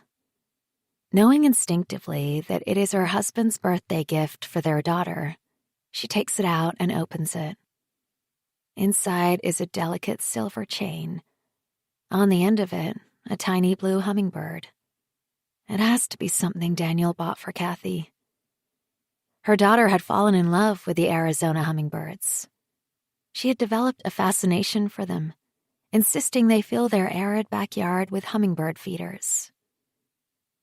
Bearing her father's birthday gift, unsure of its effect, but trusting her instincts that this is something beautiful in a black day, Constance knocks on her daughter's bedroom door. There is no answer. She turns the handle and is glad to see it isn't locked, but when she walks in, her heart drops. The bed is empty. Kathy isn't in the room. She races around the house calling for her daughter, but the place is empty. In the kitchen, she finds a note from Kathy on the counter. Gone to Lisa's house. Sorry, it's not personal. What kind of message is this? It's not personal. Of course it is personal. Her father has just died, and rather than be with her mother, Kathy has run away. How did Kathy think that her new friend Lisa, who Constance barely knows, could console her? She has only met her mother twice. Is she an adequate person to take care of her? Constance picks up her mobile and immediately rings Kathy's number. She doesn't answer. Flinging on a pair of jeans and a dirty sweater, not even bothering to straighten her hair, Constance tears out the house. For once, she doesn't care what the neighbors think of her. The drive to Lisa's only takes a few minutes. She pulls up outside with a screech, slamming on the brakes. Lisa's mother answers the door. She looks as alternative as her daughter. Braided black hair, studded ears, and a nose ring. Before she has the chance to speak, Constance demands to see Kathy. "I'm so sorry about your husband," the other woman begins to say, avoiding eye contact. "I want to talk to my daughter," Constance says. "Get her, please." "Come in, please," Lisa's ma'am says. "Can I get you anything? A coffee?" "No, just my daughter," she snaps. Lisa's ma'am disappears. Constance stands in her kitchen, clinging onto the breakfast counter. She feels like she's speeding very fast down a tunnel. All she can see is her daughter, running away from her. She has to catch up. "Mom, what are you doing here?" She turns. Kathy is standing in the doorway of the kitchen. For once, she isn't wearing black. She has on a pair of blue pajama bottoms and a silky gray robe. She has dark smudges under her eyes. She looks tired and cross. "What do you mean? What am I doing here, Kathy? What do you think you're doing? You should be home. With me. I just had to get out," her daughter says. "I can't sleep at home." "But why didn't you come into me? Wake me up." Kathy shrugs. "We should be together," Constance says. Kathy crosses her arms, says nothing. "You belong with me, not here with strangers." "Lisa and her mom are not strangers," Kathy says. "Well, they are to me," Constance protests. "Well, that's because you've never made any effort to know them." Kathy glowers at her. "That's not true. I'm always telling you to invite Lisa over." "Yeah, to our house of hell." Kathy spits back. "Do you even know her mom's name?" Why is Kathy doing this to her? Of course she doesn't know her name. But it doesn't matter, because Daniel has died, and she needs Kathy with her. Nothing else matters apart from that. "Come on," she says. "Get dressed. We're going home." Kathy shakes her head. "I don't want to." "You can't run away. Your Uncle Liam and Stacy are coming over. You need to be with your family." "Oh, God, no. They do my head in." Kathy looks sick. "They're your family. You belong at home." Constance insists. "But I feel safe here, with Lisa and Julie," she says pointedly. Constance feels like screaming. She takes a deep breath. "Kathy, you have to come with me. You've no choice." "But it's my birthday," she suddenly roars at her. "Don't you get it? It's my fucking birthday. I don't want to spend every birthday until the day I die remembering what happened." Kathy's words seem to echo around the kitchen. Lisa's mother, Julie, appears, looking a little nervous. "Everything okay here?" she asks, looking at Kathy. Her daughter nods. Constance can see she is biting her lip to stop from crying. "She needs to come home, with me." Constance appeals to the other woman. "Kathy, honey, don't you think you should go with your mom?" "I can't, please." Kathy speaks up. "In that house, I see Dad everywhere. I can't bear it." "She's welcome to stay as long as she wants." Julie turns to Constance. Despite her tough exterior, Julie's eyes are swimming with concern. "Maybe she needs a little space?" Constance wants to slam her hands into the woman's face. How dare she speak as if she knows Kathy better than her? But then, maybe she does. Her daughter spends more time in this house than her own. Lisa appears in the kitchen now. She puts her arm around Kathy's waist, and her daughter buries her head in her friend's shoulder, beginning to shake. She is actually crying. Lisa and her mother look at Constance in appeal. She feels like a monster. It's all wrong, but she doesn't know how to make it better. I am so very sorry about your husband, Julie says. If there is anything at all I can do? Well, I suppose you could look after Kathy this morning, Constance says with reluctance. Kathy looks up from her friend's shoulder. She gives her mother a weak smile through her tears. I'm sorry, ma'am. I just can't see Uncle Liam, Aunt Stacy. It's too much. Constance's chest is so choked she can barely speak. I have a birthday present for you, she says in a small voice. Come get me later, okay? And you can give it to me then. Despite Kathy's tears, Constance can see the determination on her daughter's face. There is no way she is going to give in. We'll take good care of her, Julie says, putting her hand on Kathy's shoulder. Maybe it was just as well, thinks Constance as she drives back home. This is going to be a horrific morning. Liam and Stacy all over her. Why? Why? They will keep asking her, and she will see it in their faces. They will blame her. What kind of wife is so unbearable that her husband throws himself off the Grand Canyon? So I spoke to Deputy Peters at the Coconino Sheriff's Office on the phone first thing, Liam is saying to her. While Stacy cooked them breakfast, Constance had taken a quick shower. They are now all seated at the dining table, and she is attempting to eat one of Stacy's golden pancakes. Daniel had loved his sister-in-law's fluffy pancakes, which he would pile with blueberries and cream. It looks pretty likely that Daniel took his own life. Liam sighs, shaking his head. Stacy begins to cry again. I just can't believe it. She sobs as she reaches for the maple syrup and drenches her pancakes with it. But do you think Daniel was really in that state of mind? Constance asks him. Well, he was very depressed, wasn't he? Liam says to her.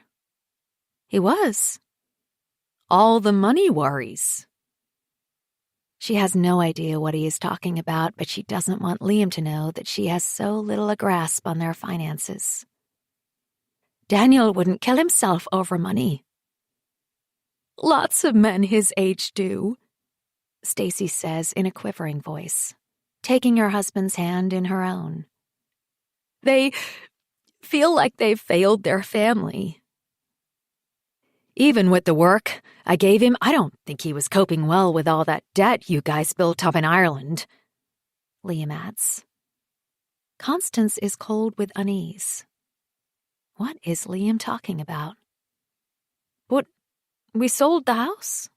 Yeah, but that was a drop in the ocean, wasn't it? She stares at her brother-in-law. He looks so different from Daniel. He has a long, thin face, sandy hair, and his skin is leathery and tanned from all the years in Arizona. Anyway, he sighs. It does no good wondering why. He's gone. Liam's voice cracks. I can't believe it. I keep thinking he's going to walk in the door and join us for pancakes, Stacy says. Constance stands up suddenly. She can't bear this talk. She wants them to leave. She needs to be alone. And she wants so much to be by the sea, to run on the beach and scream at the waves. But she lives in Arizona, landlocked, miles and miles away from the ocean. "I'm sorry," Stacy says. "I'm so sorry, Connie." Her sister-in-law gets up from the table and attempts to put her arm around her. She shakes her away. Stacy is only trying to be kind, but she can't bear her to touch her. If she lets one tear drop, she will fall apart completely. She has to hold it together for Kathy. "Did Deputy Peters say when we can get Daniel back?" she asks Liam, her voice sounding cold and almost businesslike. "We need to organize getting him to Ireland for the funeral." "No," he says. "But I guess if it's suicide, not too long." "You know, he could have been pushed," Constance says, annoyed that Liam assumes Daniel would take his own life. "What?" Liam looks at her in shock. "But who would do that?" "Whoever he was with." Constance turns and stares right into Liam's eyes. He is blinking like crazy. It is clear to her that Liam knew about Daniel's affair. She feels a flare of rage. "She could have done," Constance says. "The other woman." Listen to me. Why is it that so many men think it is quite okay to do things with underage girls? Remember, I told you all about what had happened to me. I had been on holiday with my parents. The routine every year was to go to a resort, somewhere hot and sunny where my mother could baste herself by the pool all day long, and my father would go off and play golf. I was expected to lie on a sun lounger next to my mother, but I didn't like sitting in the harsh sun. So instead, I would stay in the cool shade of our room all day long. I would lie on my bed and read book after book. I devoured fictional worlds because they were my only escape. I would only swim early in the morning before the pool got busy and the heat of the day had sprung. During the day, their separation was a kind of peace. Evenings could go either way. Too much drink and laughter. Too much drink and harsh words. Tears. Recriminations. I felt tense the whole time, afraid what every night would bring. One morning, I got up early as usual to swim in the pool. The only other people up at that hour were a few middle-aged men walking around the pool on their phones, looking self-important. They just couldn't switch off to be with their families on holiday. They didn't seem to notice me, and I didn't mind them, as I slipped into the pool in my new yellow bikini. But this particular morning, I had been surprised by a splash at the deep end of the pool. A body moving under the water, past my peddling legs. A head emerged, water streaming down a face, black hair slick, streaked with gray. He smiled at me, and without thinking, I smiled back. He looked about the same age as my father. "Hi," he said, bobbing up and down. "Hi," I said, feeling shy. I wanted to get out of the pool, but somehow it seemed rude. There were only the two of us. "I've seen you every morning," he said to me, and as he spoke, I felt something brush against my thighs. It was his hands. Before I could do a thing, I felt his fingers slip under my bikini bottoms and touch me in a place I had never been touched before. I should have slapped him and swum away or shouted out, but I did nothing. I stared at the smiling face of this man as he stroked me with his fingers. I could feel my breasts swelling in my bikini top, my nipples hardening. "Stop," I whispered at him, but the man smiled even wider and continued to stroke me. "I don't think you want me to stop now, do you?" "Stop," I begged. Please, stop. I closed my eyes, felt the water holding me up. This trembling deep inside me. My head was screaming at me to get away from the pervert. Yet, my body was paralyzed. Good girl, he whispered as I experienced my first orgasm, my body flapping in the water like a drowning butterfly. I was immediately repulsed and kicked out with my legs. I felt his hands pull on my bikini bottoms, but I grabbed them back and kicked him again hard. I was seething. I kicked and I kicked, glad to hear him cry out in pain. I swam to the other side of the pool like a demented creature and hauled myself out of the water. I ran all the way back to our apartment. My parents were sitting on the balcony eating breakfast. They were arguing. They didn't even notice me as I ran into my bedroom, collapsed on my bed, and buried my face in my pillow, sobbing and shaking with shame. The sound of the man's curses ringing in my ears. I refused to go back down to the pool for the rest of the holiday.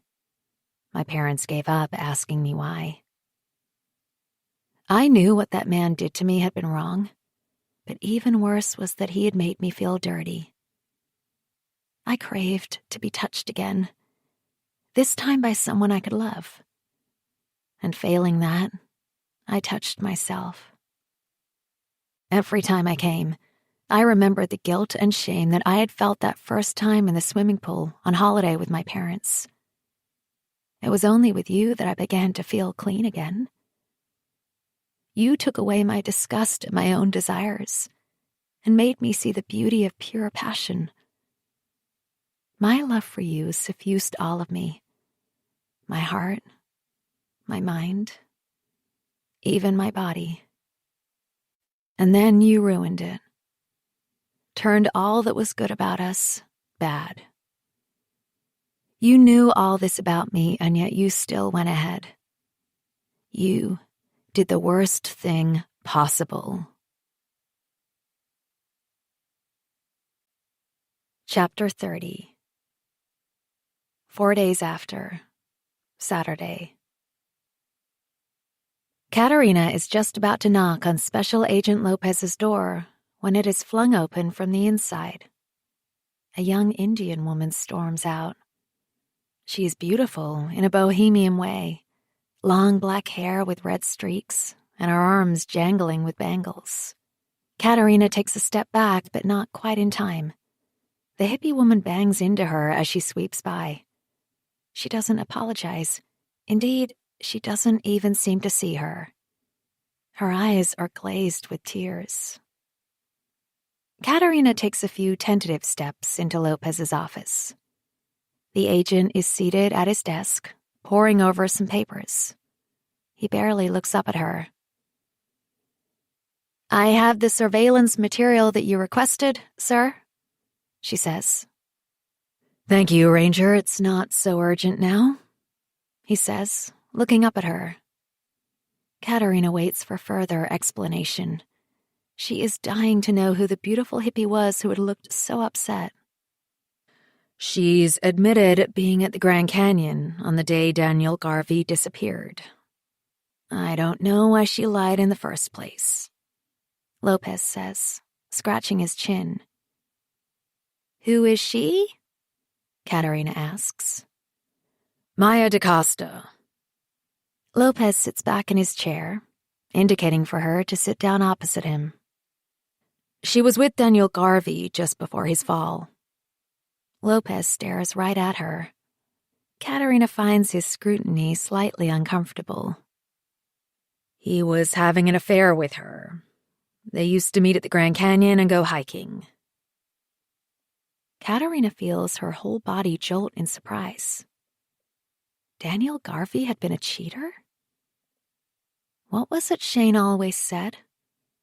What goes around comes around. "So, she saw him fall off the rim, right?" Katerina asks Lopez.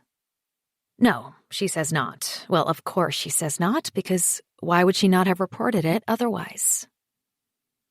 Katerina feels a chill creeping down her spine.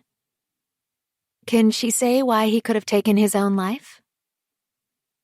Lopez says nothing for a moment. So is that what you think, Ranger? Lopez asks her. Do you really believe Daniel Garvey's fall wasn't an accident but intentional?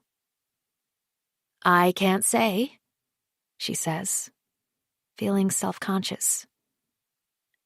But you said it might not be an accident. Sure. He nods at her. So I guess he could have killed himself? Katerina pauses, licking her lips. I am not convinced that Daniel Garvey was a suicidal man, Ranger. Lopez says to her. There was no note. His wife seems certain that he had no intention of killing himself. There is sudden tension in the room. Lopez pushes the sheets of paper on his desk towards her. This is an initial autopsy report. Take a look if you want. Katerina shakes her head.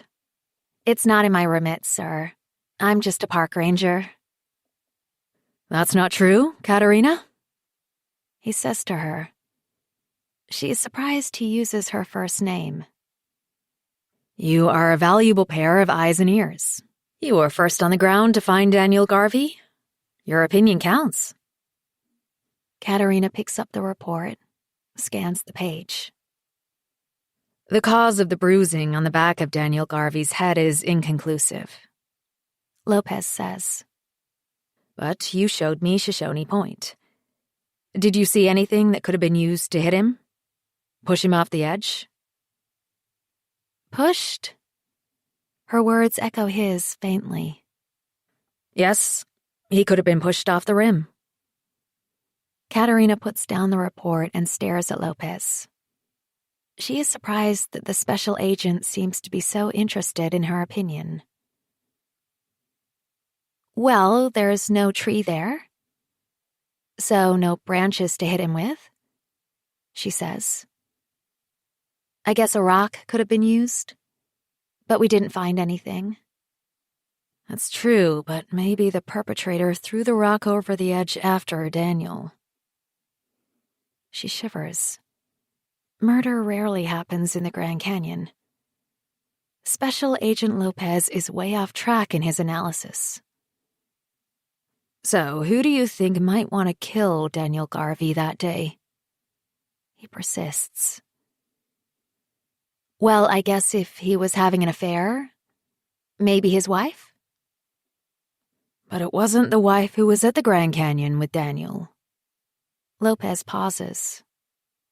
Something happened between Maya DaCosta and Daniel Garvey in the Grand Canyon on Tuesday. I don't think Maya has told me everything. What did she say? She said that they argued. She walked off and left him at Shoshone Point on his own. Were there any witnesses? She says she can't remember. Lopez leans forward on his chair. Nor can she remember how their argument ended. Seriously? She must be lying.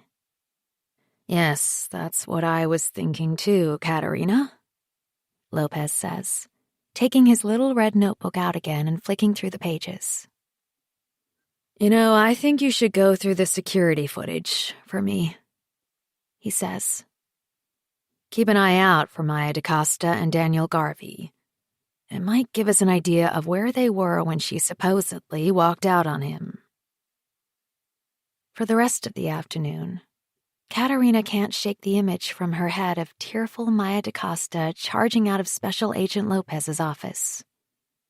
Beautiful, broken, and fragile. Women like that always got around men, but not, it seemed, Special Agent Lopez. He told her that Maya DaCosta had asked to see Daniel Garvey's dead body. Of course I couldn't agree to that. She isn't family, Lopez said, his eyes steeped in disapproval. It's clear to Katerina that the special agent is suspicious of Maya DaCosta. She is, after all, a woman who has stolen another woman's husband. She should not be pitied. Her shift over, Katerina decides to grab something to eat at the Canyon View Information Plaza, rather than head straight back to the trailer. She is just about to walk off with her burrito, when, to her surprise, she notices that Maya DaCosta is sitting at a picnic table outside. It has been hours since she has seen her storming out of Lopez's office. Now is her opportunity. There are no other free picnic tables, so she has the perfect excuse to go over. Maya DaCosta is bent over a mug of tea, dipping the string on the tea bag up and down in the hot water. "Is this seat taken?" she asks. Maya looks up at her as if she has been shaken awake. Her eyes are red-rimmed still. "No," she says in a shaky voice. "Go ahead." Katerina settles herself down, takes a bite of her burrito. She can feel Maya looking at her. "Sorry, have we met?" Maya asks her. "Not really. You bumped into me on the way out of Special Agent Lopez's office earlier." "Oh," Maya says, her voice so faint that Katerina can hardly hear her. "Oh, yes. Sorry." Katerina puts down her burrito. She has a chance to impress Special Agent Lopez. What if she can get Maya DaCosta to confide in her? "I just want to say I'm very sorry for your loss," she says. Maya's eyes fill with tears again. "You know about Daniel?" she whispers. Katerina nods. "Yes," she says. "It was me who found him." Maya gasps, clutching her hands to her breast. Is this woman for real? There is something rather over the top about her grief. It makes Katerina a little angry. But she conceals her annoyance, tries to look sympathetic. "They won't let me see him," Maya says tearfully. "But I can't go to the funeral. I need to see Daniel one last time to say goodbye." She wipes her tears away with shaking hands. "I can't bear it." "It won't help you to see him dead," Katerina says. "I promise you." "I don't understand how he fell," Maya says to her. "He was afraid of heights. He wouldn't have gone to the edge without me." Katerina looks down at her burrito. "He could have jumped on purpose," she says in a low voice. There is a tense pause. "Daniel did not kill himself." All of a sudden, Maya's voice is firm. Katerina looks up and stares into Maya's eyes. They are rich, limitless brown. "He loved his daughter too much," Maya says to her. "He would have done anything for Kathy. She came first." Katerina can hear the bitterness in Maya DaCosta's voice. So, she was jealous of the daughter, not the wife. She wonders if she had said the same to Special Agent Lopez. Maybe Katerina can get her to say more. Chapter 31. 4 days after, Saturday. Maya wishes she could be free of the heavy weight of her grief. She sits back on the bar stool in Bright Angel Lodge and lets the park ranger order them both another shot of tequila. "That's the last one for her now, Kat," the bartender says to the park ranger, nodding at Maya. Maya has no memory of how the park ranger persuaded her to go drinking with her. Maya had made it a rule never to drink tequila again. Not after that time, 5 years ago, when she woke up naked and in bed with a guy she barely knew. Tequila had been to blame. Something happens to her when she drinks the spirit. It taps into her most free self. And that isn't necessarily a good thing. But tonight, Maya wants oblivion. She wants the pain to stop in her chest. Katerina hands her a segment of lemon, along with the salt. She cups her shaking hand and dips it into the salt, presses her lips to it before knocking back the shot and sucking on the lemon. The hit is immediate. Maya had told Special Agent Lopez that she had been with Daniel at Shoshone Point. She told him they had argued. Over what? Lopez asked her. He didn't want to hike with me. She lied.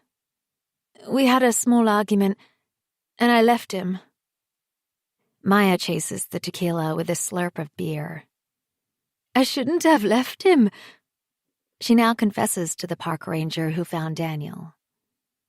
If Katerina Nolan hadn't taken that route on her patrol, Daniel's body might never have been found.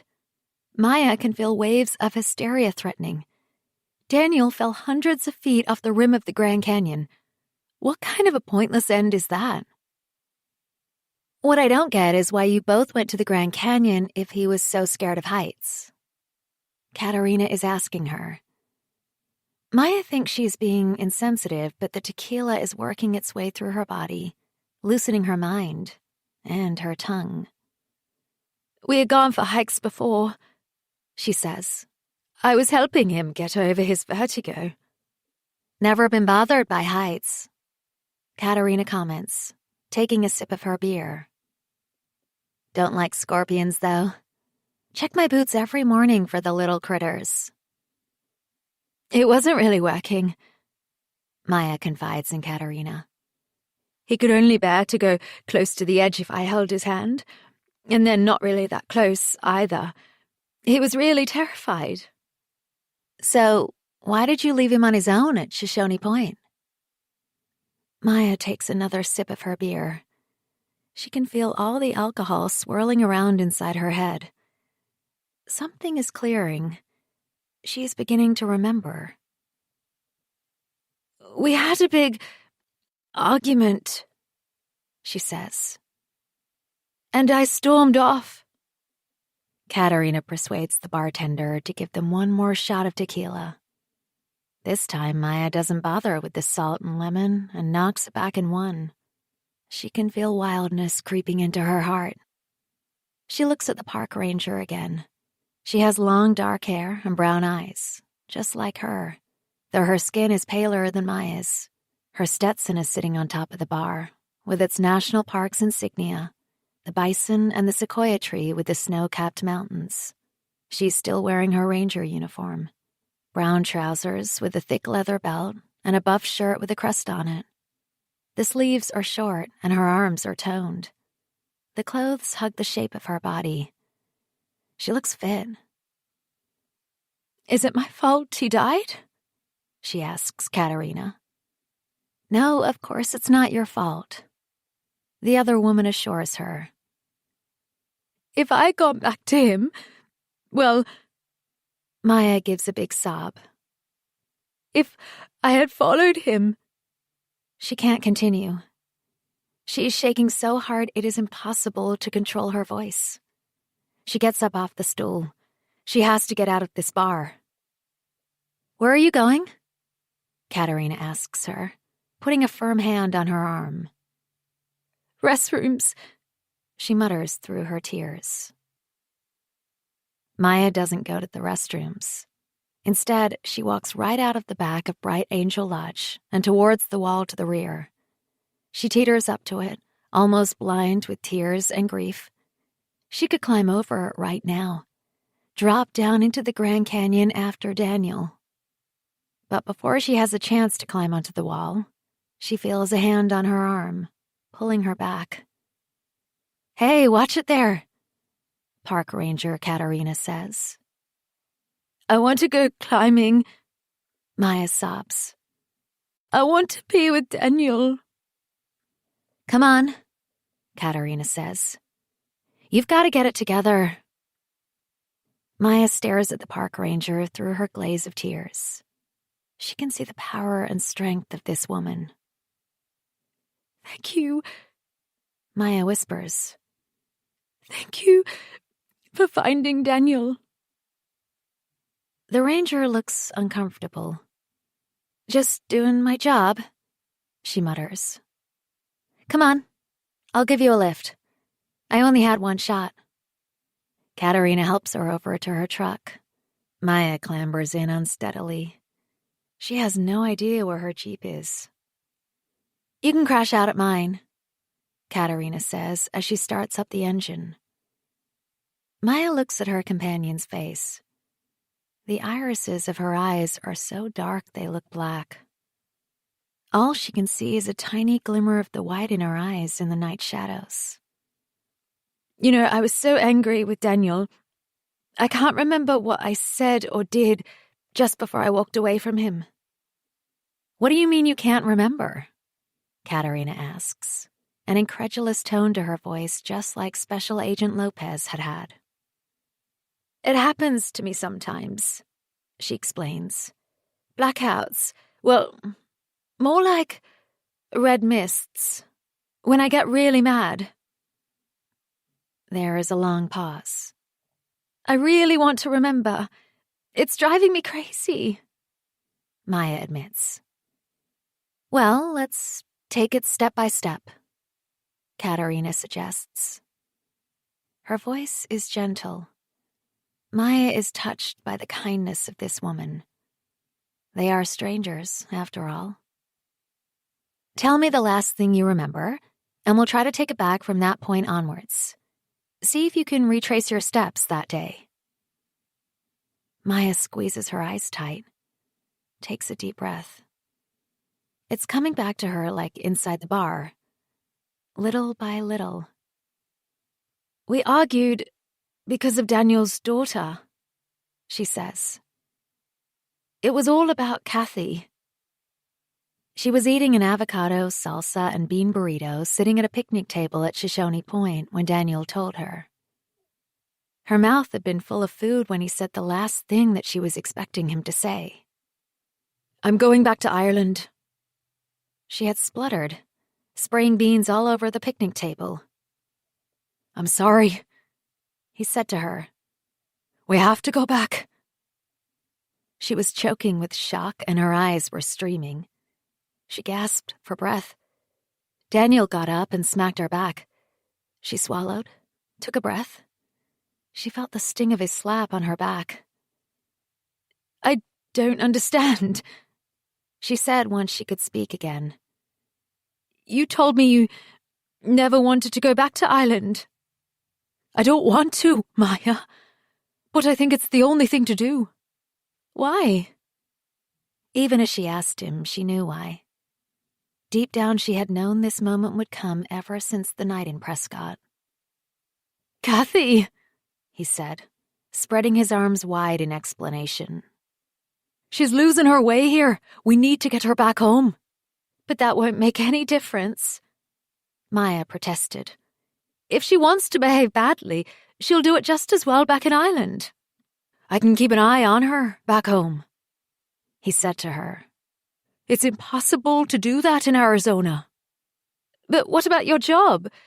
Don't you love it? Maya said to him. She couldn't believe he was sacrificing everything he had built up in Arizona. And your house in Flagstaff. Kathy is more important than any of that, he said in a sad voice. I've arranged things with Constance's uncle. He's getting too old to run his farm. He's going to let me take over the management of it. She felt herself stiffen at the mention of Constance. You can't be serious. I think it's the only way. There's no son to take the farm, and I get on well with her Uncle Jack. He always used to hint at me taking over from him. Jack. He was on first-name terms with his wife's uncle. Of course he was. He didn't even know her father's name, or if she even had an uncle. He never would. If we're living on the farm with Constance's uncle and aunt, Daniel continued, we'll all be able to keep an eye on Kathy. You won't be able to control her, Daniel. It's a mistake, she said to him. I don't know what else to do, he said in a desperate voice. I thought I'd fix things. But you did, Maya tried to reassure him. You stopped her from seeing that creep. But not until it was too late. He gave a bitter laugh. Kathy threw it in my face. She said that she had lost her virginity to him. He closed his eyes as if the thought of it was so horrific he could even see it. Are you sure that's true? Maya said as carefully as she could. But Daniel wasn't listening to her. She's not even 16, he declared, looking as if he was in pain. Yes, but her affair with that man is over now, Maya said, as a flickering memory of the fair-haired cowboy and his wedding band surfaced in her mind. He had sex with my little girl, Daniel said, his voice raw with agony. That's statutory rape. Maya didn't say any more. She knew otherwise. She also knew that Kathy was not irredeemably damaged from her relationship with that cowboy, but her father would never think that. His daughter had grown up too soon, and he hadn't protected her. She's at it again, Daniel said to Maya. She's slipping out late at night, or saying she's staying over at her friend Lisa's house. And I can't make a scene because then I would have to tell her mother about that guy and what she's up to now. He sighed. And then that would lead to telling Constance about you.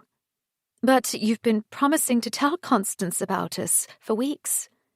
You asked me to marry you nearly 2 months ago, Maya said in a careful voice, putting down her half-eaten burrito upon the picnic table. She had completely lost her appetite. I think Kathy's mother should know what's going on. I think it's time your wife knew about us.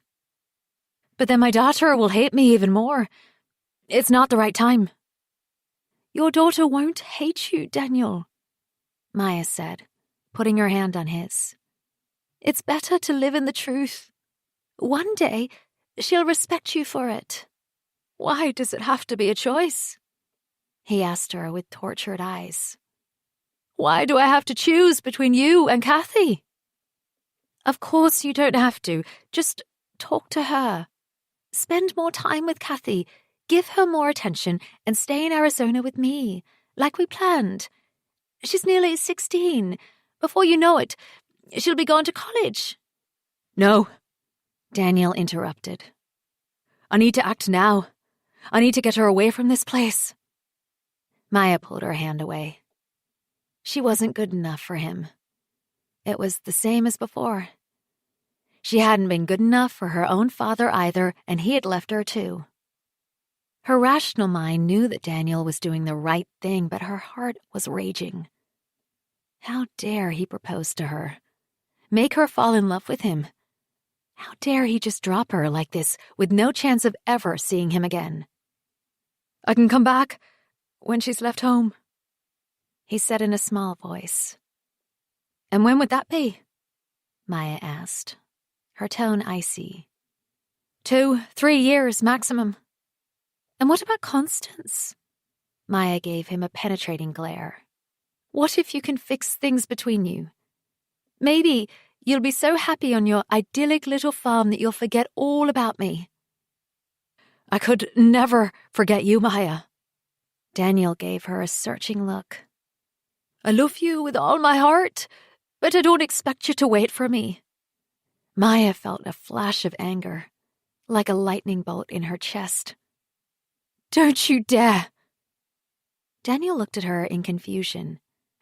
She could see his eyes were wet, and it made her even angrier. How can you say you love me and then make it my decision to leave you? How could you? I don't want it to be over, darling, he said in a shaky voice. Then don't let it happen to us. Kathy will be okay, I promise.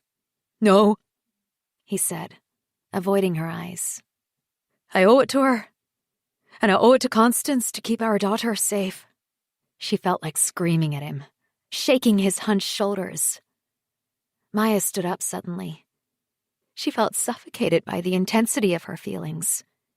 She stormed away from where they had been sitting, marched down the trail towards the pine trees. Maya! She heard Daniel calling her. Maya, please! She whipped around on the path. He was behind her, his face flushed red. Please don't make me feel worse than I do, he pleaded with her. Let's just treasure the time we have together. And how much time is that? She asked him, her chest tight with fury. He didn't answer her. They were blocking the path, but she didn't care. A couple walked around them on their way out. She sensed their curious stares, but they kept on walking, and soon they were out of sight. How much time? She heard her voice hoarse with anxiety. Sunday, he said. I booked flights for Sunday night out of Phoenix. 5 days' time. She staggered back in shock. I haven't told Kathy or Constance yet. I haven't even told my brother. I wanted to tell you first. Her whole body was convulsing in shock. 5 days. Was this going to be their last full day together? Ever? I'll come back, he said again.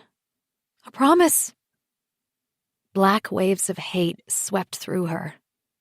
How? She shouted at him. You'll be knee-deep in pig shit, and I can promise you, I'm not decamping to some bog-filled, miserable country just to be your bit on the side. Maya! Daniel stepped towards her, reaching out. You were never that. He said her name in the past tense. It was over. She knew it was. You always said you never wanted me to leave my wife and daughter for you. He took her arm. Remember, you told me you're a free spirit.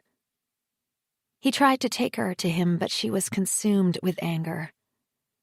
How dare he denigrate her feelings, her love for him? She pushed him away. He tried to catch hold of her again, but she kicked him hard on the shin. Daniel grabbed his leg in pain, looking at her with a mixture of hurt and confusion. She was no longer the soulful, sensual Maya he had fallen in love with. She was a scorned woman, full of fury. I hate you, she screamed at him. Fuck off, back to Ireland. I never want to see you again. This is what Maya believes must have happened, although she cannot remember what she said and did after the moment she had told him to fuck off back to Ireland. This is because she had entered a black hole of despair and rage. She must have driven off. Her pain rocking her, she put her foot to the pedal and sped away. Surely that is what she did. Was that the last time you saw him? Katerina Nolan asks her as they drive through the black night. Maya feels tears loading her eyes. She is dizzy and sick. Her anger at Daniel has long dissipated. It's all my fault Daniel is dead, Maya says to Katerina. The ranger turns and glances at her. She can sense the hunger in her gaze to know more. A small voice inside Maya's head tells her to be careful, but the tequila has loosened her tongue. She can't help herself. I might have lost control, she admits. What do you mean? Katerina pushes. It's happened to me once before, years ago. When I get really angry, it's like this red mist descends and I get violent, but I can't remember afterward. The park ranger doesn't reply, and Maya knows she should shut up, but she is racked by guilt, terrified this is all her fault. Maybe it happened again. because I can't remember how I got home. All I know is that 1 minute I was raging with him, and the next I was alone in my house. Maybe I killed Daniel. Chapter 32. 4 days after, Saturday. Constance has survived her first full day as a widow. Liam was on the phone all morning, ringing family and friends back home, while Stacy bustled around in the kitchen, cleaning the sink for the 20th time and making endless pots of coffee. Constance was completely wired. She doesn't often drink coffee, and today she must have had at least 5 cups of strong black brew. Her suggestion that Daniel's mistress had anything to do with his death was met with disbelief by both Liam and his wife. Stacy was aghast that Daniel had been cheating in the first place. Are you sure, Connie? He was so devoted to you and Kathy. It was Kathy who saw them together, Constance said in a flat voice. Christ almighty, Liam said, shaking his head. Where is Kathy? Stacy thought she could take her out, distract her. Well, that's why she's not here, Constance said, feeling pathetic that her daughter sought comfort elsewhere. She's at her friend's house. She said she couldn't bear to be home. Poor darling, Stacy said, her eyes filling with tears. When my daddy died, I was Kathy's age. It was just devastating, and he died of natural causes. Liam put his arm around his wife, pecked her on the cheek. It's all show, thought Constance. She had an overwhelming urge to tell Stacy that her husband was probably as much a cheater as his brother. If it wasn't an accident, maybe the mistress had something to do with it, Constance said, trying to get a reaction out of them. She needed them to stop canoodling in front of her. But wouldn't there have been witnesses? Stacy asked. He wasn't on a touristy part of the rim, Constance said. Come on, Liam said, looking at Constance as if she was unhinged. Why would she do such a thing? She's a hippie, an artist, not some crazed, jealous woman. How do you know she's an artist, Liam? Stacy asked her husband, stepping away from him. Did you know about Daniel and this woman? Well, I'm sorry, yes, I did, baby. Liam appealed to Stacy before turning to Constance, his eyes wide open with apology. I told him to stop, and I'm sure it was just a fling, He was cheating on Connie, and you kept his dirty little secret. Stacy looked furious. He's dead, Stacy. Please, don't talk about my brother like that now. Stacy crossed her arms and glared at her husband. I'm sorry, Connie. I knew nothing about it at all, I swear. It doesn't matter now, Constance said. She was worn out by their presence. She wished they would go, leave her in peace. Look, I'm really tired. I need to sleep. Would you like to come home with us? Stacy offered. We can pick up Kathy on the way. Look after you both. She thought of Liam and Stacy's boys, running around the house like maniacs. How Kathy would react to being in Clarkdale with Liam and Stacy. No, she said too quickly, for she could see Stacy was affronted. We need to stay in Flagstaff. But you don't want to be here. In this house, all alone, surely. Stacy looked horrified. Yes, I do, and Kathy will be staying here too, Constance said with determination. It dawned on Constance that she no longer had to pretend to like Daniel's brother and his wife. She'd only put on an act for her husband, and now he was gone. She could just be herself. It felt like a weight had been lifted off her chest. I'd like you to go now, she said firmly. I have to pick up Kathy. Liam looked happy to do so, but Stacy was clearly insulted. She opened her bag and pulled out a small packet of pills, placing them on the counter. Here's some Xanax, she said, a disapproving clip to her voice. "They might help you sleep. Ring us if you need anything." She paused. "I really don't think you should be on your own." This time, when she rolled up at Lisa's house, Constance accepted Julie's offer of coffee, though she was already wired. She couldn't help noticing that the other woman was not wearing a wedding ring. She remembered now, Kathy speaking of Lisa's man with admiration. She had raised her daughter all on her own, with no help from any man. "The girls are both asleep," Julie said apologetically. "Kathy came round so early this morning, and we've been talking for hours. She's done in." Constance wanted to ask the other mother what it was Kathy had been saying for so many hours, but she was too embarrassed. She felt a twinge of jealousy. They sat at a messy table, one end of which was stacked with books. "I've gone back to college," Julie explained, indicating the books. "Never got the chance when Lisa was little." Constance nodded, took a big gulp of coffee. "I'm sorry about Kathy landing on you like this," she said. "It's no trouble," Julie said. "Kathy's great to have over.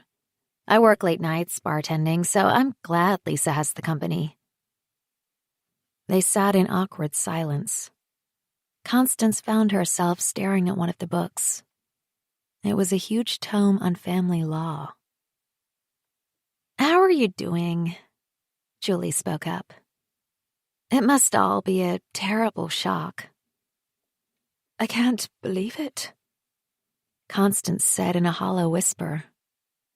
"It's like I'm in some kind of nightmare." Julie placed a hand on hers. Constance felt an overwhelming urge to scream.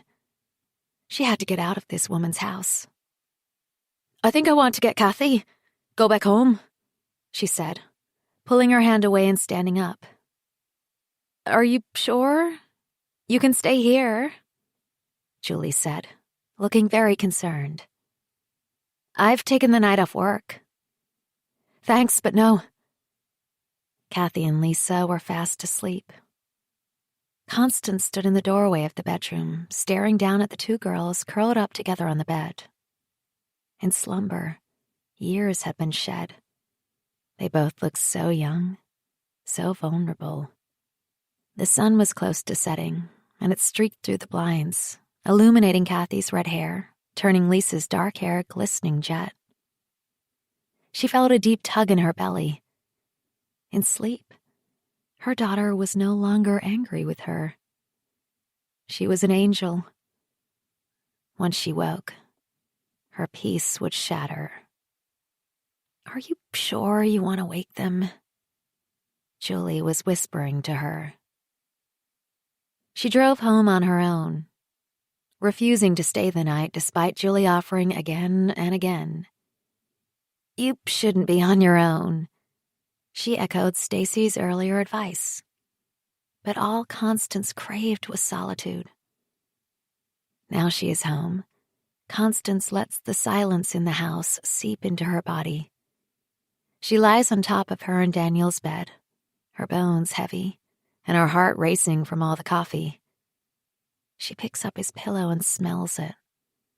She imagines she can still detect his scent, but really all she can smell is laundry detergent. In fact, she's probably changed the sheets since he last slept in them. She lies on her side and watches the last light from the setting sun out of their bedroom window. She can see the purple silhouette of Humphrey's Peak behind the roof of Matt Lopez's house. The sun has sunk below it and turned the clouds above red and purple.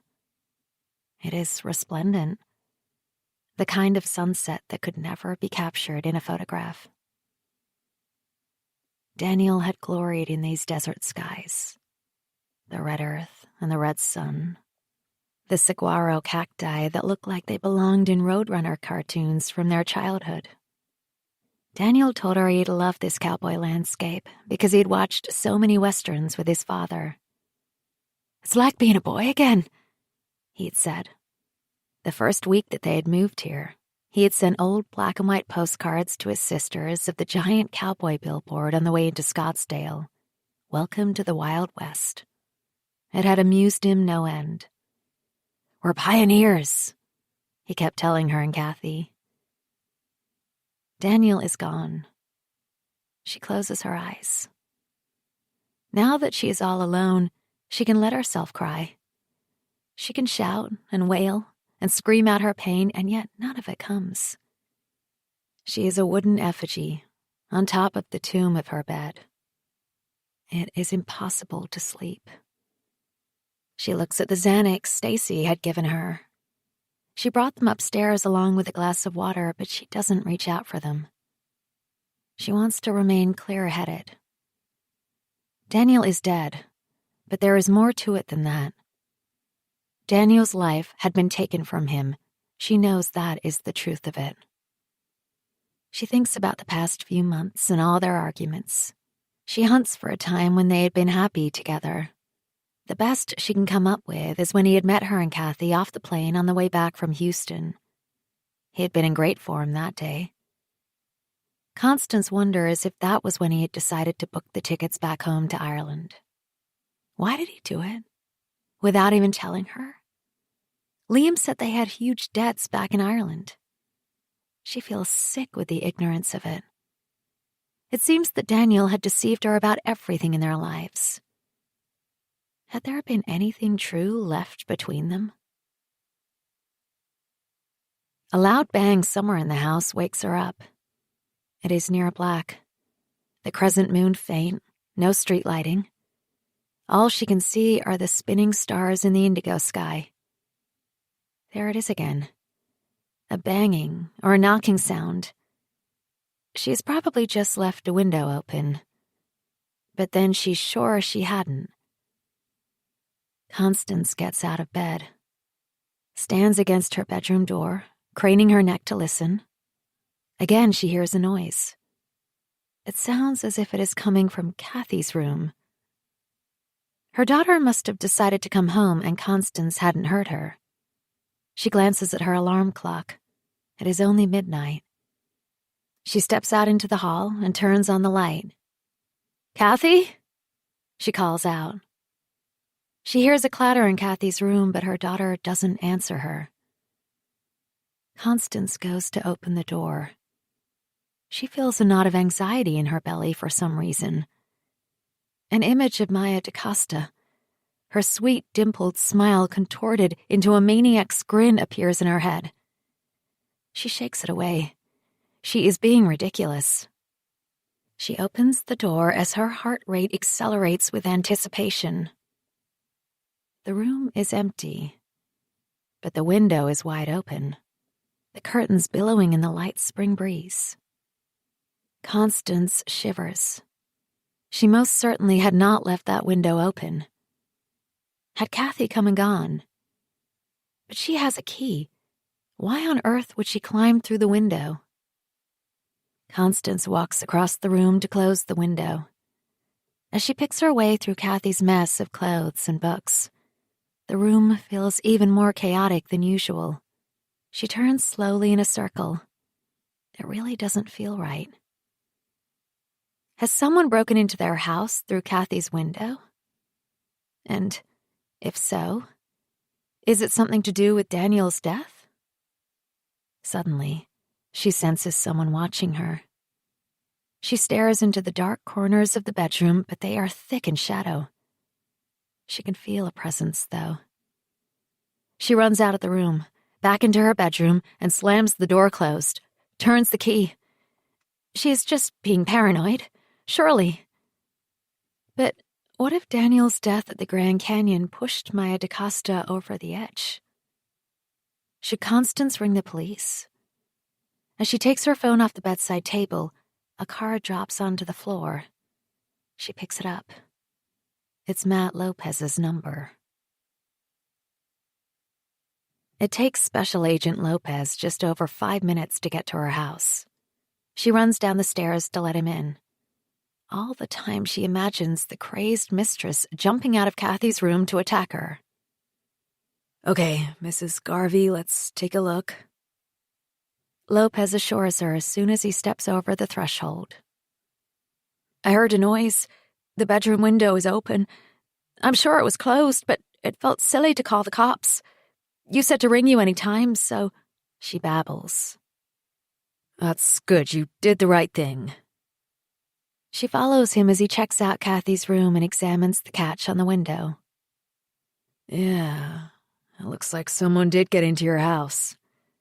I guess this window was the easiest one to break into, he says to her. Do you think it's something to do with Daniel's death? Likely it's a coincidence. Though we've had no break-ins around here for a long time, and it looks like nothing was taken. I should call it in. Get someone to come out from the sheriff's office. She is shaking all over. No, I don't want to make a fuss, she says. But it could be important, Mrs. Garvey. No, she snaps. Please, I don't want to see the police again tonight. He gives her a strange look, but nods all the same. Okay, then here, he says, taking her arm. You're shivering. Let me make you coffee. No, she says, her teeth chattering. No more coffee. Okay, well, a glass of milk, then? He leads her down the stairs and into her kitchen. There's beer, she says. I could do with one. Okay, he says, opening her fridge as she flops onto a stool by the breakfast counter. Would you like one too? She asks him. Sure, he says, still watching her. I'm off duty now. He looks taller in her kitchen than when she had first met him. He's wearing a blue shirt covered in white stars, just like the sky outside. Close up, he's even more attractive than from a distance in that bathroom mirror. She notices he hasn't shaved yet tonight. He passes her a bottle of beer and slips onto the stool next to her at the kitchen counter. So, how are you doing? He asks her. Okay, she sighs. Not too good. He is so close, she can smell him. His scent is citrusy, clean. Where's your daughter? She's at a friend's. Constance bites her lip. She didn't want to be here with me. That's tough. She can see the compassion in his eyes, and she feels ashamed that she isn't closer to Kathy. He must think she is a shit mother and a shit wife for that matter if her husband was having an affair. She takes a big slug of her beer. She normally doesn't drink beer. It was Daniel's. It's really hard for you, Special Agent Lopez says to her. It's like a double shock when someone you love dies and then you find out all this stuff about them that you didn't know. She nods. A friend of mine, Frances, found out that her father had a whole second family in England at his funeral. She and her mum and sisters had no idea. Wow, Lopez says. That must have been heavy. It was. She glances at his face. He looks tough, as if he could survive out in that desert with one small canteen of water for days. And yet his eyes are tender brown, reassuring. But I knew about Maya DaCosta, so it wasn't such a shock, she says in a small voice. I knew that Daniel was cheating on me. Lopez says nothing. He just keeps gazing at her with his limitless eyes. Our marriage was over, she admits. They don't speak for a while. She fixes her eyes on his beer bottle, watches his slender finger trailing through the condensation. I've seen you watching me, Special Agent Lopez finally says. She doesn't know how to respond. She takes another gulp of beer, perches on the end of her stool. She is ready to flee upstairs. I watched you too, he says. She can feel his gaze upon her. She raises her eyes to his. I call you the woman in the window. The woman in the window. She gives a little laugh. It makes me sound like a prostitute. Oh, no. He smiles back, and it transforms his face. Untouchable behind the glass. Beautiful. He has called her beautiful. Well, if I'm the woman in the window, you're the man in the mirror, she whispers as she looks into his eyes. There is no denying the message within them. She feels her chest tightening. What exactly is happening here? You looked the saddest woman in the world. The most lonely. I am lonely, she whispers. He gets up from his stool. He bends down, and to Constance's utter astonishment, he kisses her, quickly but softly upon the lips. I'm sorry, he says, stepping back and shaking himself as if from a dream. I've been wanting to do that for weeks. I must be out of my mind. To her amazement, Constance is not shocked. In fact, it feels so natural that Special Agent Lopez has just kissed her. As if she knew it was going to happen all along. For the first time since she moved to Arizona, she feels a wave of pure energy. She grabs his hands and pulls him to her. She kisses him back. Something is happening inside her. It is as if all that fear banging around inside her heart all day long has gone. Just like that. She feels a parting of her heart. It is like curtains being drawn aside to reveal who she really is. She has been surrounded by death, but this is a kiss of life. Chapter 33. 16 years before, 27th of July, 2002. Maya is lying on a sun lounger on South Beach, next to her new stepmother, Celeste, the antithesis of her chaotic and emotional mother.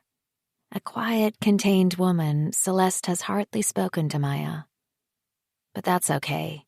She doesn't want to have to talk to her, or have to look at her pregnant belly as it bulges in her swimming costume. Maya looks out to sea and watches her father trying to surf. He is making a mess of it. He doesn't have a surfer's physique. He's fine-boned with slim legs, not suited to the challenges of the sport, but of course, he refuses to give up. He tumbles into the water again and again, yet seems delighted with himself. You should go try it, Celeste says, getting up and stretching. Her stomach domes above her, and Maya looks away in disgust. No thanks, she says sourly, flipping over the pages of her book. Why did you come? If all you're going to do is sulk, Celeste asks her. Your father is trying, Maya, and you should make an effort. I'm here, on the beach with you, aren't I? But you refuse to do anything fun with your father, Celeste says to her. Do you think he really wants to surf on his own? He got the boards for you to do it together. She sighs, dusting sand off her legs. I guess you're just like your mother, holding on to resentment. That's sad. Celeste waddles off down the beach, waving to her father before wading into the sea. Fury curls through Maya's body. How dare she talk to her about her mother like that? Celeste has no idea what it's like for Maya. She still can't get the image out of her head of her mother crying when she waved goodbye to her at Heathrow Airport. She can't have fun in Miami with her father when her mother is on the other side of the world, devastated and betrayed. But Celeste doesn't care about anyone but herself. She's the interloper. She stole her father from her. Maya flings her book down and springs up from the sun lounger. The sky is a strange color, as if the sun is already setting, or a red mist is rolling in from the sea. She begins to run down the beach to the ocean, her heart black with rage, propelling her forwards. She hates Celeste, hates her. She wishes her dead. She plunges into the ocean. Her father is a little way over to her left, and for a moment she is vaguely aware of him waving and calling to her. But then the red mist descends, and it's as if she has tunnel vision. Celeste is bobbing in the ocean in front of her. She has the audacity to smile at her. All Maya wants to do is push her pretty head under the water. Maya! Maya! Her father's face looms in front of her. His black hair is thick with sea spray, and his eyes are red and streaming. He slaps her face, and she cries out, "Come back, Maya! Come back!" She is on the beach, gasping. How did she get here? What just happened? The sky is a clear blue again, and the sun beats down upon her, but she is cold. She hugs her knees to her chest. She can't stop shaking. Now she remembers her last thought, and she is almost paralyzed with horror. She looks frantically around, and to her relief, she sees Celeste sitting on the beach, a towel around her shoulders. She is staring at Maya as if she is a dangerous animal. "What just happened?" her father asks her. "It was just horseplay," Celeste says, still staring at Maya. "But you were so rough, pushing her under the water and holding her there too long." Her father accuses Maya. "Celeste is pregnant. What were you thinking of?" Her father is furious with her. "I'm sorry," she stutters, but she still can't remember what happened. "It's okay, Antonio. We were just having fun," Celeste says. Maya and Celeste lock eyes, and her stepmother regards her warily. She realizes the woman is afraid of her. But she is only 16. She has no power. Chapter 34. 4 days after, Saturday, 6th of April, 2019. Constance reaches over and flicks off the light. No need to make a show for all the neighbors. They make love in the kitchen. It seems appropriate to be having sex with Special Agent Lopez while looking out of her kitchen window, catching sight of a star shooting across the sky, right over the roof of his house opposite. It is as if her body has awoken from a deep slumber. She never imagined that being touched, just the stroking and kissing, would have such a dramatic effect. It is as if her head is being filled up by thick mist, blanketing all reason, making her act without any thought at all. She is intoxicated by sensation. Lopez's lips against hers, the feeling of his lean, strong body pressed against hers. He's a lot taller than Daniel, and she likes it. He makes her feel small and precious. She is no longer too tall and clumsy, but sultry and desirable. He backs her to the kitchen table. She's in her robe, just a t-shirt on underneath. All he has to do is untie the belt, pull the t-shirt over her head. "You're gorgeous," he says. She bathes in his praise, and it makes her forward. As they kiss, she fumbles with his belt. "Are you sure this is okay?" "Yes," she says to him, thinking how bright the whites of his eyes are in the dark. I haven't been made love to in so long. His hands cup her breasts. He bends down and kisses each nipple. Your husband must have been crazy, he says to her. It flashes into her head for a second. Daniel is dead. She has known for only one day, and she is fucking another man. So much for the grieving widow. I guess he didn't want to be unfaithful to his mistress, she says, unable to hide the bitterness in her voice. Hey, shush. Lopez presses his fingers to her lips before he kisses her again. The heat in her belly grows. She feels a deep ache inside her. She has never wanted sex so badly in her life before. They are on the dining table. All she sees is the face of the special agent above her. She doesn't close her eyes, not like she used to with Daniel, and nor does he. As Lopez pushes inside her, they hold each other in their gaze. Trust me. The first time Constance spoke to this man was yesterday. They are not even on first-name terms. Yet, she has been watching him for months. It feels as if she has known him for that long. His touch doesn't feel like a stranger's. Something is happening to her body. It is a feeling she has never encountered before. He is deeper and deeper inside her. She has given herself plenty of orgasms, but this is different. He is tipping her in a place that her husband had never reached. She can't help gasping with the pleasure of it. She has never before made any noise when she and Daniel had sex. She releases a sigh from so far inside herself, she is shocked by the sound of it.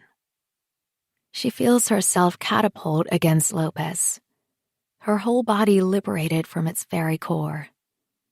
A second later, he moans as he comes to.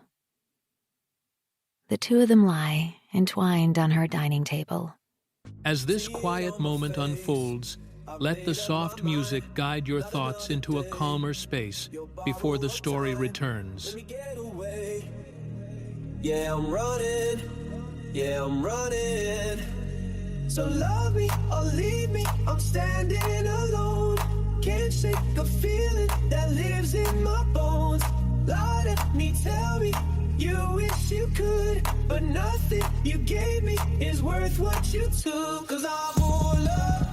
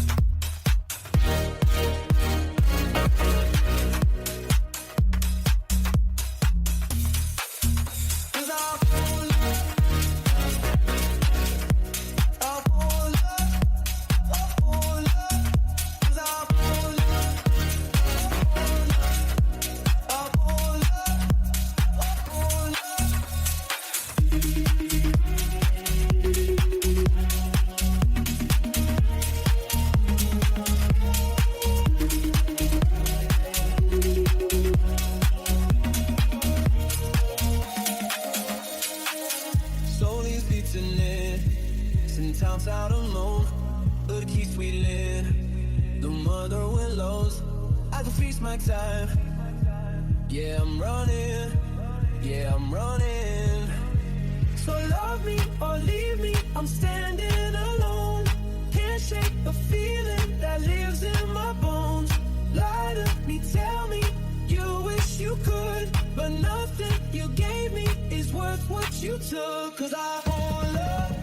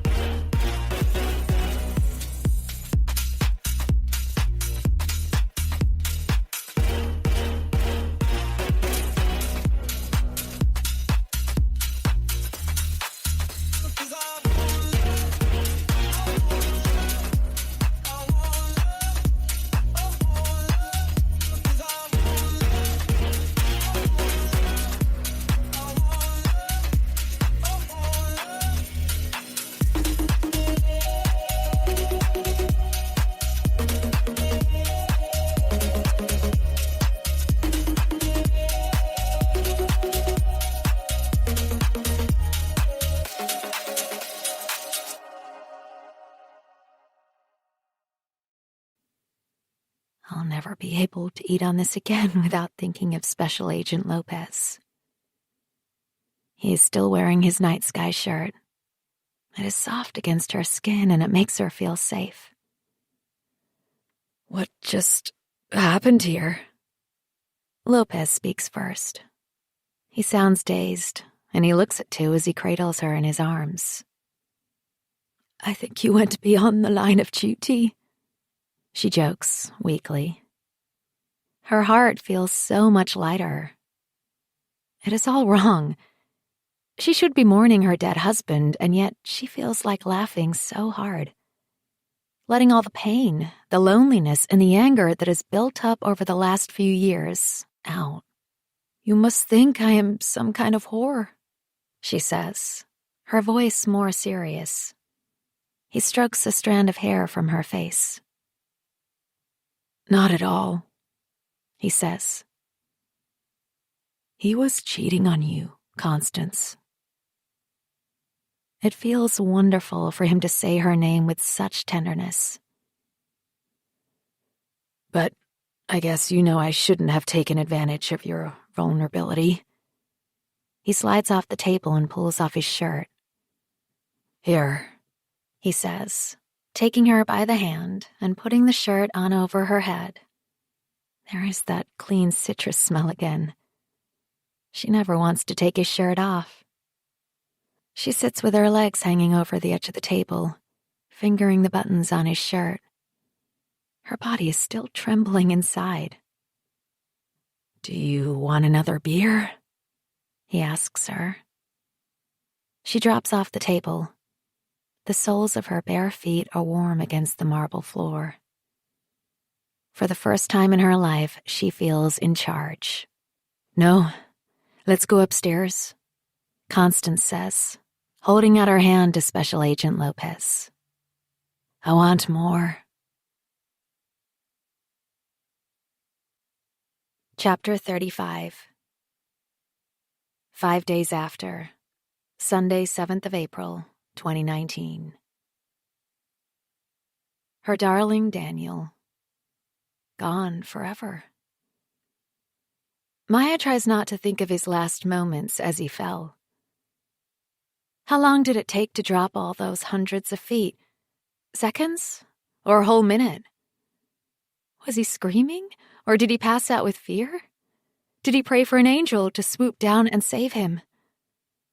Maya finds herself shaking Katerina awake. What did he look like? She asks her in a panic. After he fell, how did he look? What? The other woman jolts upright in bed. Katerina looks at her in horror. She is very pale in the face, her eyes wide with fright as if it is she who has been bereaved rather than Maya. Tell me, I need to know, were his eyes open? No. She shakes her head, looking a little sick. She closes her eyes. I don't want to think about it. She lies back on the bed and rolls over, her shoulders hunched. Maya isn't sure if she's sleeping, but it's clear she doesn't want to talk to her. Maya raises herself up on her elbows, looks around the small, neat trailer. Her head is pounding. She is searching for something, anything that might distract her.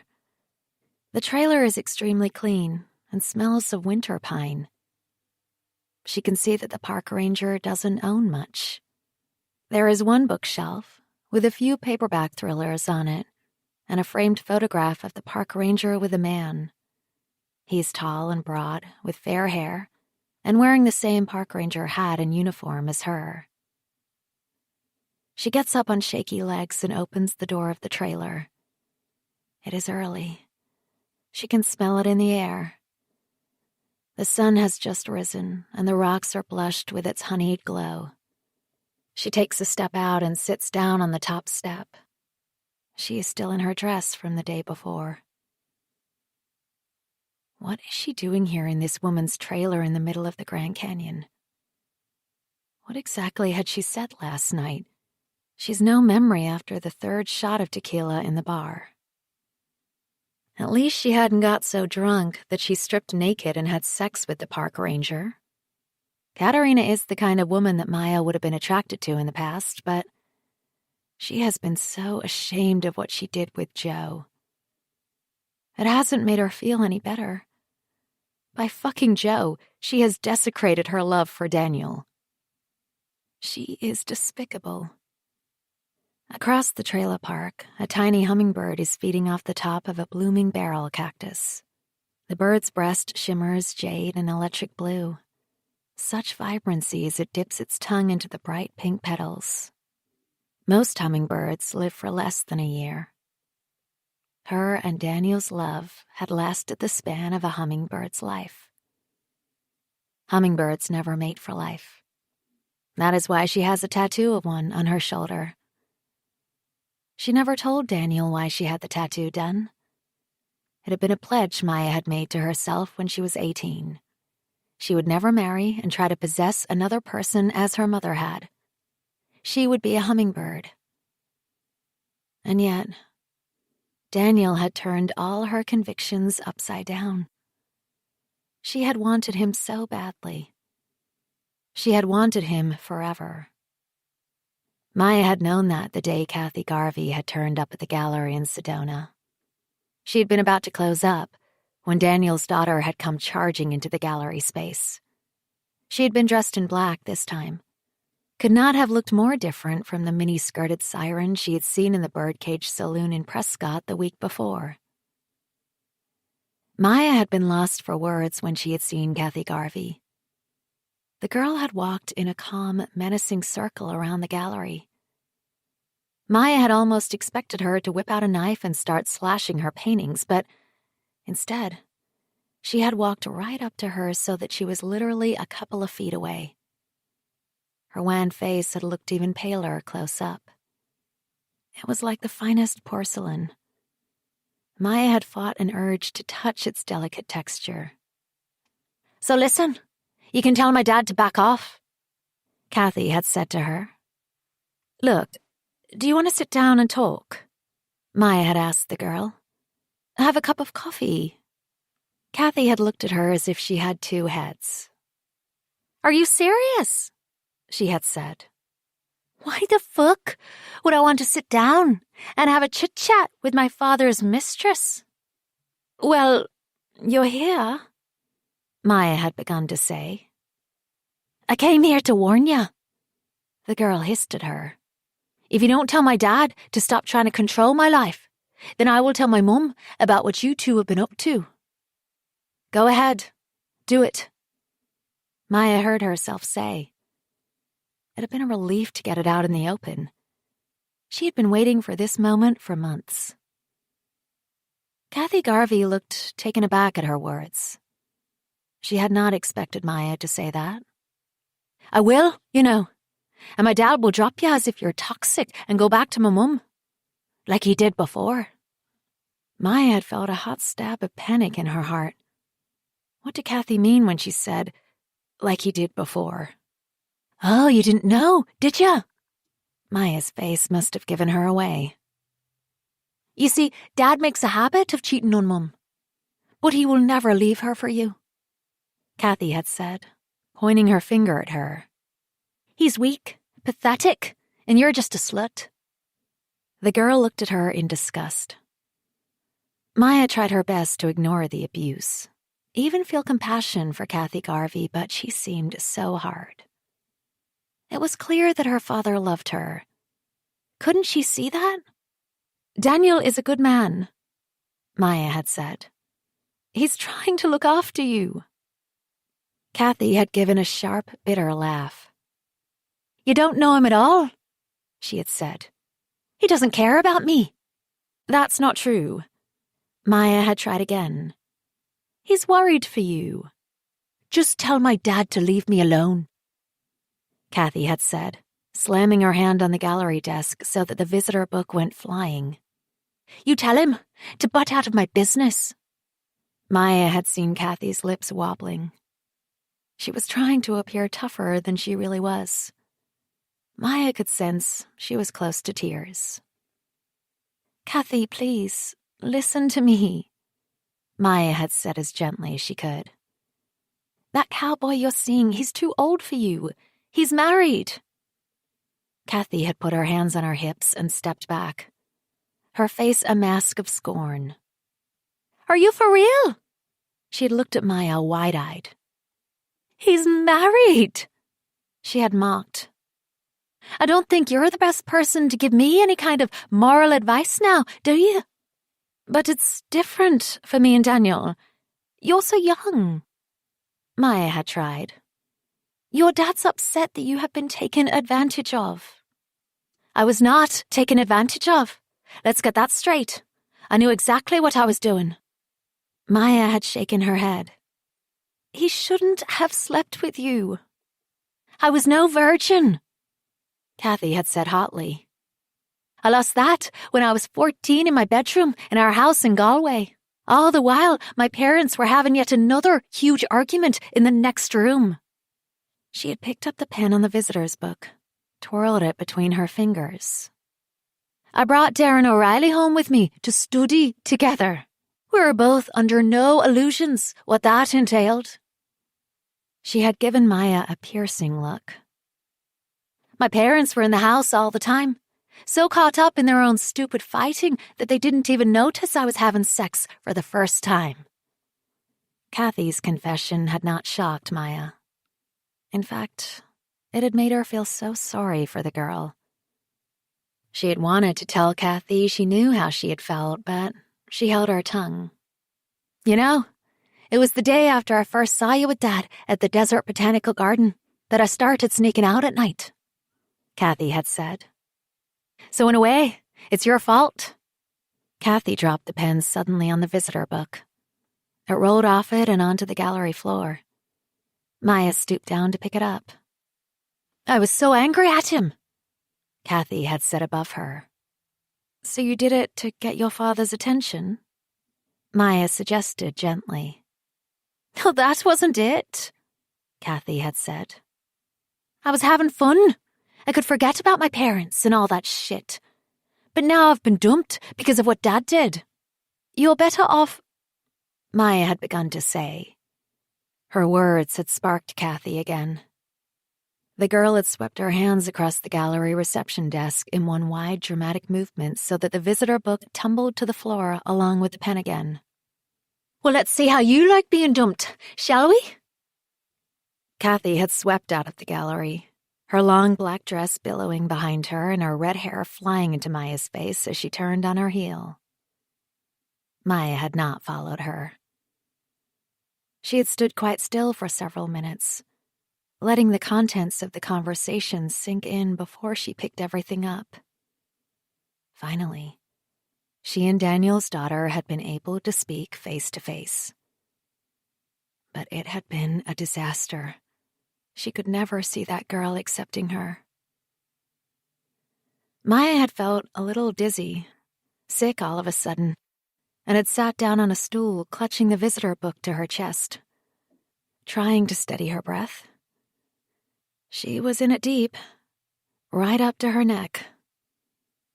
She had decided to hold off ringing Daniel to tell him what had just happened. In fact, she had never told him about Kathy coming into the gallery. Maybe she had known in her heart that what it would come down to for Daniel was a choice between her and his daughter, one she lost. Here, drink this. Maya hadn't heard Katerina get up. She hands Maya a tall glass of iced tea. She's filled it with fresh mint and slices of lemon. The park ranger joins her on the step with her own glass of iced tea. There's Alka-Seltzer in it, she says to her. Maya gratefully takes a sip. They drink in silence. The bubbling concoction settles her stomach, clears her head slightly. What day is it? She asks. Sunday, the park ranger tells her. The day Daniel planned to return to Ireland with his wife and daughter. Maya would never have seen him again anyway. She feels a wave of darkness pass through her. She pushes it away. So, you're married, right? she asks Katerina, looking at the gold band on the ring finger of her left hand. Katerina nods. Yeah, she says. He's a park ranger, too. So where was he last night? He's away. She pauses. He's coming back tomorrow. Maya takes another sip of her iced tea. She wonders why this woman is being so kind to her. Maybe it's because she's not white either, though their heritage couldn't be more different. But does Park Ranger Noëlle feel as much an outsider as Maya does, sometimes? With Daniel, I never thought about the fact that he was white and I am Indian, Maya says. It was never an issue. And yet, with his wife and his daughter, it's the first thing I can think of. They are white. They are privileged. Katerina nods. Shane's family were mad with him for marrying me, she said. They didn't want their pure American son marrying a Hispanic mongrel. And yet, what is pure American? Maya asks her. It should be Native American, Katerina says. But they have the least say. Maya thinks of Special Agent Lopez and his Native American ancestry. How hard has it been for him to get to where he is now? So in the end, Daniel Garvey chose his wife. And she's white, Katerina says to her. But he loved you, right? Maya looks at the park ranger in shock. Did I tell you that? Yeah, last night. You told me what happened at Shoshone Point. Katerina tells her. Well, all that you could remember. Maya frowns. It's coming back to her now. That desperate pain when Daniel told her he was going back to Ireland. What does his wife look like? Katerina asks her. I don't know, Maya admits. You've never looked her up on Facebook? Maya shakes her head. I don't do Facebook or any of that stuff. The park ranger takes out her phone, begins punching in letters. Okay, here we go. Constance Garvey, Ireland. Oh, she hasn't changed her profile yet? Maya stands up suddenly. I don't want to see, she says in a tight voice. Katerina waves the phone in front of her. She looks away. Are you sure? She's only got 5 friends. Now that's sad. The park ranger mocks. And one of them is her daughter, Kathy Garvey. But she's a right little daddy's girl. Yeah, actually she is, Maya says despite herself. Can't stand daddy's girls, Katerina comments. Always wanting to be rescued by the big man. Don't like it when I drop out of the chopper in my harness. I don't want to see, Maya tells Katerina. Please, put it away. Okay.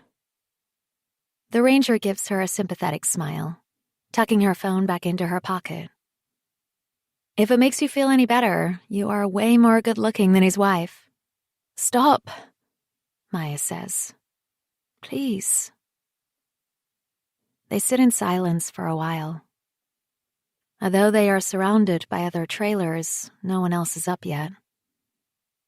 Maya listens to the sounds of the Grand Canyon. The distant waves of wind weaving through the rocks, like the roar of the sea rushing onto a beach. You know, I was the other woman once. Katerina breaks the silence. My husband was married to someone else before me. So he left her for you? Yes. Does he have kids? No. She shakes her head. He's never wanted kids. Maya sighs. I never meant to fall in love with a married man. Katerina puts her hand on hers. Her gesture surprises her, but she likes it. She feels the warm comfort of it penetrating her skin. Nor did I, she says. It happens. Chapter 36. 5 days after, Sunday. The sun has barely risen when Special Agent Lopez gets out of her bed. They must only have slept a couple of hours, and yet Constance feels as if she has had the best sleep of her life. "Can I get you some coffee?" she asks him. Her body feels lazy and full. She stretches her legs and points her toes, watching Lopez's muscled back as he pulls on his shirt. "Hey, you should go back to sleep, darling. It's 6. To hear him call her darling makes her feel giddy. She is like a teenager all over again. "But where are you going so early?" she asks him. "I have to go to work." On a Sunday? "Yeah. They wanted me to live on site, like the other rangers, but I insisted I had my time off. My own place outside of the park." He pulls on his jeans. "Downside is I can't complain when I have to do long shifts." He gives her a serious look. "We shouldn't have done this," he says. "It was very unprofessional of me." He stumbles over his words. "I'm sorry." She feels the blood rush to her face. "Stop," she begs him. "Don't apologize. Don't ruin it." He sits on the bed, picks up her hand. He seems to be examining every one of her fingers. "I want you to know that I don't usually behave like this," he says. "But it's different with you." He looks up at her. She feels her heart take a sudden lurch at the power in his gaze. "I know," she says. "I feel the same way." "We have been watching each other for so long," he says. "What happened felt inevitable." She nods. "I know." "But it's wrong in the circumstances." He continues. "It doesn't feel wrong." Special Agent Lopez says nothing. He cradles her face in his hands, and he kisses her on the lips. She feels faint from his touch, liquid beneath his strong fingers. He pulls away, and she can feel his resistance to leave her, and makes her feel magnificent. "Okay," Special Agent Lopez says. "I have to go. You should try to sleep." "It's to do with the investigation into Daniel's death, isn't it?" she asks. He shrugs, looks away from her. "I can't talk to you about it," he says. "I'm sorry." A ray of morning sun bursts through the slats in the blinds, flooding the room with golden light. Yet Constance suddenly feels very cold indeed. "I should never have slept with you," he says again. "Please don't say that." "I don't regret it," he says, squeezing her hand. "This is something special, isn't it?" She nods, biting back her tears. "Okay, well, just hang in there," he says, reaching forward and stroking the side of her face with such tenderness it twists Constance's heart even further. "I'll get to the bottom of things. This will be over soon." "Before you go, I have to show you something," Constance says, leaning over and pulling open Daniel's nightstand drawer. She reaches in for the flight itinerary. As she does so, a tiny voice inside her head taunts her. "If your husband was still alive, you'd be on your way home to Ireland by now. If your husband was still alive, you would never have had sex with Special Agent Lopez. Daniel bought tickets for the three of us to go back to Ireland. He was leaving Maya DaCosta. Could it have been just for the Easter holidays? Lopez asks her, taking the sheet of paper from her and looking at it. They're one-way tickets, Constance says. I think he intended for us to go back home, for good. Lopez reads the flight itinerary. He looks up at her, his brown eyes pensive. But he worked for his brother, right? Did he know he was going home? No, I don't think so. Constance frowns. Okay, well, these flight tickets look like he didn't intend to kill himself, at least. I keep telling you that Daniel wouldn't do that. She takes a tight breath. Don't you see? Maya DaCosta got mad when she found out Daniel was returning to Ireland with his family.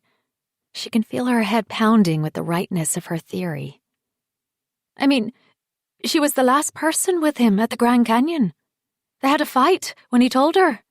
She pushed him, and because of his vertigo, he lost balance and he fell. She can hardly breathe. She is so agitated. Maya DaCosta killed my husband. You have to arrest her. Hey, calm down, okay?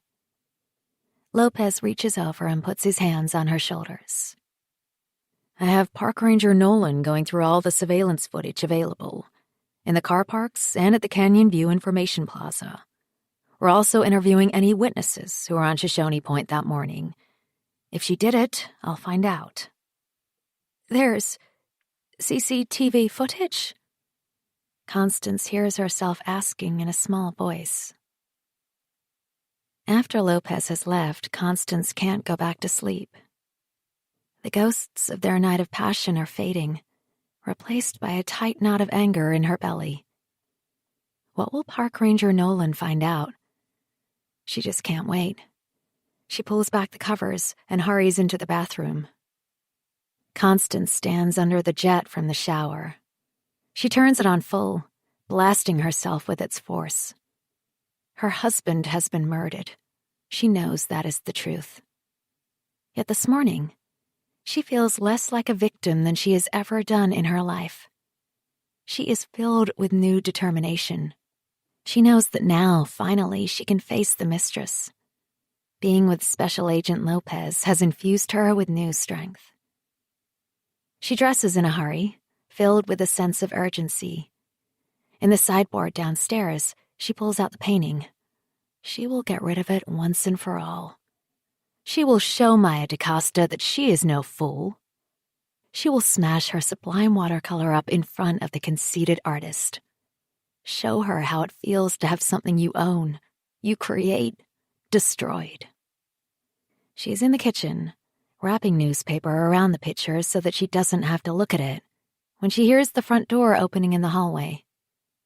"Kathy, is that you?" she calls out. There is no answer, but she can hear voices. A minute later, Kathy appears in the kitchen, her Virginia Woolf tote bag slung on her shoulder, Lisa by her side. Constance feels a blast of annoyance that Kathy's friend is with her.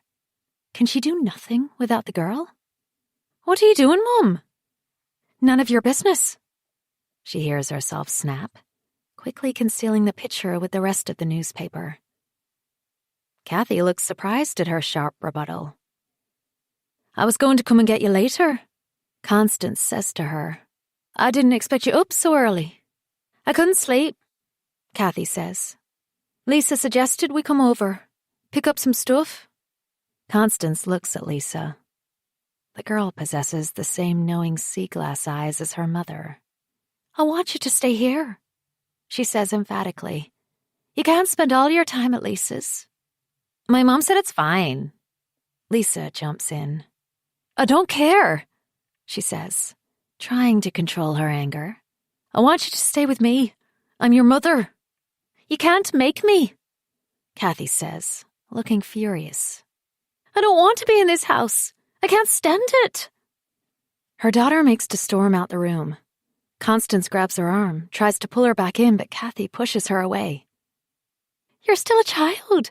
You're my responsibility. That's bullshit. Kathy rounds on her. You know nothing about me. She could make her stay. She looks at Lisa for some kind of support, but the girl is staring at the kitchen floor, clearly mortified by the scene. What would Daniel think of this? How can it be that so soon after finding out about his death, she and Kathy are fighting? They should be supporting each other. Okay, she says, defeated. Go over to Lisa's again, if you must. But you better be here when I get back. She picks up the picture in its newspaper wrapping, makes for the door. Where are you going, Mum? Kathy asks. But Constance doesn't reply. She wants to tell her daughter she is going to fix things, make everything all better, so they can start over fresh. But of course, that is impossible. Her father is gone forever, and Constance knows who is to blame. As Constance gets in her SUV, slipping the keys into the ignition, she remembers something Daniel once said to her. The memory of it makes her laugh out loud like she has gone mad. But her husband never did know her. Not really. Daniel had told her that he wanted to marry her because she was soft-natured and kind. You're so nurturing, he said as if it were a compliment. You'll stick by me. He was wrong. That had just been her outer face. The real Constance is far from nurturing. She is tough, and she wants vengeance. She is going to drive out to Luna House, batter at the door with that loathsome painting. She's going to have Maya DaCosta up against the wall, and she is going to make her confess to killing Daniel. Listen to me. Sometimes you remind me of my father. He always used to say that small actions can have big consequences. He claimed that the fact I told my mother about what I had seen destroyed not just their marriage, but her. He claimed that I would ultimately become the death of her. He laid it all on me, just like you did. My father said that it was me, not my mother, who drove him away. He said he couldn't take my judgment. He claimed that she accepted his needs as a man. You'll understand one day, he told me. It's harder for a man than a woman to be faithful. He made a little laugh. I think he thought he was being funny. We were sharing a rare moment of fatherly advice. Men are weaker than women, he said as if that excused his behavior. So, you see, you weren't even sorry about what you'd done. Not really. When you made out that I even drove you to it because you said I was so controlling, it reminded me of my father. Well, I found it hard to forgive you. But I did the first time. It was only after I caught you out a second time that I knew I couldn't take any more of your lies. I wasn't sure, really, how many times you might have deceived me. When I confronted you, I could see you thought you could get around me again. You even said I made you do it. You're so cold, you accused me. You never talked to me. What did you expect? I couldn't trust you. You broke me, and you weren't even sorry. You never really tried to make it up to me. You hurt me so much. I was in agony, really. I loved you so much, but I wanted the pain to stop. In the end, it was you who pushed me to do it. Chapter 37. 5 days after, Sunday. Maya is on her way back home. It is early still, the sky tender with morning light. She lifts her hand off the steering wheel and smells the inside of her wrist. The scent of rose and sandalwood envelops her. Her heart is in smithereens, but even so, she feels a tiny seed of peace has taken root. The ceremony this morning helped. After she had left Park Ranger Katarina's trailer, she had walked along the south rim of the Grand Canyon. She had intended to go back to Shoshone Point where Daniel had fallen, but she couldn't do it. Instead, she took the path that they had taken the first time she had brought Daniel to the Grand Canyon, to the watchtower at Navajo Point on the eastern edge of the South Rim. It was so early in the morning that there were no other visitors, and she was able to climb the watchtower on her own. The views from the top were possibly the most sublime. She never stopped being stunned by it. She gazed at the undulating formations of rock, so brutal in their beauty, the distant Colorado River, and she wished with all her heart that she could fly, soar above the Grand Canyon and be free yet again. But her grief refused to let her go. She delved into her bag and brought out a candle scented with rose and sandalwood, placing it on the very edge of the watchtower wall. She lit it and focused on the tiny flame. She tried to find words to say her goodbye, but all she could do was cry. She heard voices below. Others were climbing up the watchtower. Hastily, she blew out the candle. With the wax still warm in her hand, she threw it out as far as she could and watched it fall into the canyon. Maya had felt Daniel again, right by her side. She could feel his breath on the back of her neck, his arms around her waist. He was swaying with her to the rhythm of her keening. He had been right. They would meet again in another lifetime. A love like theirs doesn't just end. She feels better driving home. Katarina said to take one day at a time. Maya will get through today. She isn't so sure about tomorrow, but she has to keep on living. She has a sudden urge to paint. That's what she will do when she gets home. She will lock herself in her studio and she will paint her love for Daniel on all her canvases. She will not stop until she literally drops with exhaustion. To her dismay, when she pulls up at Luna House, Joe's old banger is back. Not only that, it is parked diagonally in front of the house, blocking the path. He is clearly stoned or drunk. She has had enough of him. She doesn't want Joe pulling her back into his world. She needs to be alone. She needs to hold this new peace she has attained close to her chest. She thinks about turning her Jeep around and driving away again, but Joe is already out the door, waving to her. "So, baby, where were you last night?" he asks her as he puts a plate heaped with scrambled eggs in front of her. She picks up the Chipotle bottle and splatters her eggs with the hot sauce. "It's not really any of your business, Joe."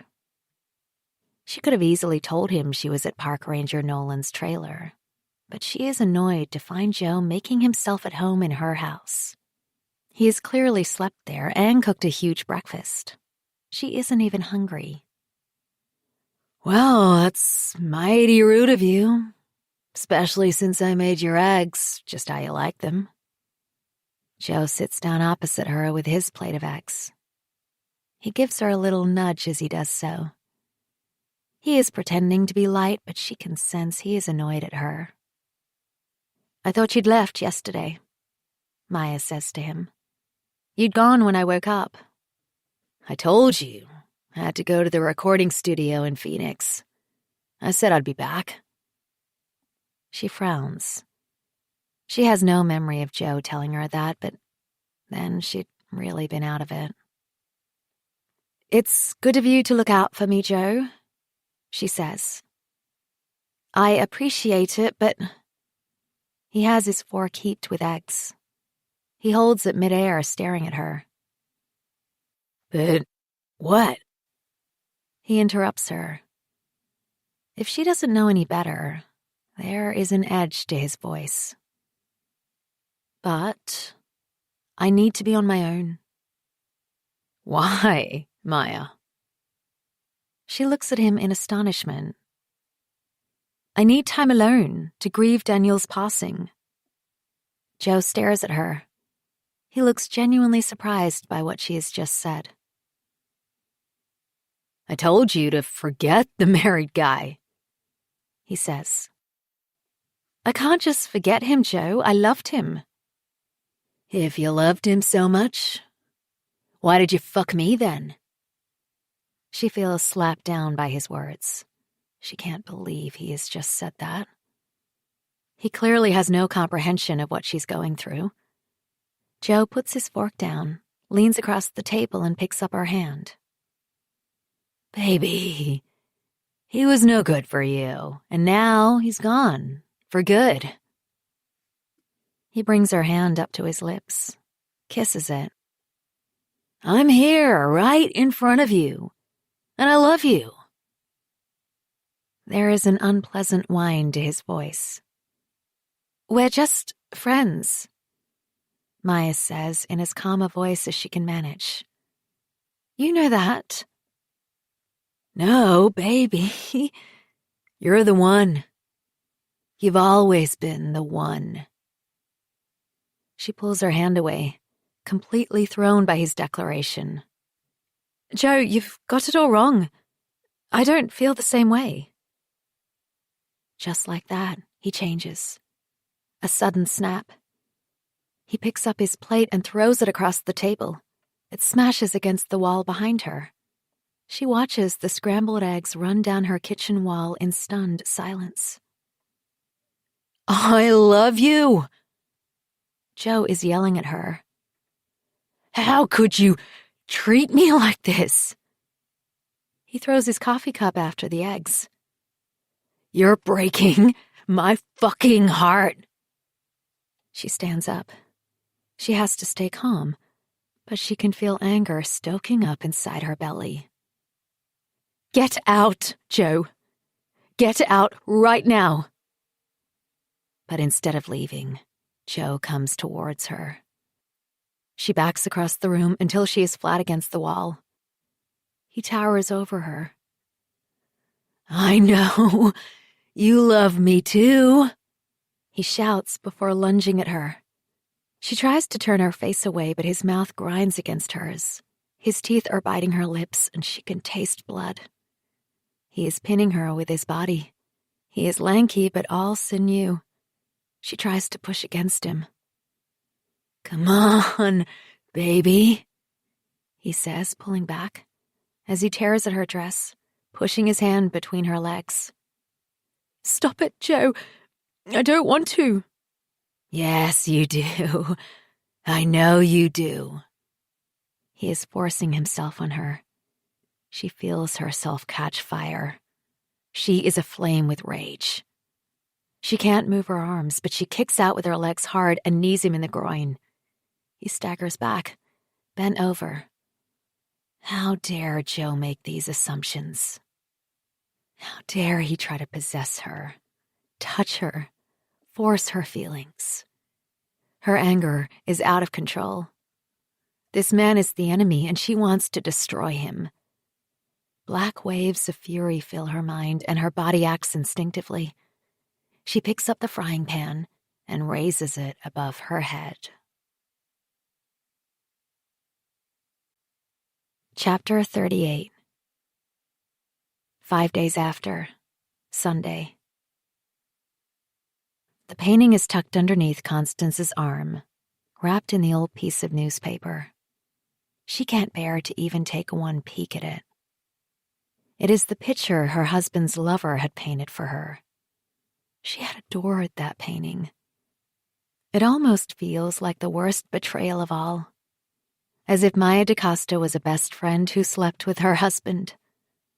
She never wants to see the dripping green of those gallery forests ever again. She walks towards Luna House, her head held high. As she climbs the porch steps, she can hear raised voices. Her intention had been to knock on the door immediately, but through the glass porch doors, she can see that man, Joe, again. The one who had called Maya DaCosta his girl. The last thing Constance wants is to have to talk to him as well. She crouches down behind one of the porch stairs and spies on them. The man Joe is in the kitchen area shouting at Maya, and his face is red and angry. To her shock, she sees him push Maya DaCosta up against the wall, and Maya is wriggling beneath him. Constance looks on in horror. She begins to get up. This is a woman under attack, and she has to rescue her. But then she stops. This woman was also Daniel's mistress. Just this morning, Constance told Special Agent Lopez that she believes Maya DaCosta is responsible for Daniel's death. She wants her to suffer. What does she care about her? During her moment of hesitation, Constance sees Maya kick the man Joe with surprising force from a woman so small. She knees him in the groin and he falls back. Constance watches transfixed as Maya DaCosta picks up a frying pan and raises it over her head. She is going to smash it over him. She is going to try to destroy this man.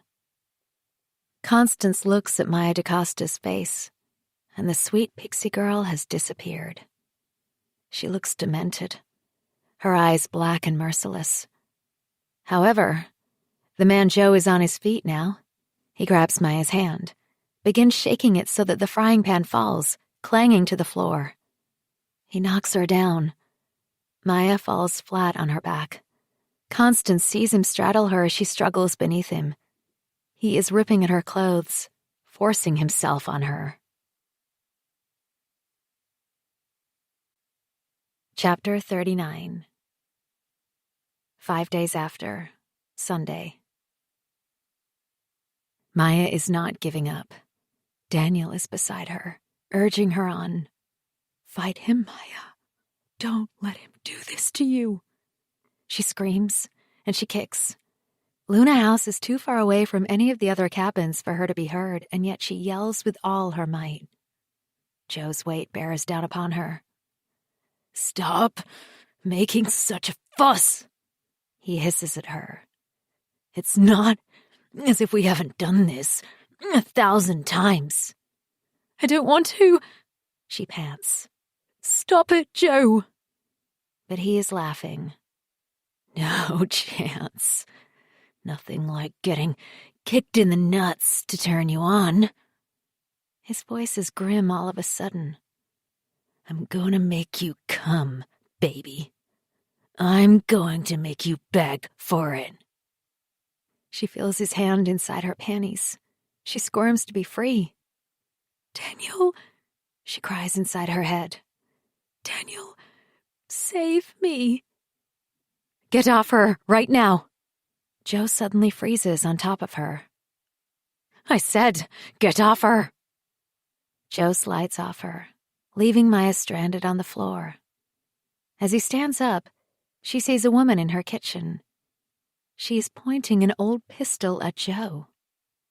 What the fuck are you doing here? Joe says. He takes a step towards the stranger. Is that my gun? How does Joe know this woman? Moreover, since when did Joe have a gun? Yes, it is your gun, the woman says. I found it in your car.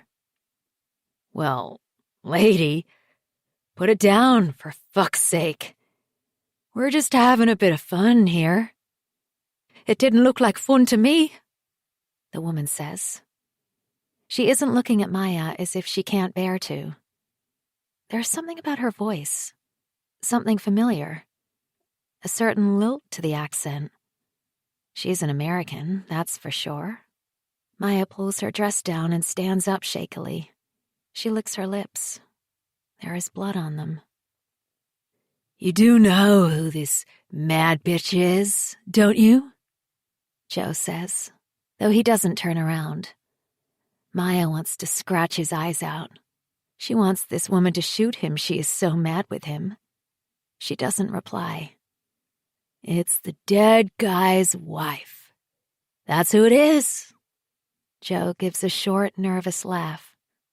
So she just might shoot us both. Constance. Maya stares at the woman holding the gun in astonishment. Constance Garvey is not how she pictured her. She imagined that Daniel's wife would be plainer, older. This woman is none of those things. She is tall, with short fair hair, womanly curves, and sun-kissed skin. The cops are on their way, Constance Garvey says. They'll be here any minute. Constance begins to rotate slowly on her heels. All of a sudden, she swings the gun towards Maya.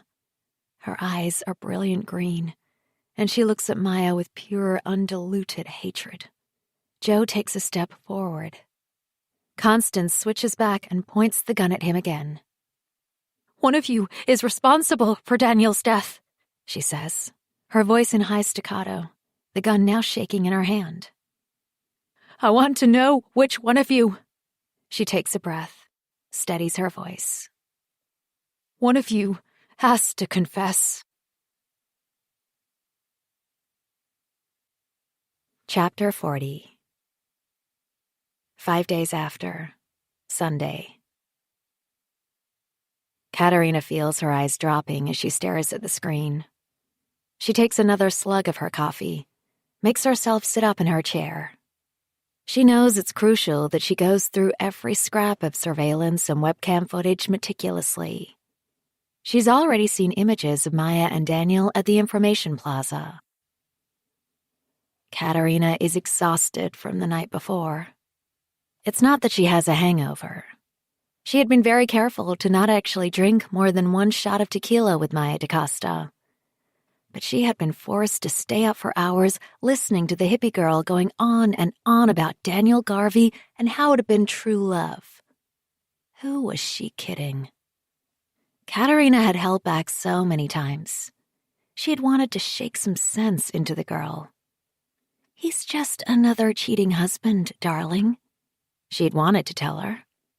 He would have discarded you as soon as he got bored with you. Why are so many women so naive? She bites her lips as she tries to concentrate on the grainy images in front of her. Katerina made sure she appeared sympathetic to Maya. But deep down, she despised her. Maya DaCosta had tried to take another woman's man. Katerina had lied to her about her own life just to get her to open up. There had been no ex-wife. She was Shane's one and only wife. But at least she got her to talk about what she and Daniel had argued about. Maya more or less confessed to killing Daniel, although she couldn't remember what exactly had happened. But hopefully, if she keeps combing through the surveillance footage, she'll find evidence to present to Special Agent Lopez. It was clear that Maya DaCosta had an issue with the daughter. So Daniel Garvey planned to go back to the wife all along. Play happy families. What a farce. The damage had clearly already been done. The wife knew about the mistress. Moreover, according to Maya, so did the daughter. That girl was twisted already, torn between her bitter parents. But Katerina doesn't feel sorry for Kathy Garvey. Her father had put her first. She had all the comfort and privileges that Katerina had never had as a child. At last, Maya DaCosta had collapsed on her bed. Although she was tiny, she seemed to take up the whole thing. Katerina had been unable to sleep. So she did what she always did when she couldn't sleep at night. She got in her truck, and she drove out of the Grand Canyon. She drove into the dark night, and she pulled over in some random spot. She phoned Shane. "Come back," she begged, her voice cracking with despair. "Please, come back." But he would not answer her. And after she'd done that, she started driving around again.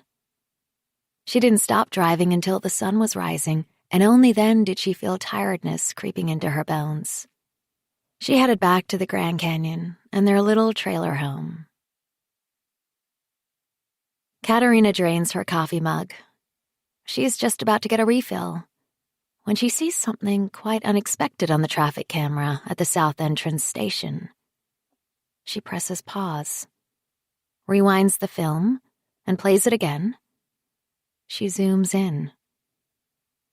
Her heart begins to accelerate. She reaches over for her laptop to double-check. Is she mistaken? There are so many doppelgangers out there.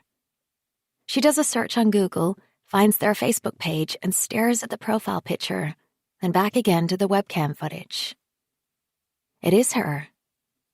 She looks at the time on the image, zooms in further, takes a good look at the face again. There is no doubt in her mind. She has her now. Chapter 41. 6 days after, Monday. Constance looks out the window, across the backyards to her own house. So, this is how it looks from the other side. She can see the detail of her kitchen quite clearly. The pristine white wall cupboards, the pale blue walls, and the stainless steel fridge.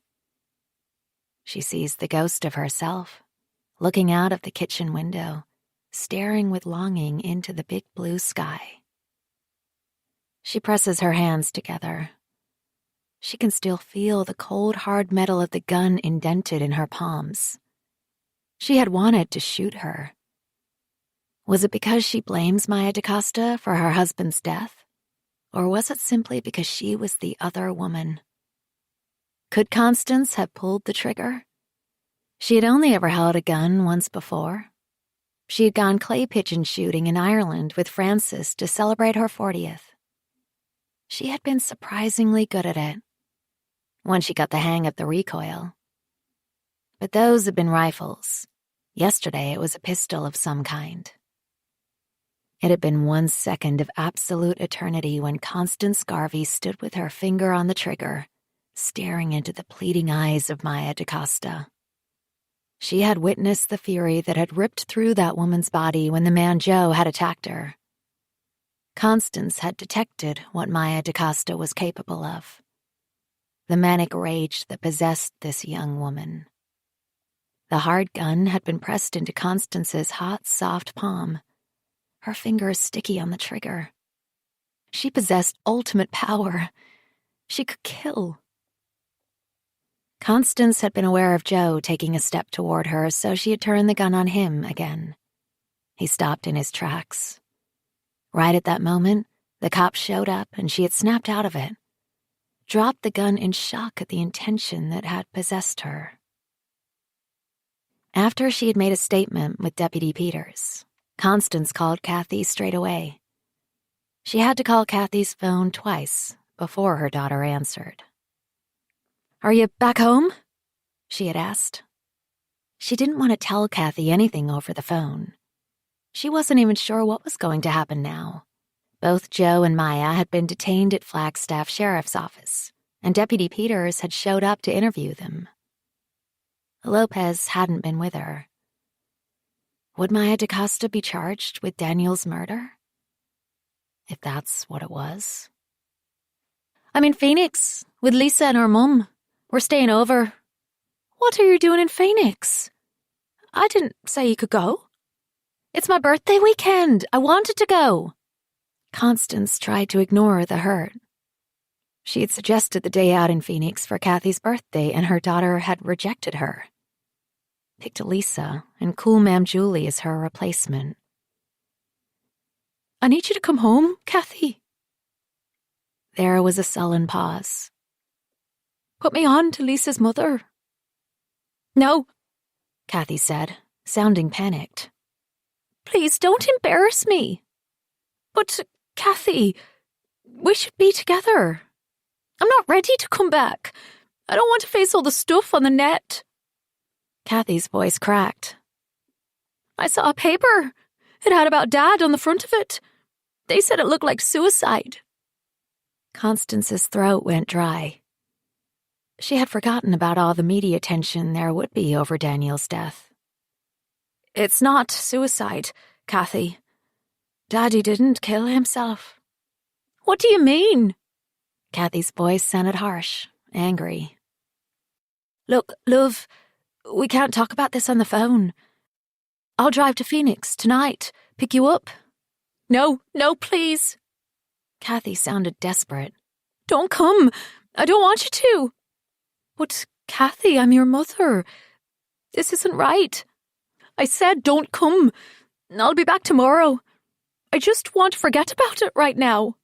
I need you with me, Constance said in exasperation. I'm worried about you. Just leave me alone. Her daughter didn't want her. Kathy was only 16, but she sounded so grown up and in command of her own life. She should have had another child, but Constance hadn't wanted to, had she? And now she had been abandoned by Daniel and Kathy. Constance hadn't driven straight home from the sheriff's office. Instead, she had headed south, towards Phoenix. She was going to get Kathy back, whether her daughter liked it or not. But at Cottonwood, she had changed her mind. Kathy had been so adamant. She had to get control of things again, get Kathy on side. But much as she hated to admit it, after meeting Julie, she knew her daughter was in good hands. Constance took a turn following the road that ran alongside the Verd River. At the bridge, on the way to Camp Verd, she pulled in and got out of her car. The sun was sinking behind the willow trees on the other side of the water as mist settled on the surface of the river.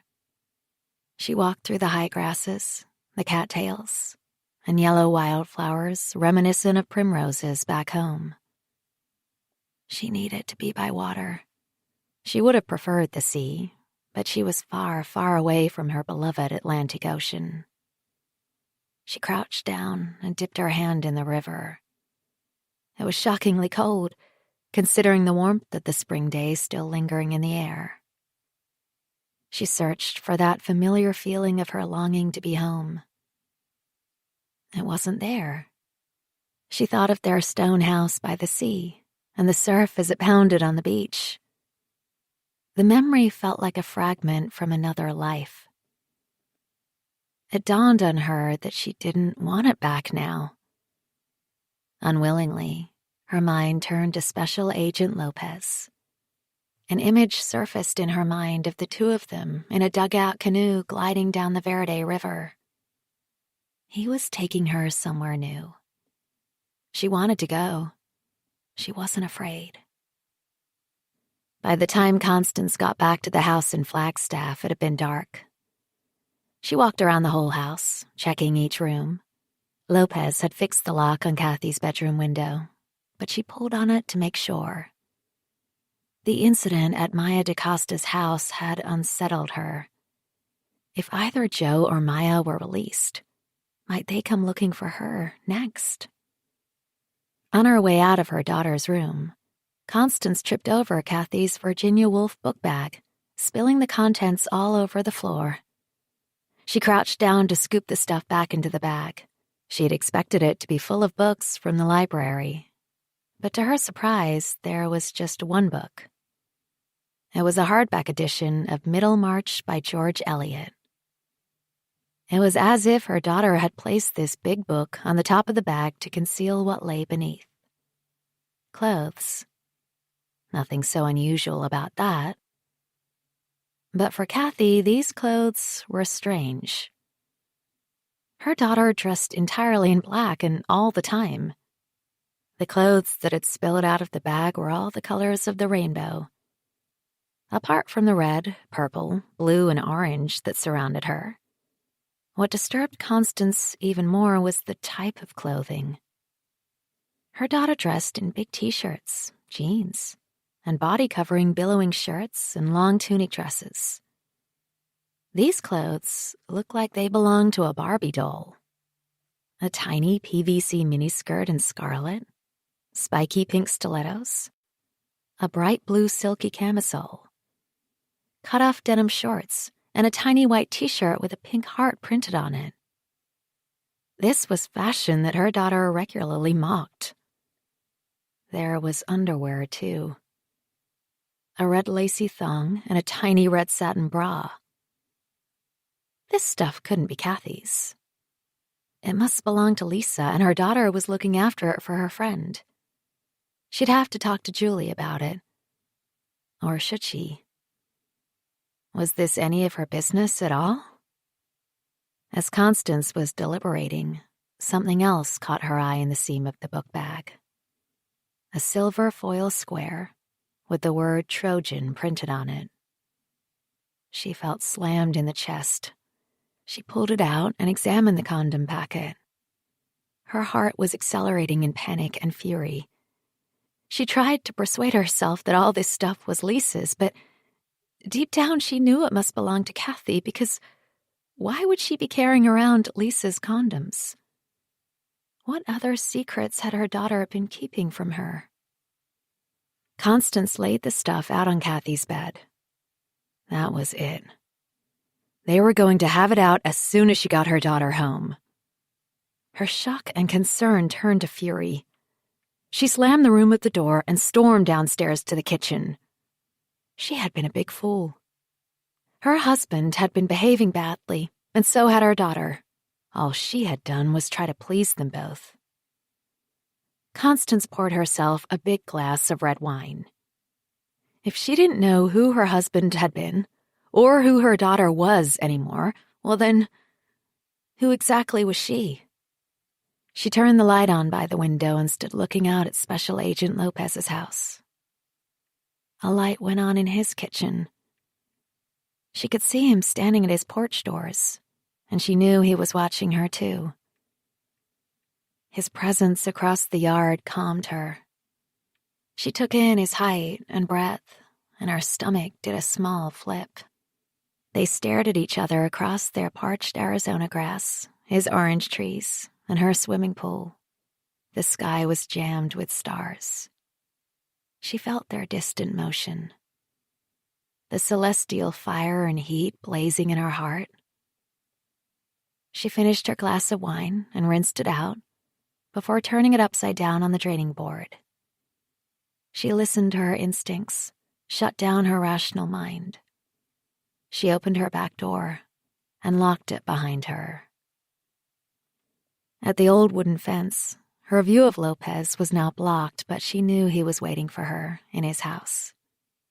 She pushed against the wooden boards and two flipped up. She was glad now that Daniel had never fixed it.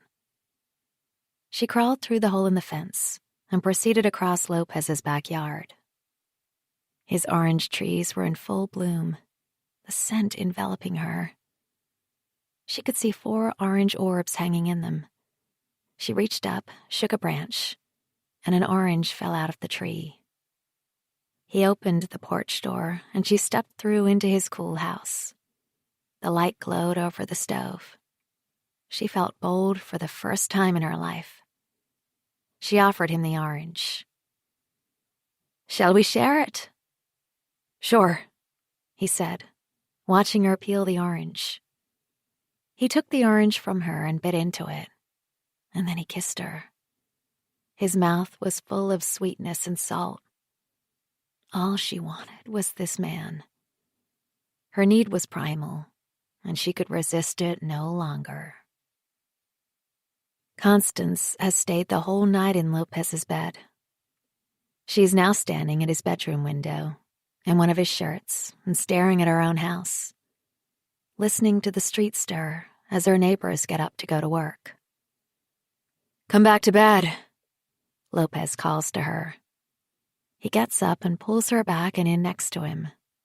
She wraps her arms around his lean back. She wants to hide forever in Special Agent Lopez's bed. She dreads what this day will bring. Is Maya DaCosta going to be charged with Daniel's murder? And then there's Kathy. What has her daughter been up to? On top of it all, no doubt Liam and Stacy will be harassing Constance. At least Francis is due to arrive this evening. She tries to push her worries away, focus on Lopez and the fact he is kissing her again. But just as she begins to let go, his phone rings. "I'm sorry. I've got to take the call," he says. He gets out of bed, picks his jeans up off the floor, and pulls his phone out. "Lopez here?" He walks away from her to the other side of the room. "Yeah, okay, go ahead." He turns to look at her, gives her a half smile before disappearing out of the room. Constance can hear him talking, but not what he's saying. It must be something to do with Daniel, surely. She sneaks across the room, presses her head against the door, but hears nothing but murmuring. He's gone downstairs. She opens the bedroom door and surveys the landing. The house is smaller than their place. Lopez likes art, too. Hanging on the wall over the stairs is a large Haida print, circular with strident lines in red and black. She can make out eyes and a hooked beak. She takes a step closer. It's an eagle, she guesses. But it is split with two faces, and in its tail is a humanoid face. The whole image makes her tremble. It is so controlled within its geometry, yet brimming with raw vigor. She turns around, and on the walls of the landing are a series of old sepia-toned photographs of Native American people. She looks at their faces, and she feels such a deep sadness. They had their homes taken from them. They had been deceived, butchered, forced to live in reservations. She remembers her mother telling her that in 1847, the Choctaw people sent $170 to help the Irish during the potato famine. It was such a powerful gesture of solidarity. Lopez told her that he is Navajo and had grown up in the Grand Canyon, although he'd been away for years. She knows so little about his heritage. She feels unworthy of him. But she is drunk on their lovemaking. Having lived without sex for so long, she craves it now, endlessly. She is a complete idiot. Her husband has just been killed. Moreover, the man she is sleeping with is investigating his death. She needs to sober up and think of her daughter. She needs to gather up her dignity. She scurries back into the bedroom, tearing off Lopez's shirt and pulling on her dress. Just as she is doing up the last button, Lopez comes back into the room. He is still holding the phone in his hand. He takes her in, dressed, hunting around for her sandals. "Are you leaving?" He is giving her a strange look. She stops what she is doing. "What's happened?" He looks so stern that she knows it is something serious. Her heart is fluttering with anticipation. Has Maya DaCosta been charged? The conversation is surreal. A few days ago, she was an ordinary Irish housewife living in suburban America. Today, she is the widow of a murder victim, and she has a lover. But Lopez really is looking at her funny. Her heart is hammering inside her chest. "No," he said. "I was talking to Park Ranger Noëlle. She's been going through all the surveillance footage." Constance looks into Lopez's eyes. A few hours ago, they had been full of desire for her, but now it is as if he has shuttered his feelings. A cold chill snakes down her back. Dread mushrooms in the pit of her belly. "Maya DaCosta was seen leaving in her vehicle. After she left, your husband was spotted by witnesses at Shoshone Point." "What about the man, Joe? Did he do it?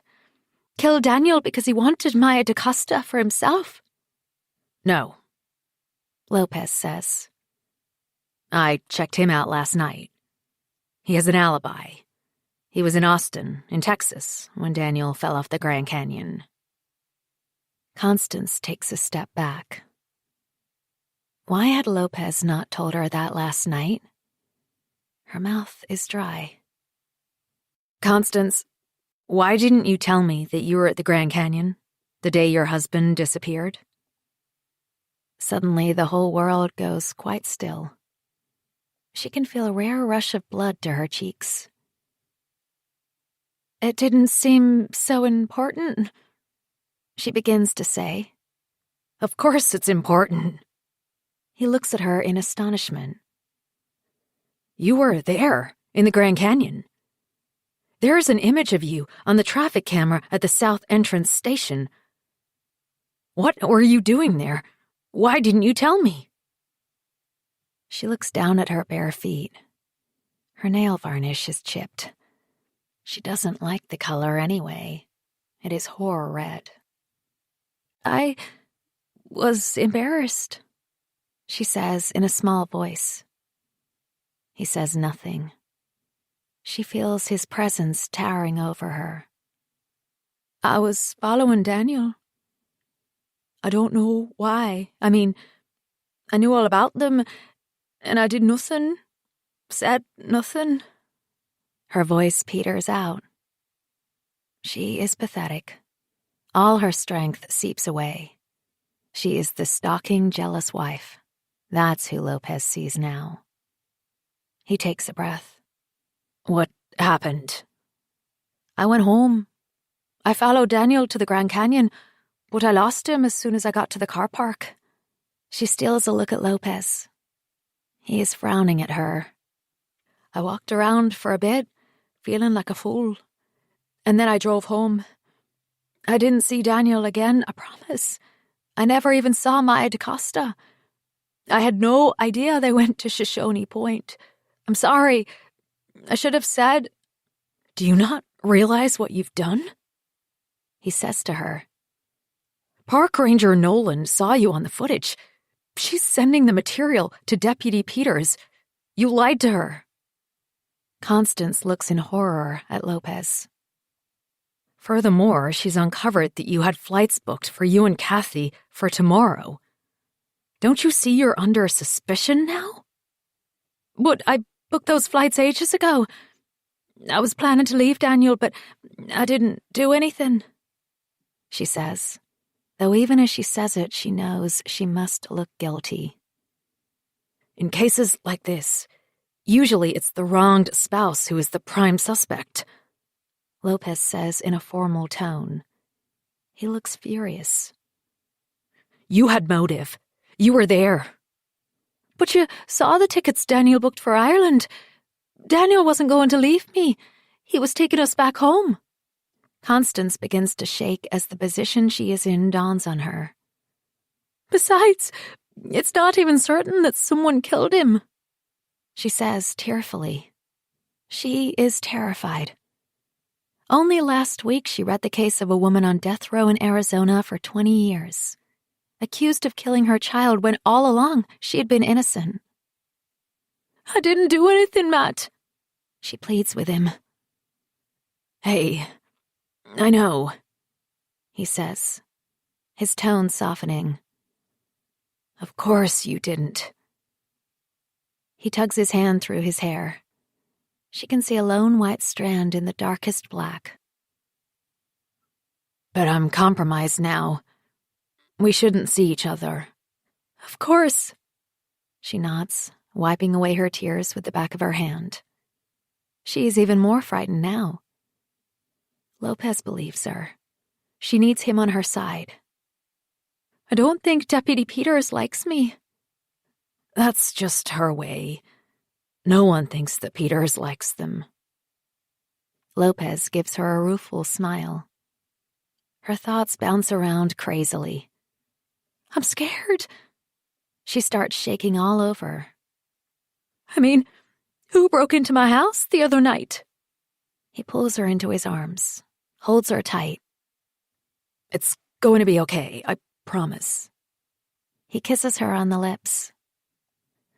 I don't know why Peters is being so insistent anyway, Lopez says.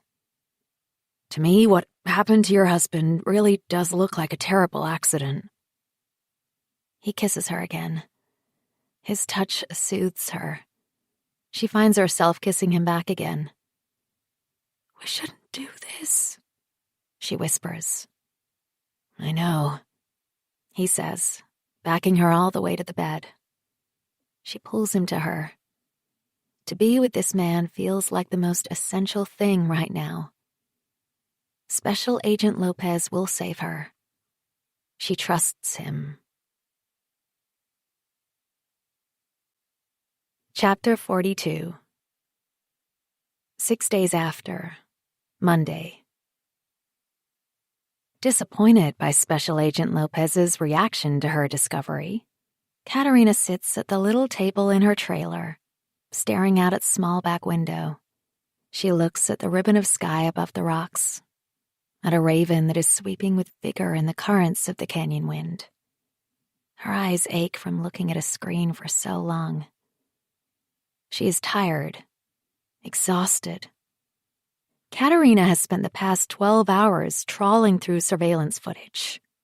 She was the one who spotted the wife driving through the entrance of the south rim of the Grand Canyon.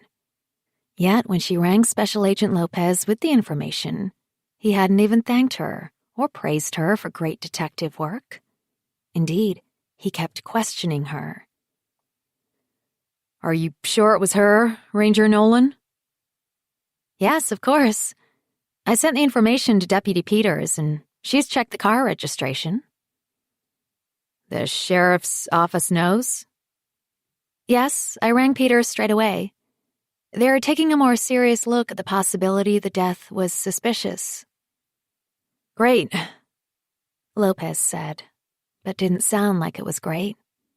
In fact, he sounded pissed off. She was going to tell him about what she had found as well, but something made her hold back. If she did tell him, she was really going to get pulled into this investigation, and she wasn't sure that she wanted to stick around.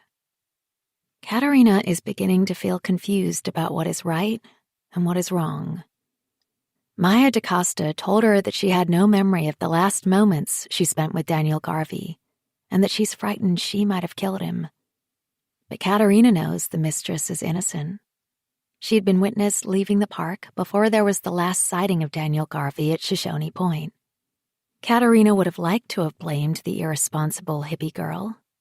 She despises Maya's sense of entitlement, her privilege. They might both have dark skin, but they could not have been from two more different backgrounds. Maya DaCosta is the kind of woman that goes sailing through life, wrecking marriages and breaking hearts, all under the banner of a free spirit. Katerina calls it selfishness. These are the worst kind of women. There are so many of them out there, willing to steal other women's men away. She puts her hand in her pocket and fingers the small metal object. She feels the contours of the tiny silver pendant, pushes the links in the chain into the soft pads of her fingertips. She pulls the necklace out and holds it dangling in the dusty light that fills her trailer. It is a plain silver chain, with a silver letter hanging off the end of it. It is a C. Katerina could present this to Special Agent Lopez as a crucial piece of evidence, found under a small ledge of rock on Shoshone Point. How could he have missed it? But Katerina would tell him that she had seen it shimmering in the sunlight when she had gone back on her own. Checked yet again for signs of what might have happened to the Irishman. This pendant is identifying, is it not? C for Constance. It proves that the wife has lied all along. Constance Garvey must have been with her husband moments before he fell into the Grand Canyon. Did she actually push him? Chapter 43. 6 days after, Monday. Back at Luna House, Maya hears a low rumble. She opens her eyes to see a flash of lightning in the distance. The sky is loaded with dark thunder clouds. She rubs her eyes. They always itch before a storm. Again, a rumble of thunder, this time much louder. The storm is approaching.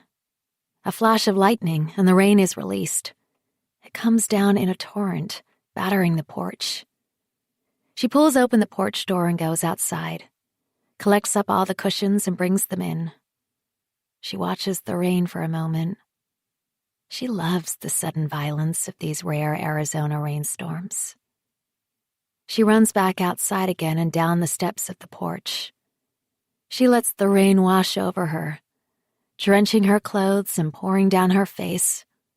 She wants to be cleansed of all this darkness. She doesn't understand the violence of humanity.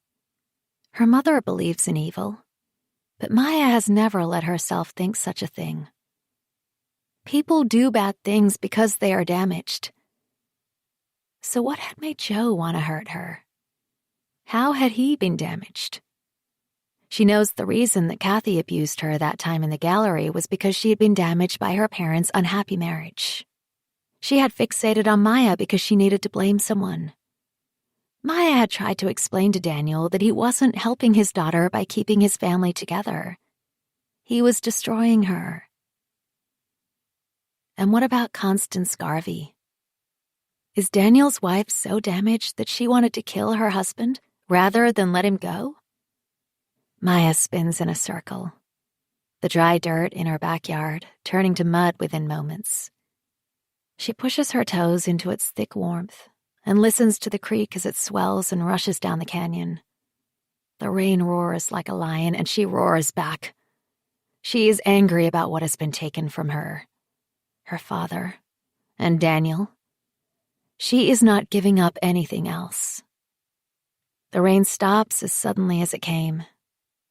Everything shines around her with new, fresh sunshine as if it has been washed clean. She makes her way back up the porch, and that is when she sees it. Lying on its side, the glass and frame broken. She bends down and picks it up. The rain has destroyed the painting, but she recognizes it as one of her own. She can see the faint tracings of pencil marks as the layers of green paint run into each other. It is her painting. The picture that Daniel had bought for his wife all those months ago. So that was why she had come to the house last night. Constance Garvey had wanted closure, not to kill her. Chapter 44. 6 days after, Monday. Constance feels more alive today than she has ever felt her whole life. It is as if this whole time in Arizona, in her heart, she had been living in her stone house in Galway.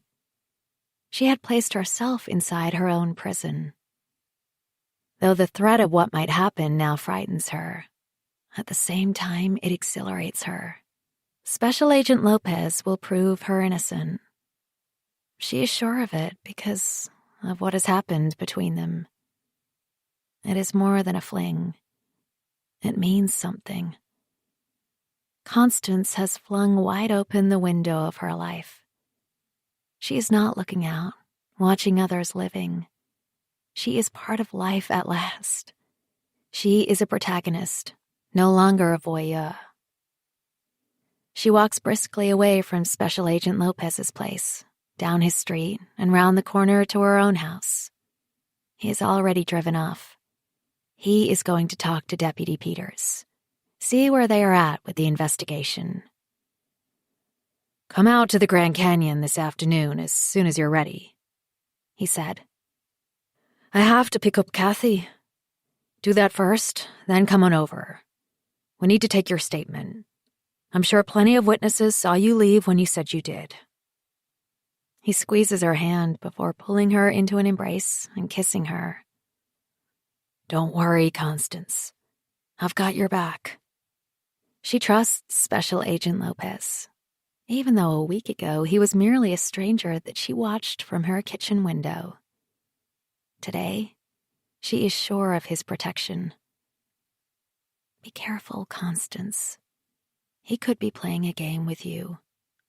A voice warns inside her head. Constance's phone rings just as she is opening her front door. "Kathy."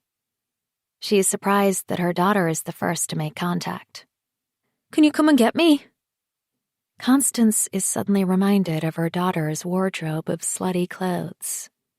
She had tipped them all over her bed the day before. She bites back the temptation to launch into an inquisition. It is better to have that talk face to face. "Of course. Are you back from Phoenix already?" "Yeah, we got up early." "Okay, well, I'm just having a shower and then I'll come."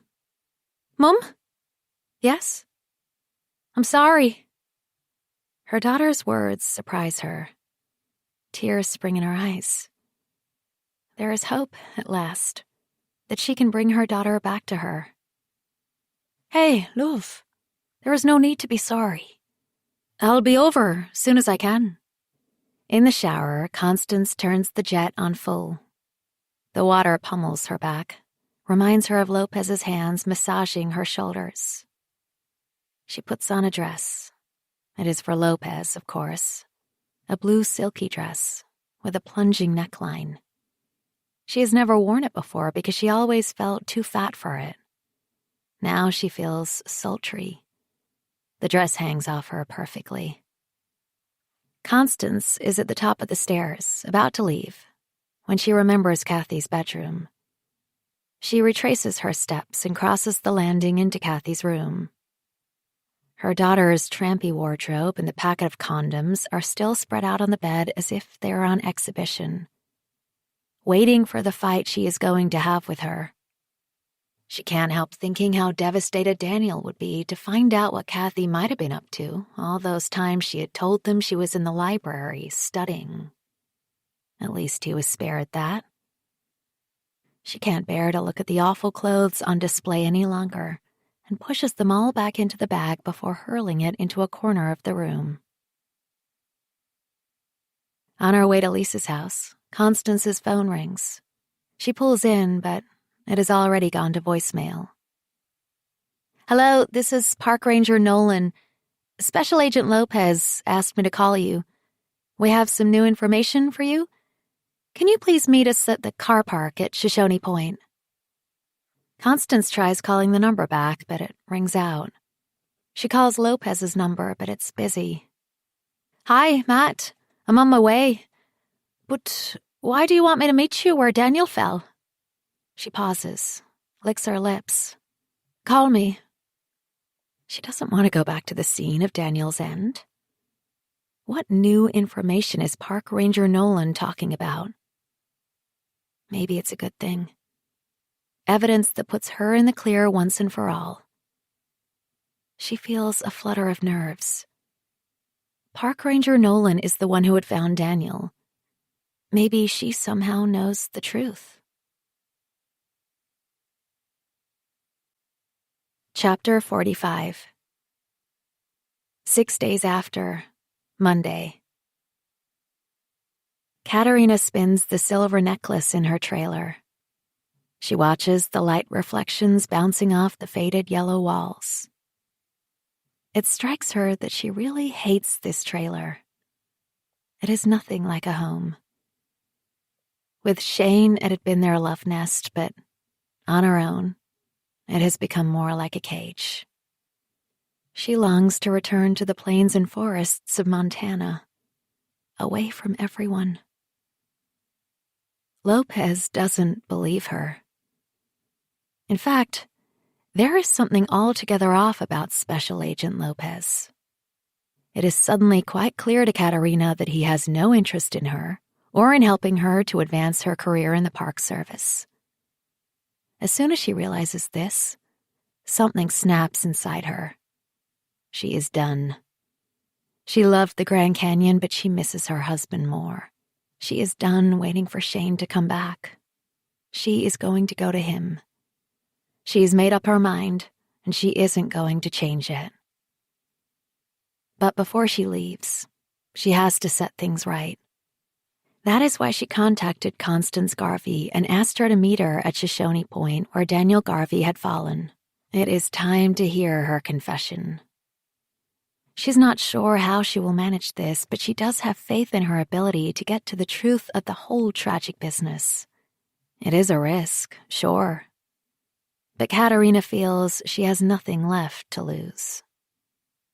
As she stands up, she hears a clap of thunder. The sky fills with storm clouds to the darkest shade of gray possible.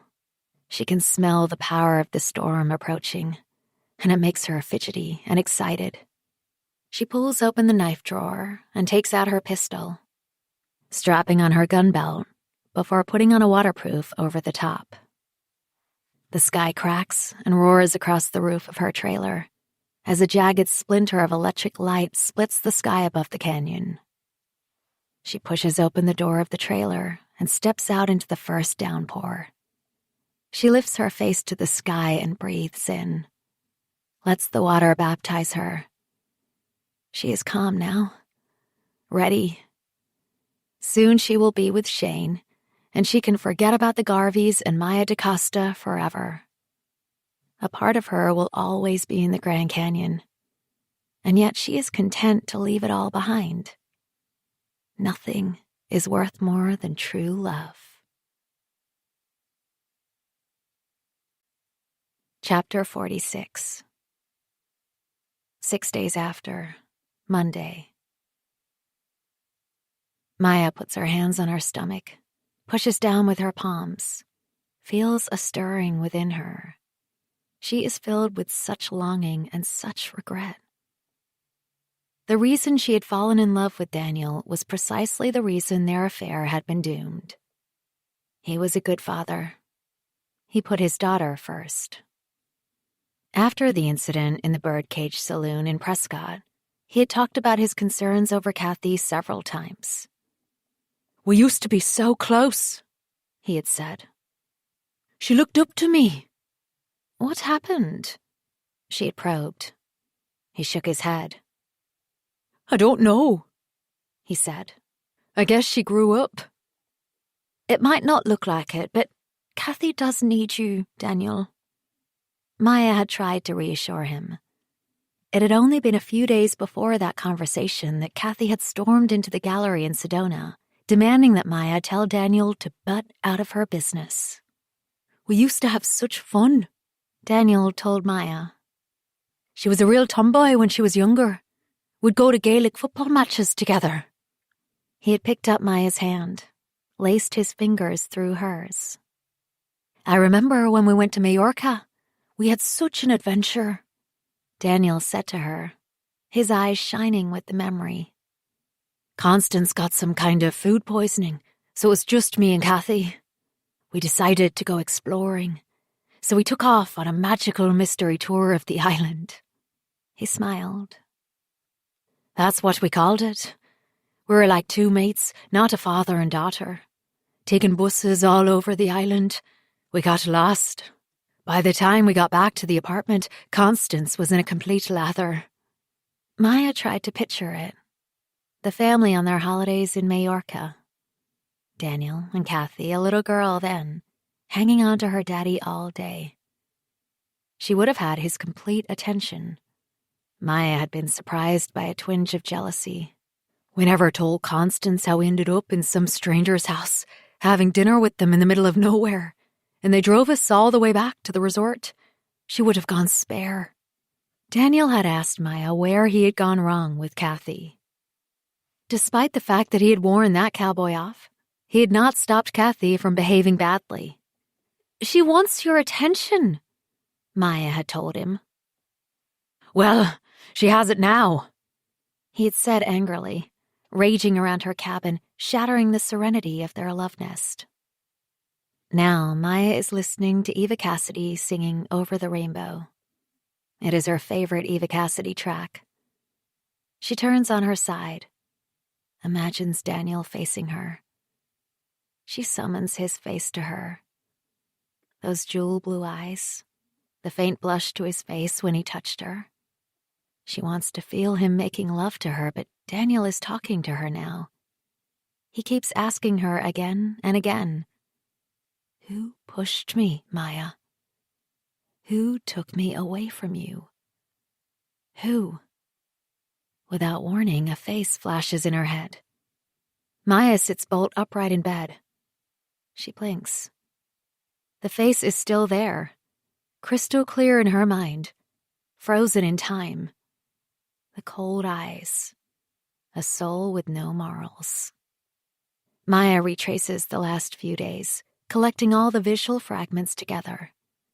She begins to tremble with comprehension. Someone had been watching her and Daniel. That person had followed them all the way to Shoshone Point. She had passed them on her way back to the car park. Sure, she had been running, almost blind with fury, and she had averted her head. But still, Maya had seen enough. If Daniel had been pushed off the edge of the Grand Canyon, Maya knows who did it. She can't quite believe it, but her instincts are screaming at her that she is right. Chapter 47. 6 days after, Monday.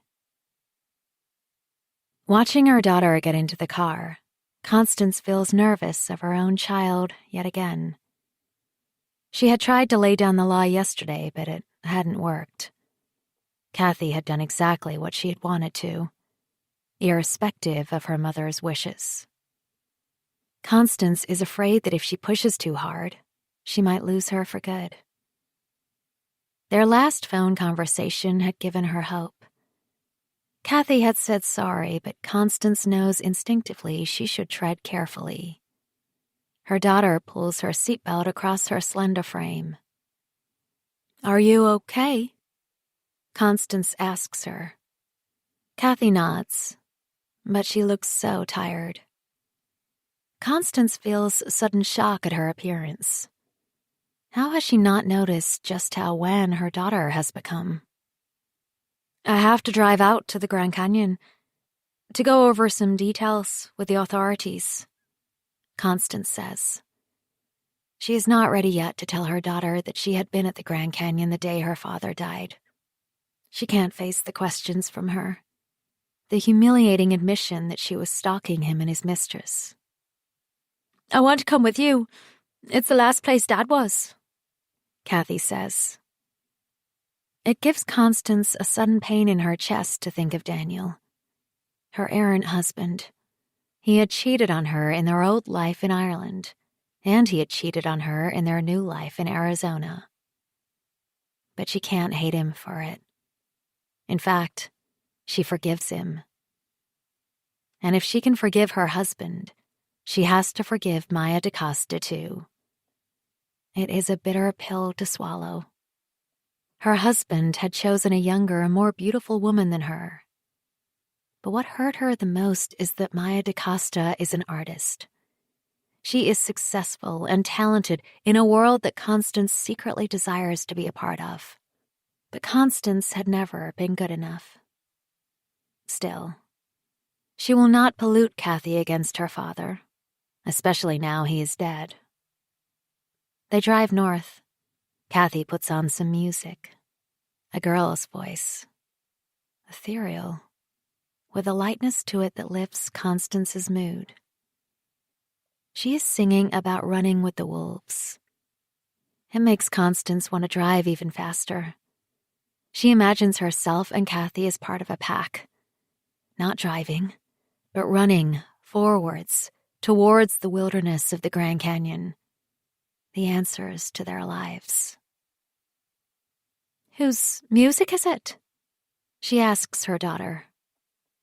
"Aurora. She's Norwegian," Kathy answers. Despite the fact it isn't even noon, Constance feels as if she is driving into the night. The sky is heavy and brooding, loaded with storm clouds.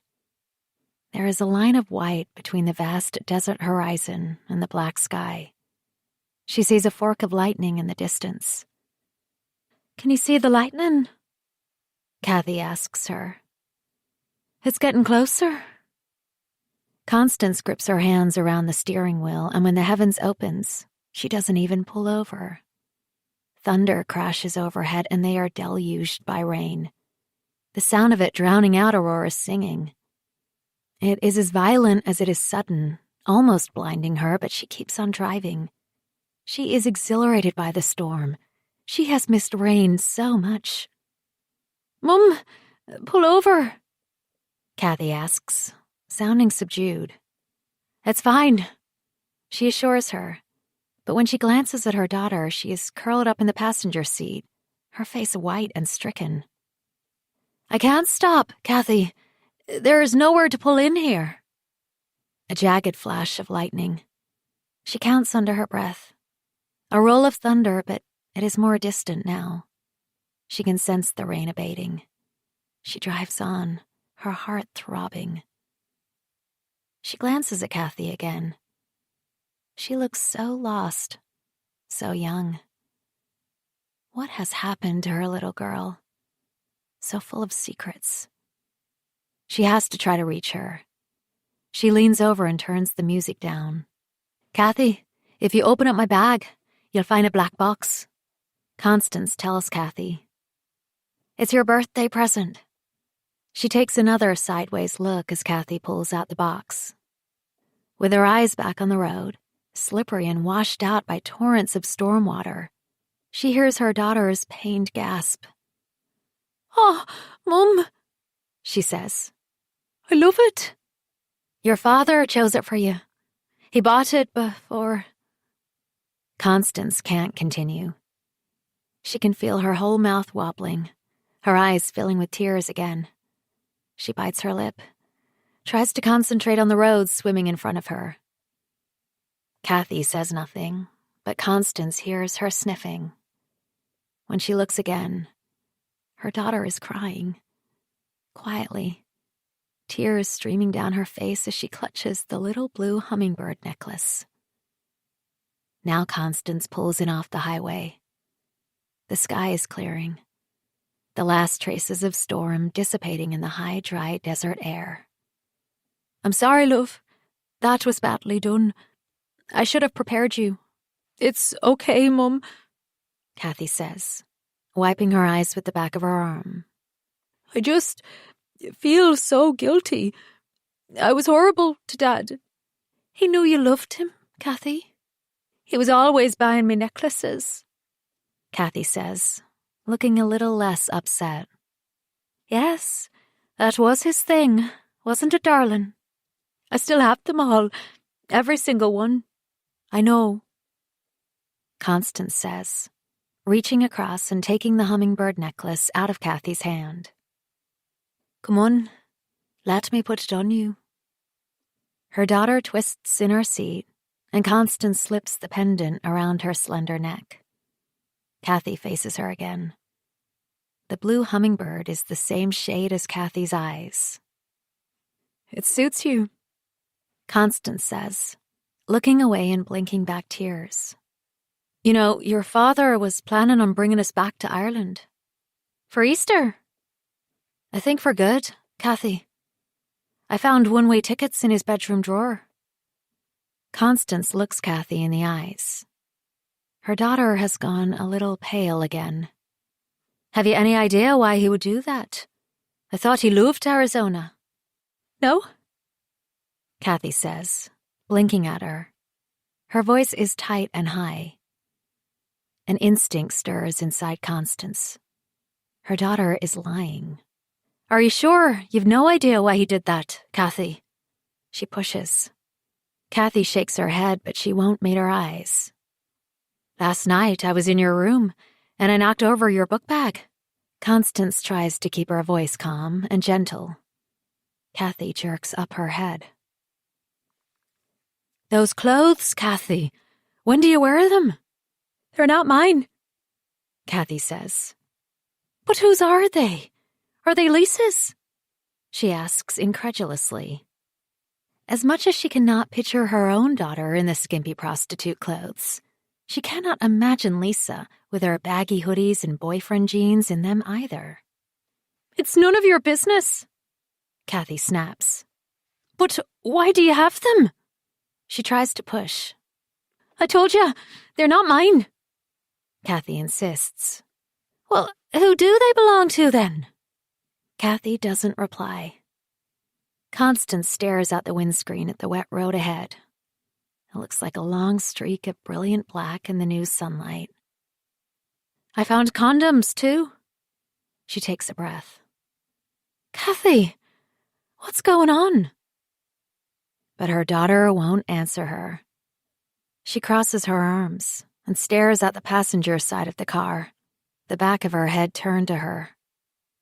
Just drive, Mum, Kathy says. Her voice sounds strangled.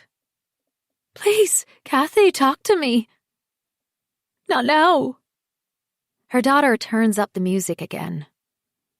She wants to switch it off, scream at Kathy to tell her the truth, but instead, Constance starts up the engine again. Breathing out slow and steady, she takes off towards the Grand Canyon.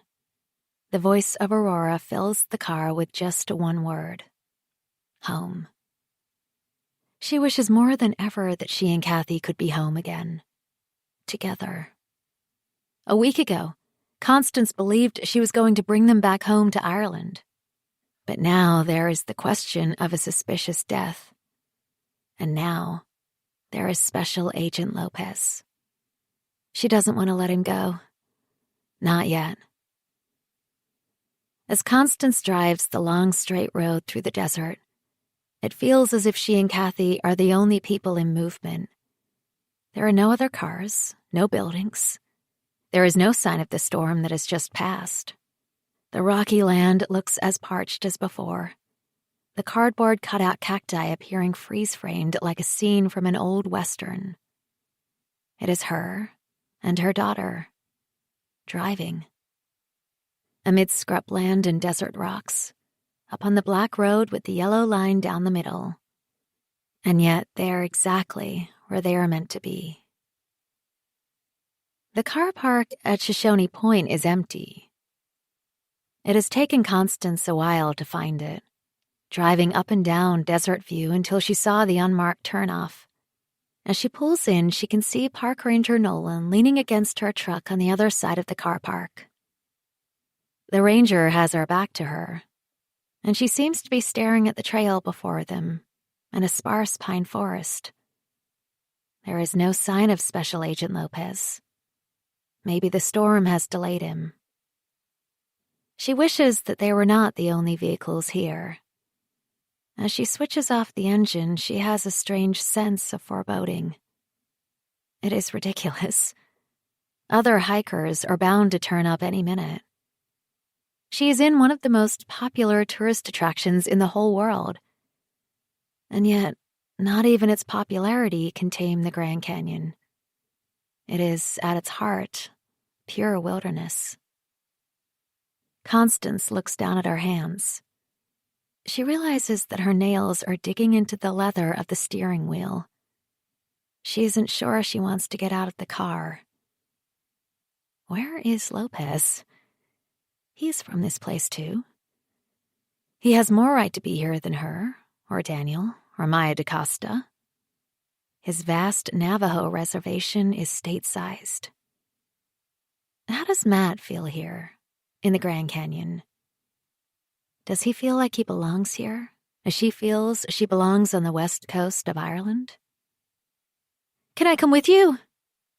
Constance had almost forgotten Kathy is still in the car beside her. She has been so quiet. No, Constance says too quickly. She doesn't want Special Agent Lopez questioning her daughter. Not yet. She needs to tell Kathy herself about why she followed Daniel to the Grand Canyon. I'll talk to the park ranger and then I'll come back. She takes a deep breath. We'll go to the place where your daddy fell, together. Say a prayer for him, okay? Okay, Kathy says, her eyes bright, her expression solemn. Can I borrow your phone? My battery's gone. Well, I might need it. Please, I want to send Lisa a picture of the necklace Daddy gave me. Okay, she says, handing the phone over. As she gets out of the car, Constance turns to her daughter. Everything is going to be all right, she says. I promise. How do you know? Kathy asks her, giving her a searching look. It reminds her of all the times Kathy would question her when she was little. How her curious mind had been constantly seeking answers. How Kathy had made her feel the center of her daughter's world. "Because I will make sure of it, Kathy." Park Ranger Nolan's hat is tipped low over her brow so that it is hard to see her eyes. "Where's Special Agent Lopez?" Constance asks her. "He's waiting for us at Shoshone Point," Park Ranger Nolan says. "But where is his car?" "He came with me. Decided to walk on ahead." The park ranger pushes the brim of her hat up. Constance can see her eyes now. They are a penetrating dark brown. "It's at the spot where your husband fell," she says pointedly. Constance is slapped by her directness. "What's the new information? Why do I have to meet him there?" She is annoyed now that she doesn't have her phone on her. At least she could ring Matt and ask him to come back and meet them in the car park.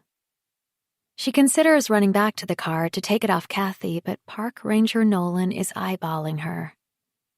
She feels as if she is judging her, as if she can read her mind.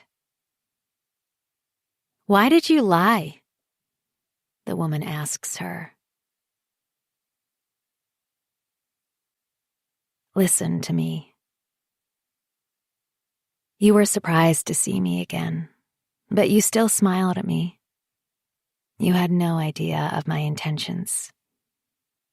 "I want to take a photograph of you," I said. "You look so good." "You were so vain that you fell for the bait. Wanted me to take the picture with your phone." You stood there, posing against the iconic backdrop of the Grand Canyon. I wasn't lying. You did look good. I savored my last image of you. Drank every inch of you in. I memorized the color of your eyes, the shape of your lips, the light stubble on your chin. I memorized your lean, manly silhouette dark against the brilliance of the Arizonan sky. I burned your image forever inside my head so that I still see you smiling at me when I close my eyes. I saw no guilt, no shame in your expression. You were willing to destroy me to satisfy your desires. My act was one of self-preservation. The only way my pain would stop was if I could make you stop breathing.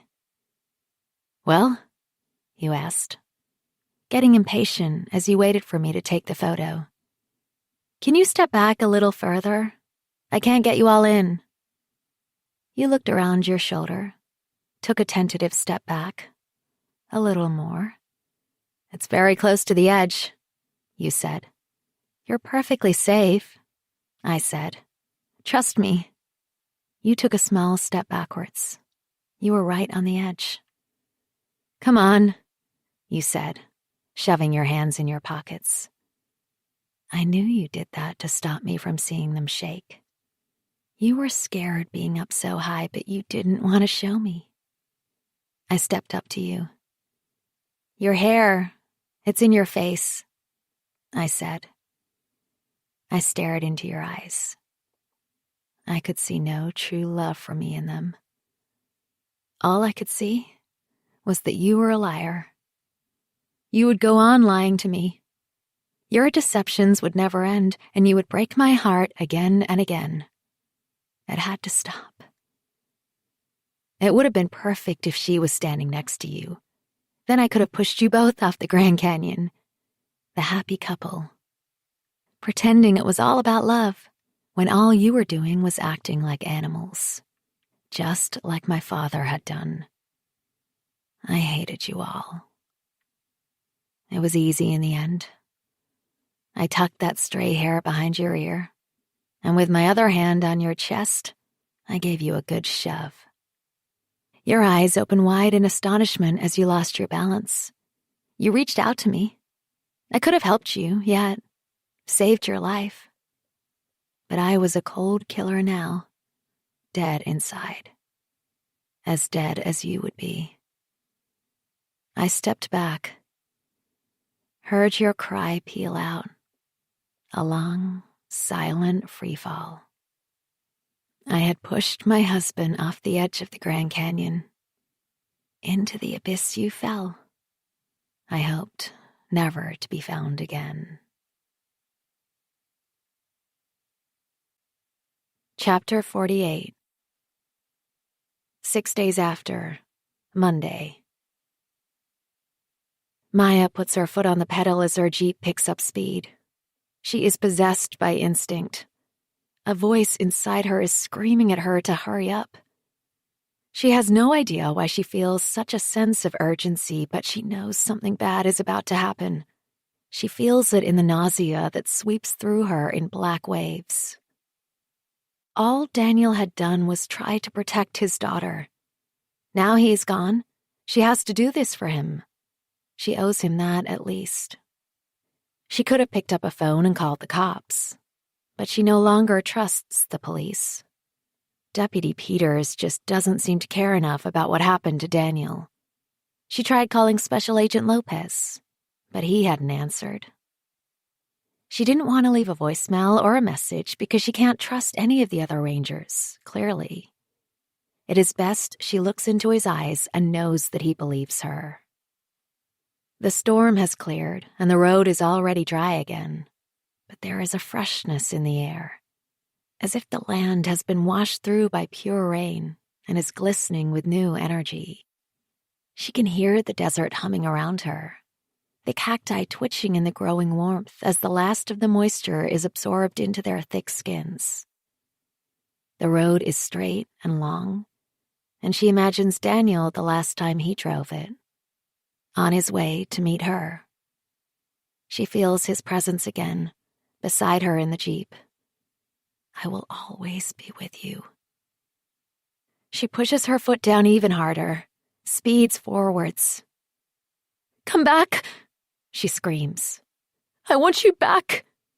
She pulls off the road onto the dusty shoulder, the tires losing grip and swerving.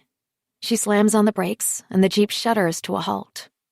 She falls out of the Jeep onto the hot earth, pitches over, and vomits into the desert. Maya sits back on her heels, her whole body trembling in shock. She is weak and dizzy, but she knows she must pick herself back up again. She has to get to the Grand Canyon and tell Lopez what she thinks happened. She has to protect Daniel's daughter, Kathy, and his wife. This sort of thing never happens. Someone like Maya never works out what happens to murdered people. And yet, it seems she has found too many connections for it to be a coincidence. There is no doubt in her mind that she has recalled the same person. The posed smile, the thinning fair hair, and narrow high cheekbones were the same as the man in the picture frame in Park Ranger Nolan's trailer. He'd looked cleaner and more wholesome in the photograph than he had done in the bar in Prescott. But it was the same man, she was sure of it, who had been Kathy's cowboy. Shane Nolan. The older married man whom Daniel had warned away from his daughter, and he was the husband of Park Ranger Katarina Nolan. Daniel had been obsessed with him. 2 days after that incident in the bar, he had made Maya stake out Kathy's friend's house with him. Maya hadn't wanted to spy on her lover's teenage daughter. You need to talk to her again, she'd said to him as they sat in her Jeep, drinking coffee. She just lies to me, Daniel had said. Says she stopped seeing him. Then you have to talk to her mother. No, Daniel snapped. I can't, because if I do that, Kathy will tell her about us. About time. Maya had wanted to scream at him, but she said nothing. Took another slurp of her coffee. A part of her had wanted to protect Kathy Garvey, but another part of her had been furious with her. No one had cared what Maya had got up to when she was Kathy's age. Annie, how much longer do we have to sit here? She had moaned.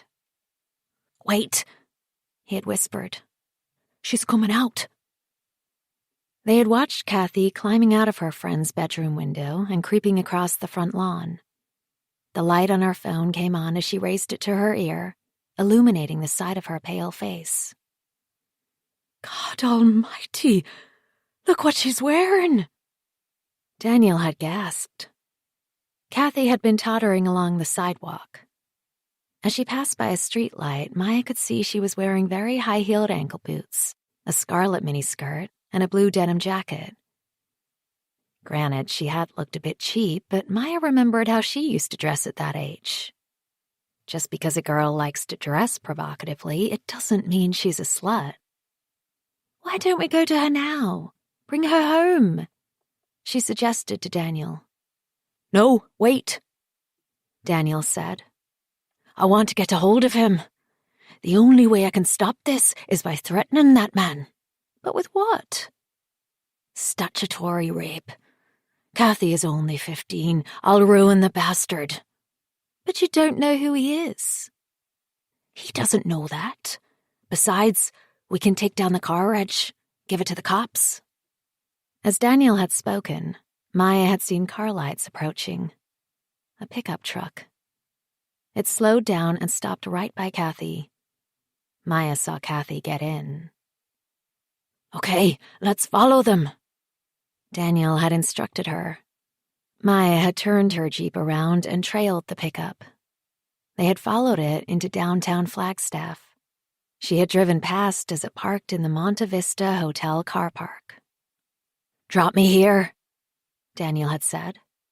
What are you going to do? Maya had asked. I'm going in there, and I'm going to get Kathy. End this for good. Should I come with you? Wait here. No, go home, Maya. I'll get a taxi with Kathy. Are you sure this is a good idea, Daniel? She'd put her hand on his arm. She's my daughter, Daniel had said, pulling away from her. He'd got out of the Jeep, leaned in, and put his hand on hers on the steering wheel. I'm sorry, darling, he had said, his voice tender. You understand, don't you? Of course, she had said. But Daniel, be careful. You might never know the repercussions if you threaten that man. She had been worried that the big butch cowboy would have laid into Daniel, hurt him, or even had a gun. You had to be careful who you wound up in Arizona. And she had been right. There had been repercussions from that night. Daniel's actions had broken up his daughter's relations with that cowboy. As Kathy had told her just 1 week later when she had stormed into her gallery in Sedona. Daniel's daughter had been dumped by the older man. But the story clearly hadn't ended there. Daniel had threatened him with statutory rape. He could have ruined park ranger Shane Nolan's career and marriage if he had wanted to. Her darling Daniel had been pushed off the Grand Canyon. A brutal, horrific end. But it hadn't been Maya's fault. Maya closes her eyes and summons Daniel before her. She sees him on their last day. Those awful final moments she will never forget just before she stormed off. The heartache in Daniel's blue eyes. She knows he loved her with all his soul. It had been a love like no other, and she would never know it again. She had turned away. She had run away from him. Pine trees flashing past her, the dusty path pitching up toward her as she pushed through a cluster of hikers, passing a park ranger. The park ranger. Maya gasps. Despite the heat of the day, she feels as if she has been submerged in icy water, her heart about to explode from shock. Park ranger Katerina Nolan had been following Daniel. Chapter 49. 6 days after, Monday. They have been walking for over half an hour uphill through a sparse pine forest. Constance thinks of Kathy waiting for her in the car. She should ring her and tell her where she's going. But she can't, of course, because she has given Kathy her phone. Eventually, Park Ranger Nolan leads her out of the trees where the trail opens up. Her sandals keep nearly losing their grip on the sandy ground. She is hot, and she is anxious. "Okay, so here we are," the park ranger says. She stops and takes off her Stetson, wipes her brow with a small red handkerchief. Constance looks around for Lopez. There are some picnic tables, a barbecue pit, and a small building that looks like it houses toilets. There is no sign of the special agent.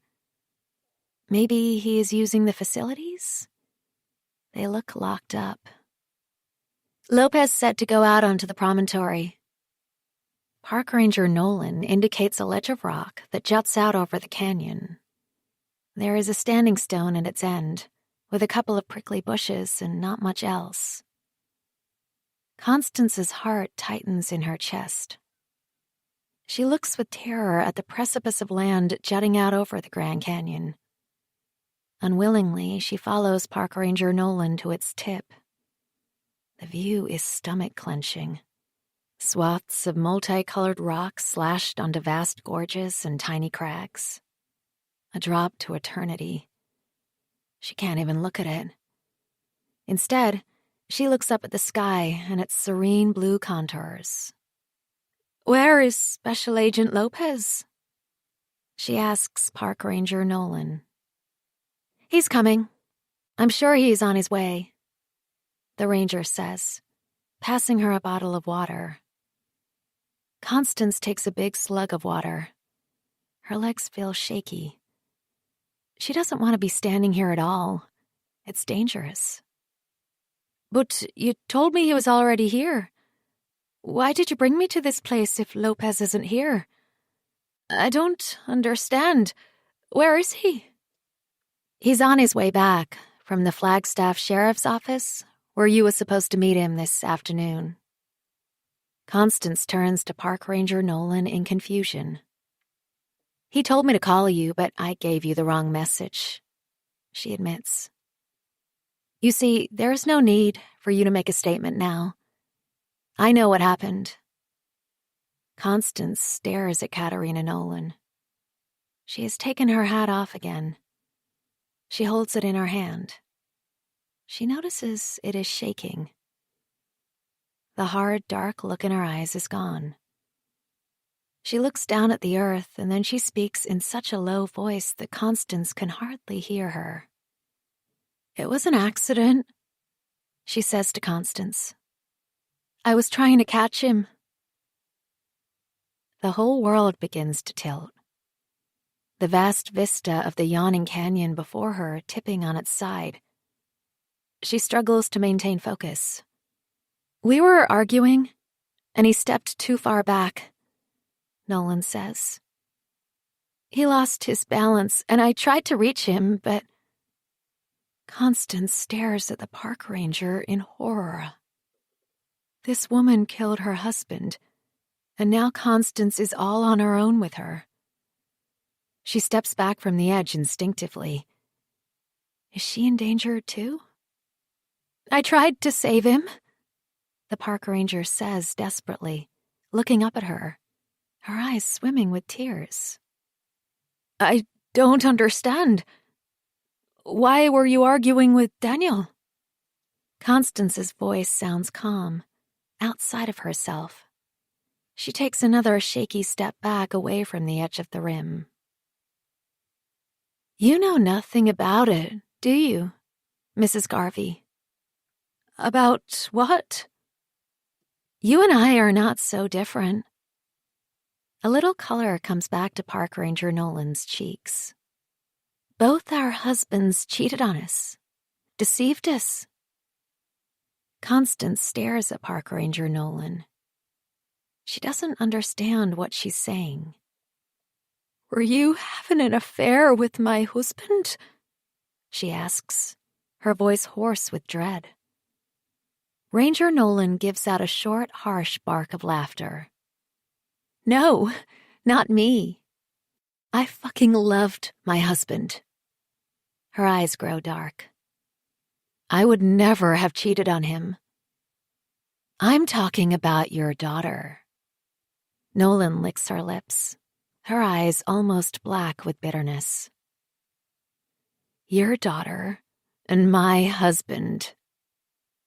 What on earth is Ranger Noëlle talking about? Constance takes another shaky step backwards. She's almost in one of the bushes at this stage. She needs to put distance between herself and this woman. Your husband knew. But he didn't tell you, did he? Maybe if he had, you could have persuaded him to drop the whole thing. Are you talking about my daughter, Kathy? Constance says in a hollow whisper. Well, yes. You only have one daughter, Kathy Garvey, don't you? Katerina Nolan's tone has completely changed. Her humble confession replaced by hard accusation. She was screwing my husband. The violence of her words makes Constance flinch in horror. No, I don't believe it. Yes, she was, Noëlle says in a nasty voice. It wasn't a proper affair, because your daughter makes a habit of sleeping with older men.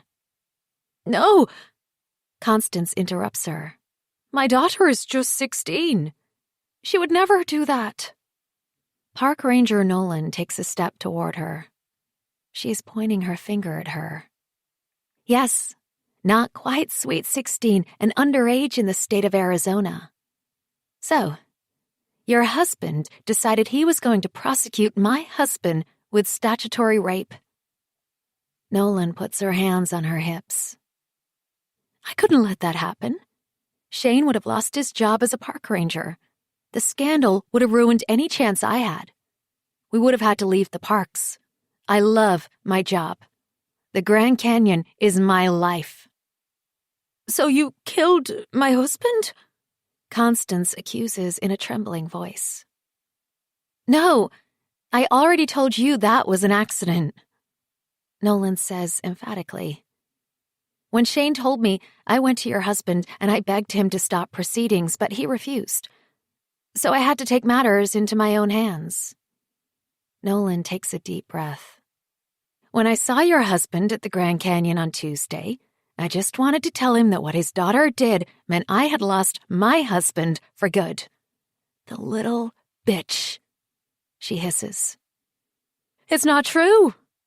Constance leaps to Kathy's defense. My daughter would never do what you were saying. You know how it feels, of all women, Mrs. Garvey, Park Ranger Noëlle says. I met Maya DaCosta. She is very beautiful, young. I would hate my husband for cheating on me with her. I would want to kill him. But I didn't. Constance feels fury growing inside her. You did. It was an accident. Katerina Noëlle almost screams at her. I told him that your daughter and his threats had ruined my marriage, and he didn't care. But I didn't kill your husband, Mrs. Garvey. He fell. Why are you telling me this now? Constance's voice is trembling in fright. Because I am not a bad person, Katerina Noëlle says, dropping her ranger's hat on the ground as if in defeat. After it happened, I couldn't sleep. I thought of your husband's body lying out in the Grand Canyon for 3 nights. I felt guilty, so I went and found him. Park Ranger Noëlle closes her eyes, presses her fingers into her forehead. I thought everyone would assume it was an accident or suicide as usual. I didn't count on Lopez investigating. So then, I thought I could blame Maya DaCosta or even your daughter. Those girls should pay for the damage they have caused. Constance shakes her head. She can't believe what this woman is saying of Kathy. Her daughter is still a child. She is not at all like Maya DaCosta. Katerina Noëlle opens her eyes. I broke into your house, and I took a necklace that belonged to your daughter. I was going to give it to Lopez. Say I found it here, where your husband fell. Katerina Noëlle takes a chain from her pocket and throws it at Constance. She sees the small silver sea pendant land on the earth in front of her. It was a dumb idea, the park ranger says. Lopez had already checked the place thoroughly. He would have known I was lying. Constance picks up her daughter's necklace, slips it in her pocket. She remembers Kathy's delighted face when she had put on the hummingbird necklace in the car. Her daughter's heartache for her father. Her innocence. She can't believe what this woman is telling her. I really loved my husband, Mrs. Garvey, Katerina Nolan says. He was my whole world. Your daughter took him away from me. There is more. Constance can sense it in the other woman's tone. This has nothing to do with my daughter, Constance says, firm in her denial of Kathy's involvement. But even as she says the words, she can see all those dreadful clothes spilling out of her daughter's book bag. The lacy thong, the Trojan condoms. She is sick in her belly. How had she failed her own child to such an extent? She'd been so lost in her own misery as a spurned wife that she had ignored her own daughter's trauma. Katerina Nolan clasps her hands and closes her eyes. She looks as if she is seeking divine intervention. I didn't kill your husband, she says, her voice breaking. But I killed my own husband. Constance freezes in horror as Park Ranger Nolan opens her eyes. Looking at her almost calmly now, the park ranger takes a gun out of her belt. I pushed Shane off a ledge out there in the middle of nowhere, she says, waving the gun around. No one will ever find his body. The Grand Canyon has taken him. It is as if there is no air left in the world. As if a door has slammed shut in the Grand Canyon and she is trapped in a hot, suffocating room. Constance shakes her head in terror, but Katerina Nolan is not pointing the gun at her. She has put it to her own head. No, stop! I can't live without Shane, Katerina Nolan says to her. I thought the pain would end when I killed him, but it's worse than ever now. Why are you doing this to me? Constance screams at her. Stop it, now! Because you need to know the truth. Nolan spits at her. You and your husband created your daughter. I see it in her. She does not love, she hates. She is a destroyer of love. No, that's not Kathy. You thought she was with her friend last night? Not at all. She was in downtown Flagstaff, picking up someone else's husband and fucking him in the Hotel Monte Vista. Constance puts her hands over her ears. An image comes to her of Kathy as a small child, picking bog cotton, crouched in the purple heathers of the western bog with the blue Atlantic Ocean framing her red hair. No, that's not my daughter. Yes, it is. Constance spins around to see Kathy walking towards them along Shoshone Point. For a moment, she almost doesn't recognize her daughter. Even though she has been with her less than an hour ago, Kathy's face appears narrower, her eyes a brighter shade of blue, and her hair almost bronze in the glaring light. It's true. Constance feels as if she has been knocked to the ground, but she is standing still, somehow. You shouldn't have brought her. To her horror, Constance turns around to see Park Ranger Nolan has pulled the gun away from her own head and is pointing it at Kathy. She is framed by the tombstone of rock, like a dark, avenging angel. You destroyed my life, Katerina Nolan accuses Kathy. You took my husband away from me. You're a murderer, Kathy shouts at Katerina Nolan in fury. You killed Shane. It's your fault my husband is dead, Katerina counters. You little whore. The woman almost doesn't look human anymore. Her teeth are bared, a dog about to attack. "She's just a child," Constance beseeches her. "You killed my father!" Kathy hurls the words at Katerina Nolan, storming toward her as if she is daring the park ranger to shoot her. "Don't you think the world would be better off without girls like Maya DaCosta and Kathy Garvey?" Katerina Nolan turns to Constance, her voice low and steady, her eyes glittering with venom, all the while the gun still pointed at her daughter. "Cheap sluts that steal away our husbands." Constance isn't listening anymore. All she can see is that gun pointing at her daughter. All she can feel is raw, primal fury. "Don't you touch her!"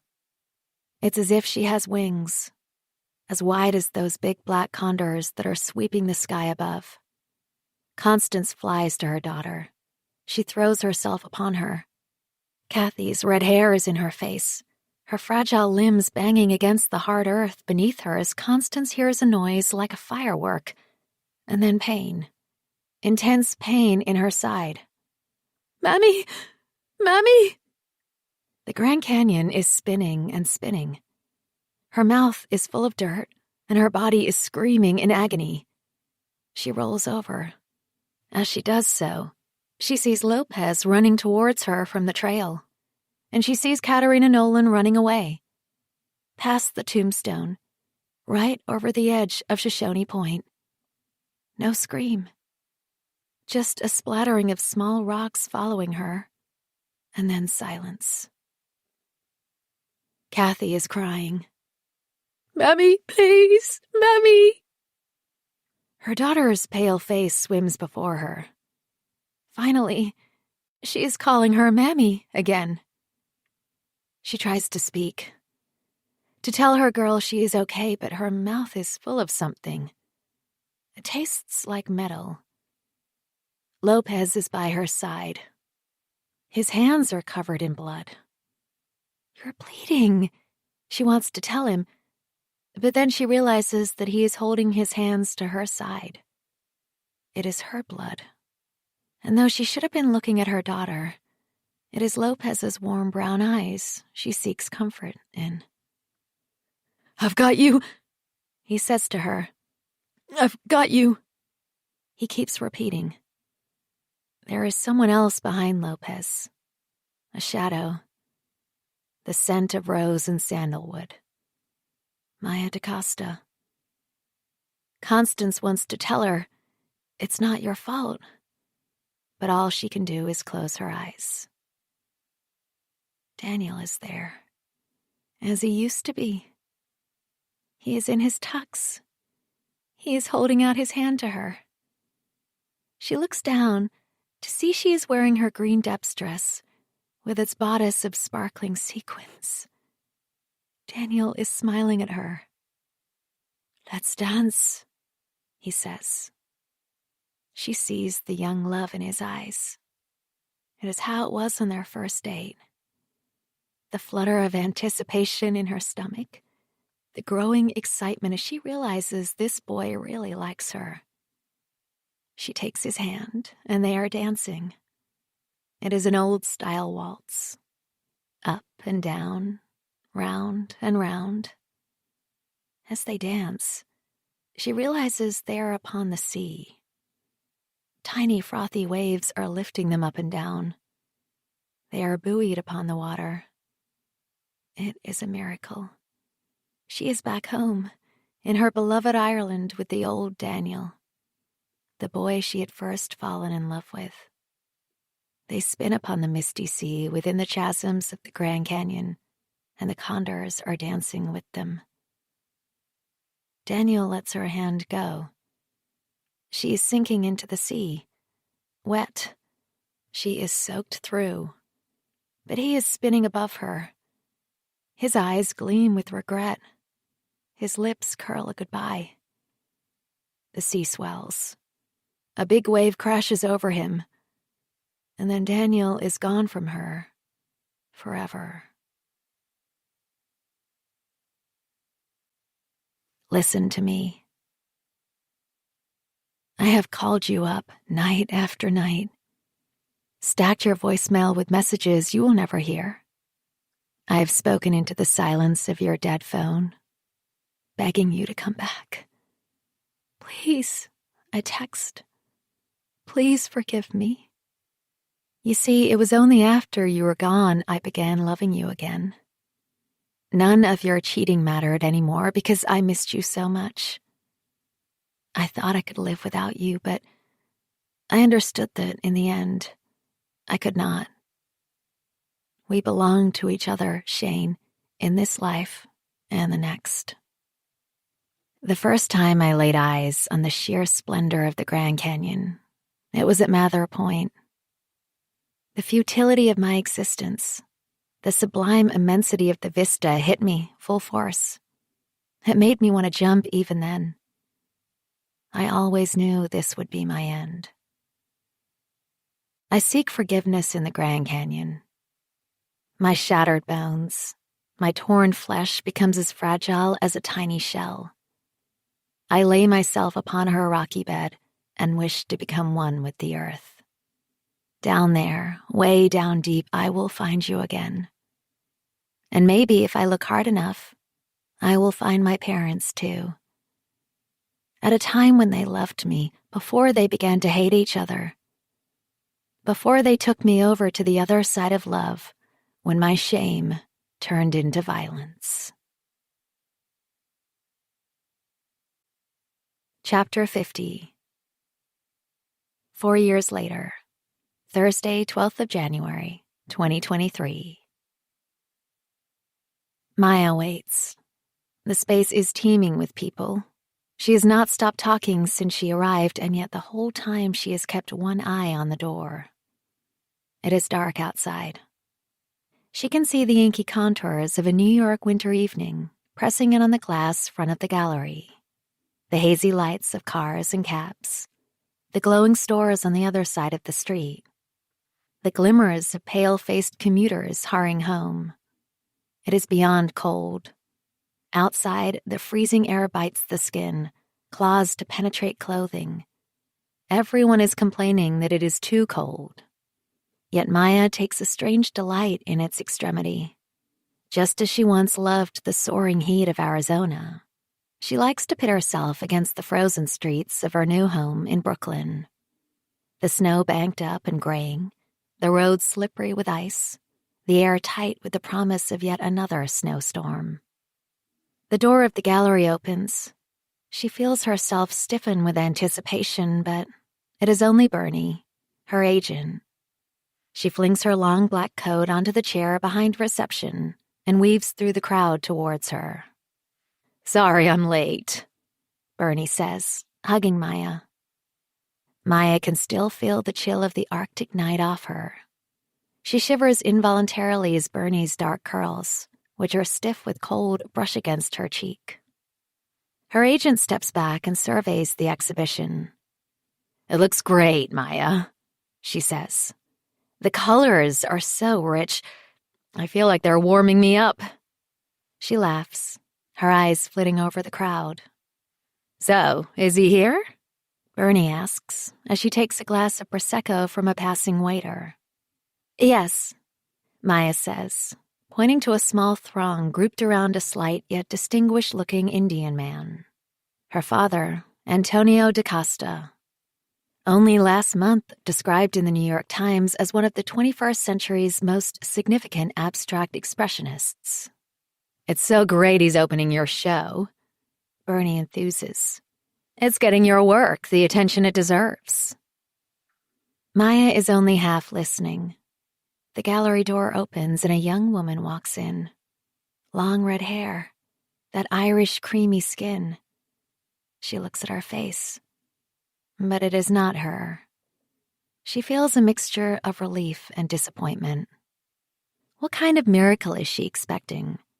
The likelihood of Kathy Garvey turning up at her exhibition in New York is beyond remote.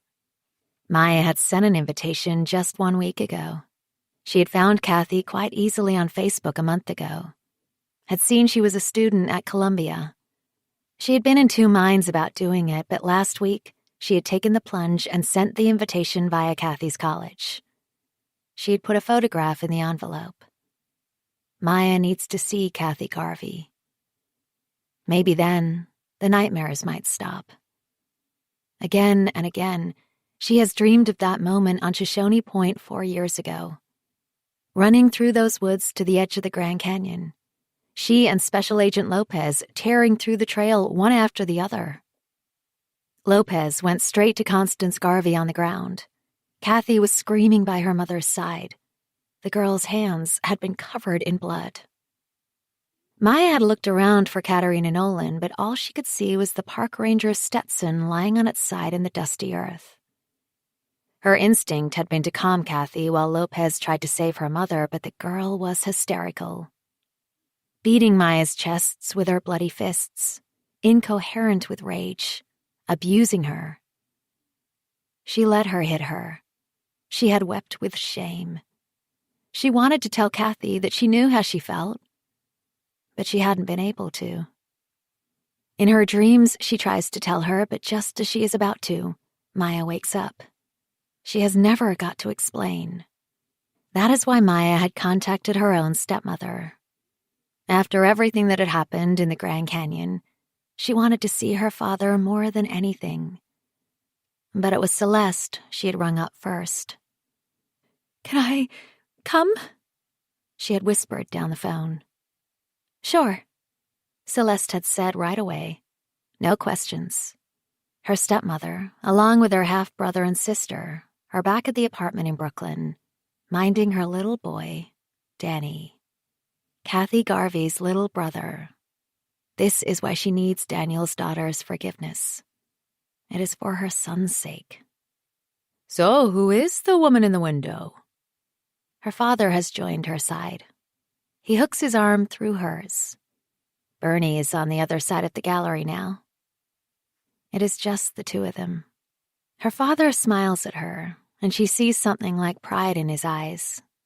And it shocks her.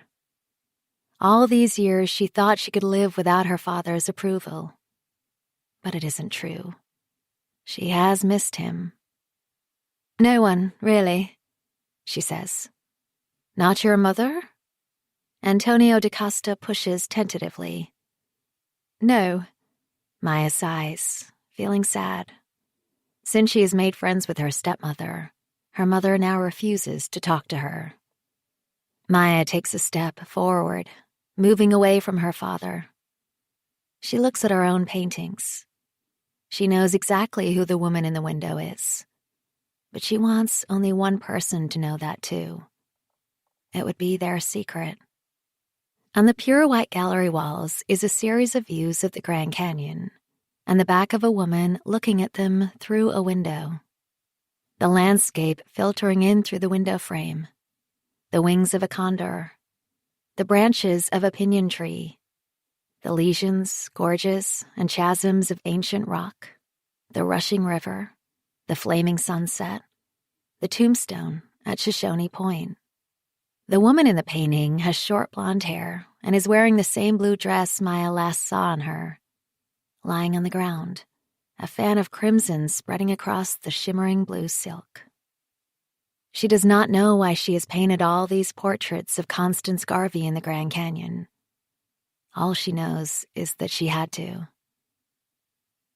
Maya turns her back on the exhibition. The work is done now, and she has no desire to see any one of these paintings ever again. It has begun to snow outside. She stands at the gallery window and watches the swirling flakes spiraling slowly in the streetlights. She thinks of Daniel. She had come to live in New York, hoping it might help her move on. But every time she looks into her boy's blue eyes, she is reminded of his father.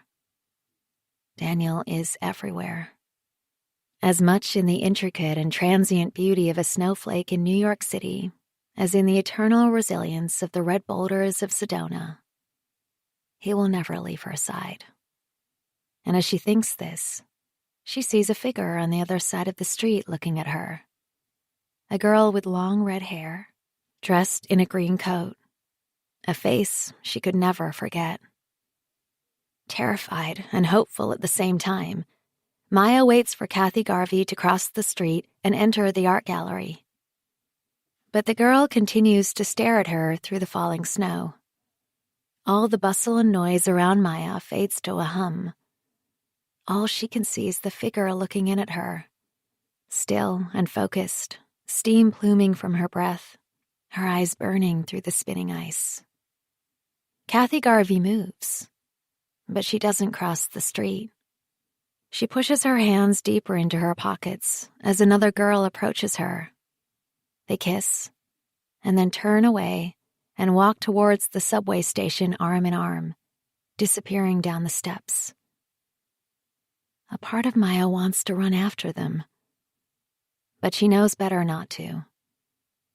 She has to wait until Kathy Garvey returns. She hopes she will, one day. Chapter 51. 4 years later, 17th of May, 2023. Already her daughter has changed. It has only been a few months since Kathy and Lisa were with them at Christmas, and yet she looks so much older as she walks towards her in the arrivals hall at Phoenix Airport. It always gives Constance a jolt seeing Kathy because it brings Daniel back in a little way. The same shade of stark red hair, the ivory skin, and uncompromising blue eyes. Yet Kathy is herself, too. Different. She has filled out a touch, still pale, but strong. Constance can see that. Her daughter has shed her signature black and become a devotee of New York vintage stores. Today she is wearing a green tea dress, covered in tiny blue buds the same shade as her eyes. Constance wonders if she is wearing green to please her. Kathy sees her. Constance can feel herself smiling back. She is dying to embrace her, but she knows by now that her daughter is not keen on public displays of affection. She takes Kathy for brunch to a classy bistro in Scottsdale. There is the usual awkwardness between them. Kathy says little as she picks at her sweet crepe. Constance is struggling with her grilled asparagus. The food is delicious. It's just that she is nervous. She is not sure how Kathy is going to react to her news. "So, how's college?" she probes, taking a sip of her glass of water. "Good," Kathy nods. "And Lisa?" "Good." She says hi. Her daughter seems preoccupied as she cuts into her crepe. "Everything okay?" "Yep," she says succinctly, but her eyes will not meet hers. Constance quells the annoyance, takes a deep breath. She knows now that it's best to say nothing rather than rile Kathy. Just give her time. That's what Matt had told her. She is itching to talk to him. She might even go to the restrooms and call him up, just to hear his voice. Know that he loves her, wants her. Some days it is hard to believe, but she is not going to run away from her daughter. It was hiding things that destroyed her family before. She puts down her knife and fork, prepares to speak. They are sitting outside, surrounded by the scent of orange blossom. It is spring again in Arizona. She has come to love this place. 2 years ago, she never would have believed it. But through her feelings for Matt and her new friendships with Julie and Stacy of all people, she has looked at Arizona with new eyes. Matt has taken her deep into the wild spaces of this landscape and shared his desert world with her.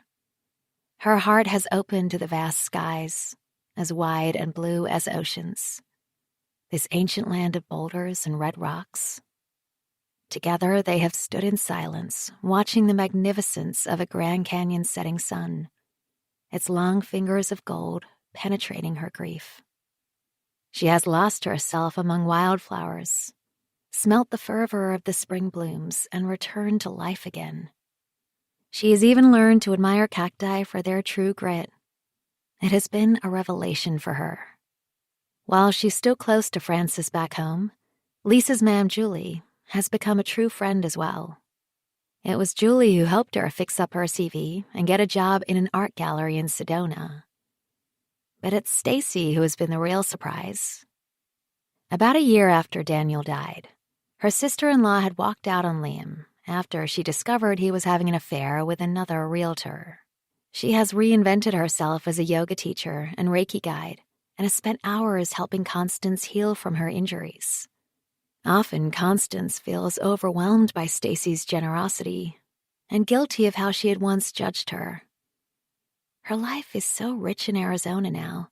She knows that she will not go back to Ireland. Maybe never again. This is where she belongs. "I've something to tell you," Constance says to Kathy. Her daughter stops eating. She says nothing, but the look in her eyes is wary. Constance has no idea how she will react. "I'll just say it right out then," Constance says, looking straight into Kathy's unwavering blue eyes. "Matt and I, we want to get married." Kathy's eyes widen, but still she does not speak. "And I want to check it's okay with you. But it's not up to me. It's your life. What does it matter if I care?" Her daughter's voice is steady. Her cheeks are flushed, but she doesn't sound angry. "Because you come first, Kathy. You know that, don't you?" All of a sudden, Kathy leans forward in her seat, picks up Constance's hand across the table and squeezes it. "Of course I know that. Ma'am, you saved my life." Constance cannot answer for a moment. She is so surprised.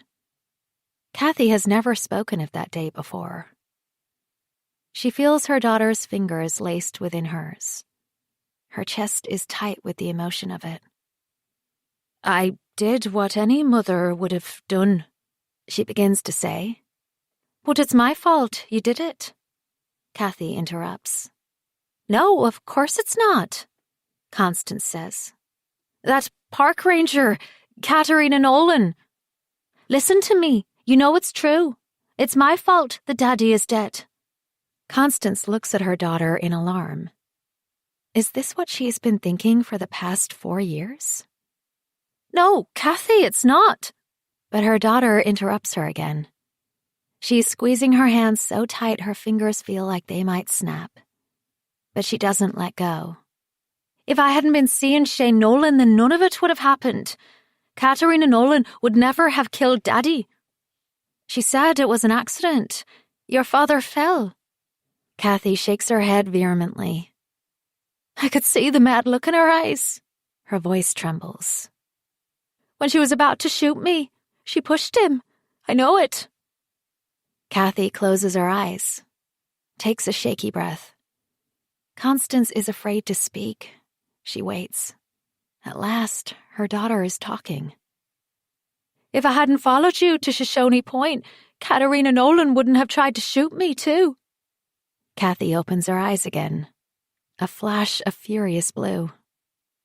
"And you wouldn't have taken the bullet for me." Constance does not know what to say. The strange thing is she has no memory of being shot. The moment is a hot blank inside her. A place of terror she has no wish to remember. Instead, she holds her daughter's hands tight, looks at the tears welling in her eyes. "I'm sorry, Ma'am. I blamed you. I thought you were weak, but you're not. You're braver than anyone." "I don't feel I was brave," Constance protests. "It wasn't a choice for me. It was instinct." They hold hands, neither of them speaking. A hummingbird hovers in front of the agave blossoms beside them. Constance watches it dip its bill into the blossom to lap the nectar out with its long tongue. She turns to Kathy again.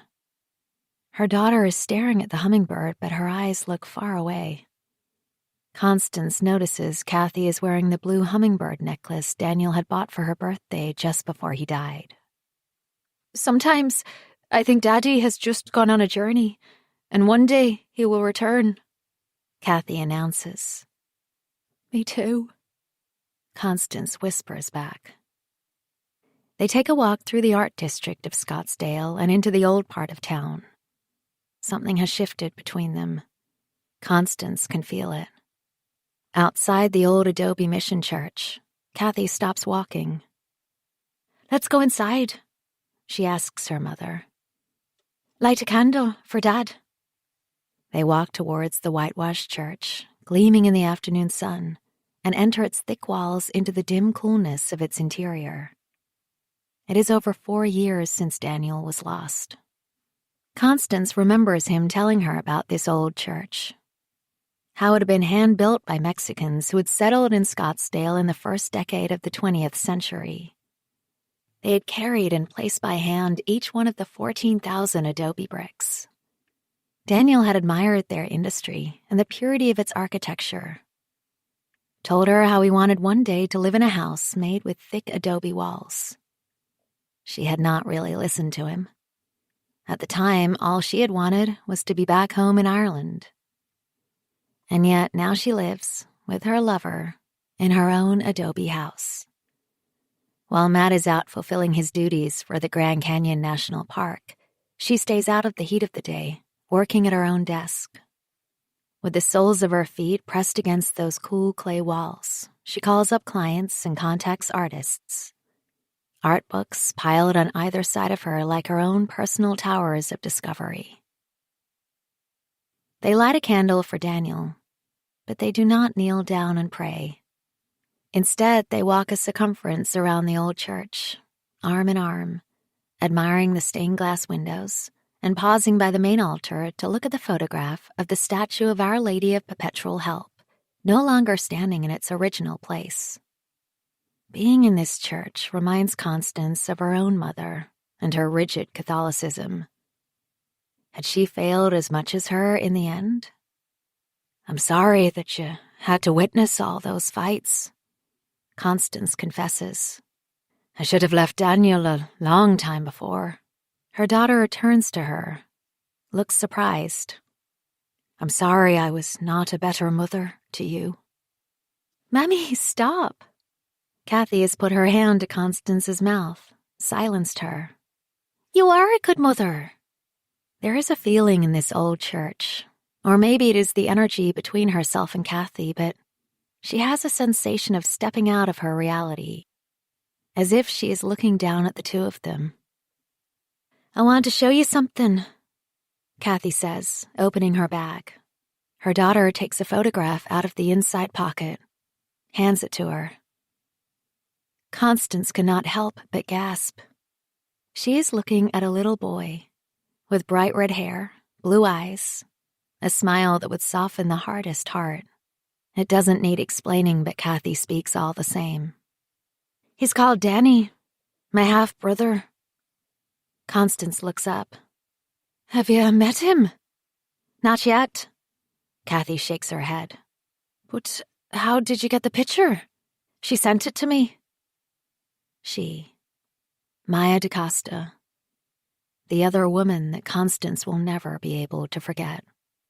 "I don't know how she found out where I was, but she sent me an invite to an exhibition she was having in New York just after Christmas." Kathy takes the picture from Constance's limp hand. "Did you go?" Constance asks. She can feel an ache in her side, right where the scar from the gunshot wound is. She puts her hand to it. "I was going to." Kathy pauses.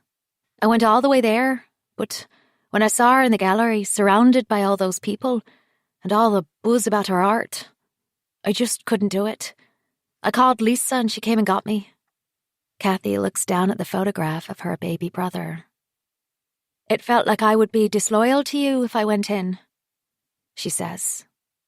"But he's your brother," Constance murmurs. "Yes, but you're family, not him." It is hard for Constance to say the words she does next, but she knows she must for her daughter's sake. "Kathy, you don't need my permission to see your brother." "Sure."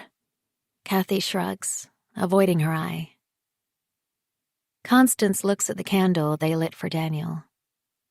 the fighting tiny flame flickering within the cool peace of the old church.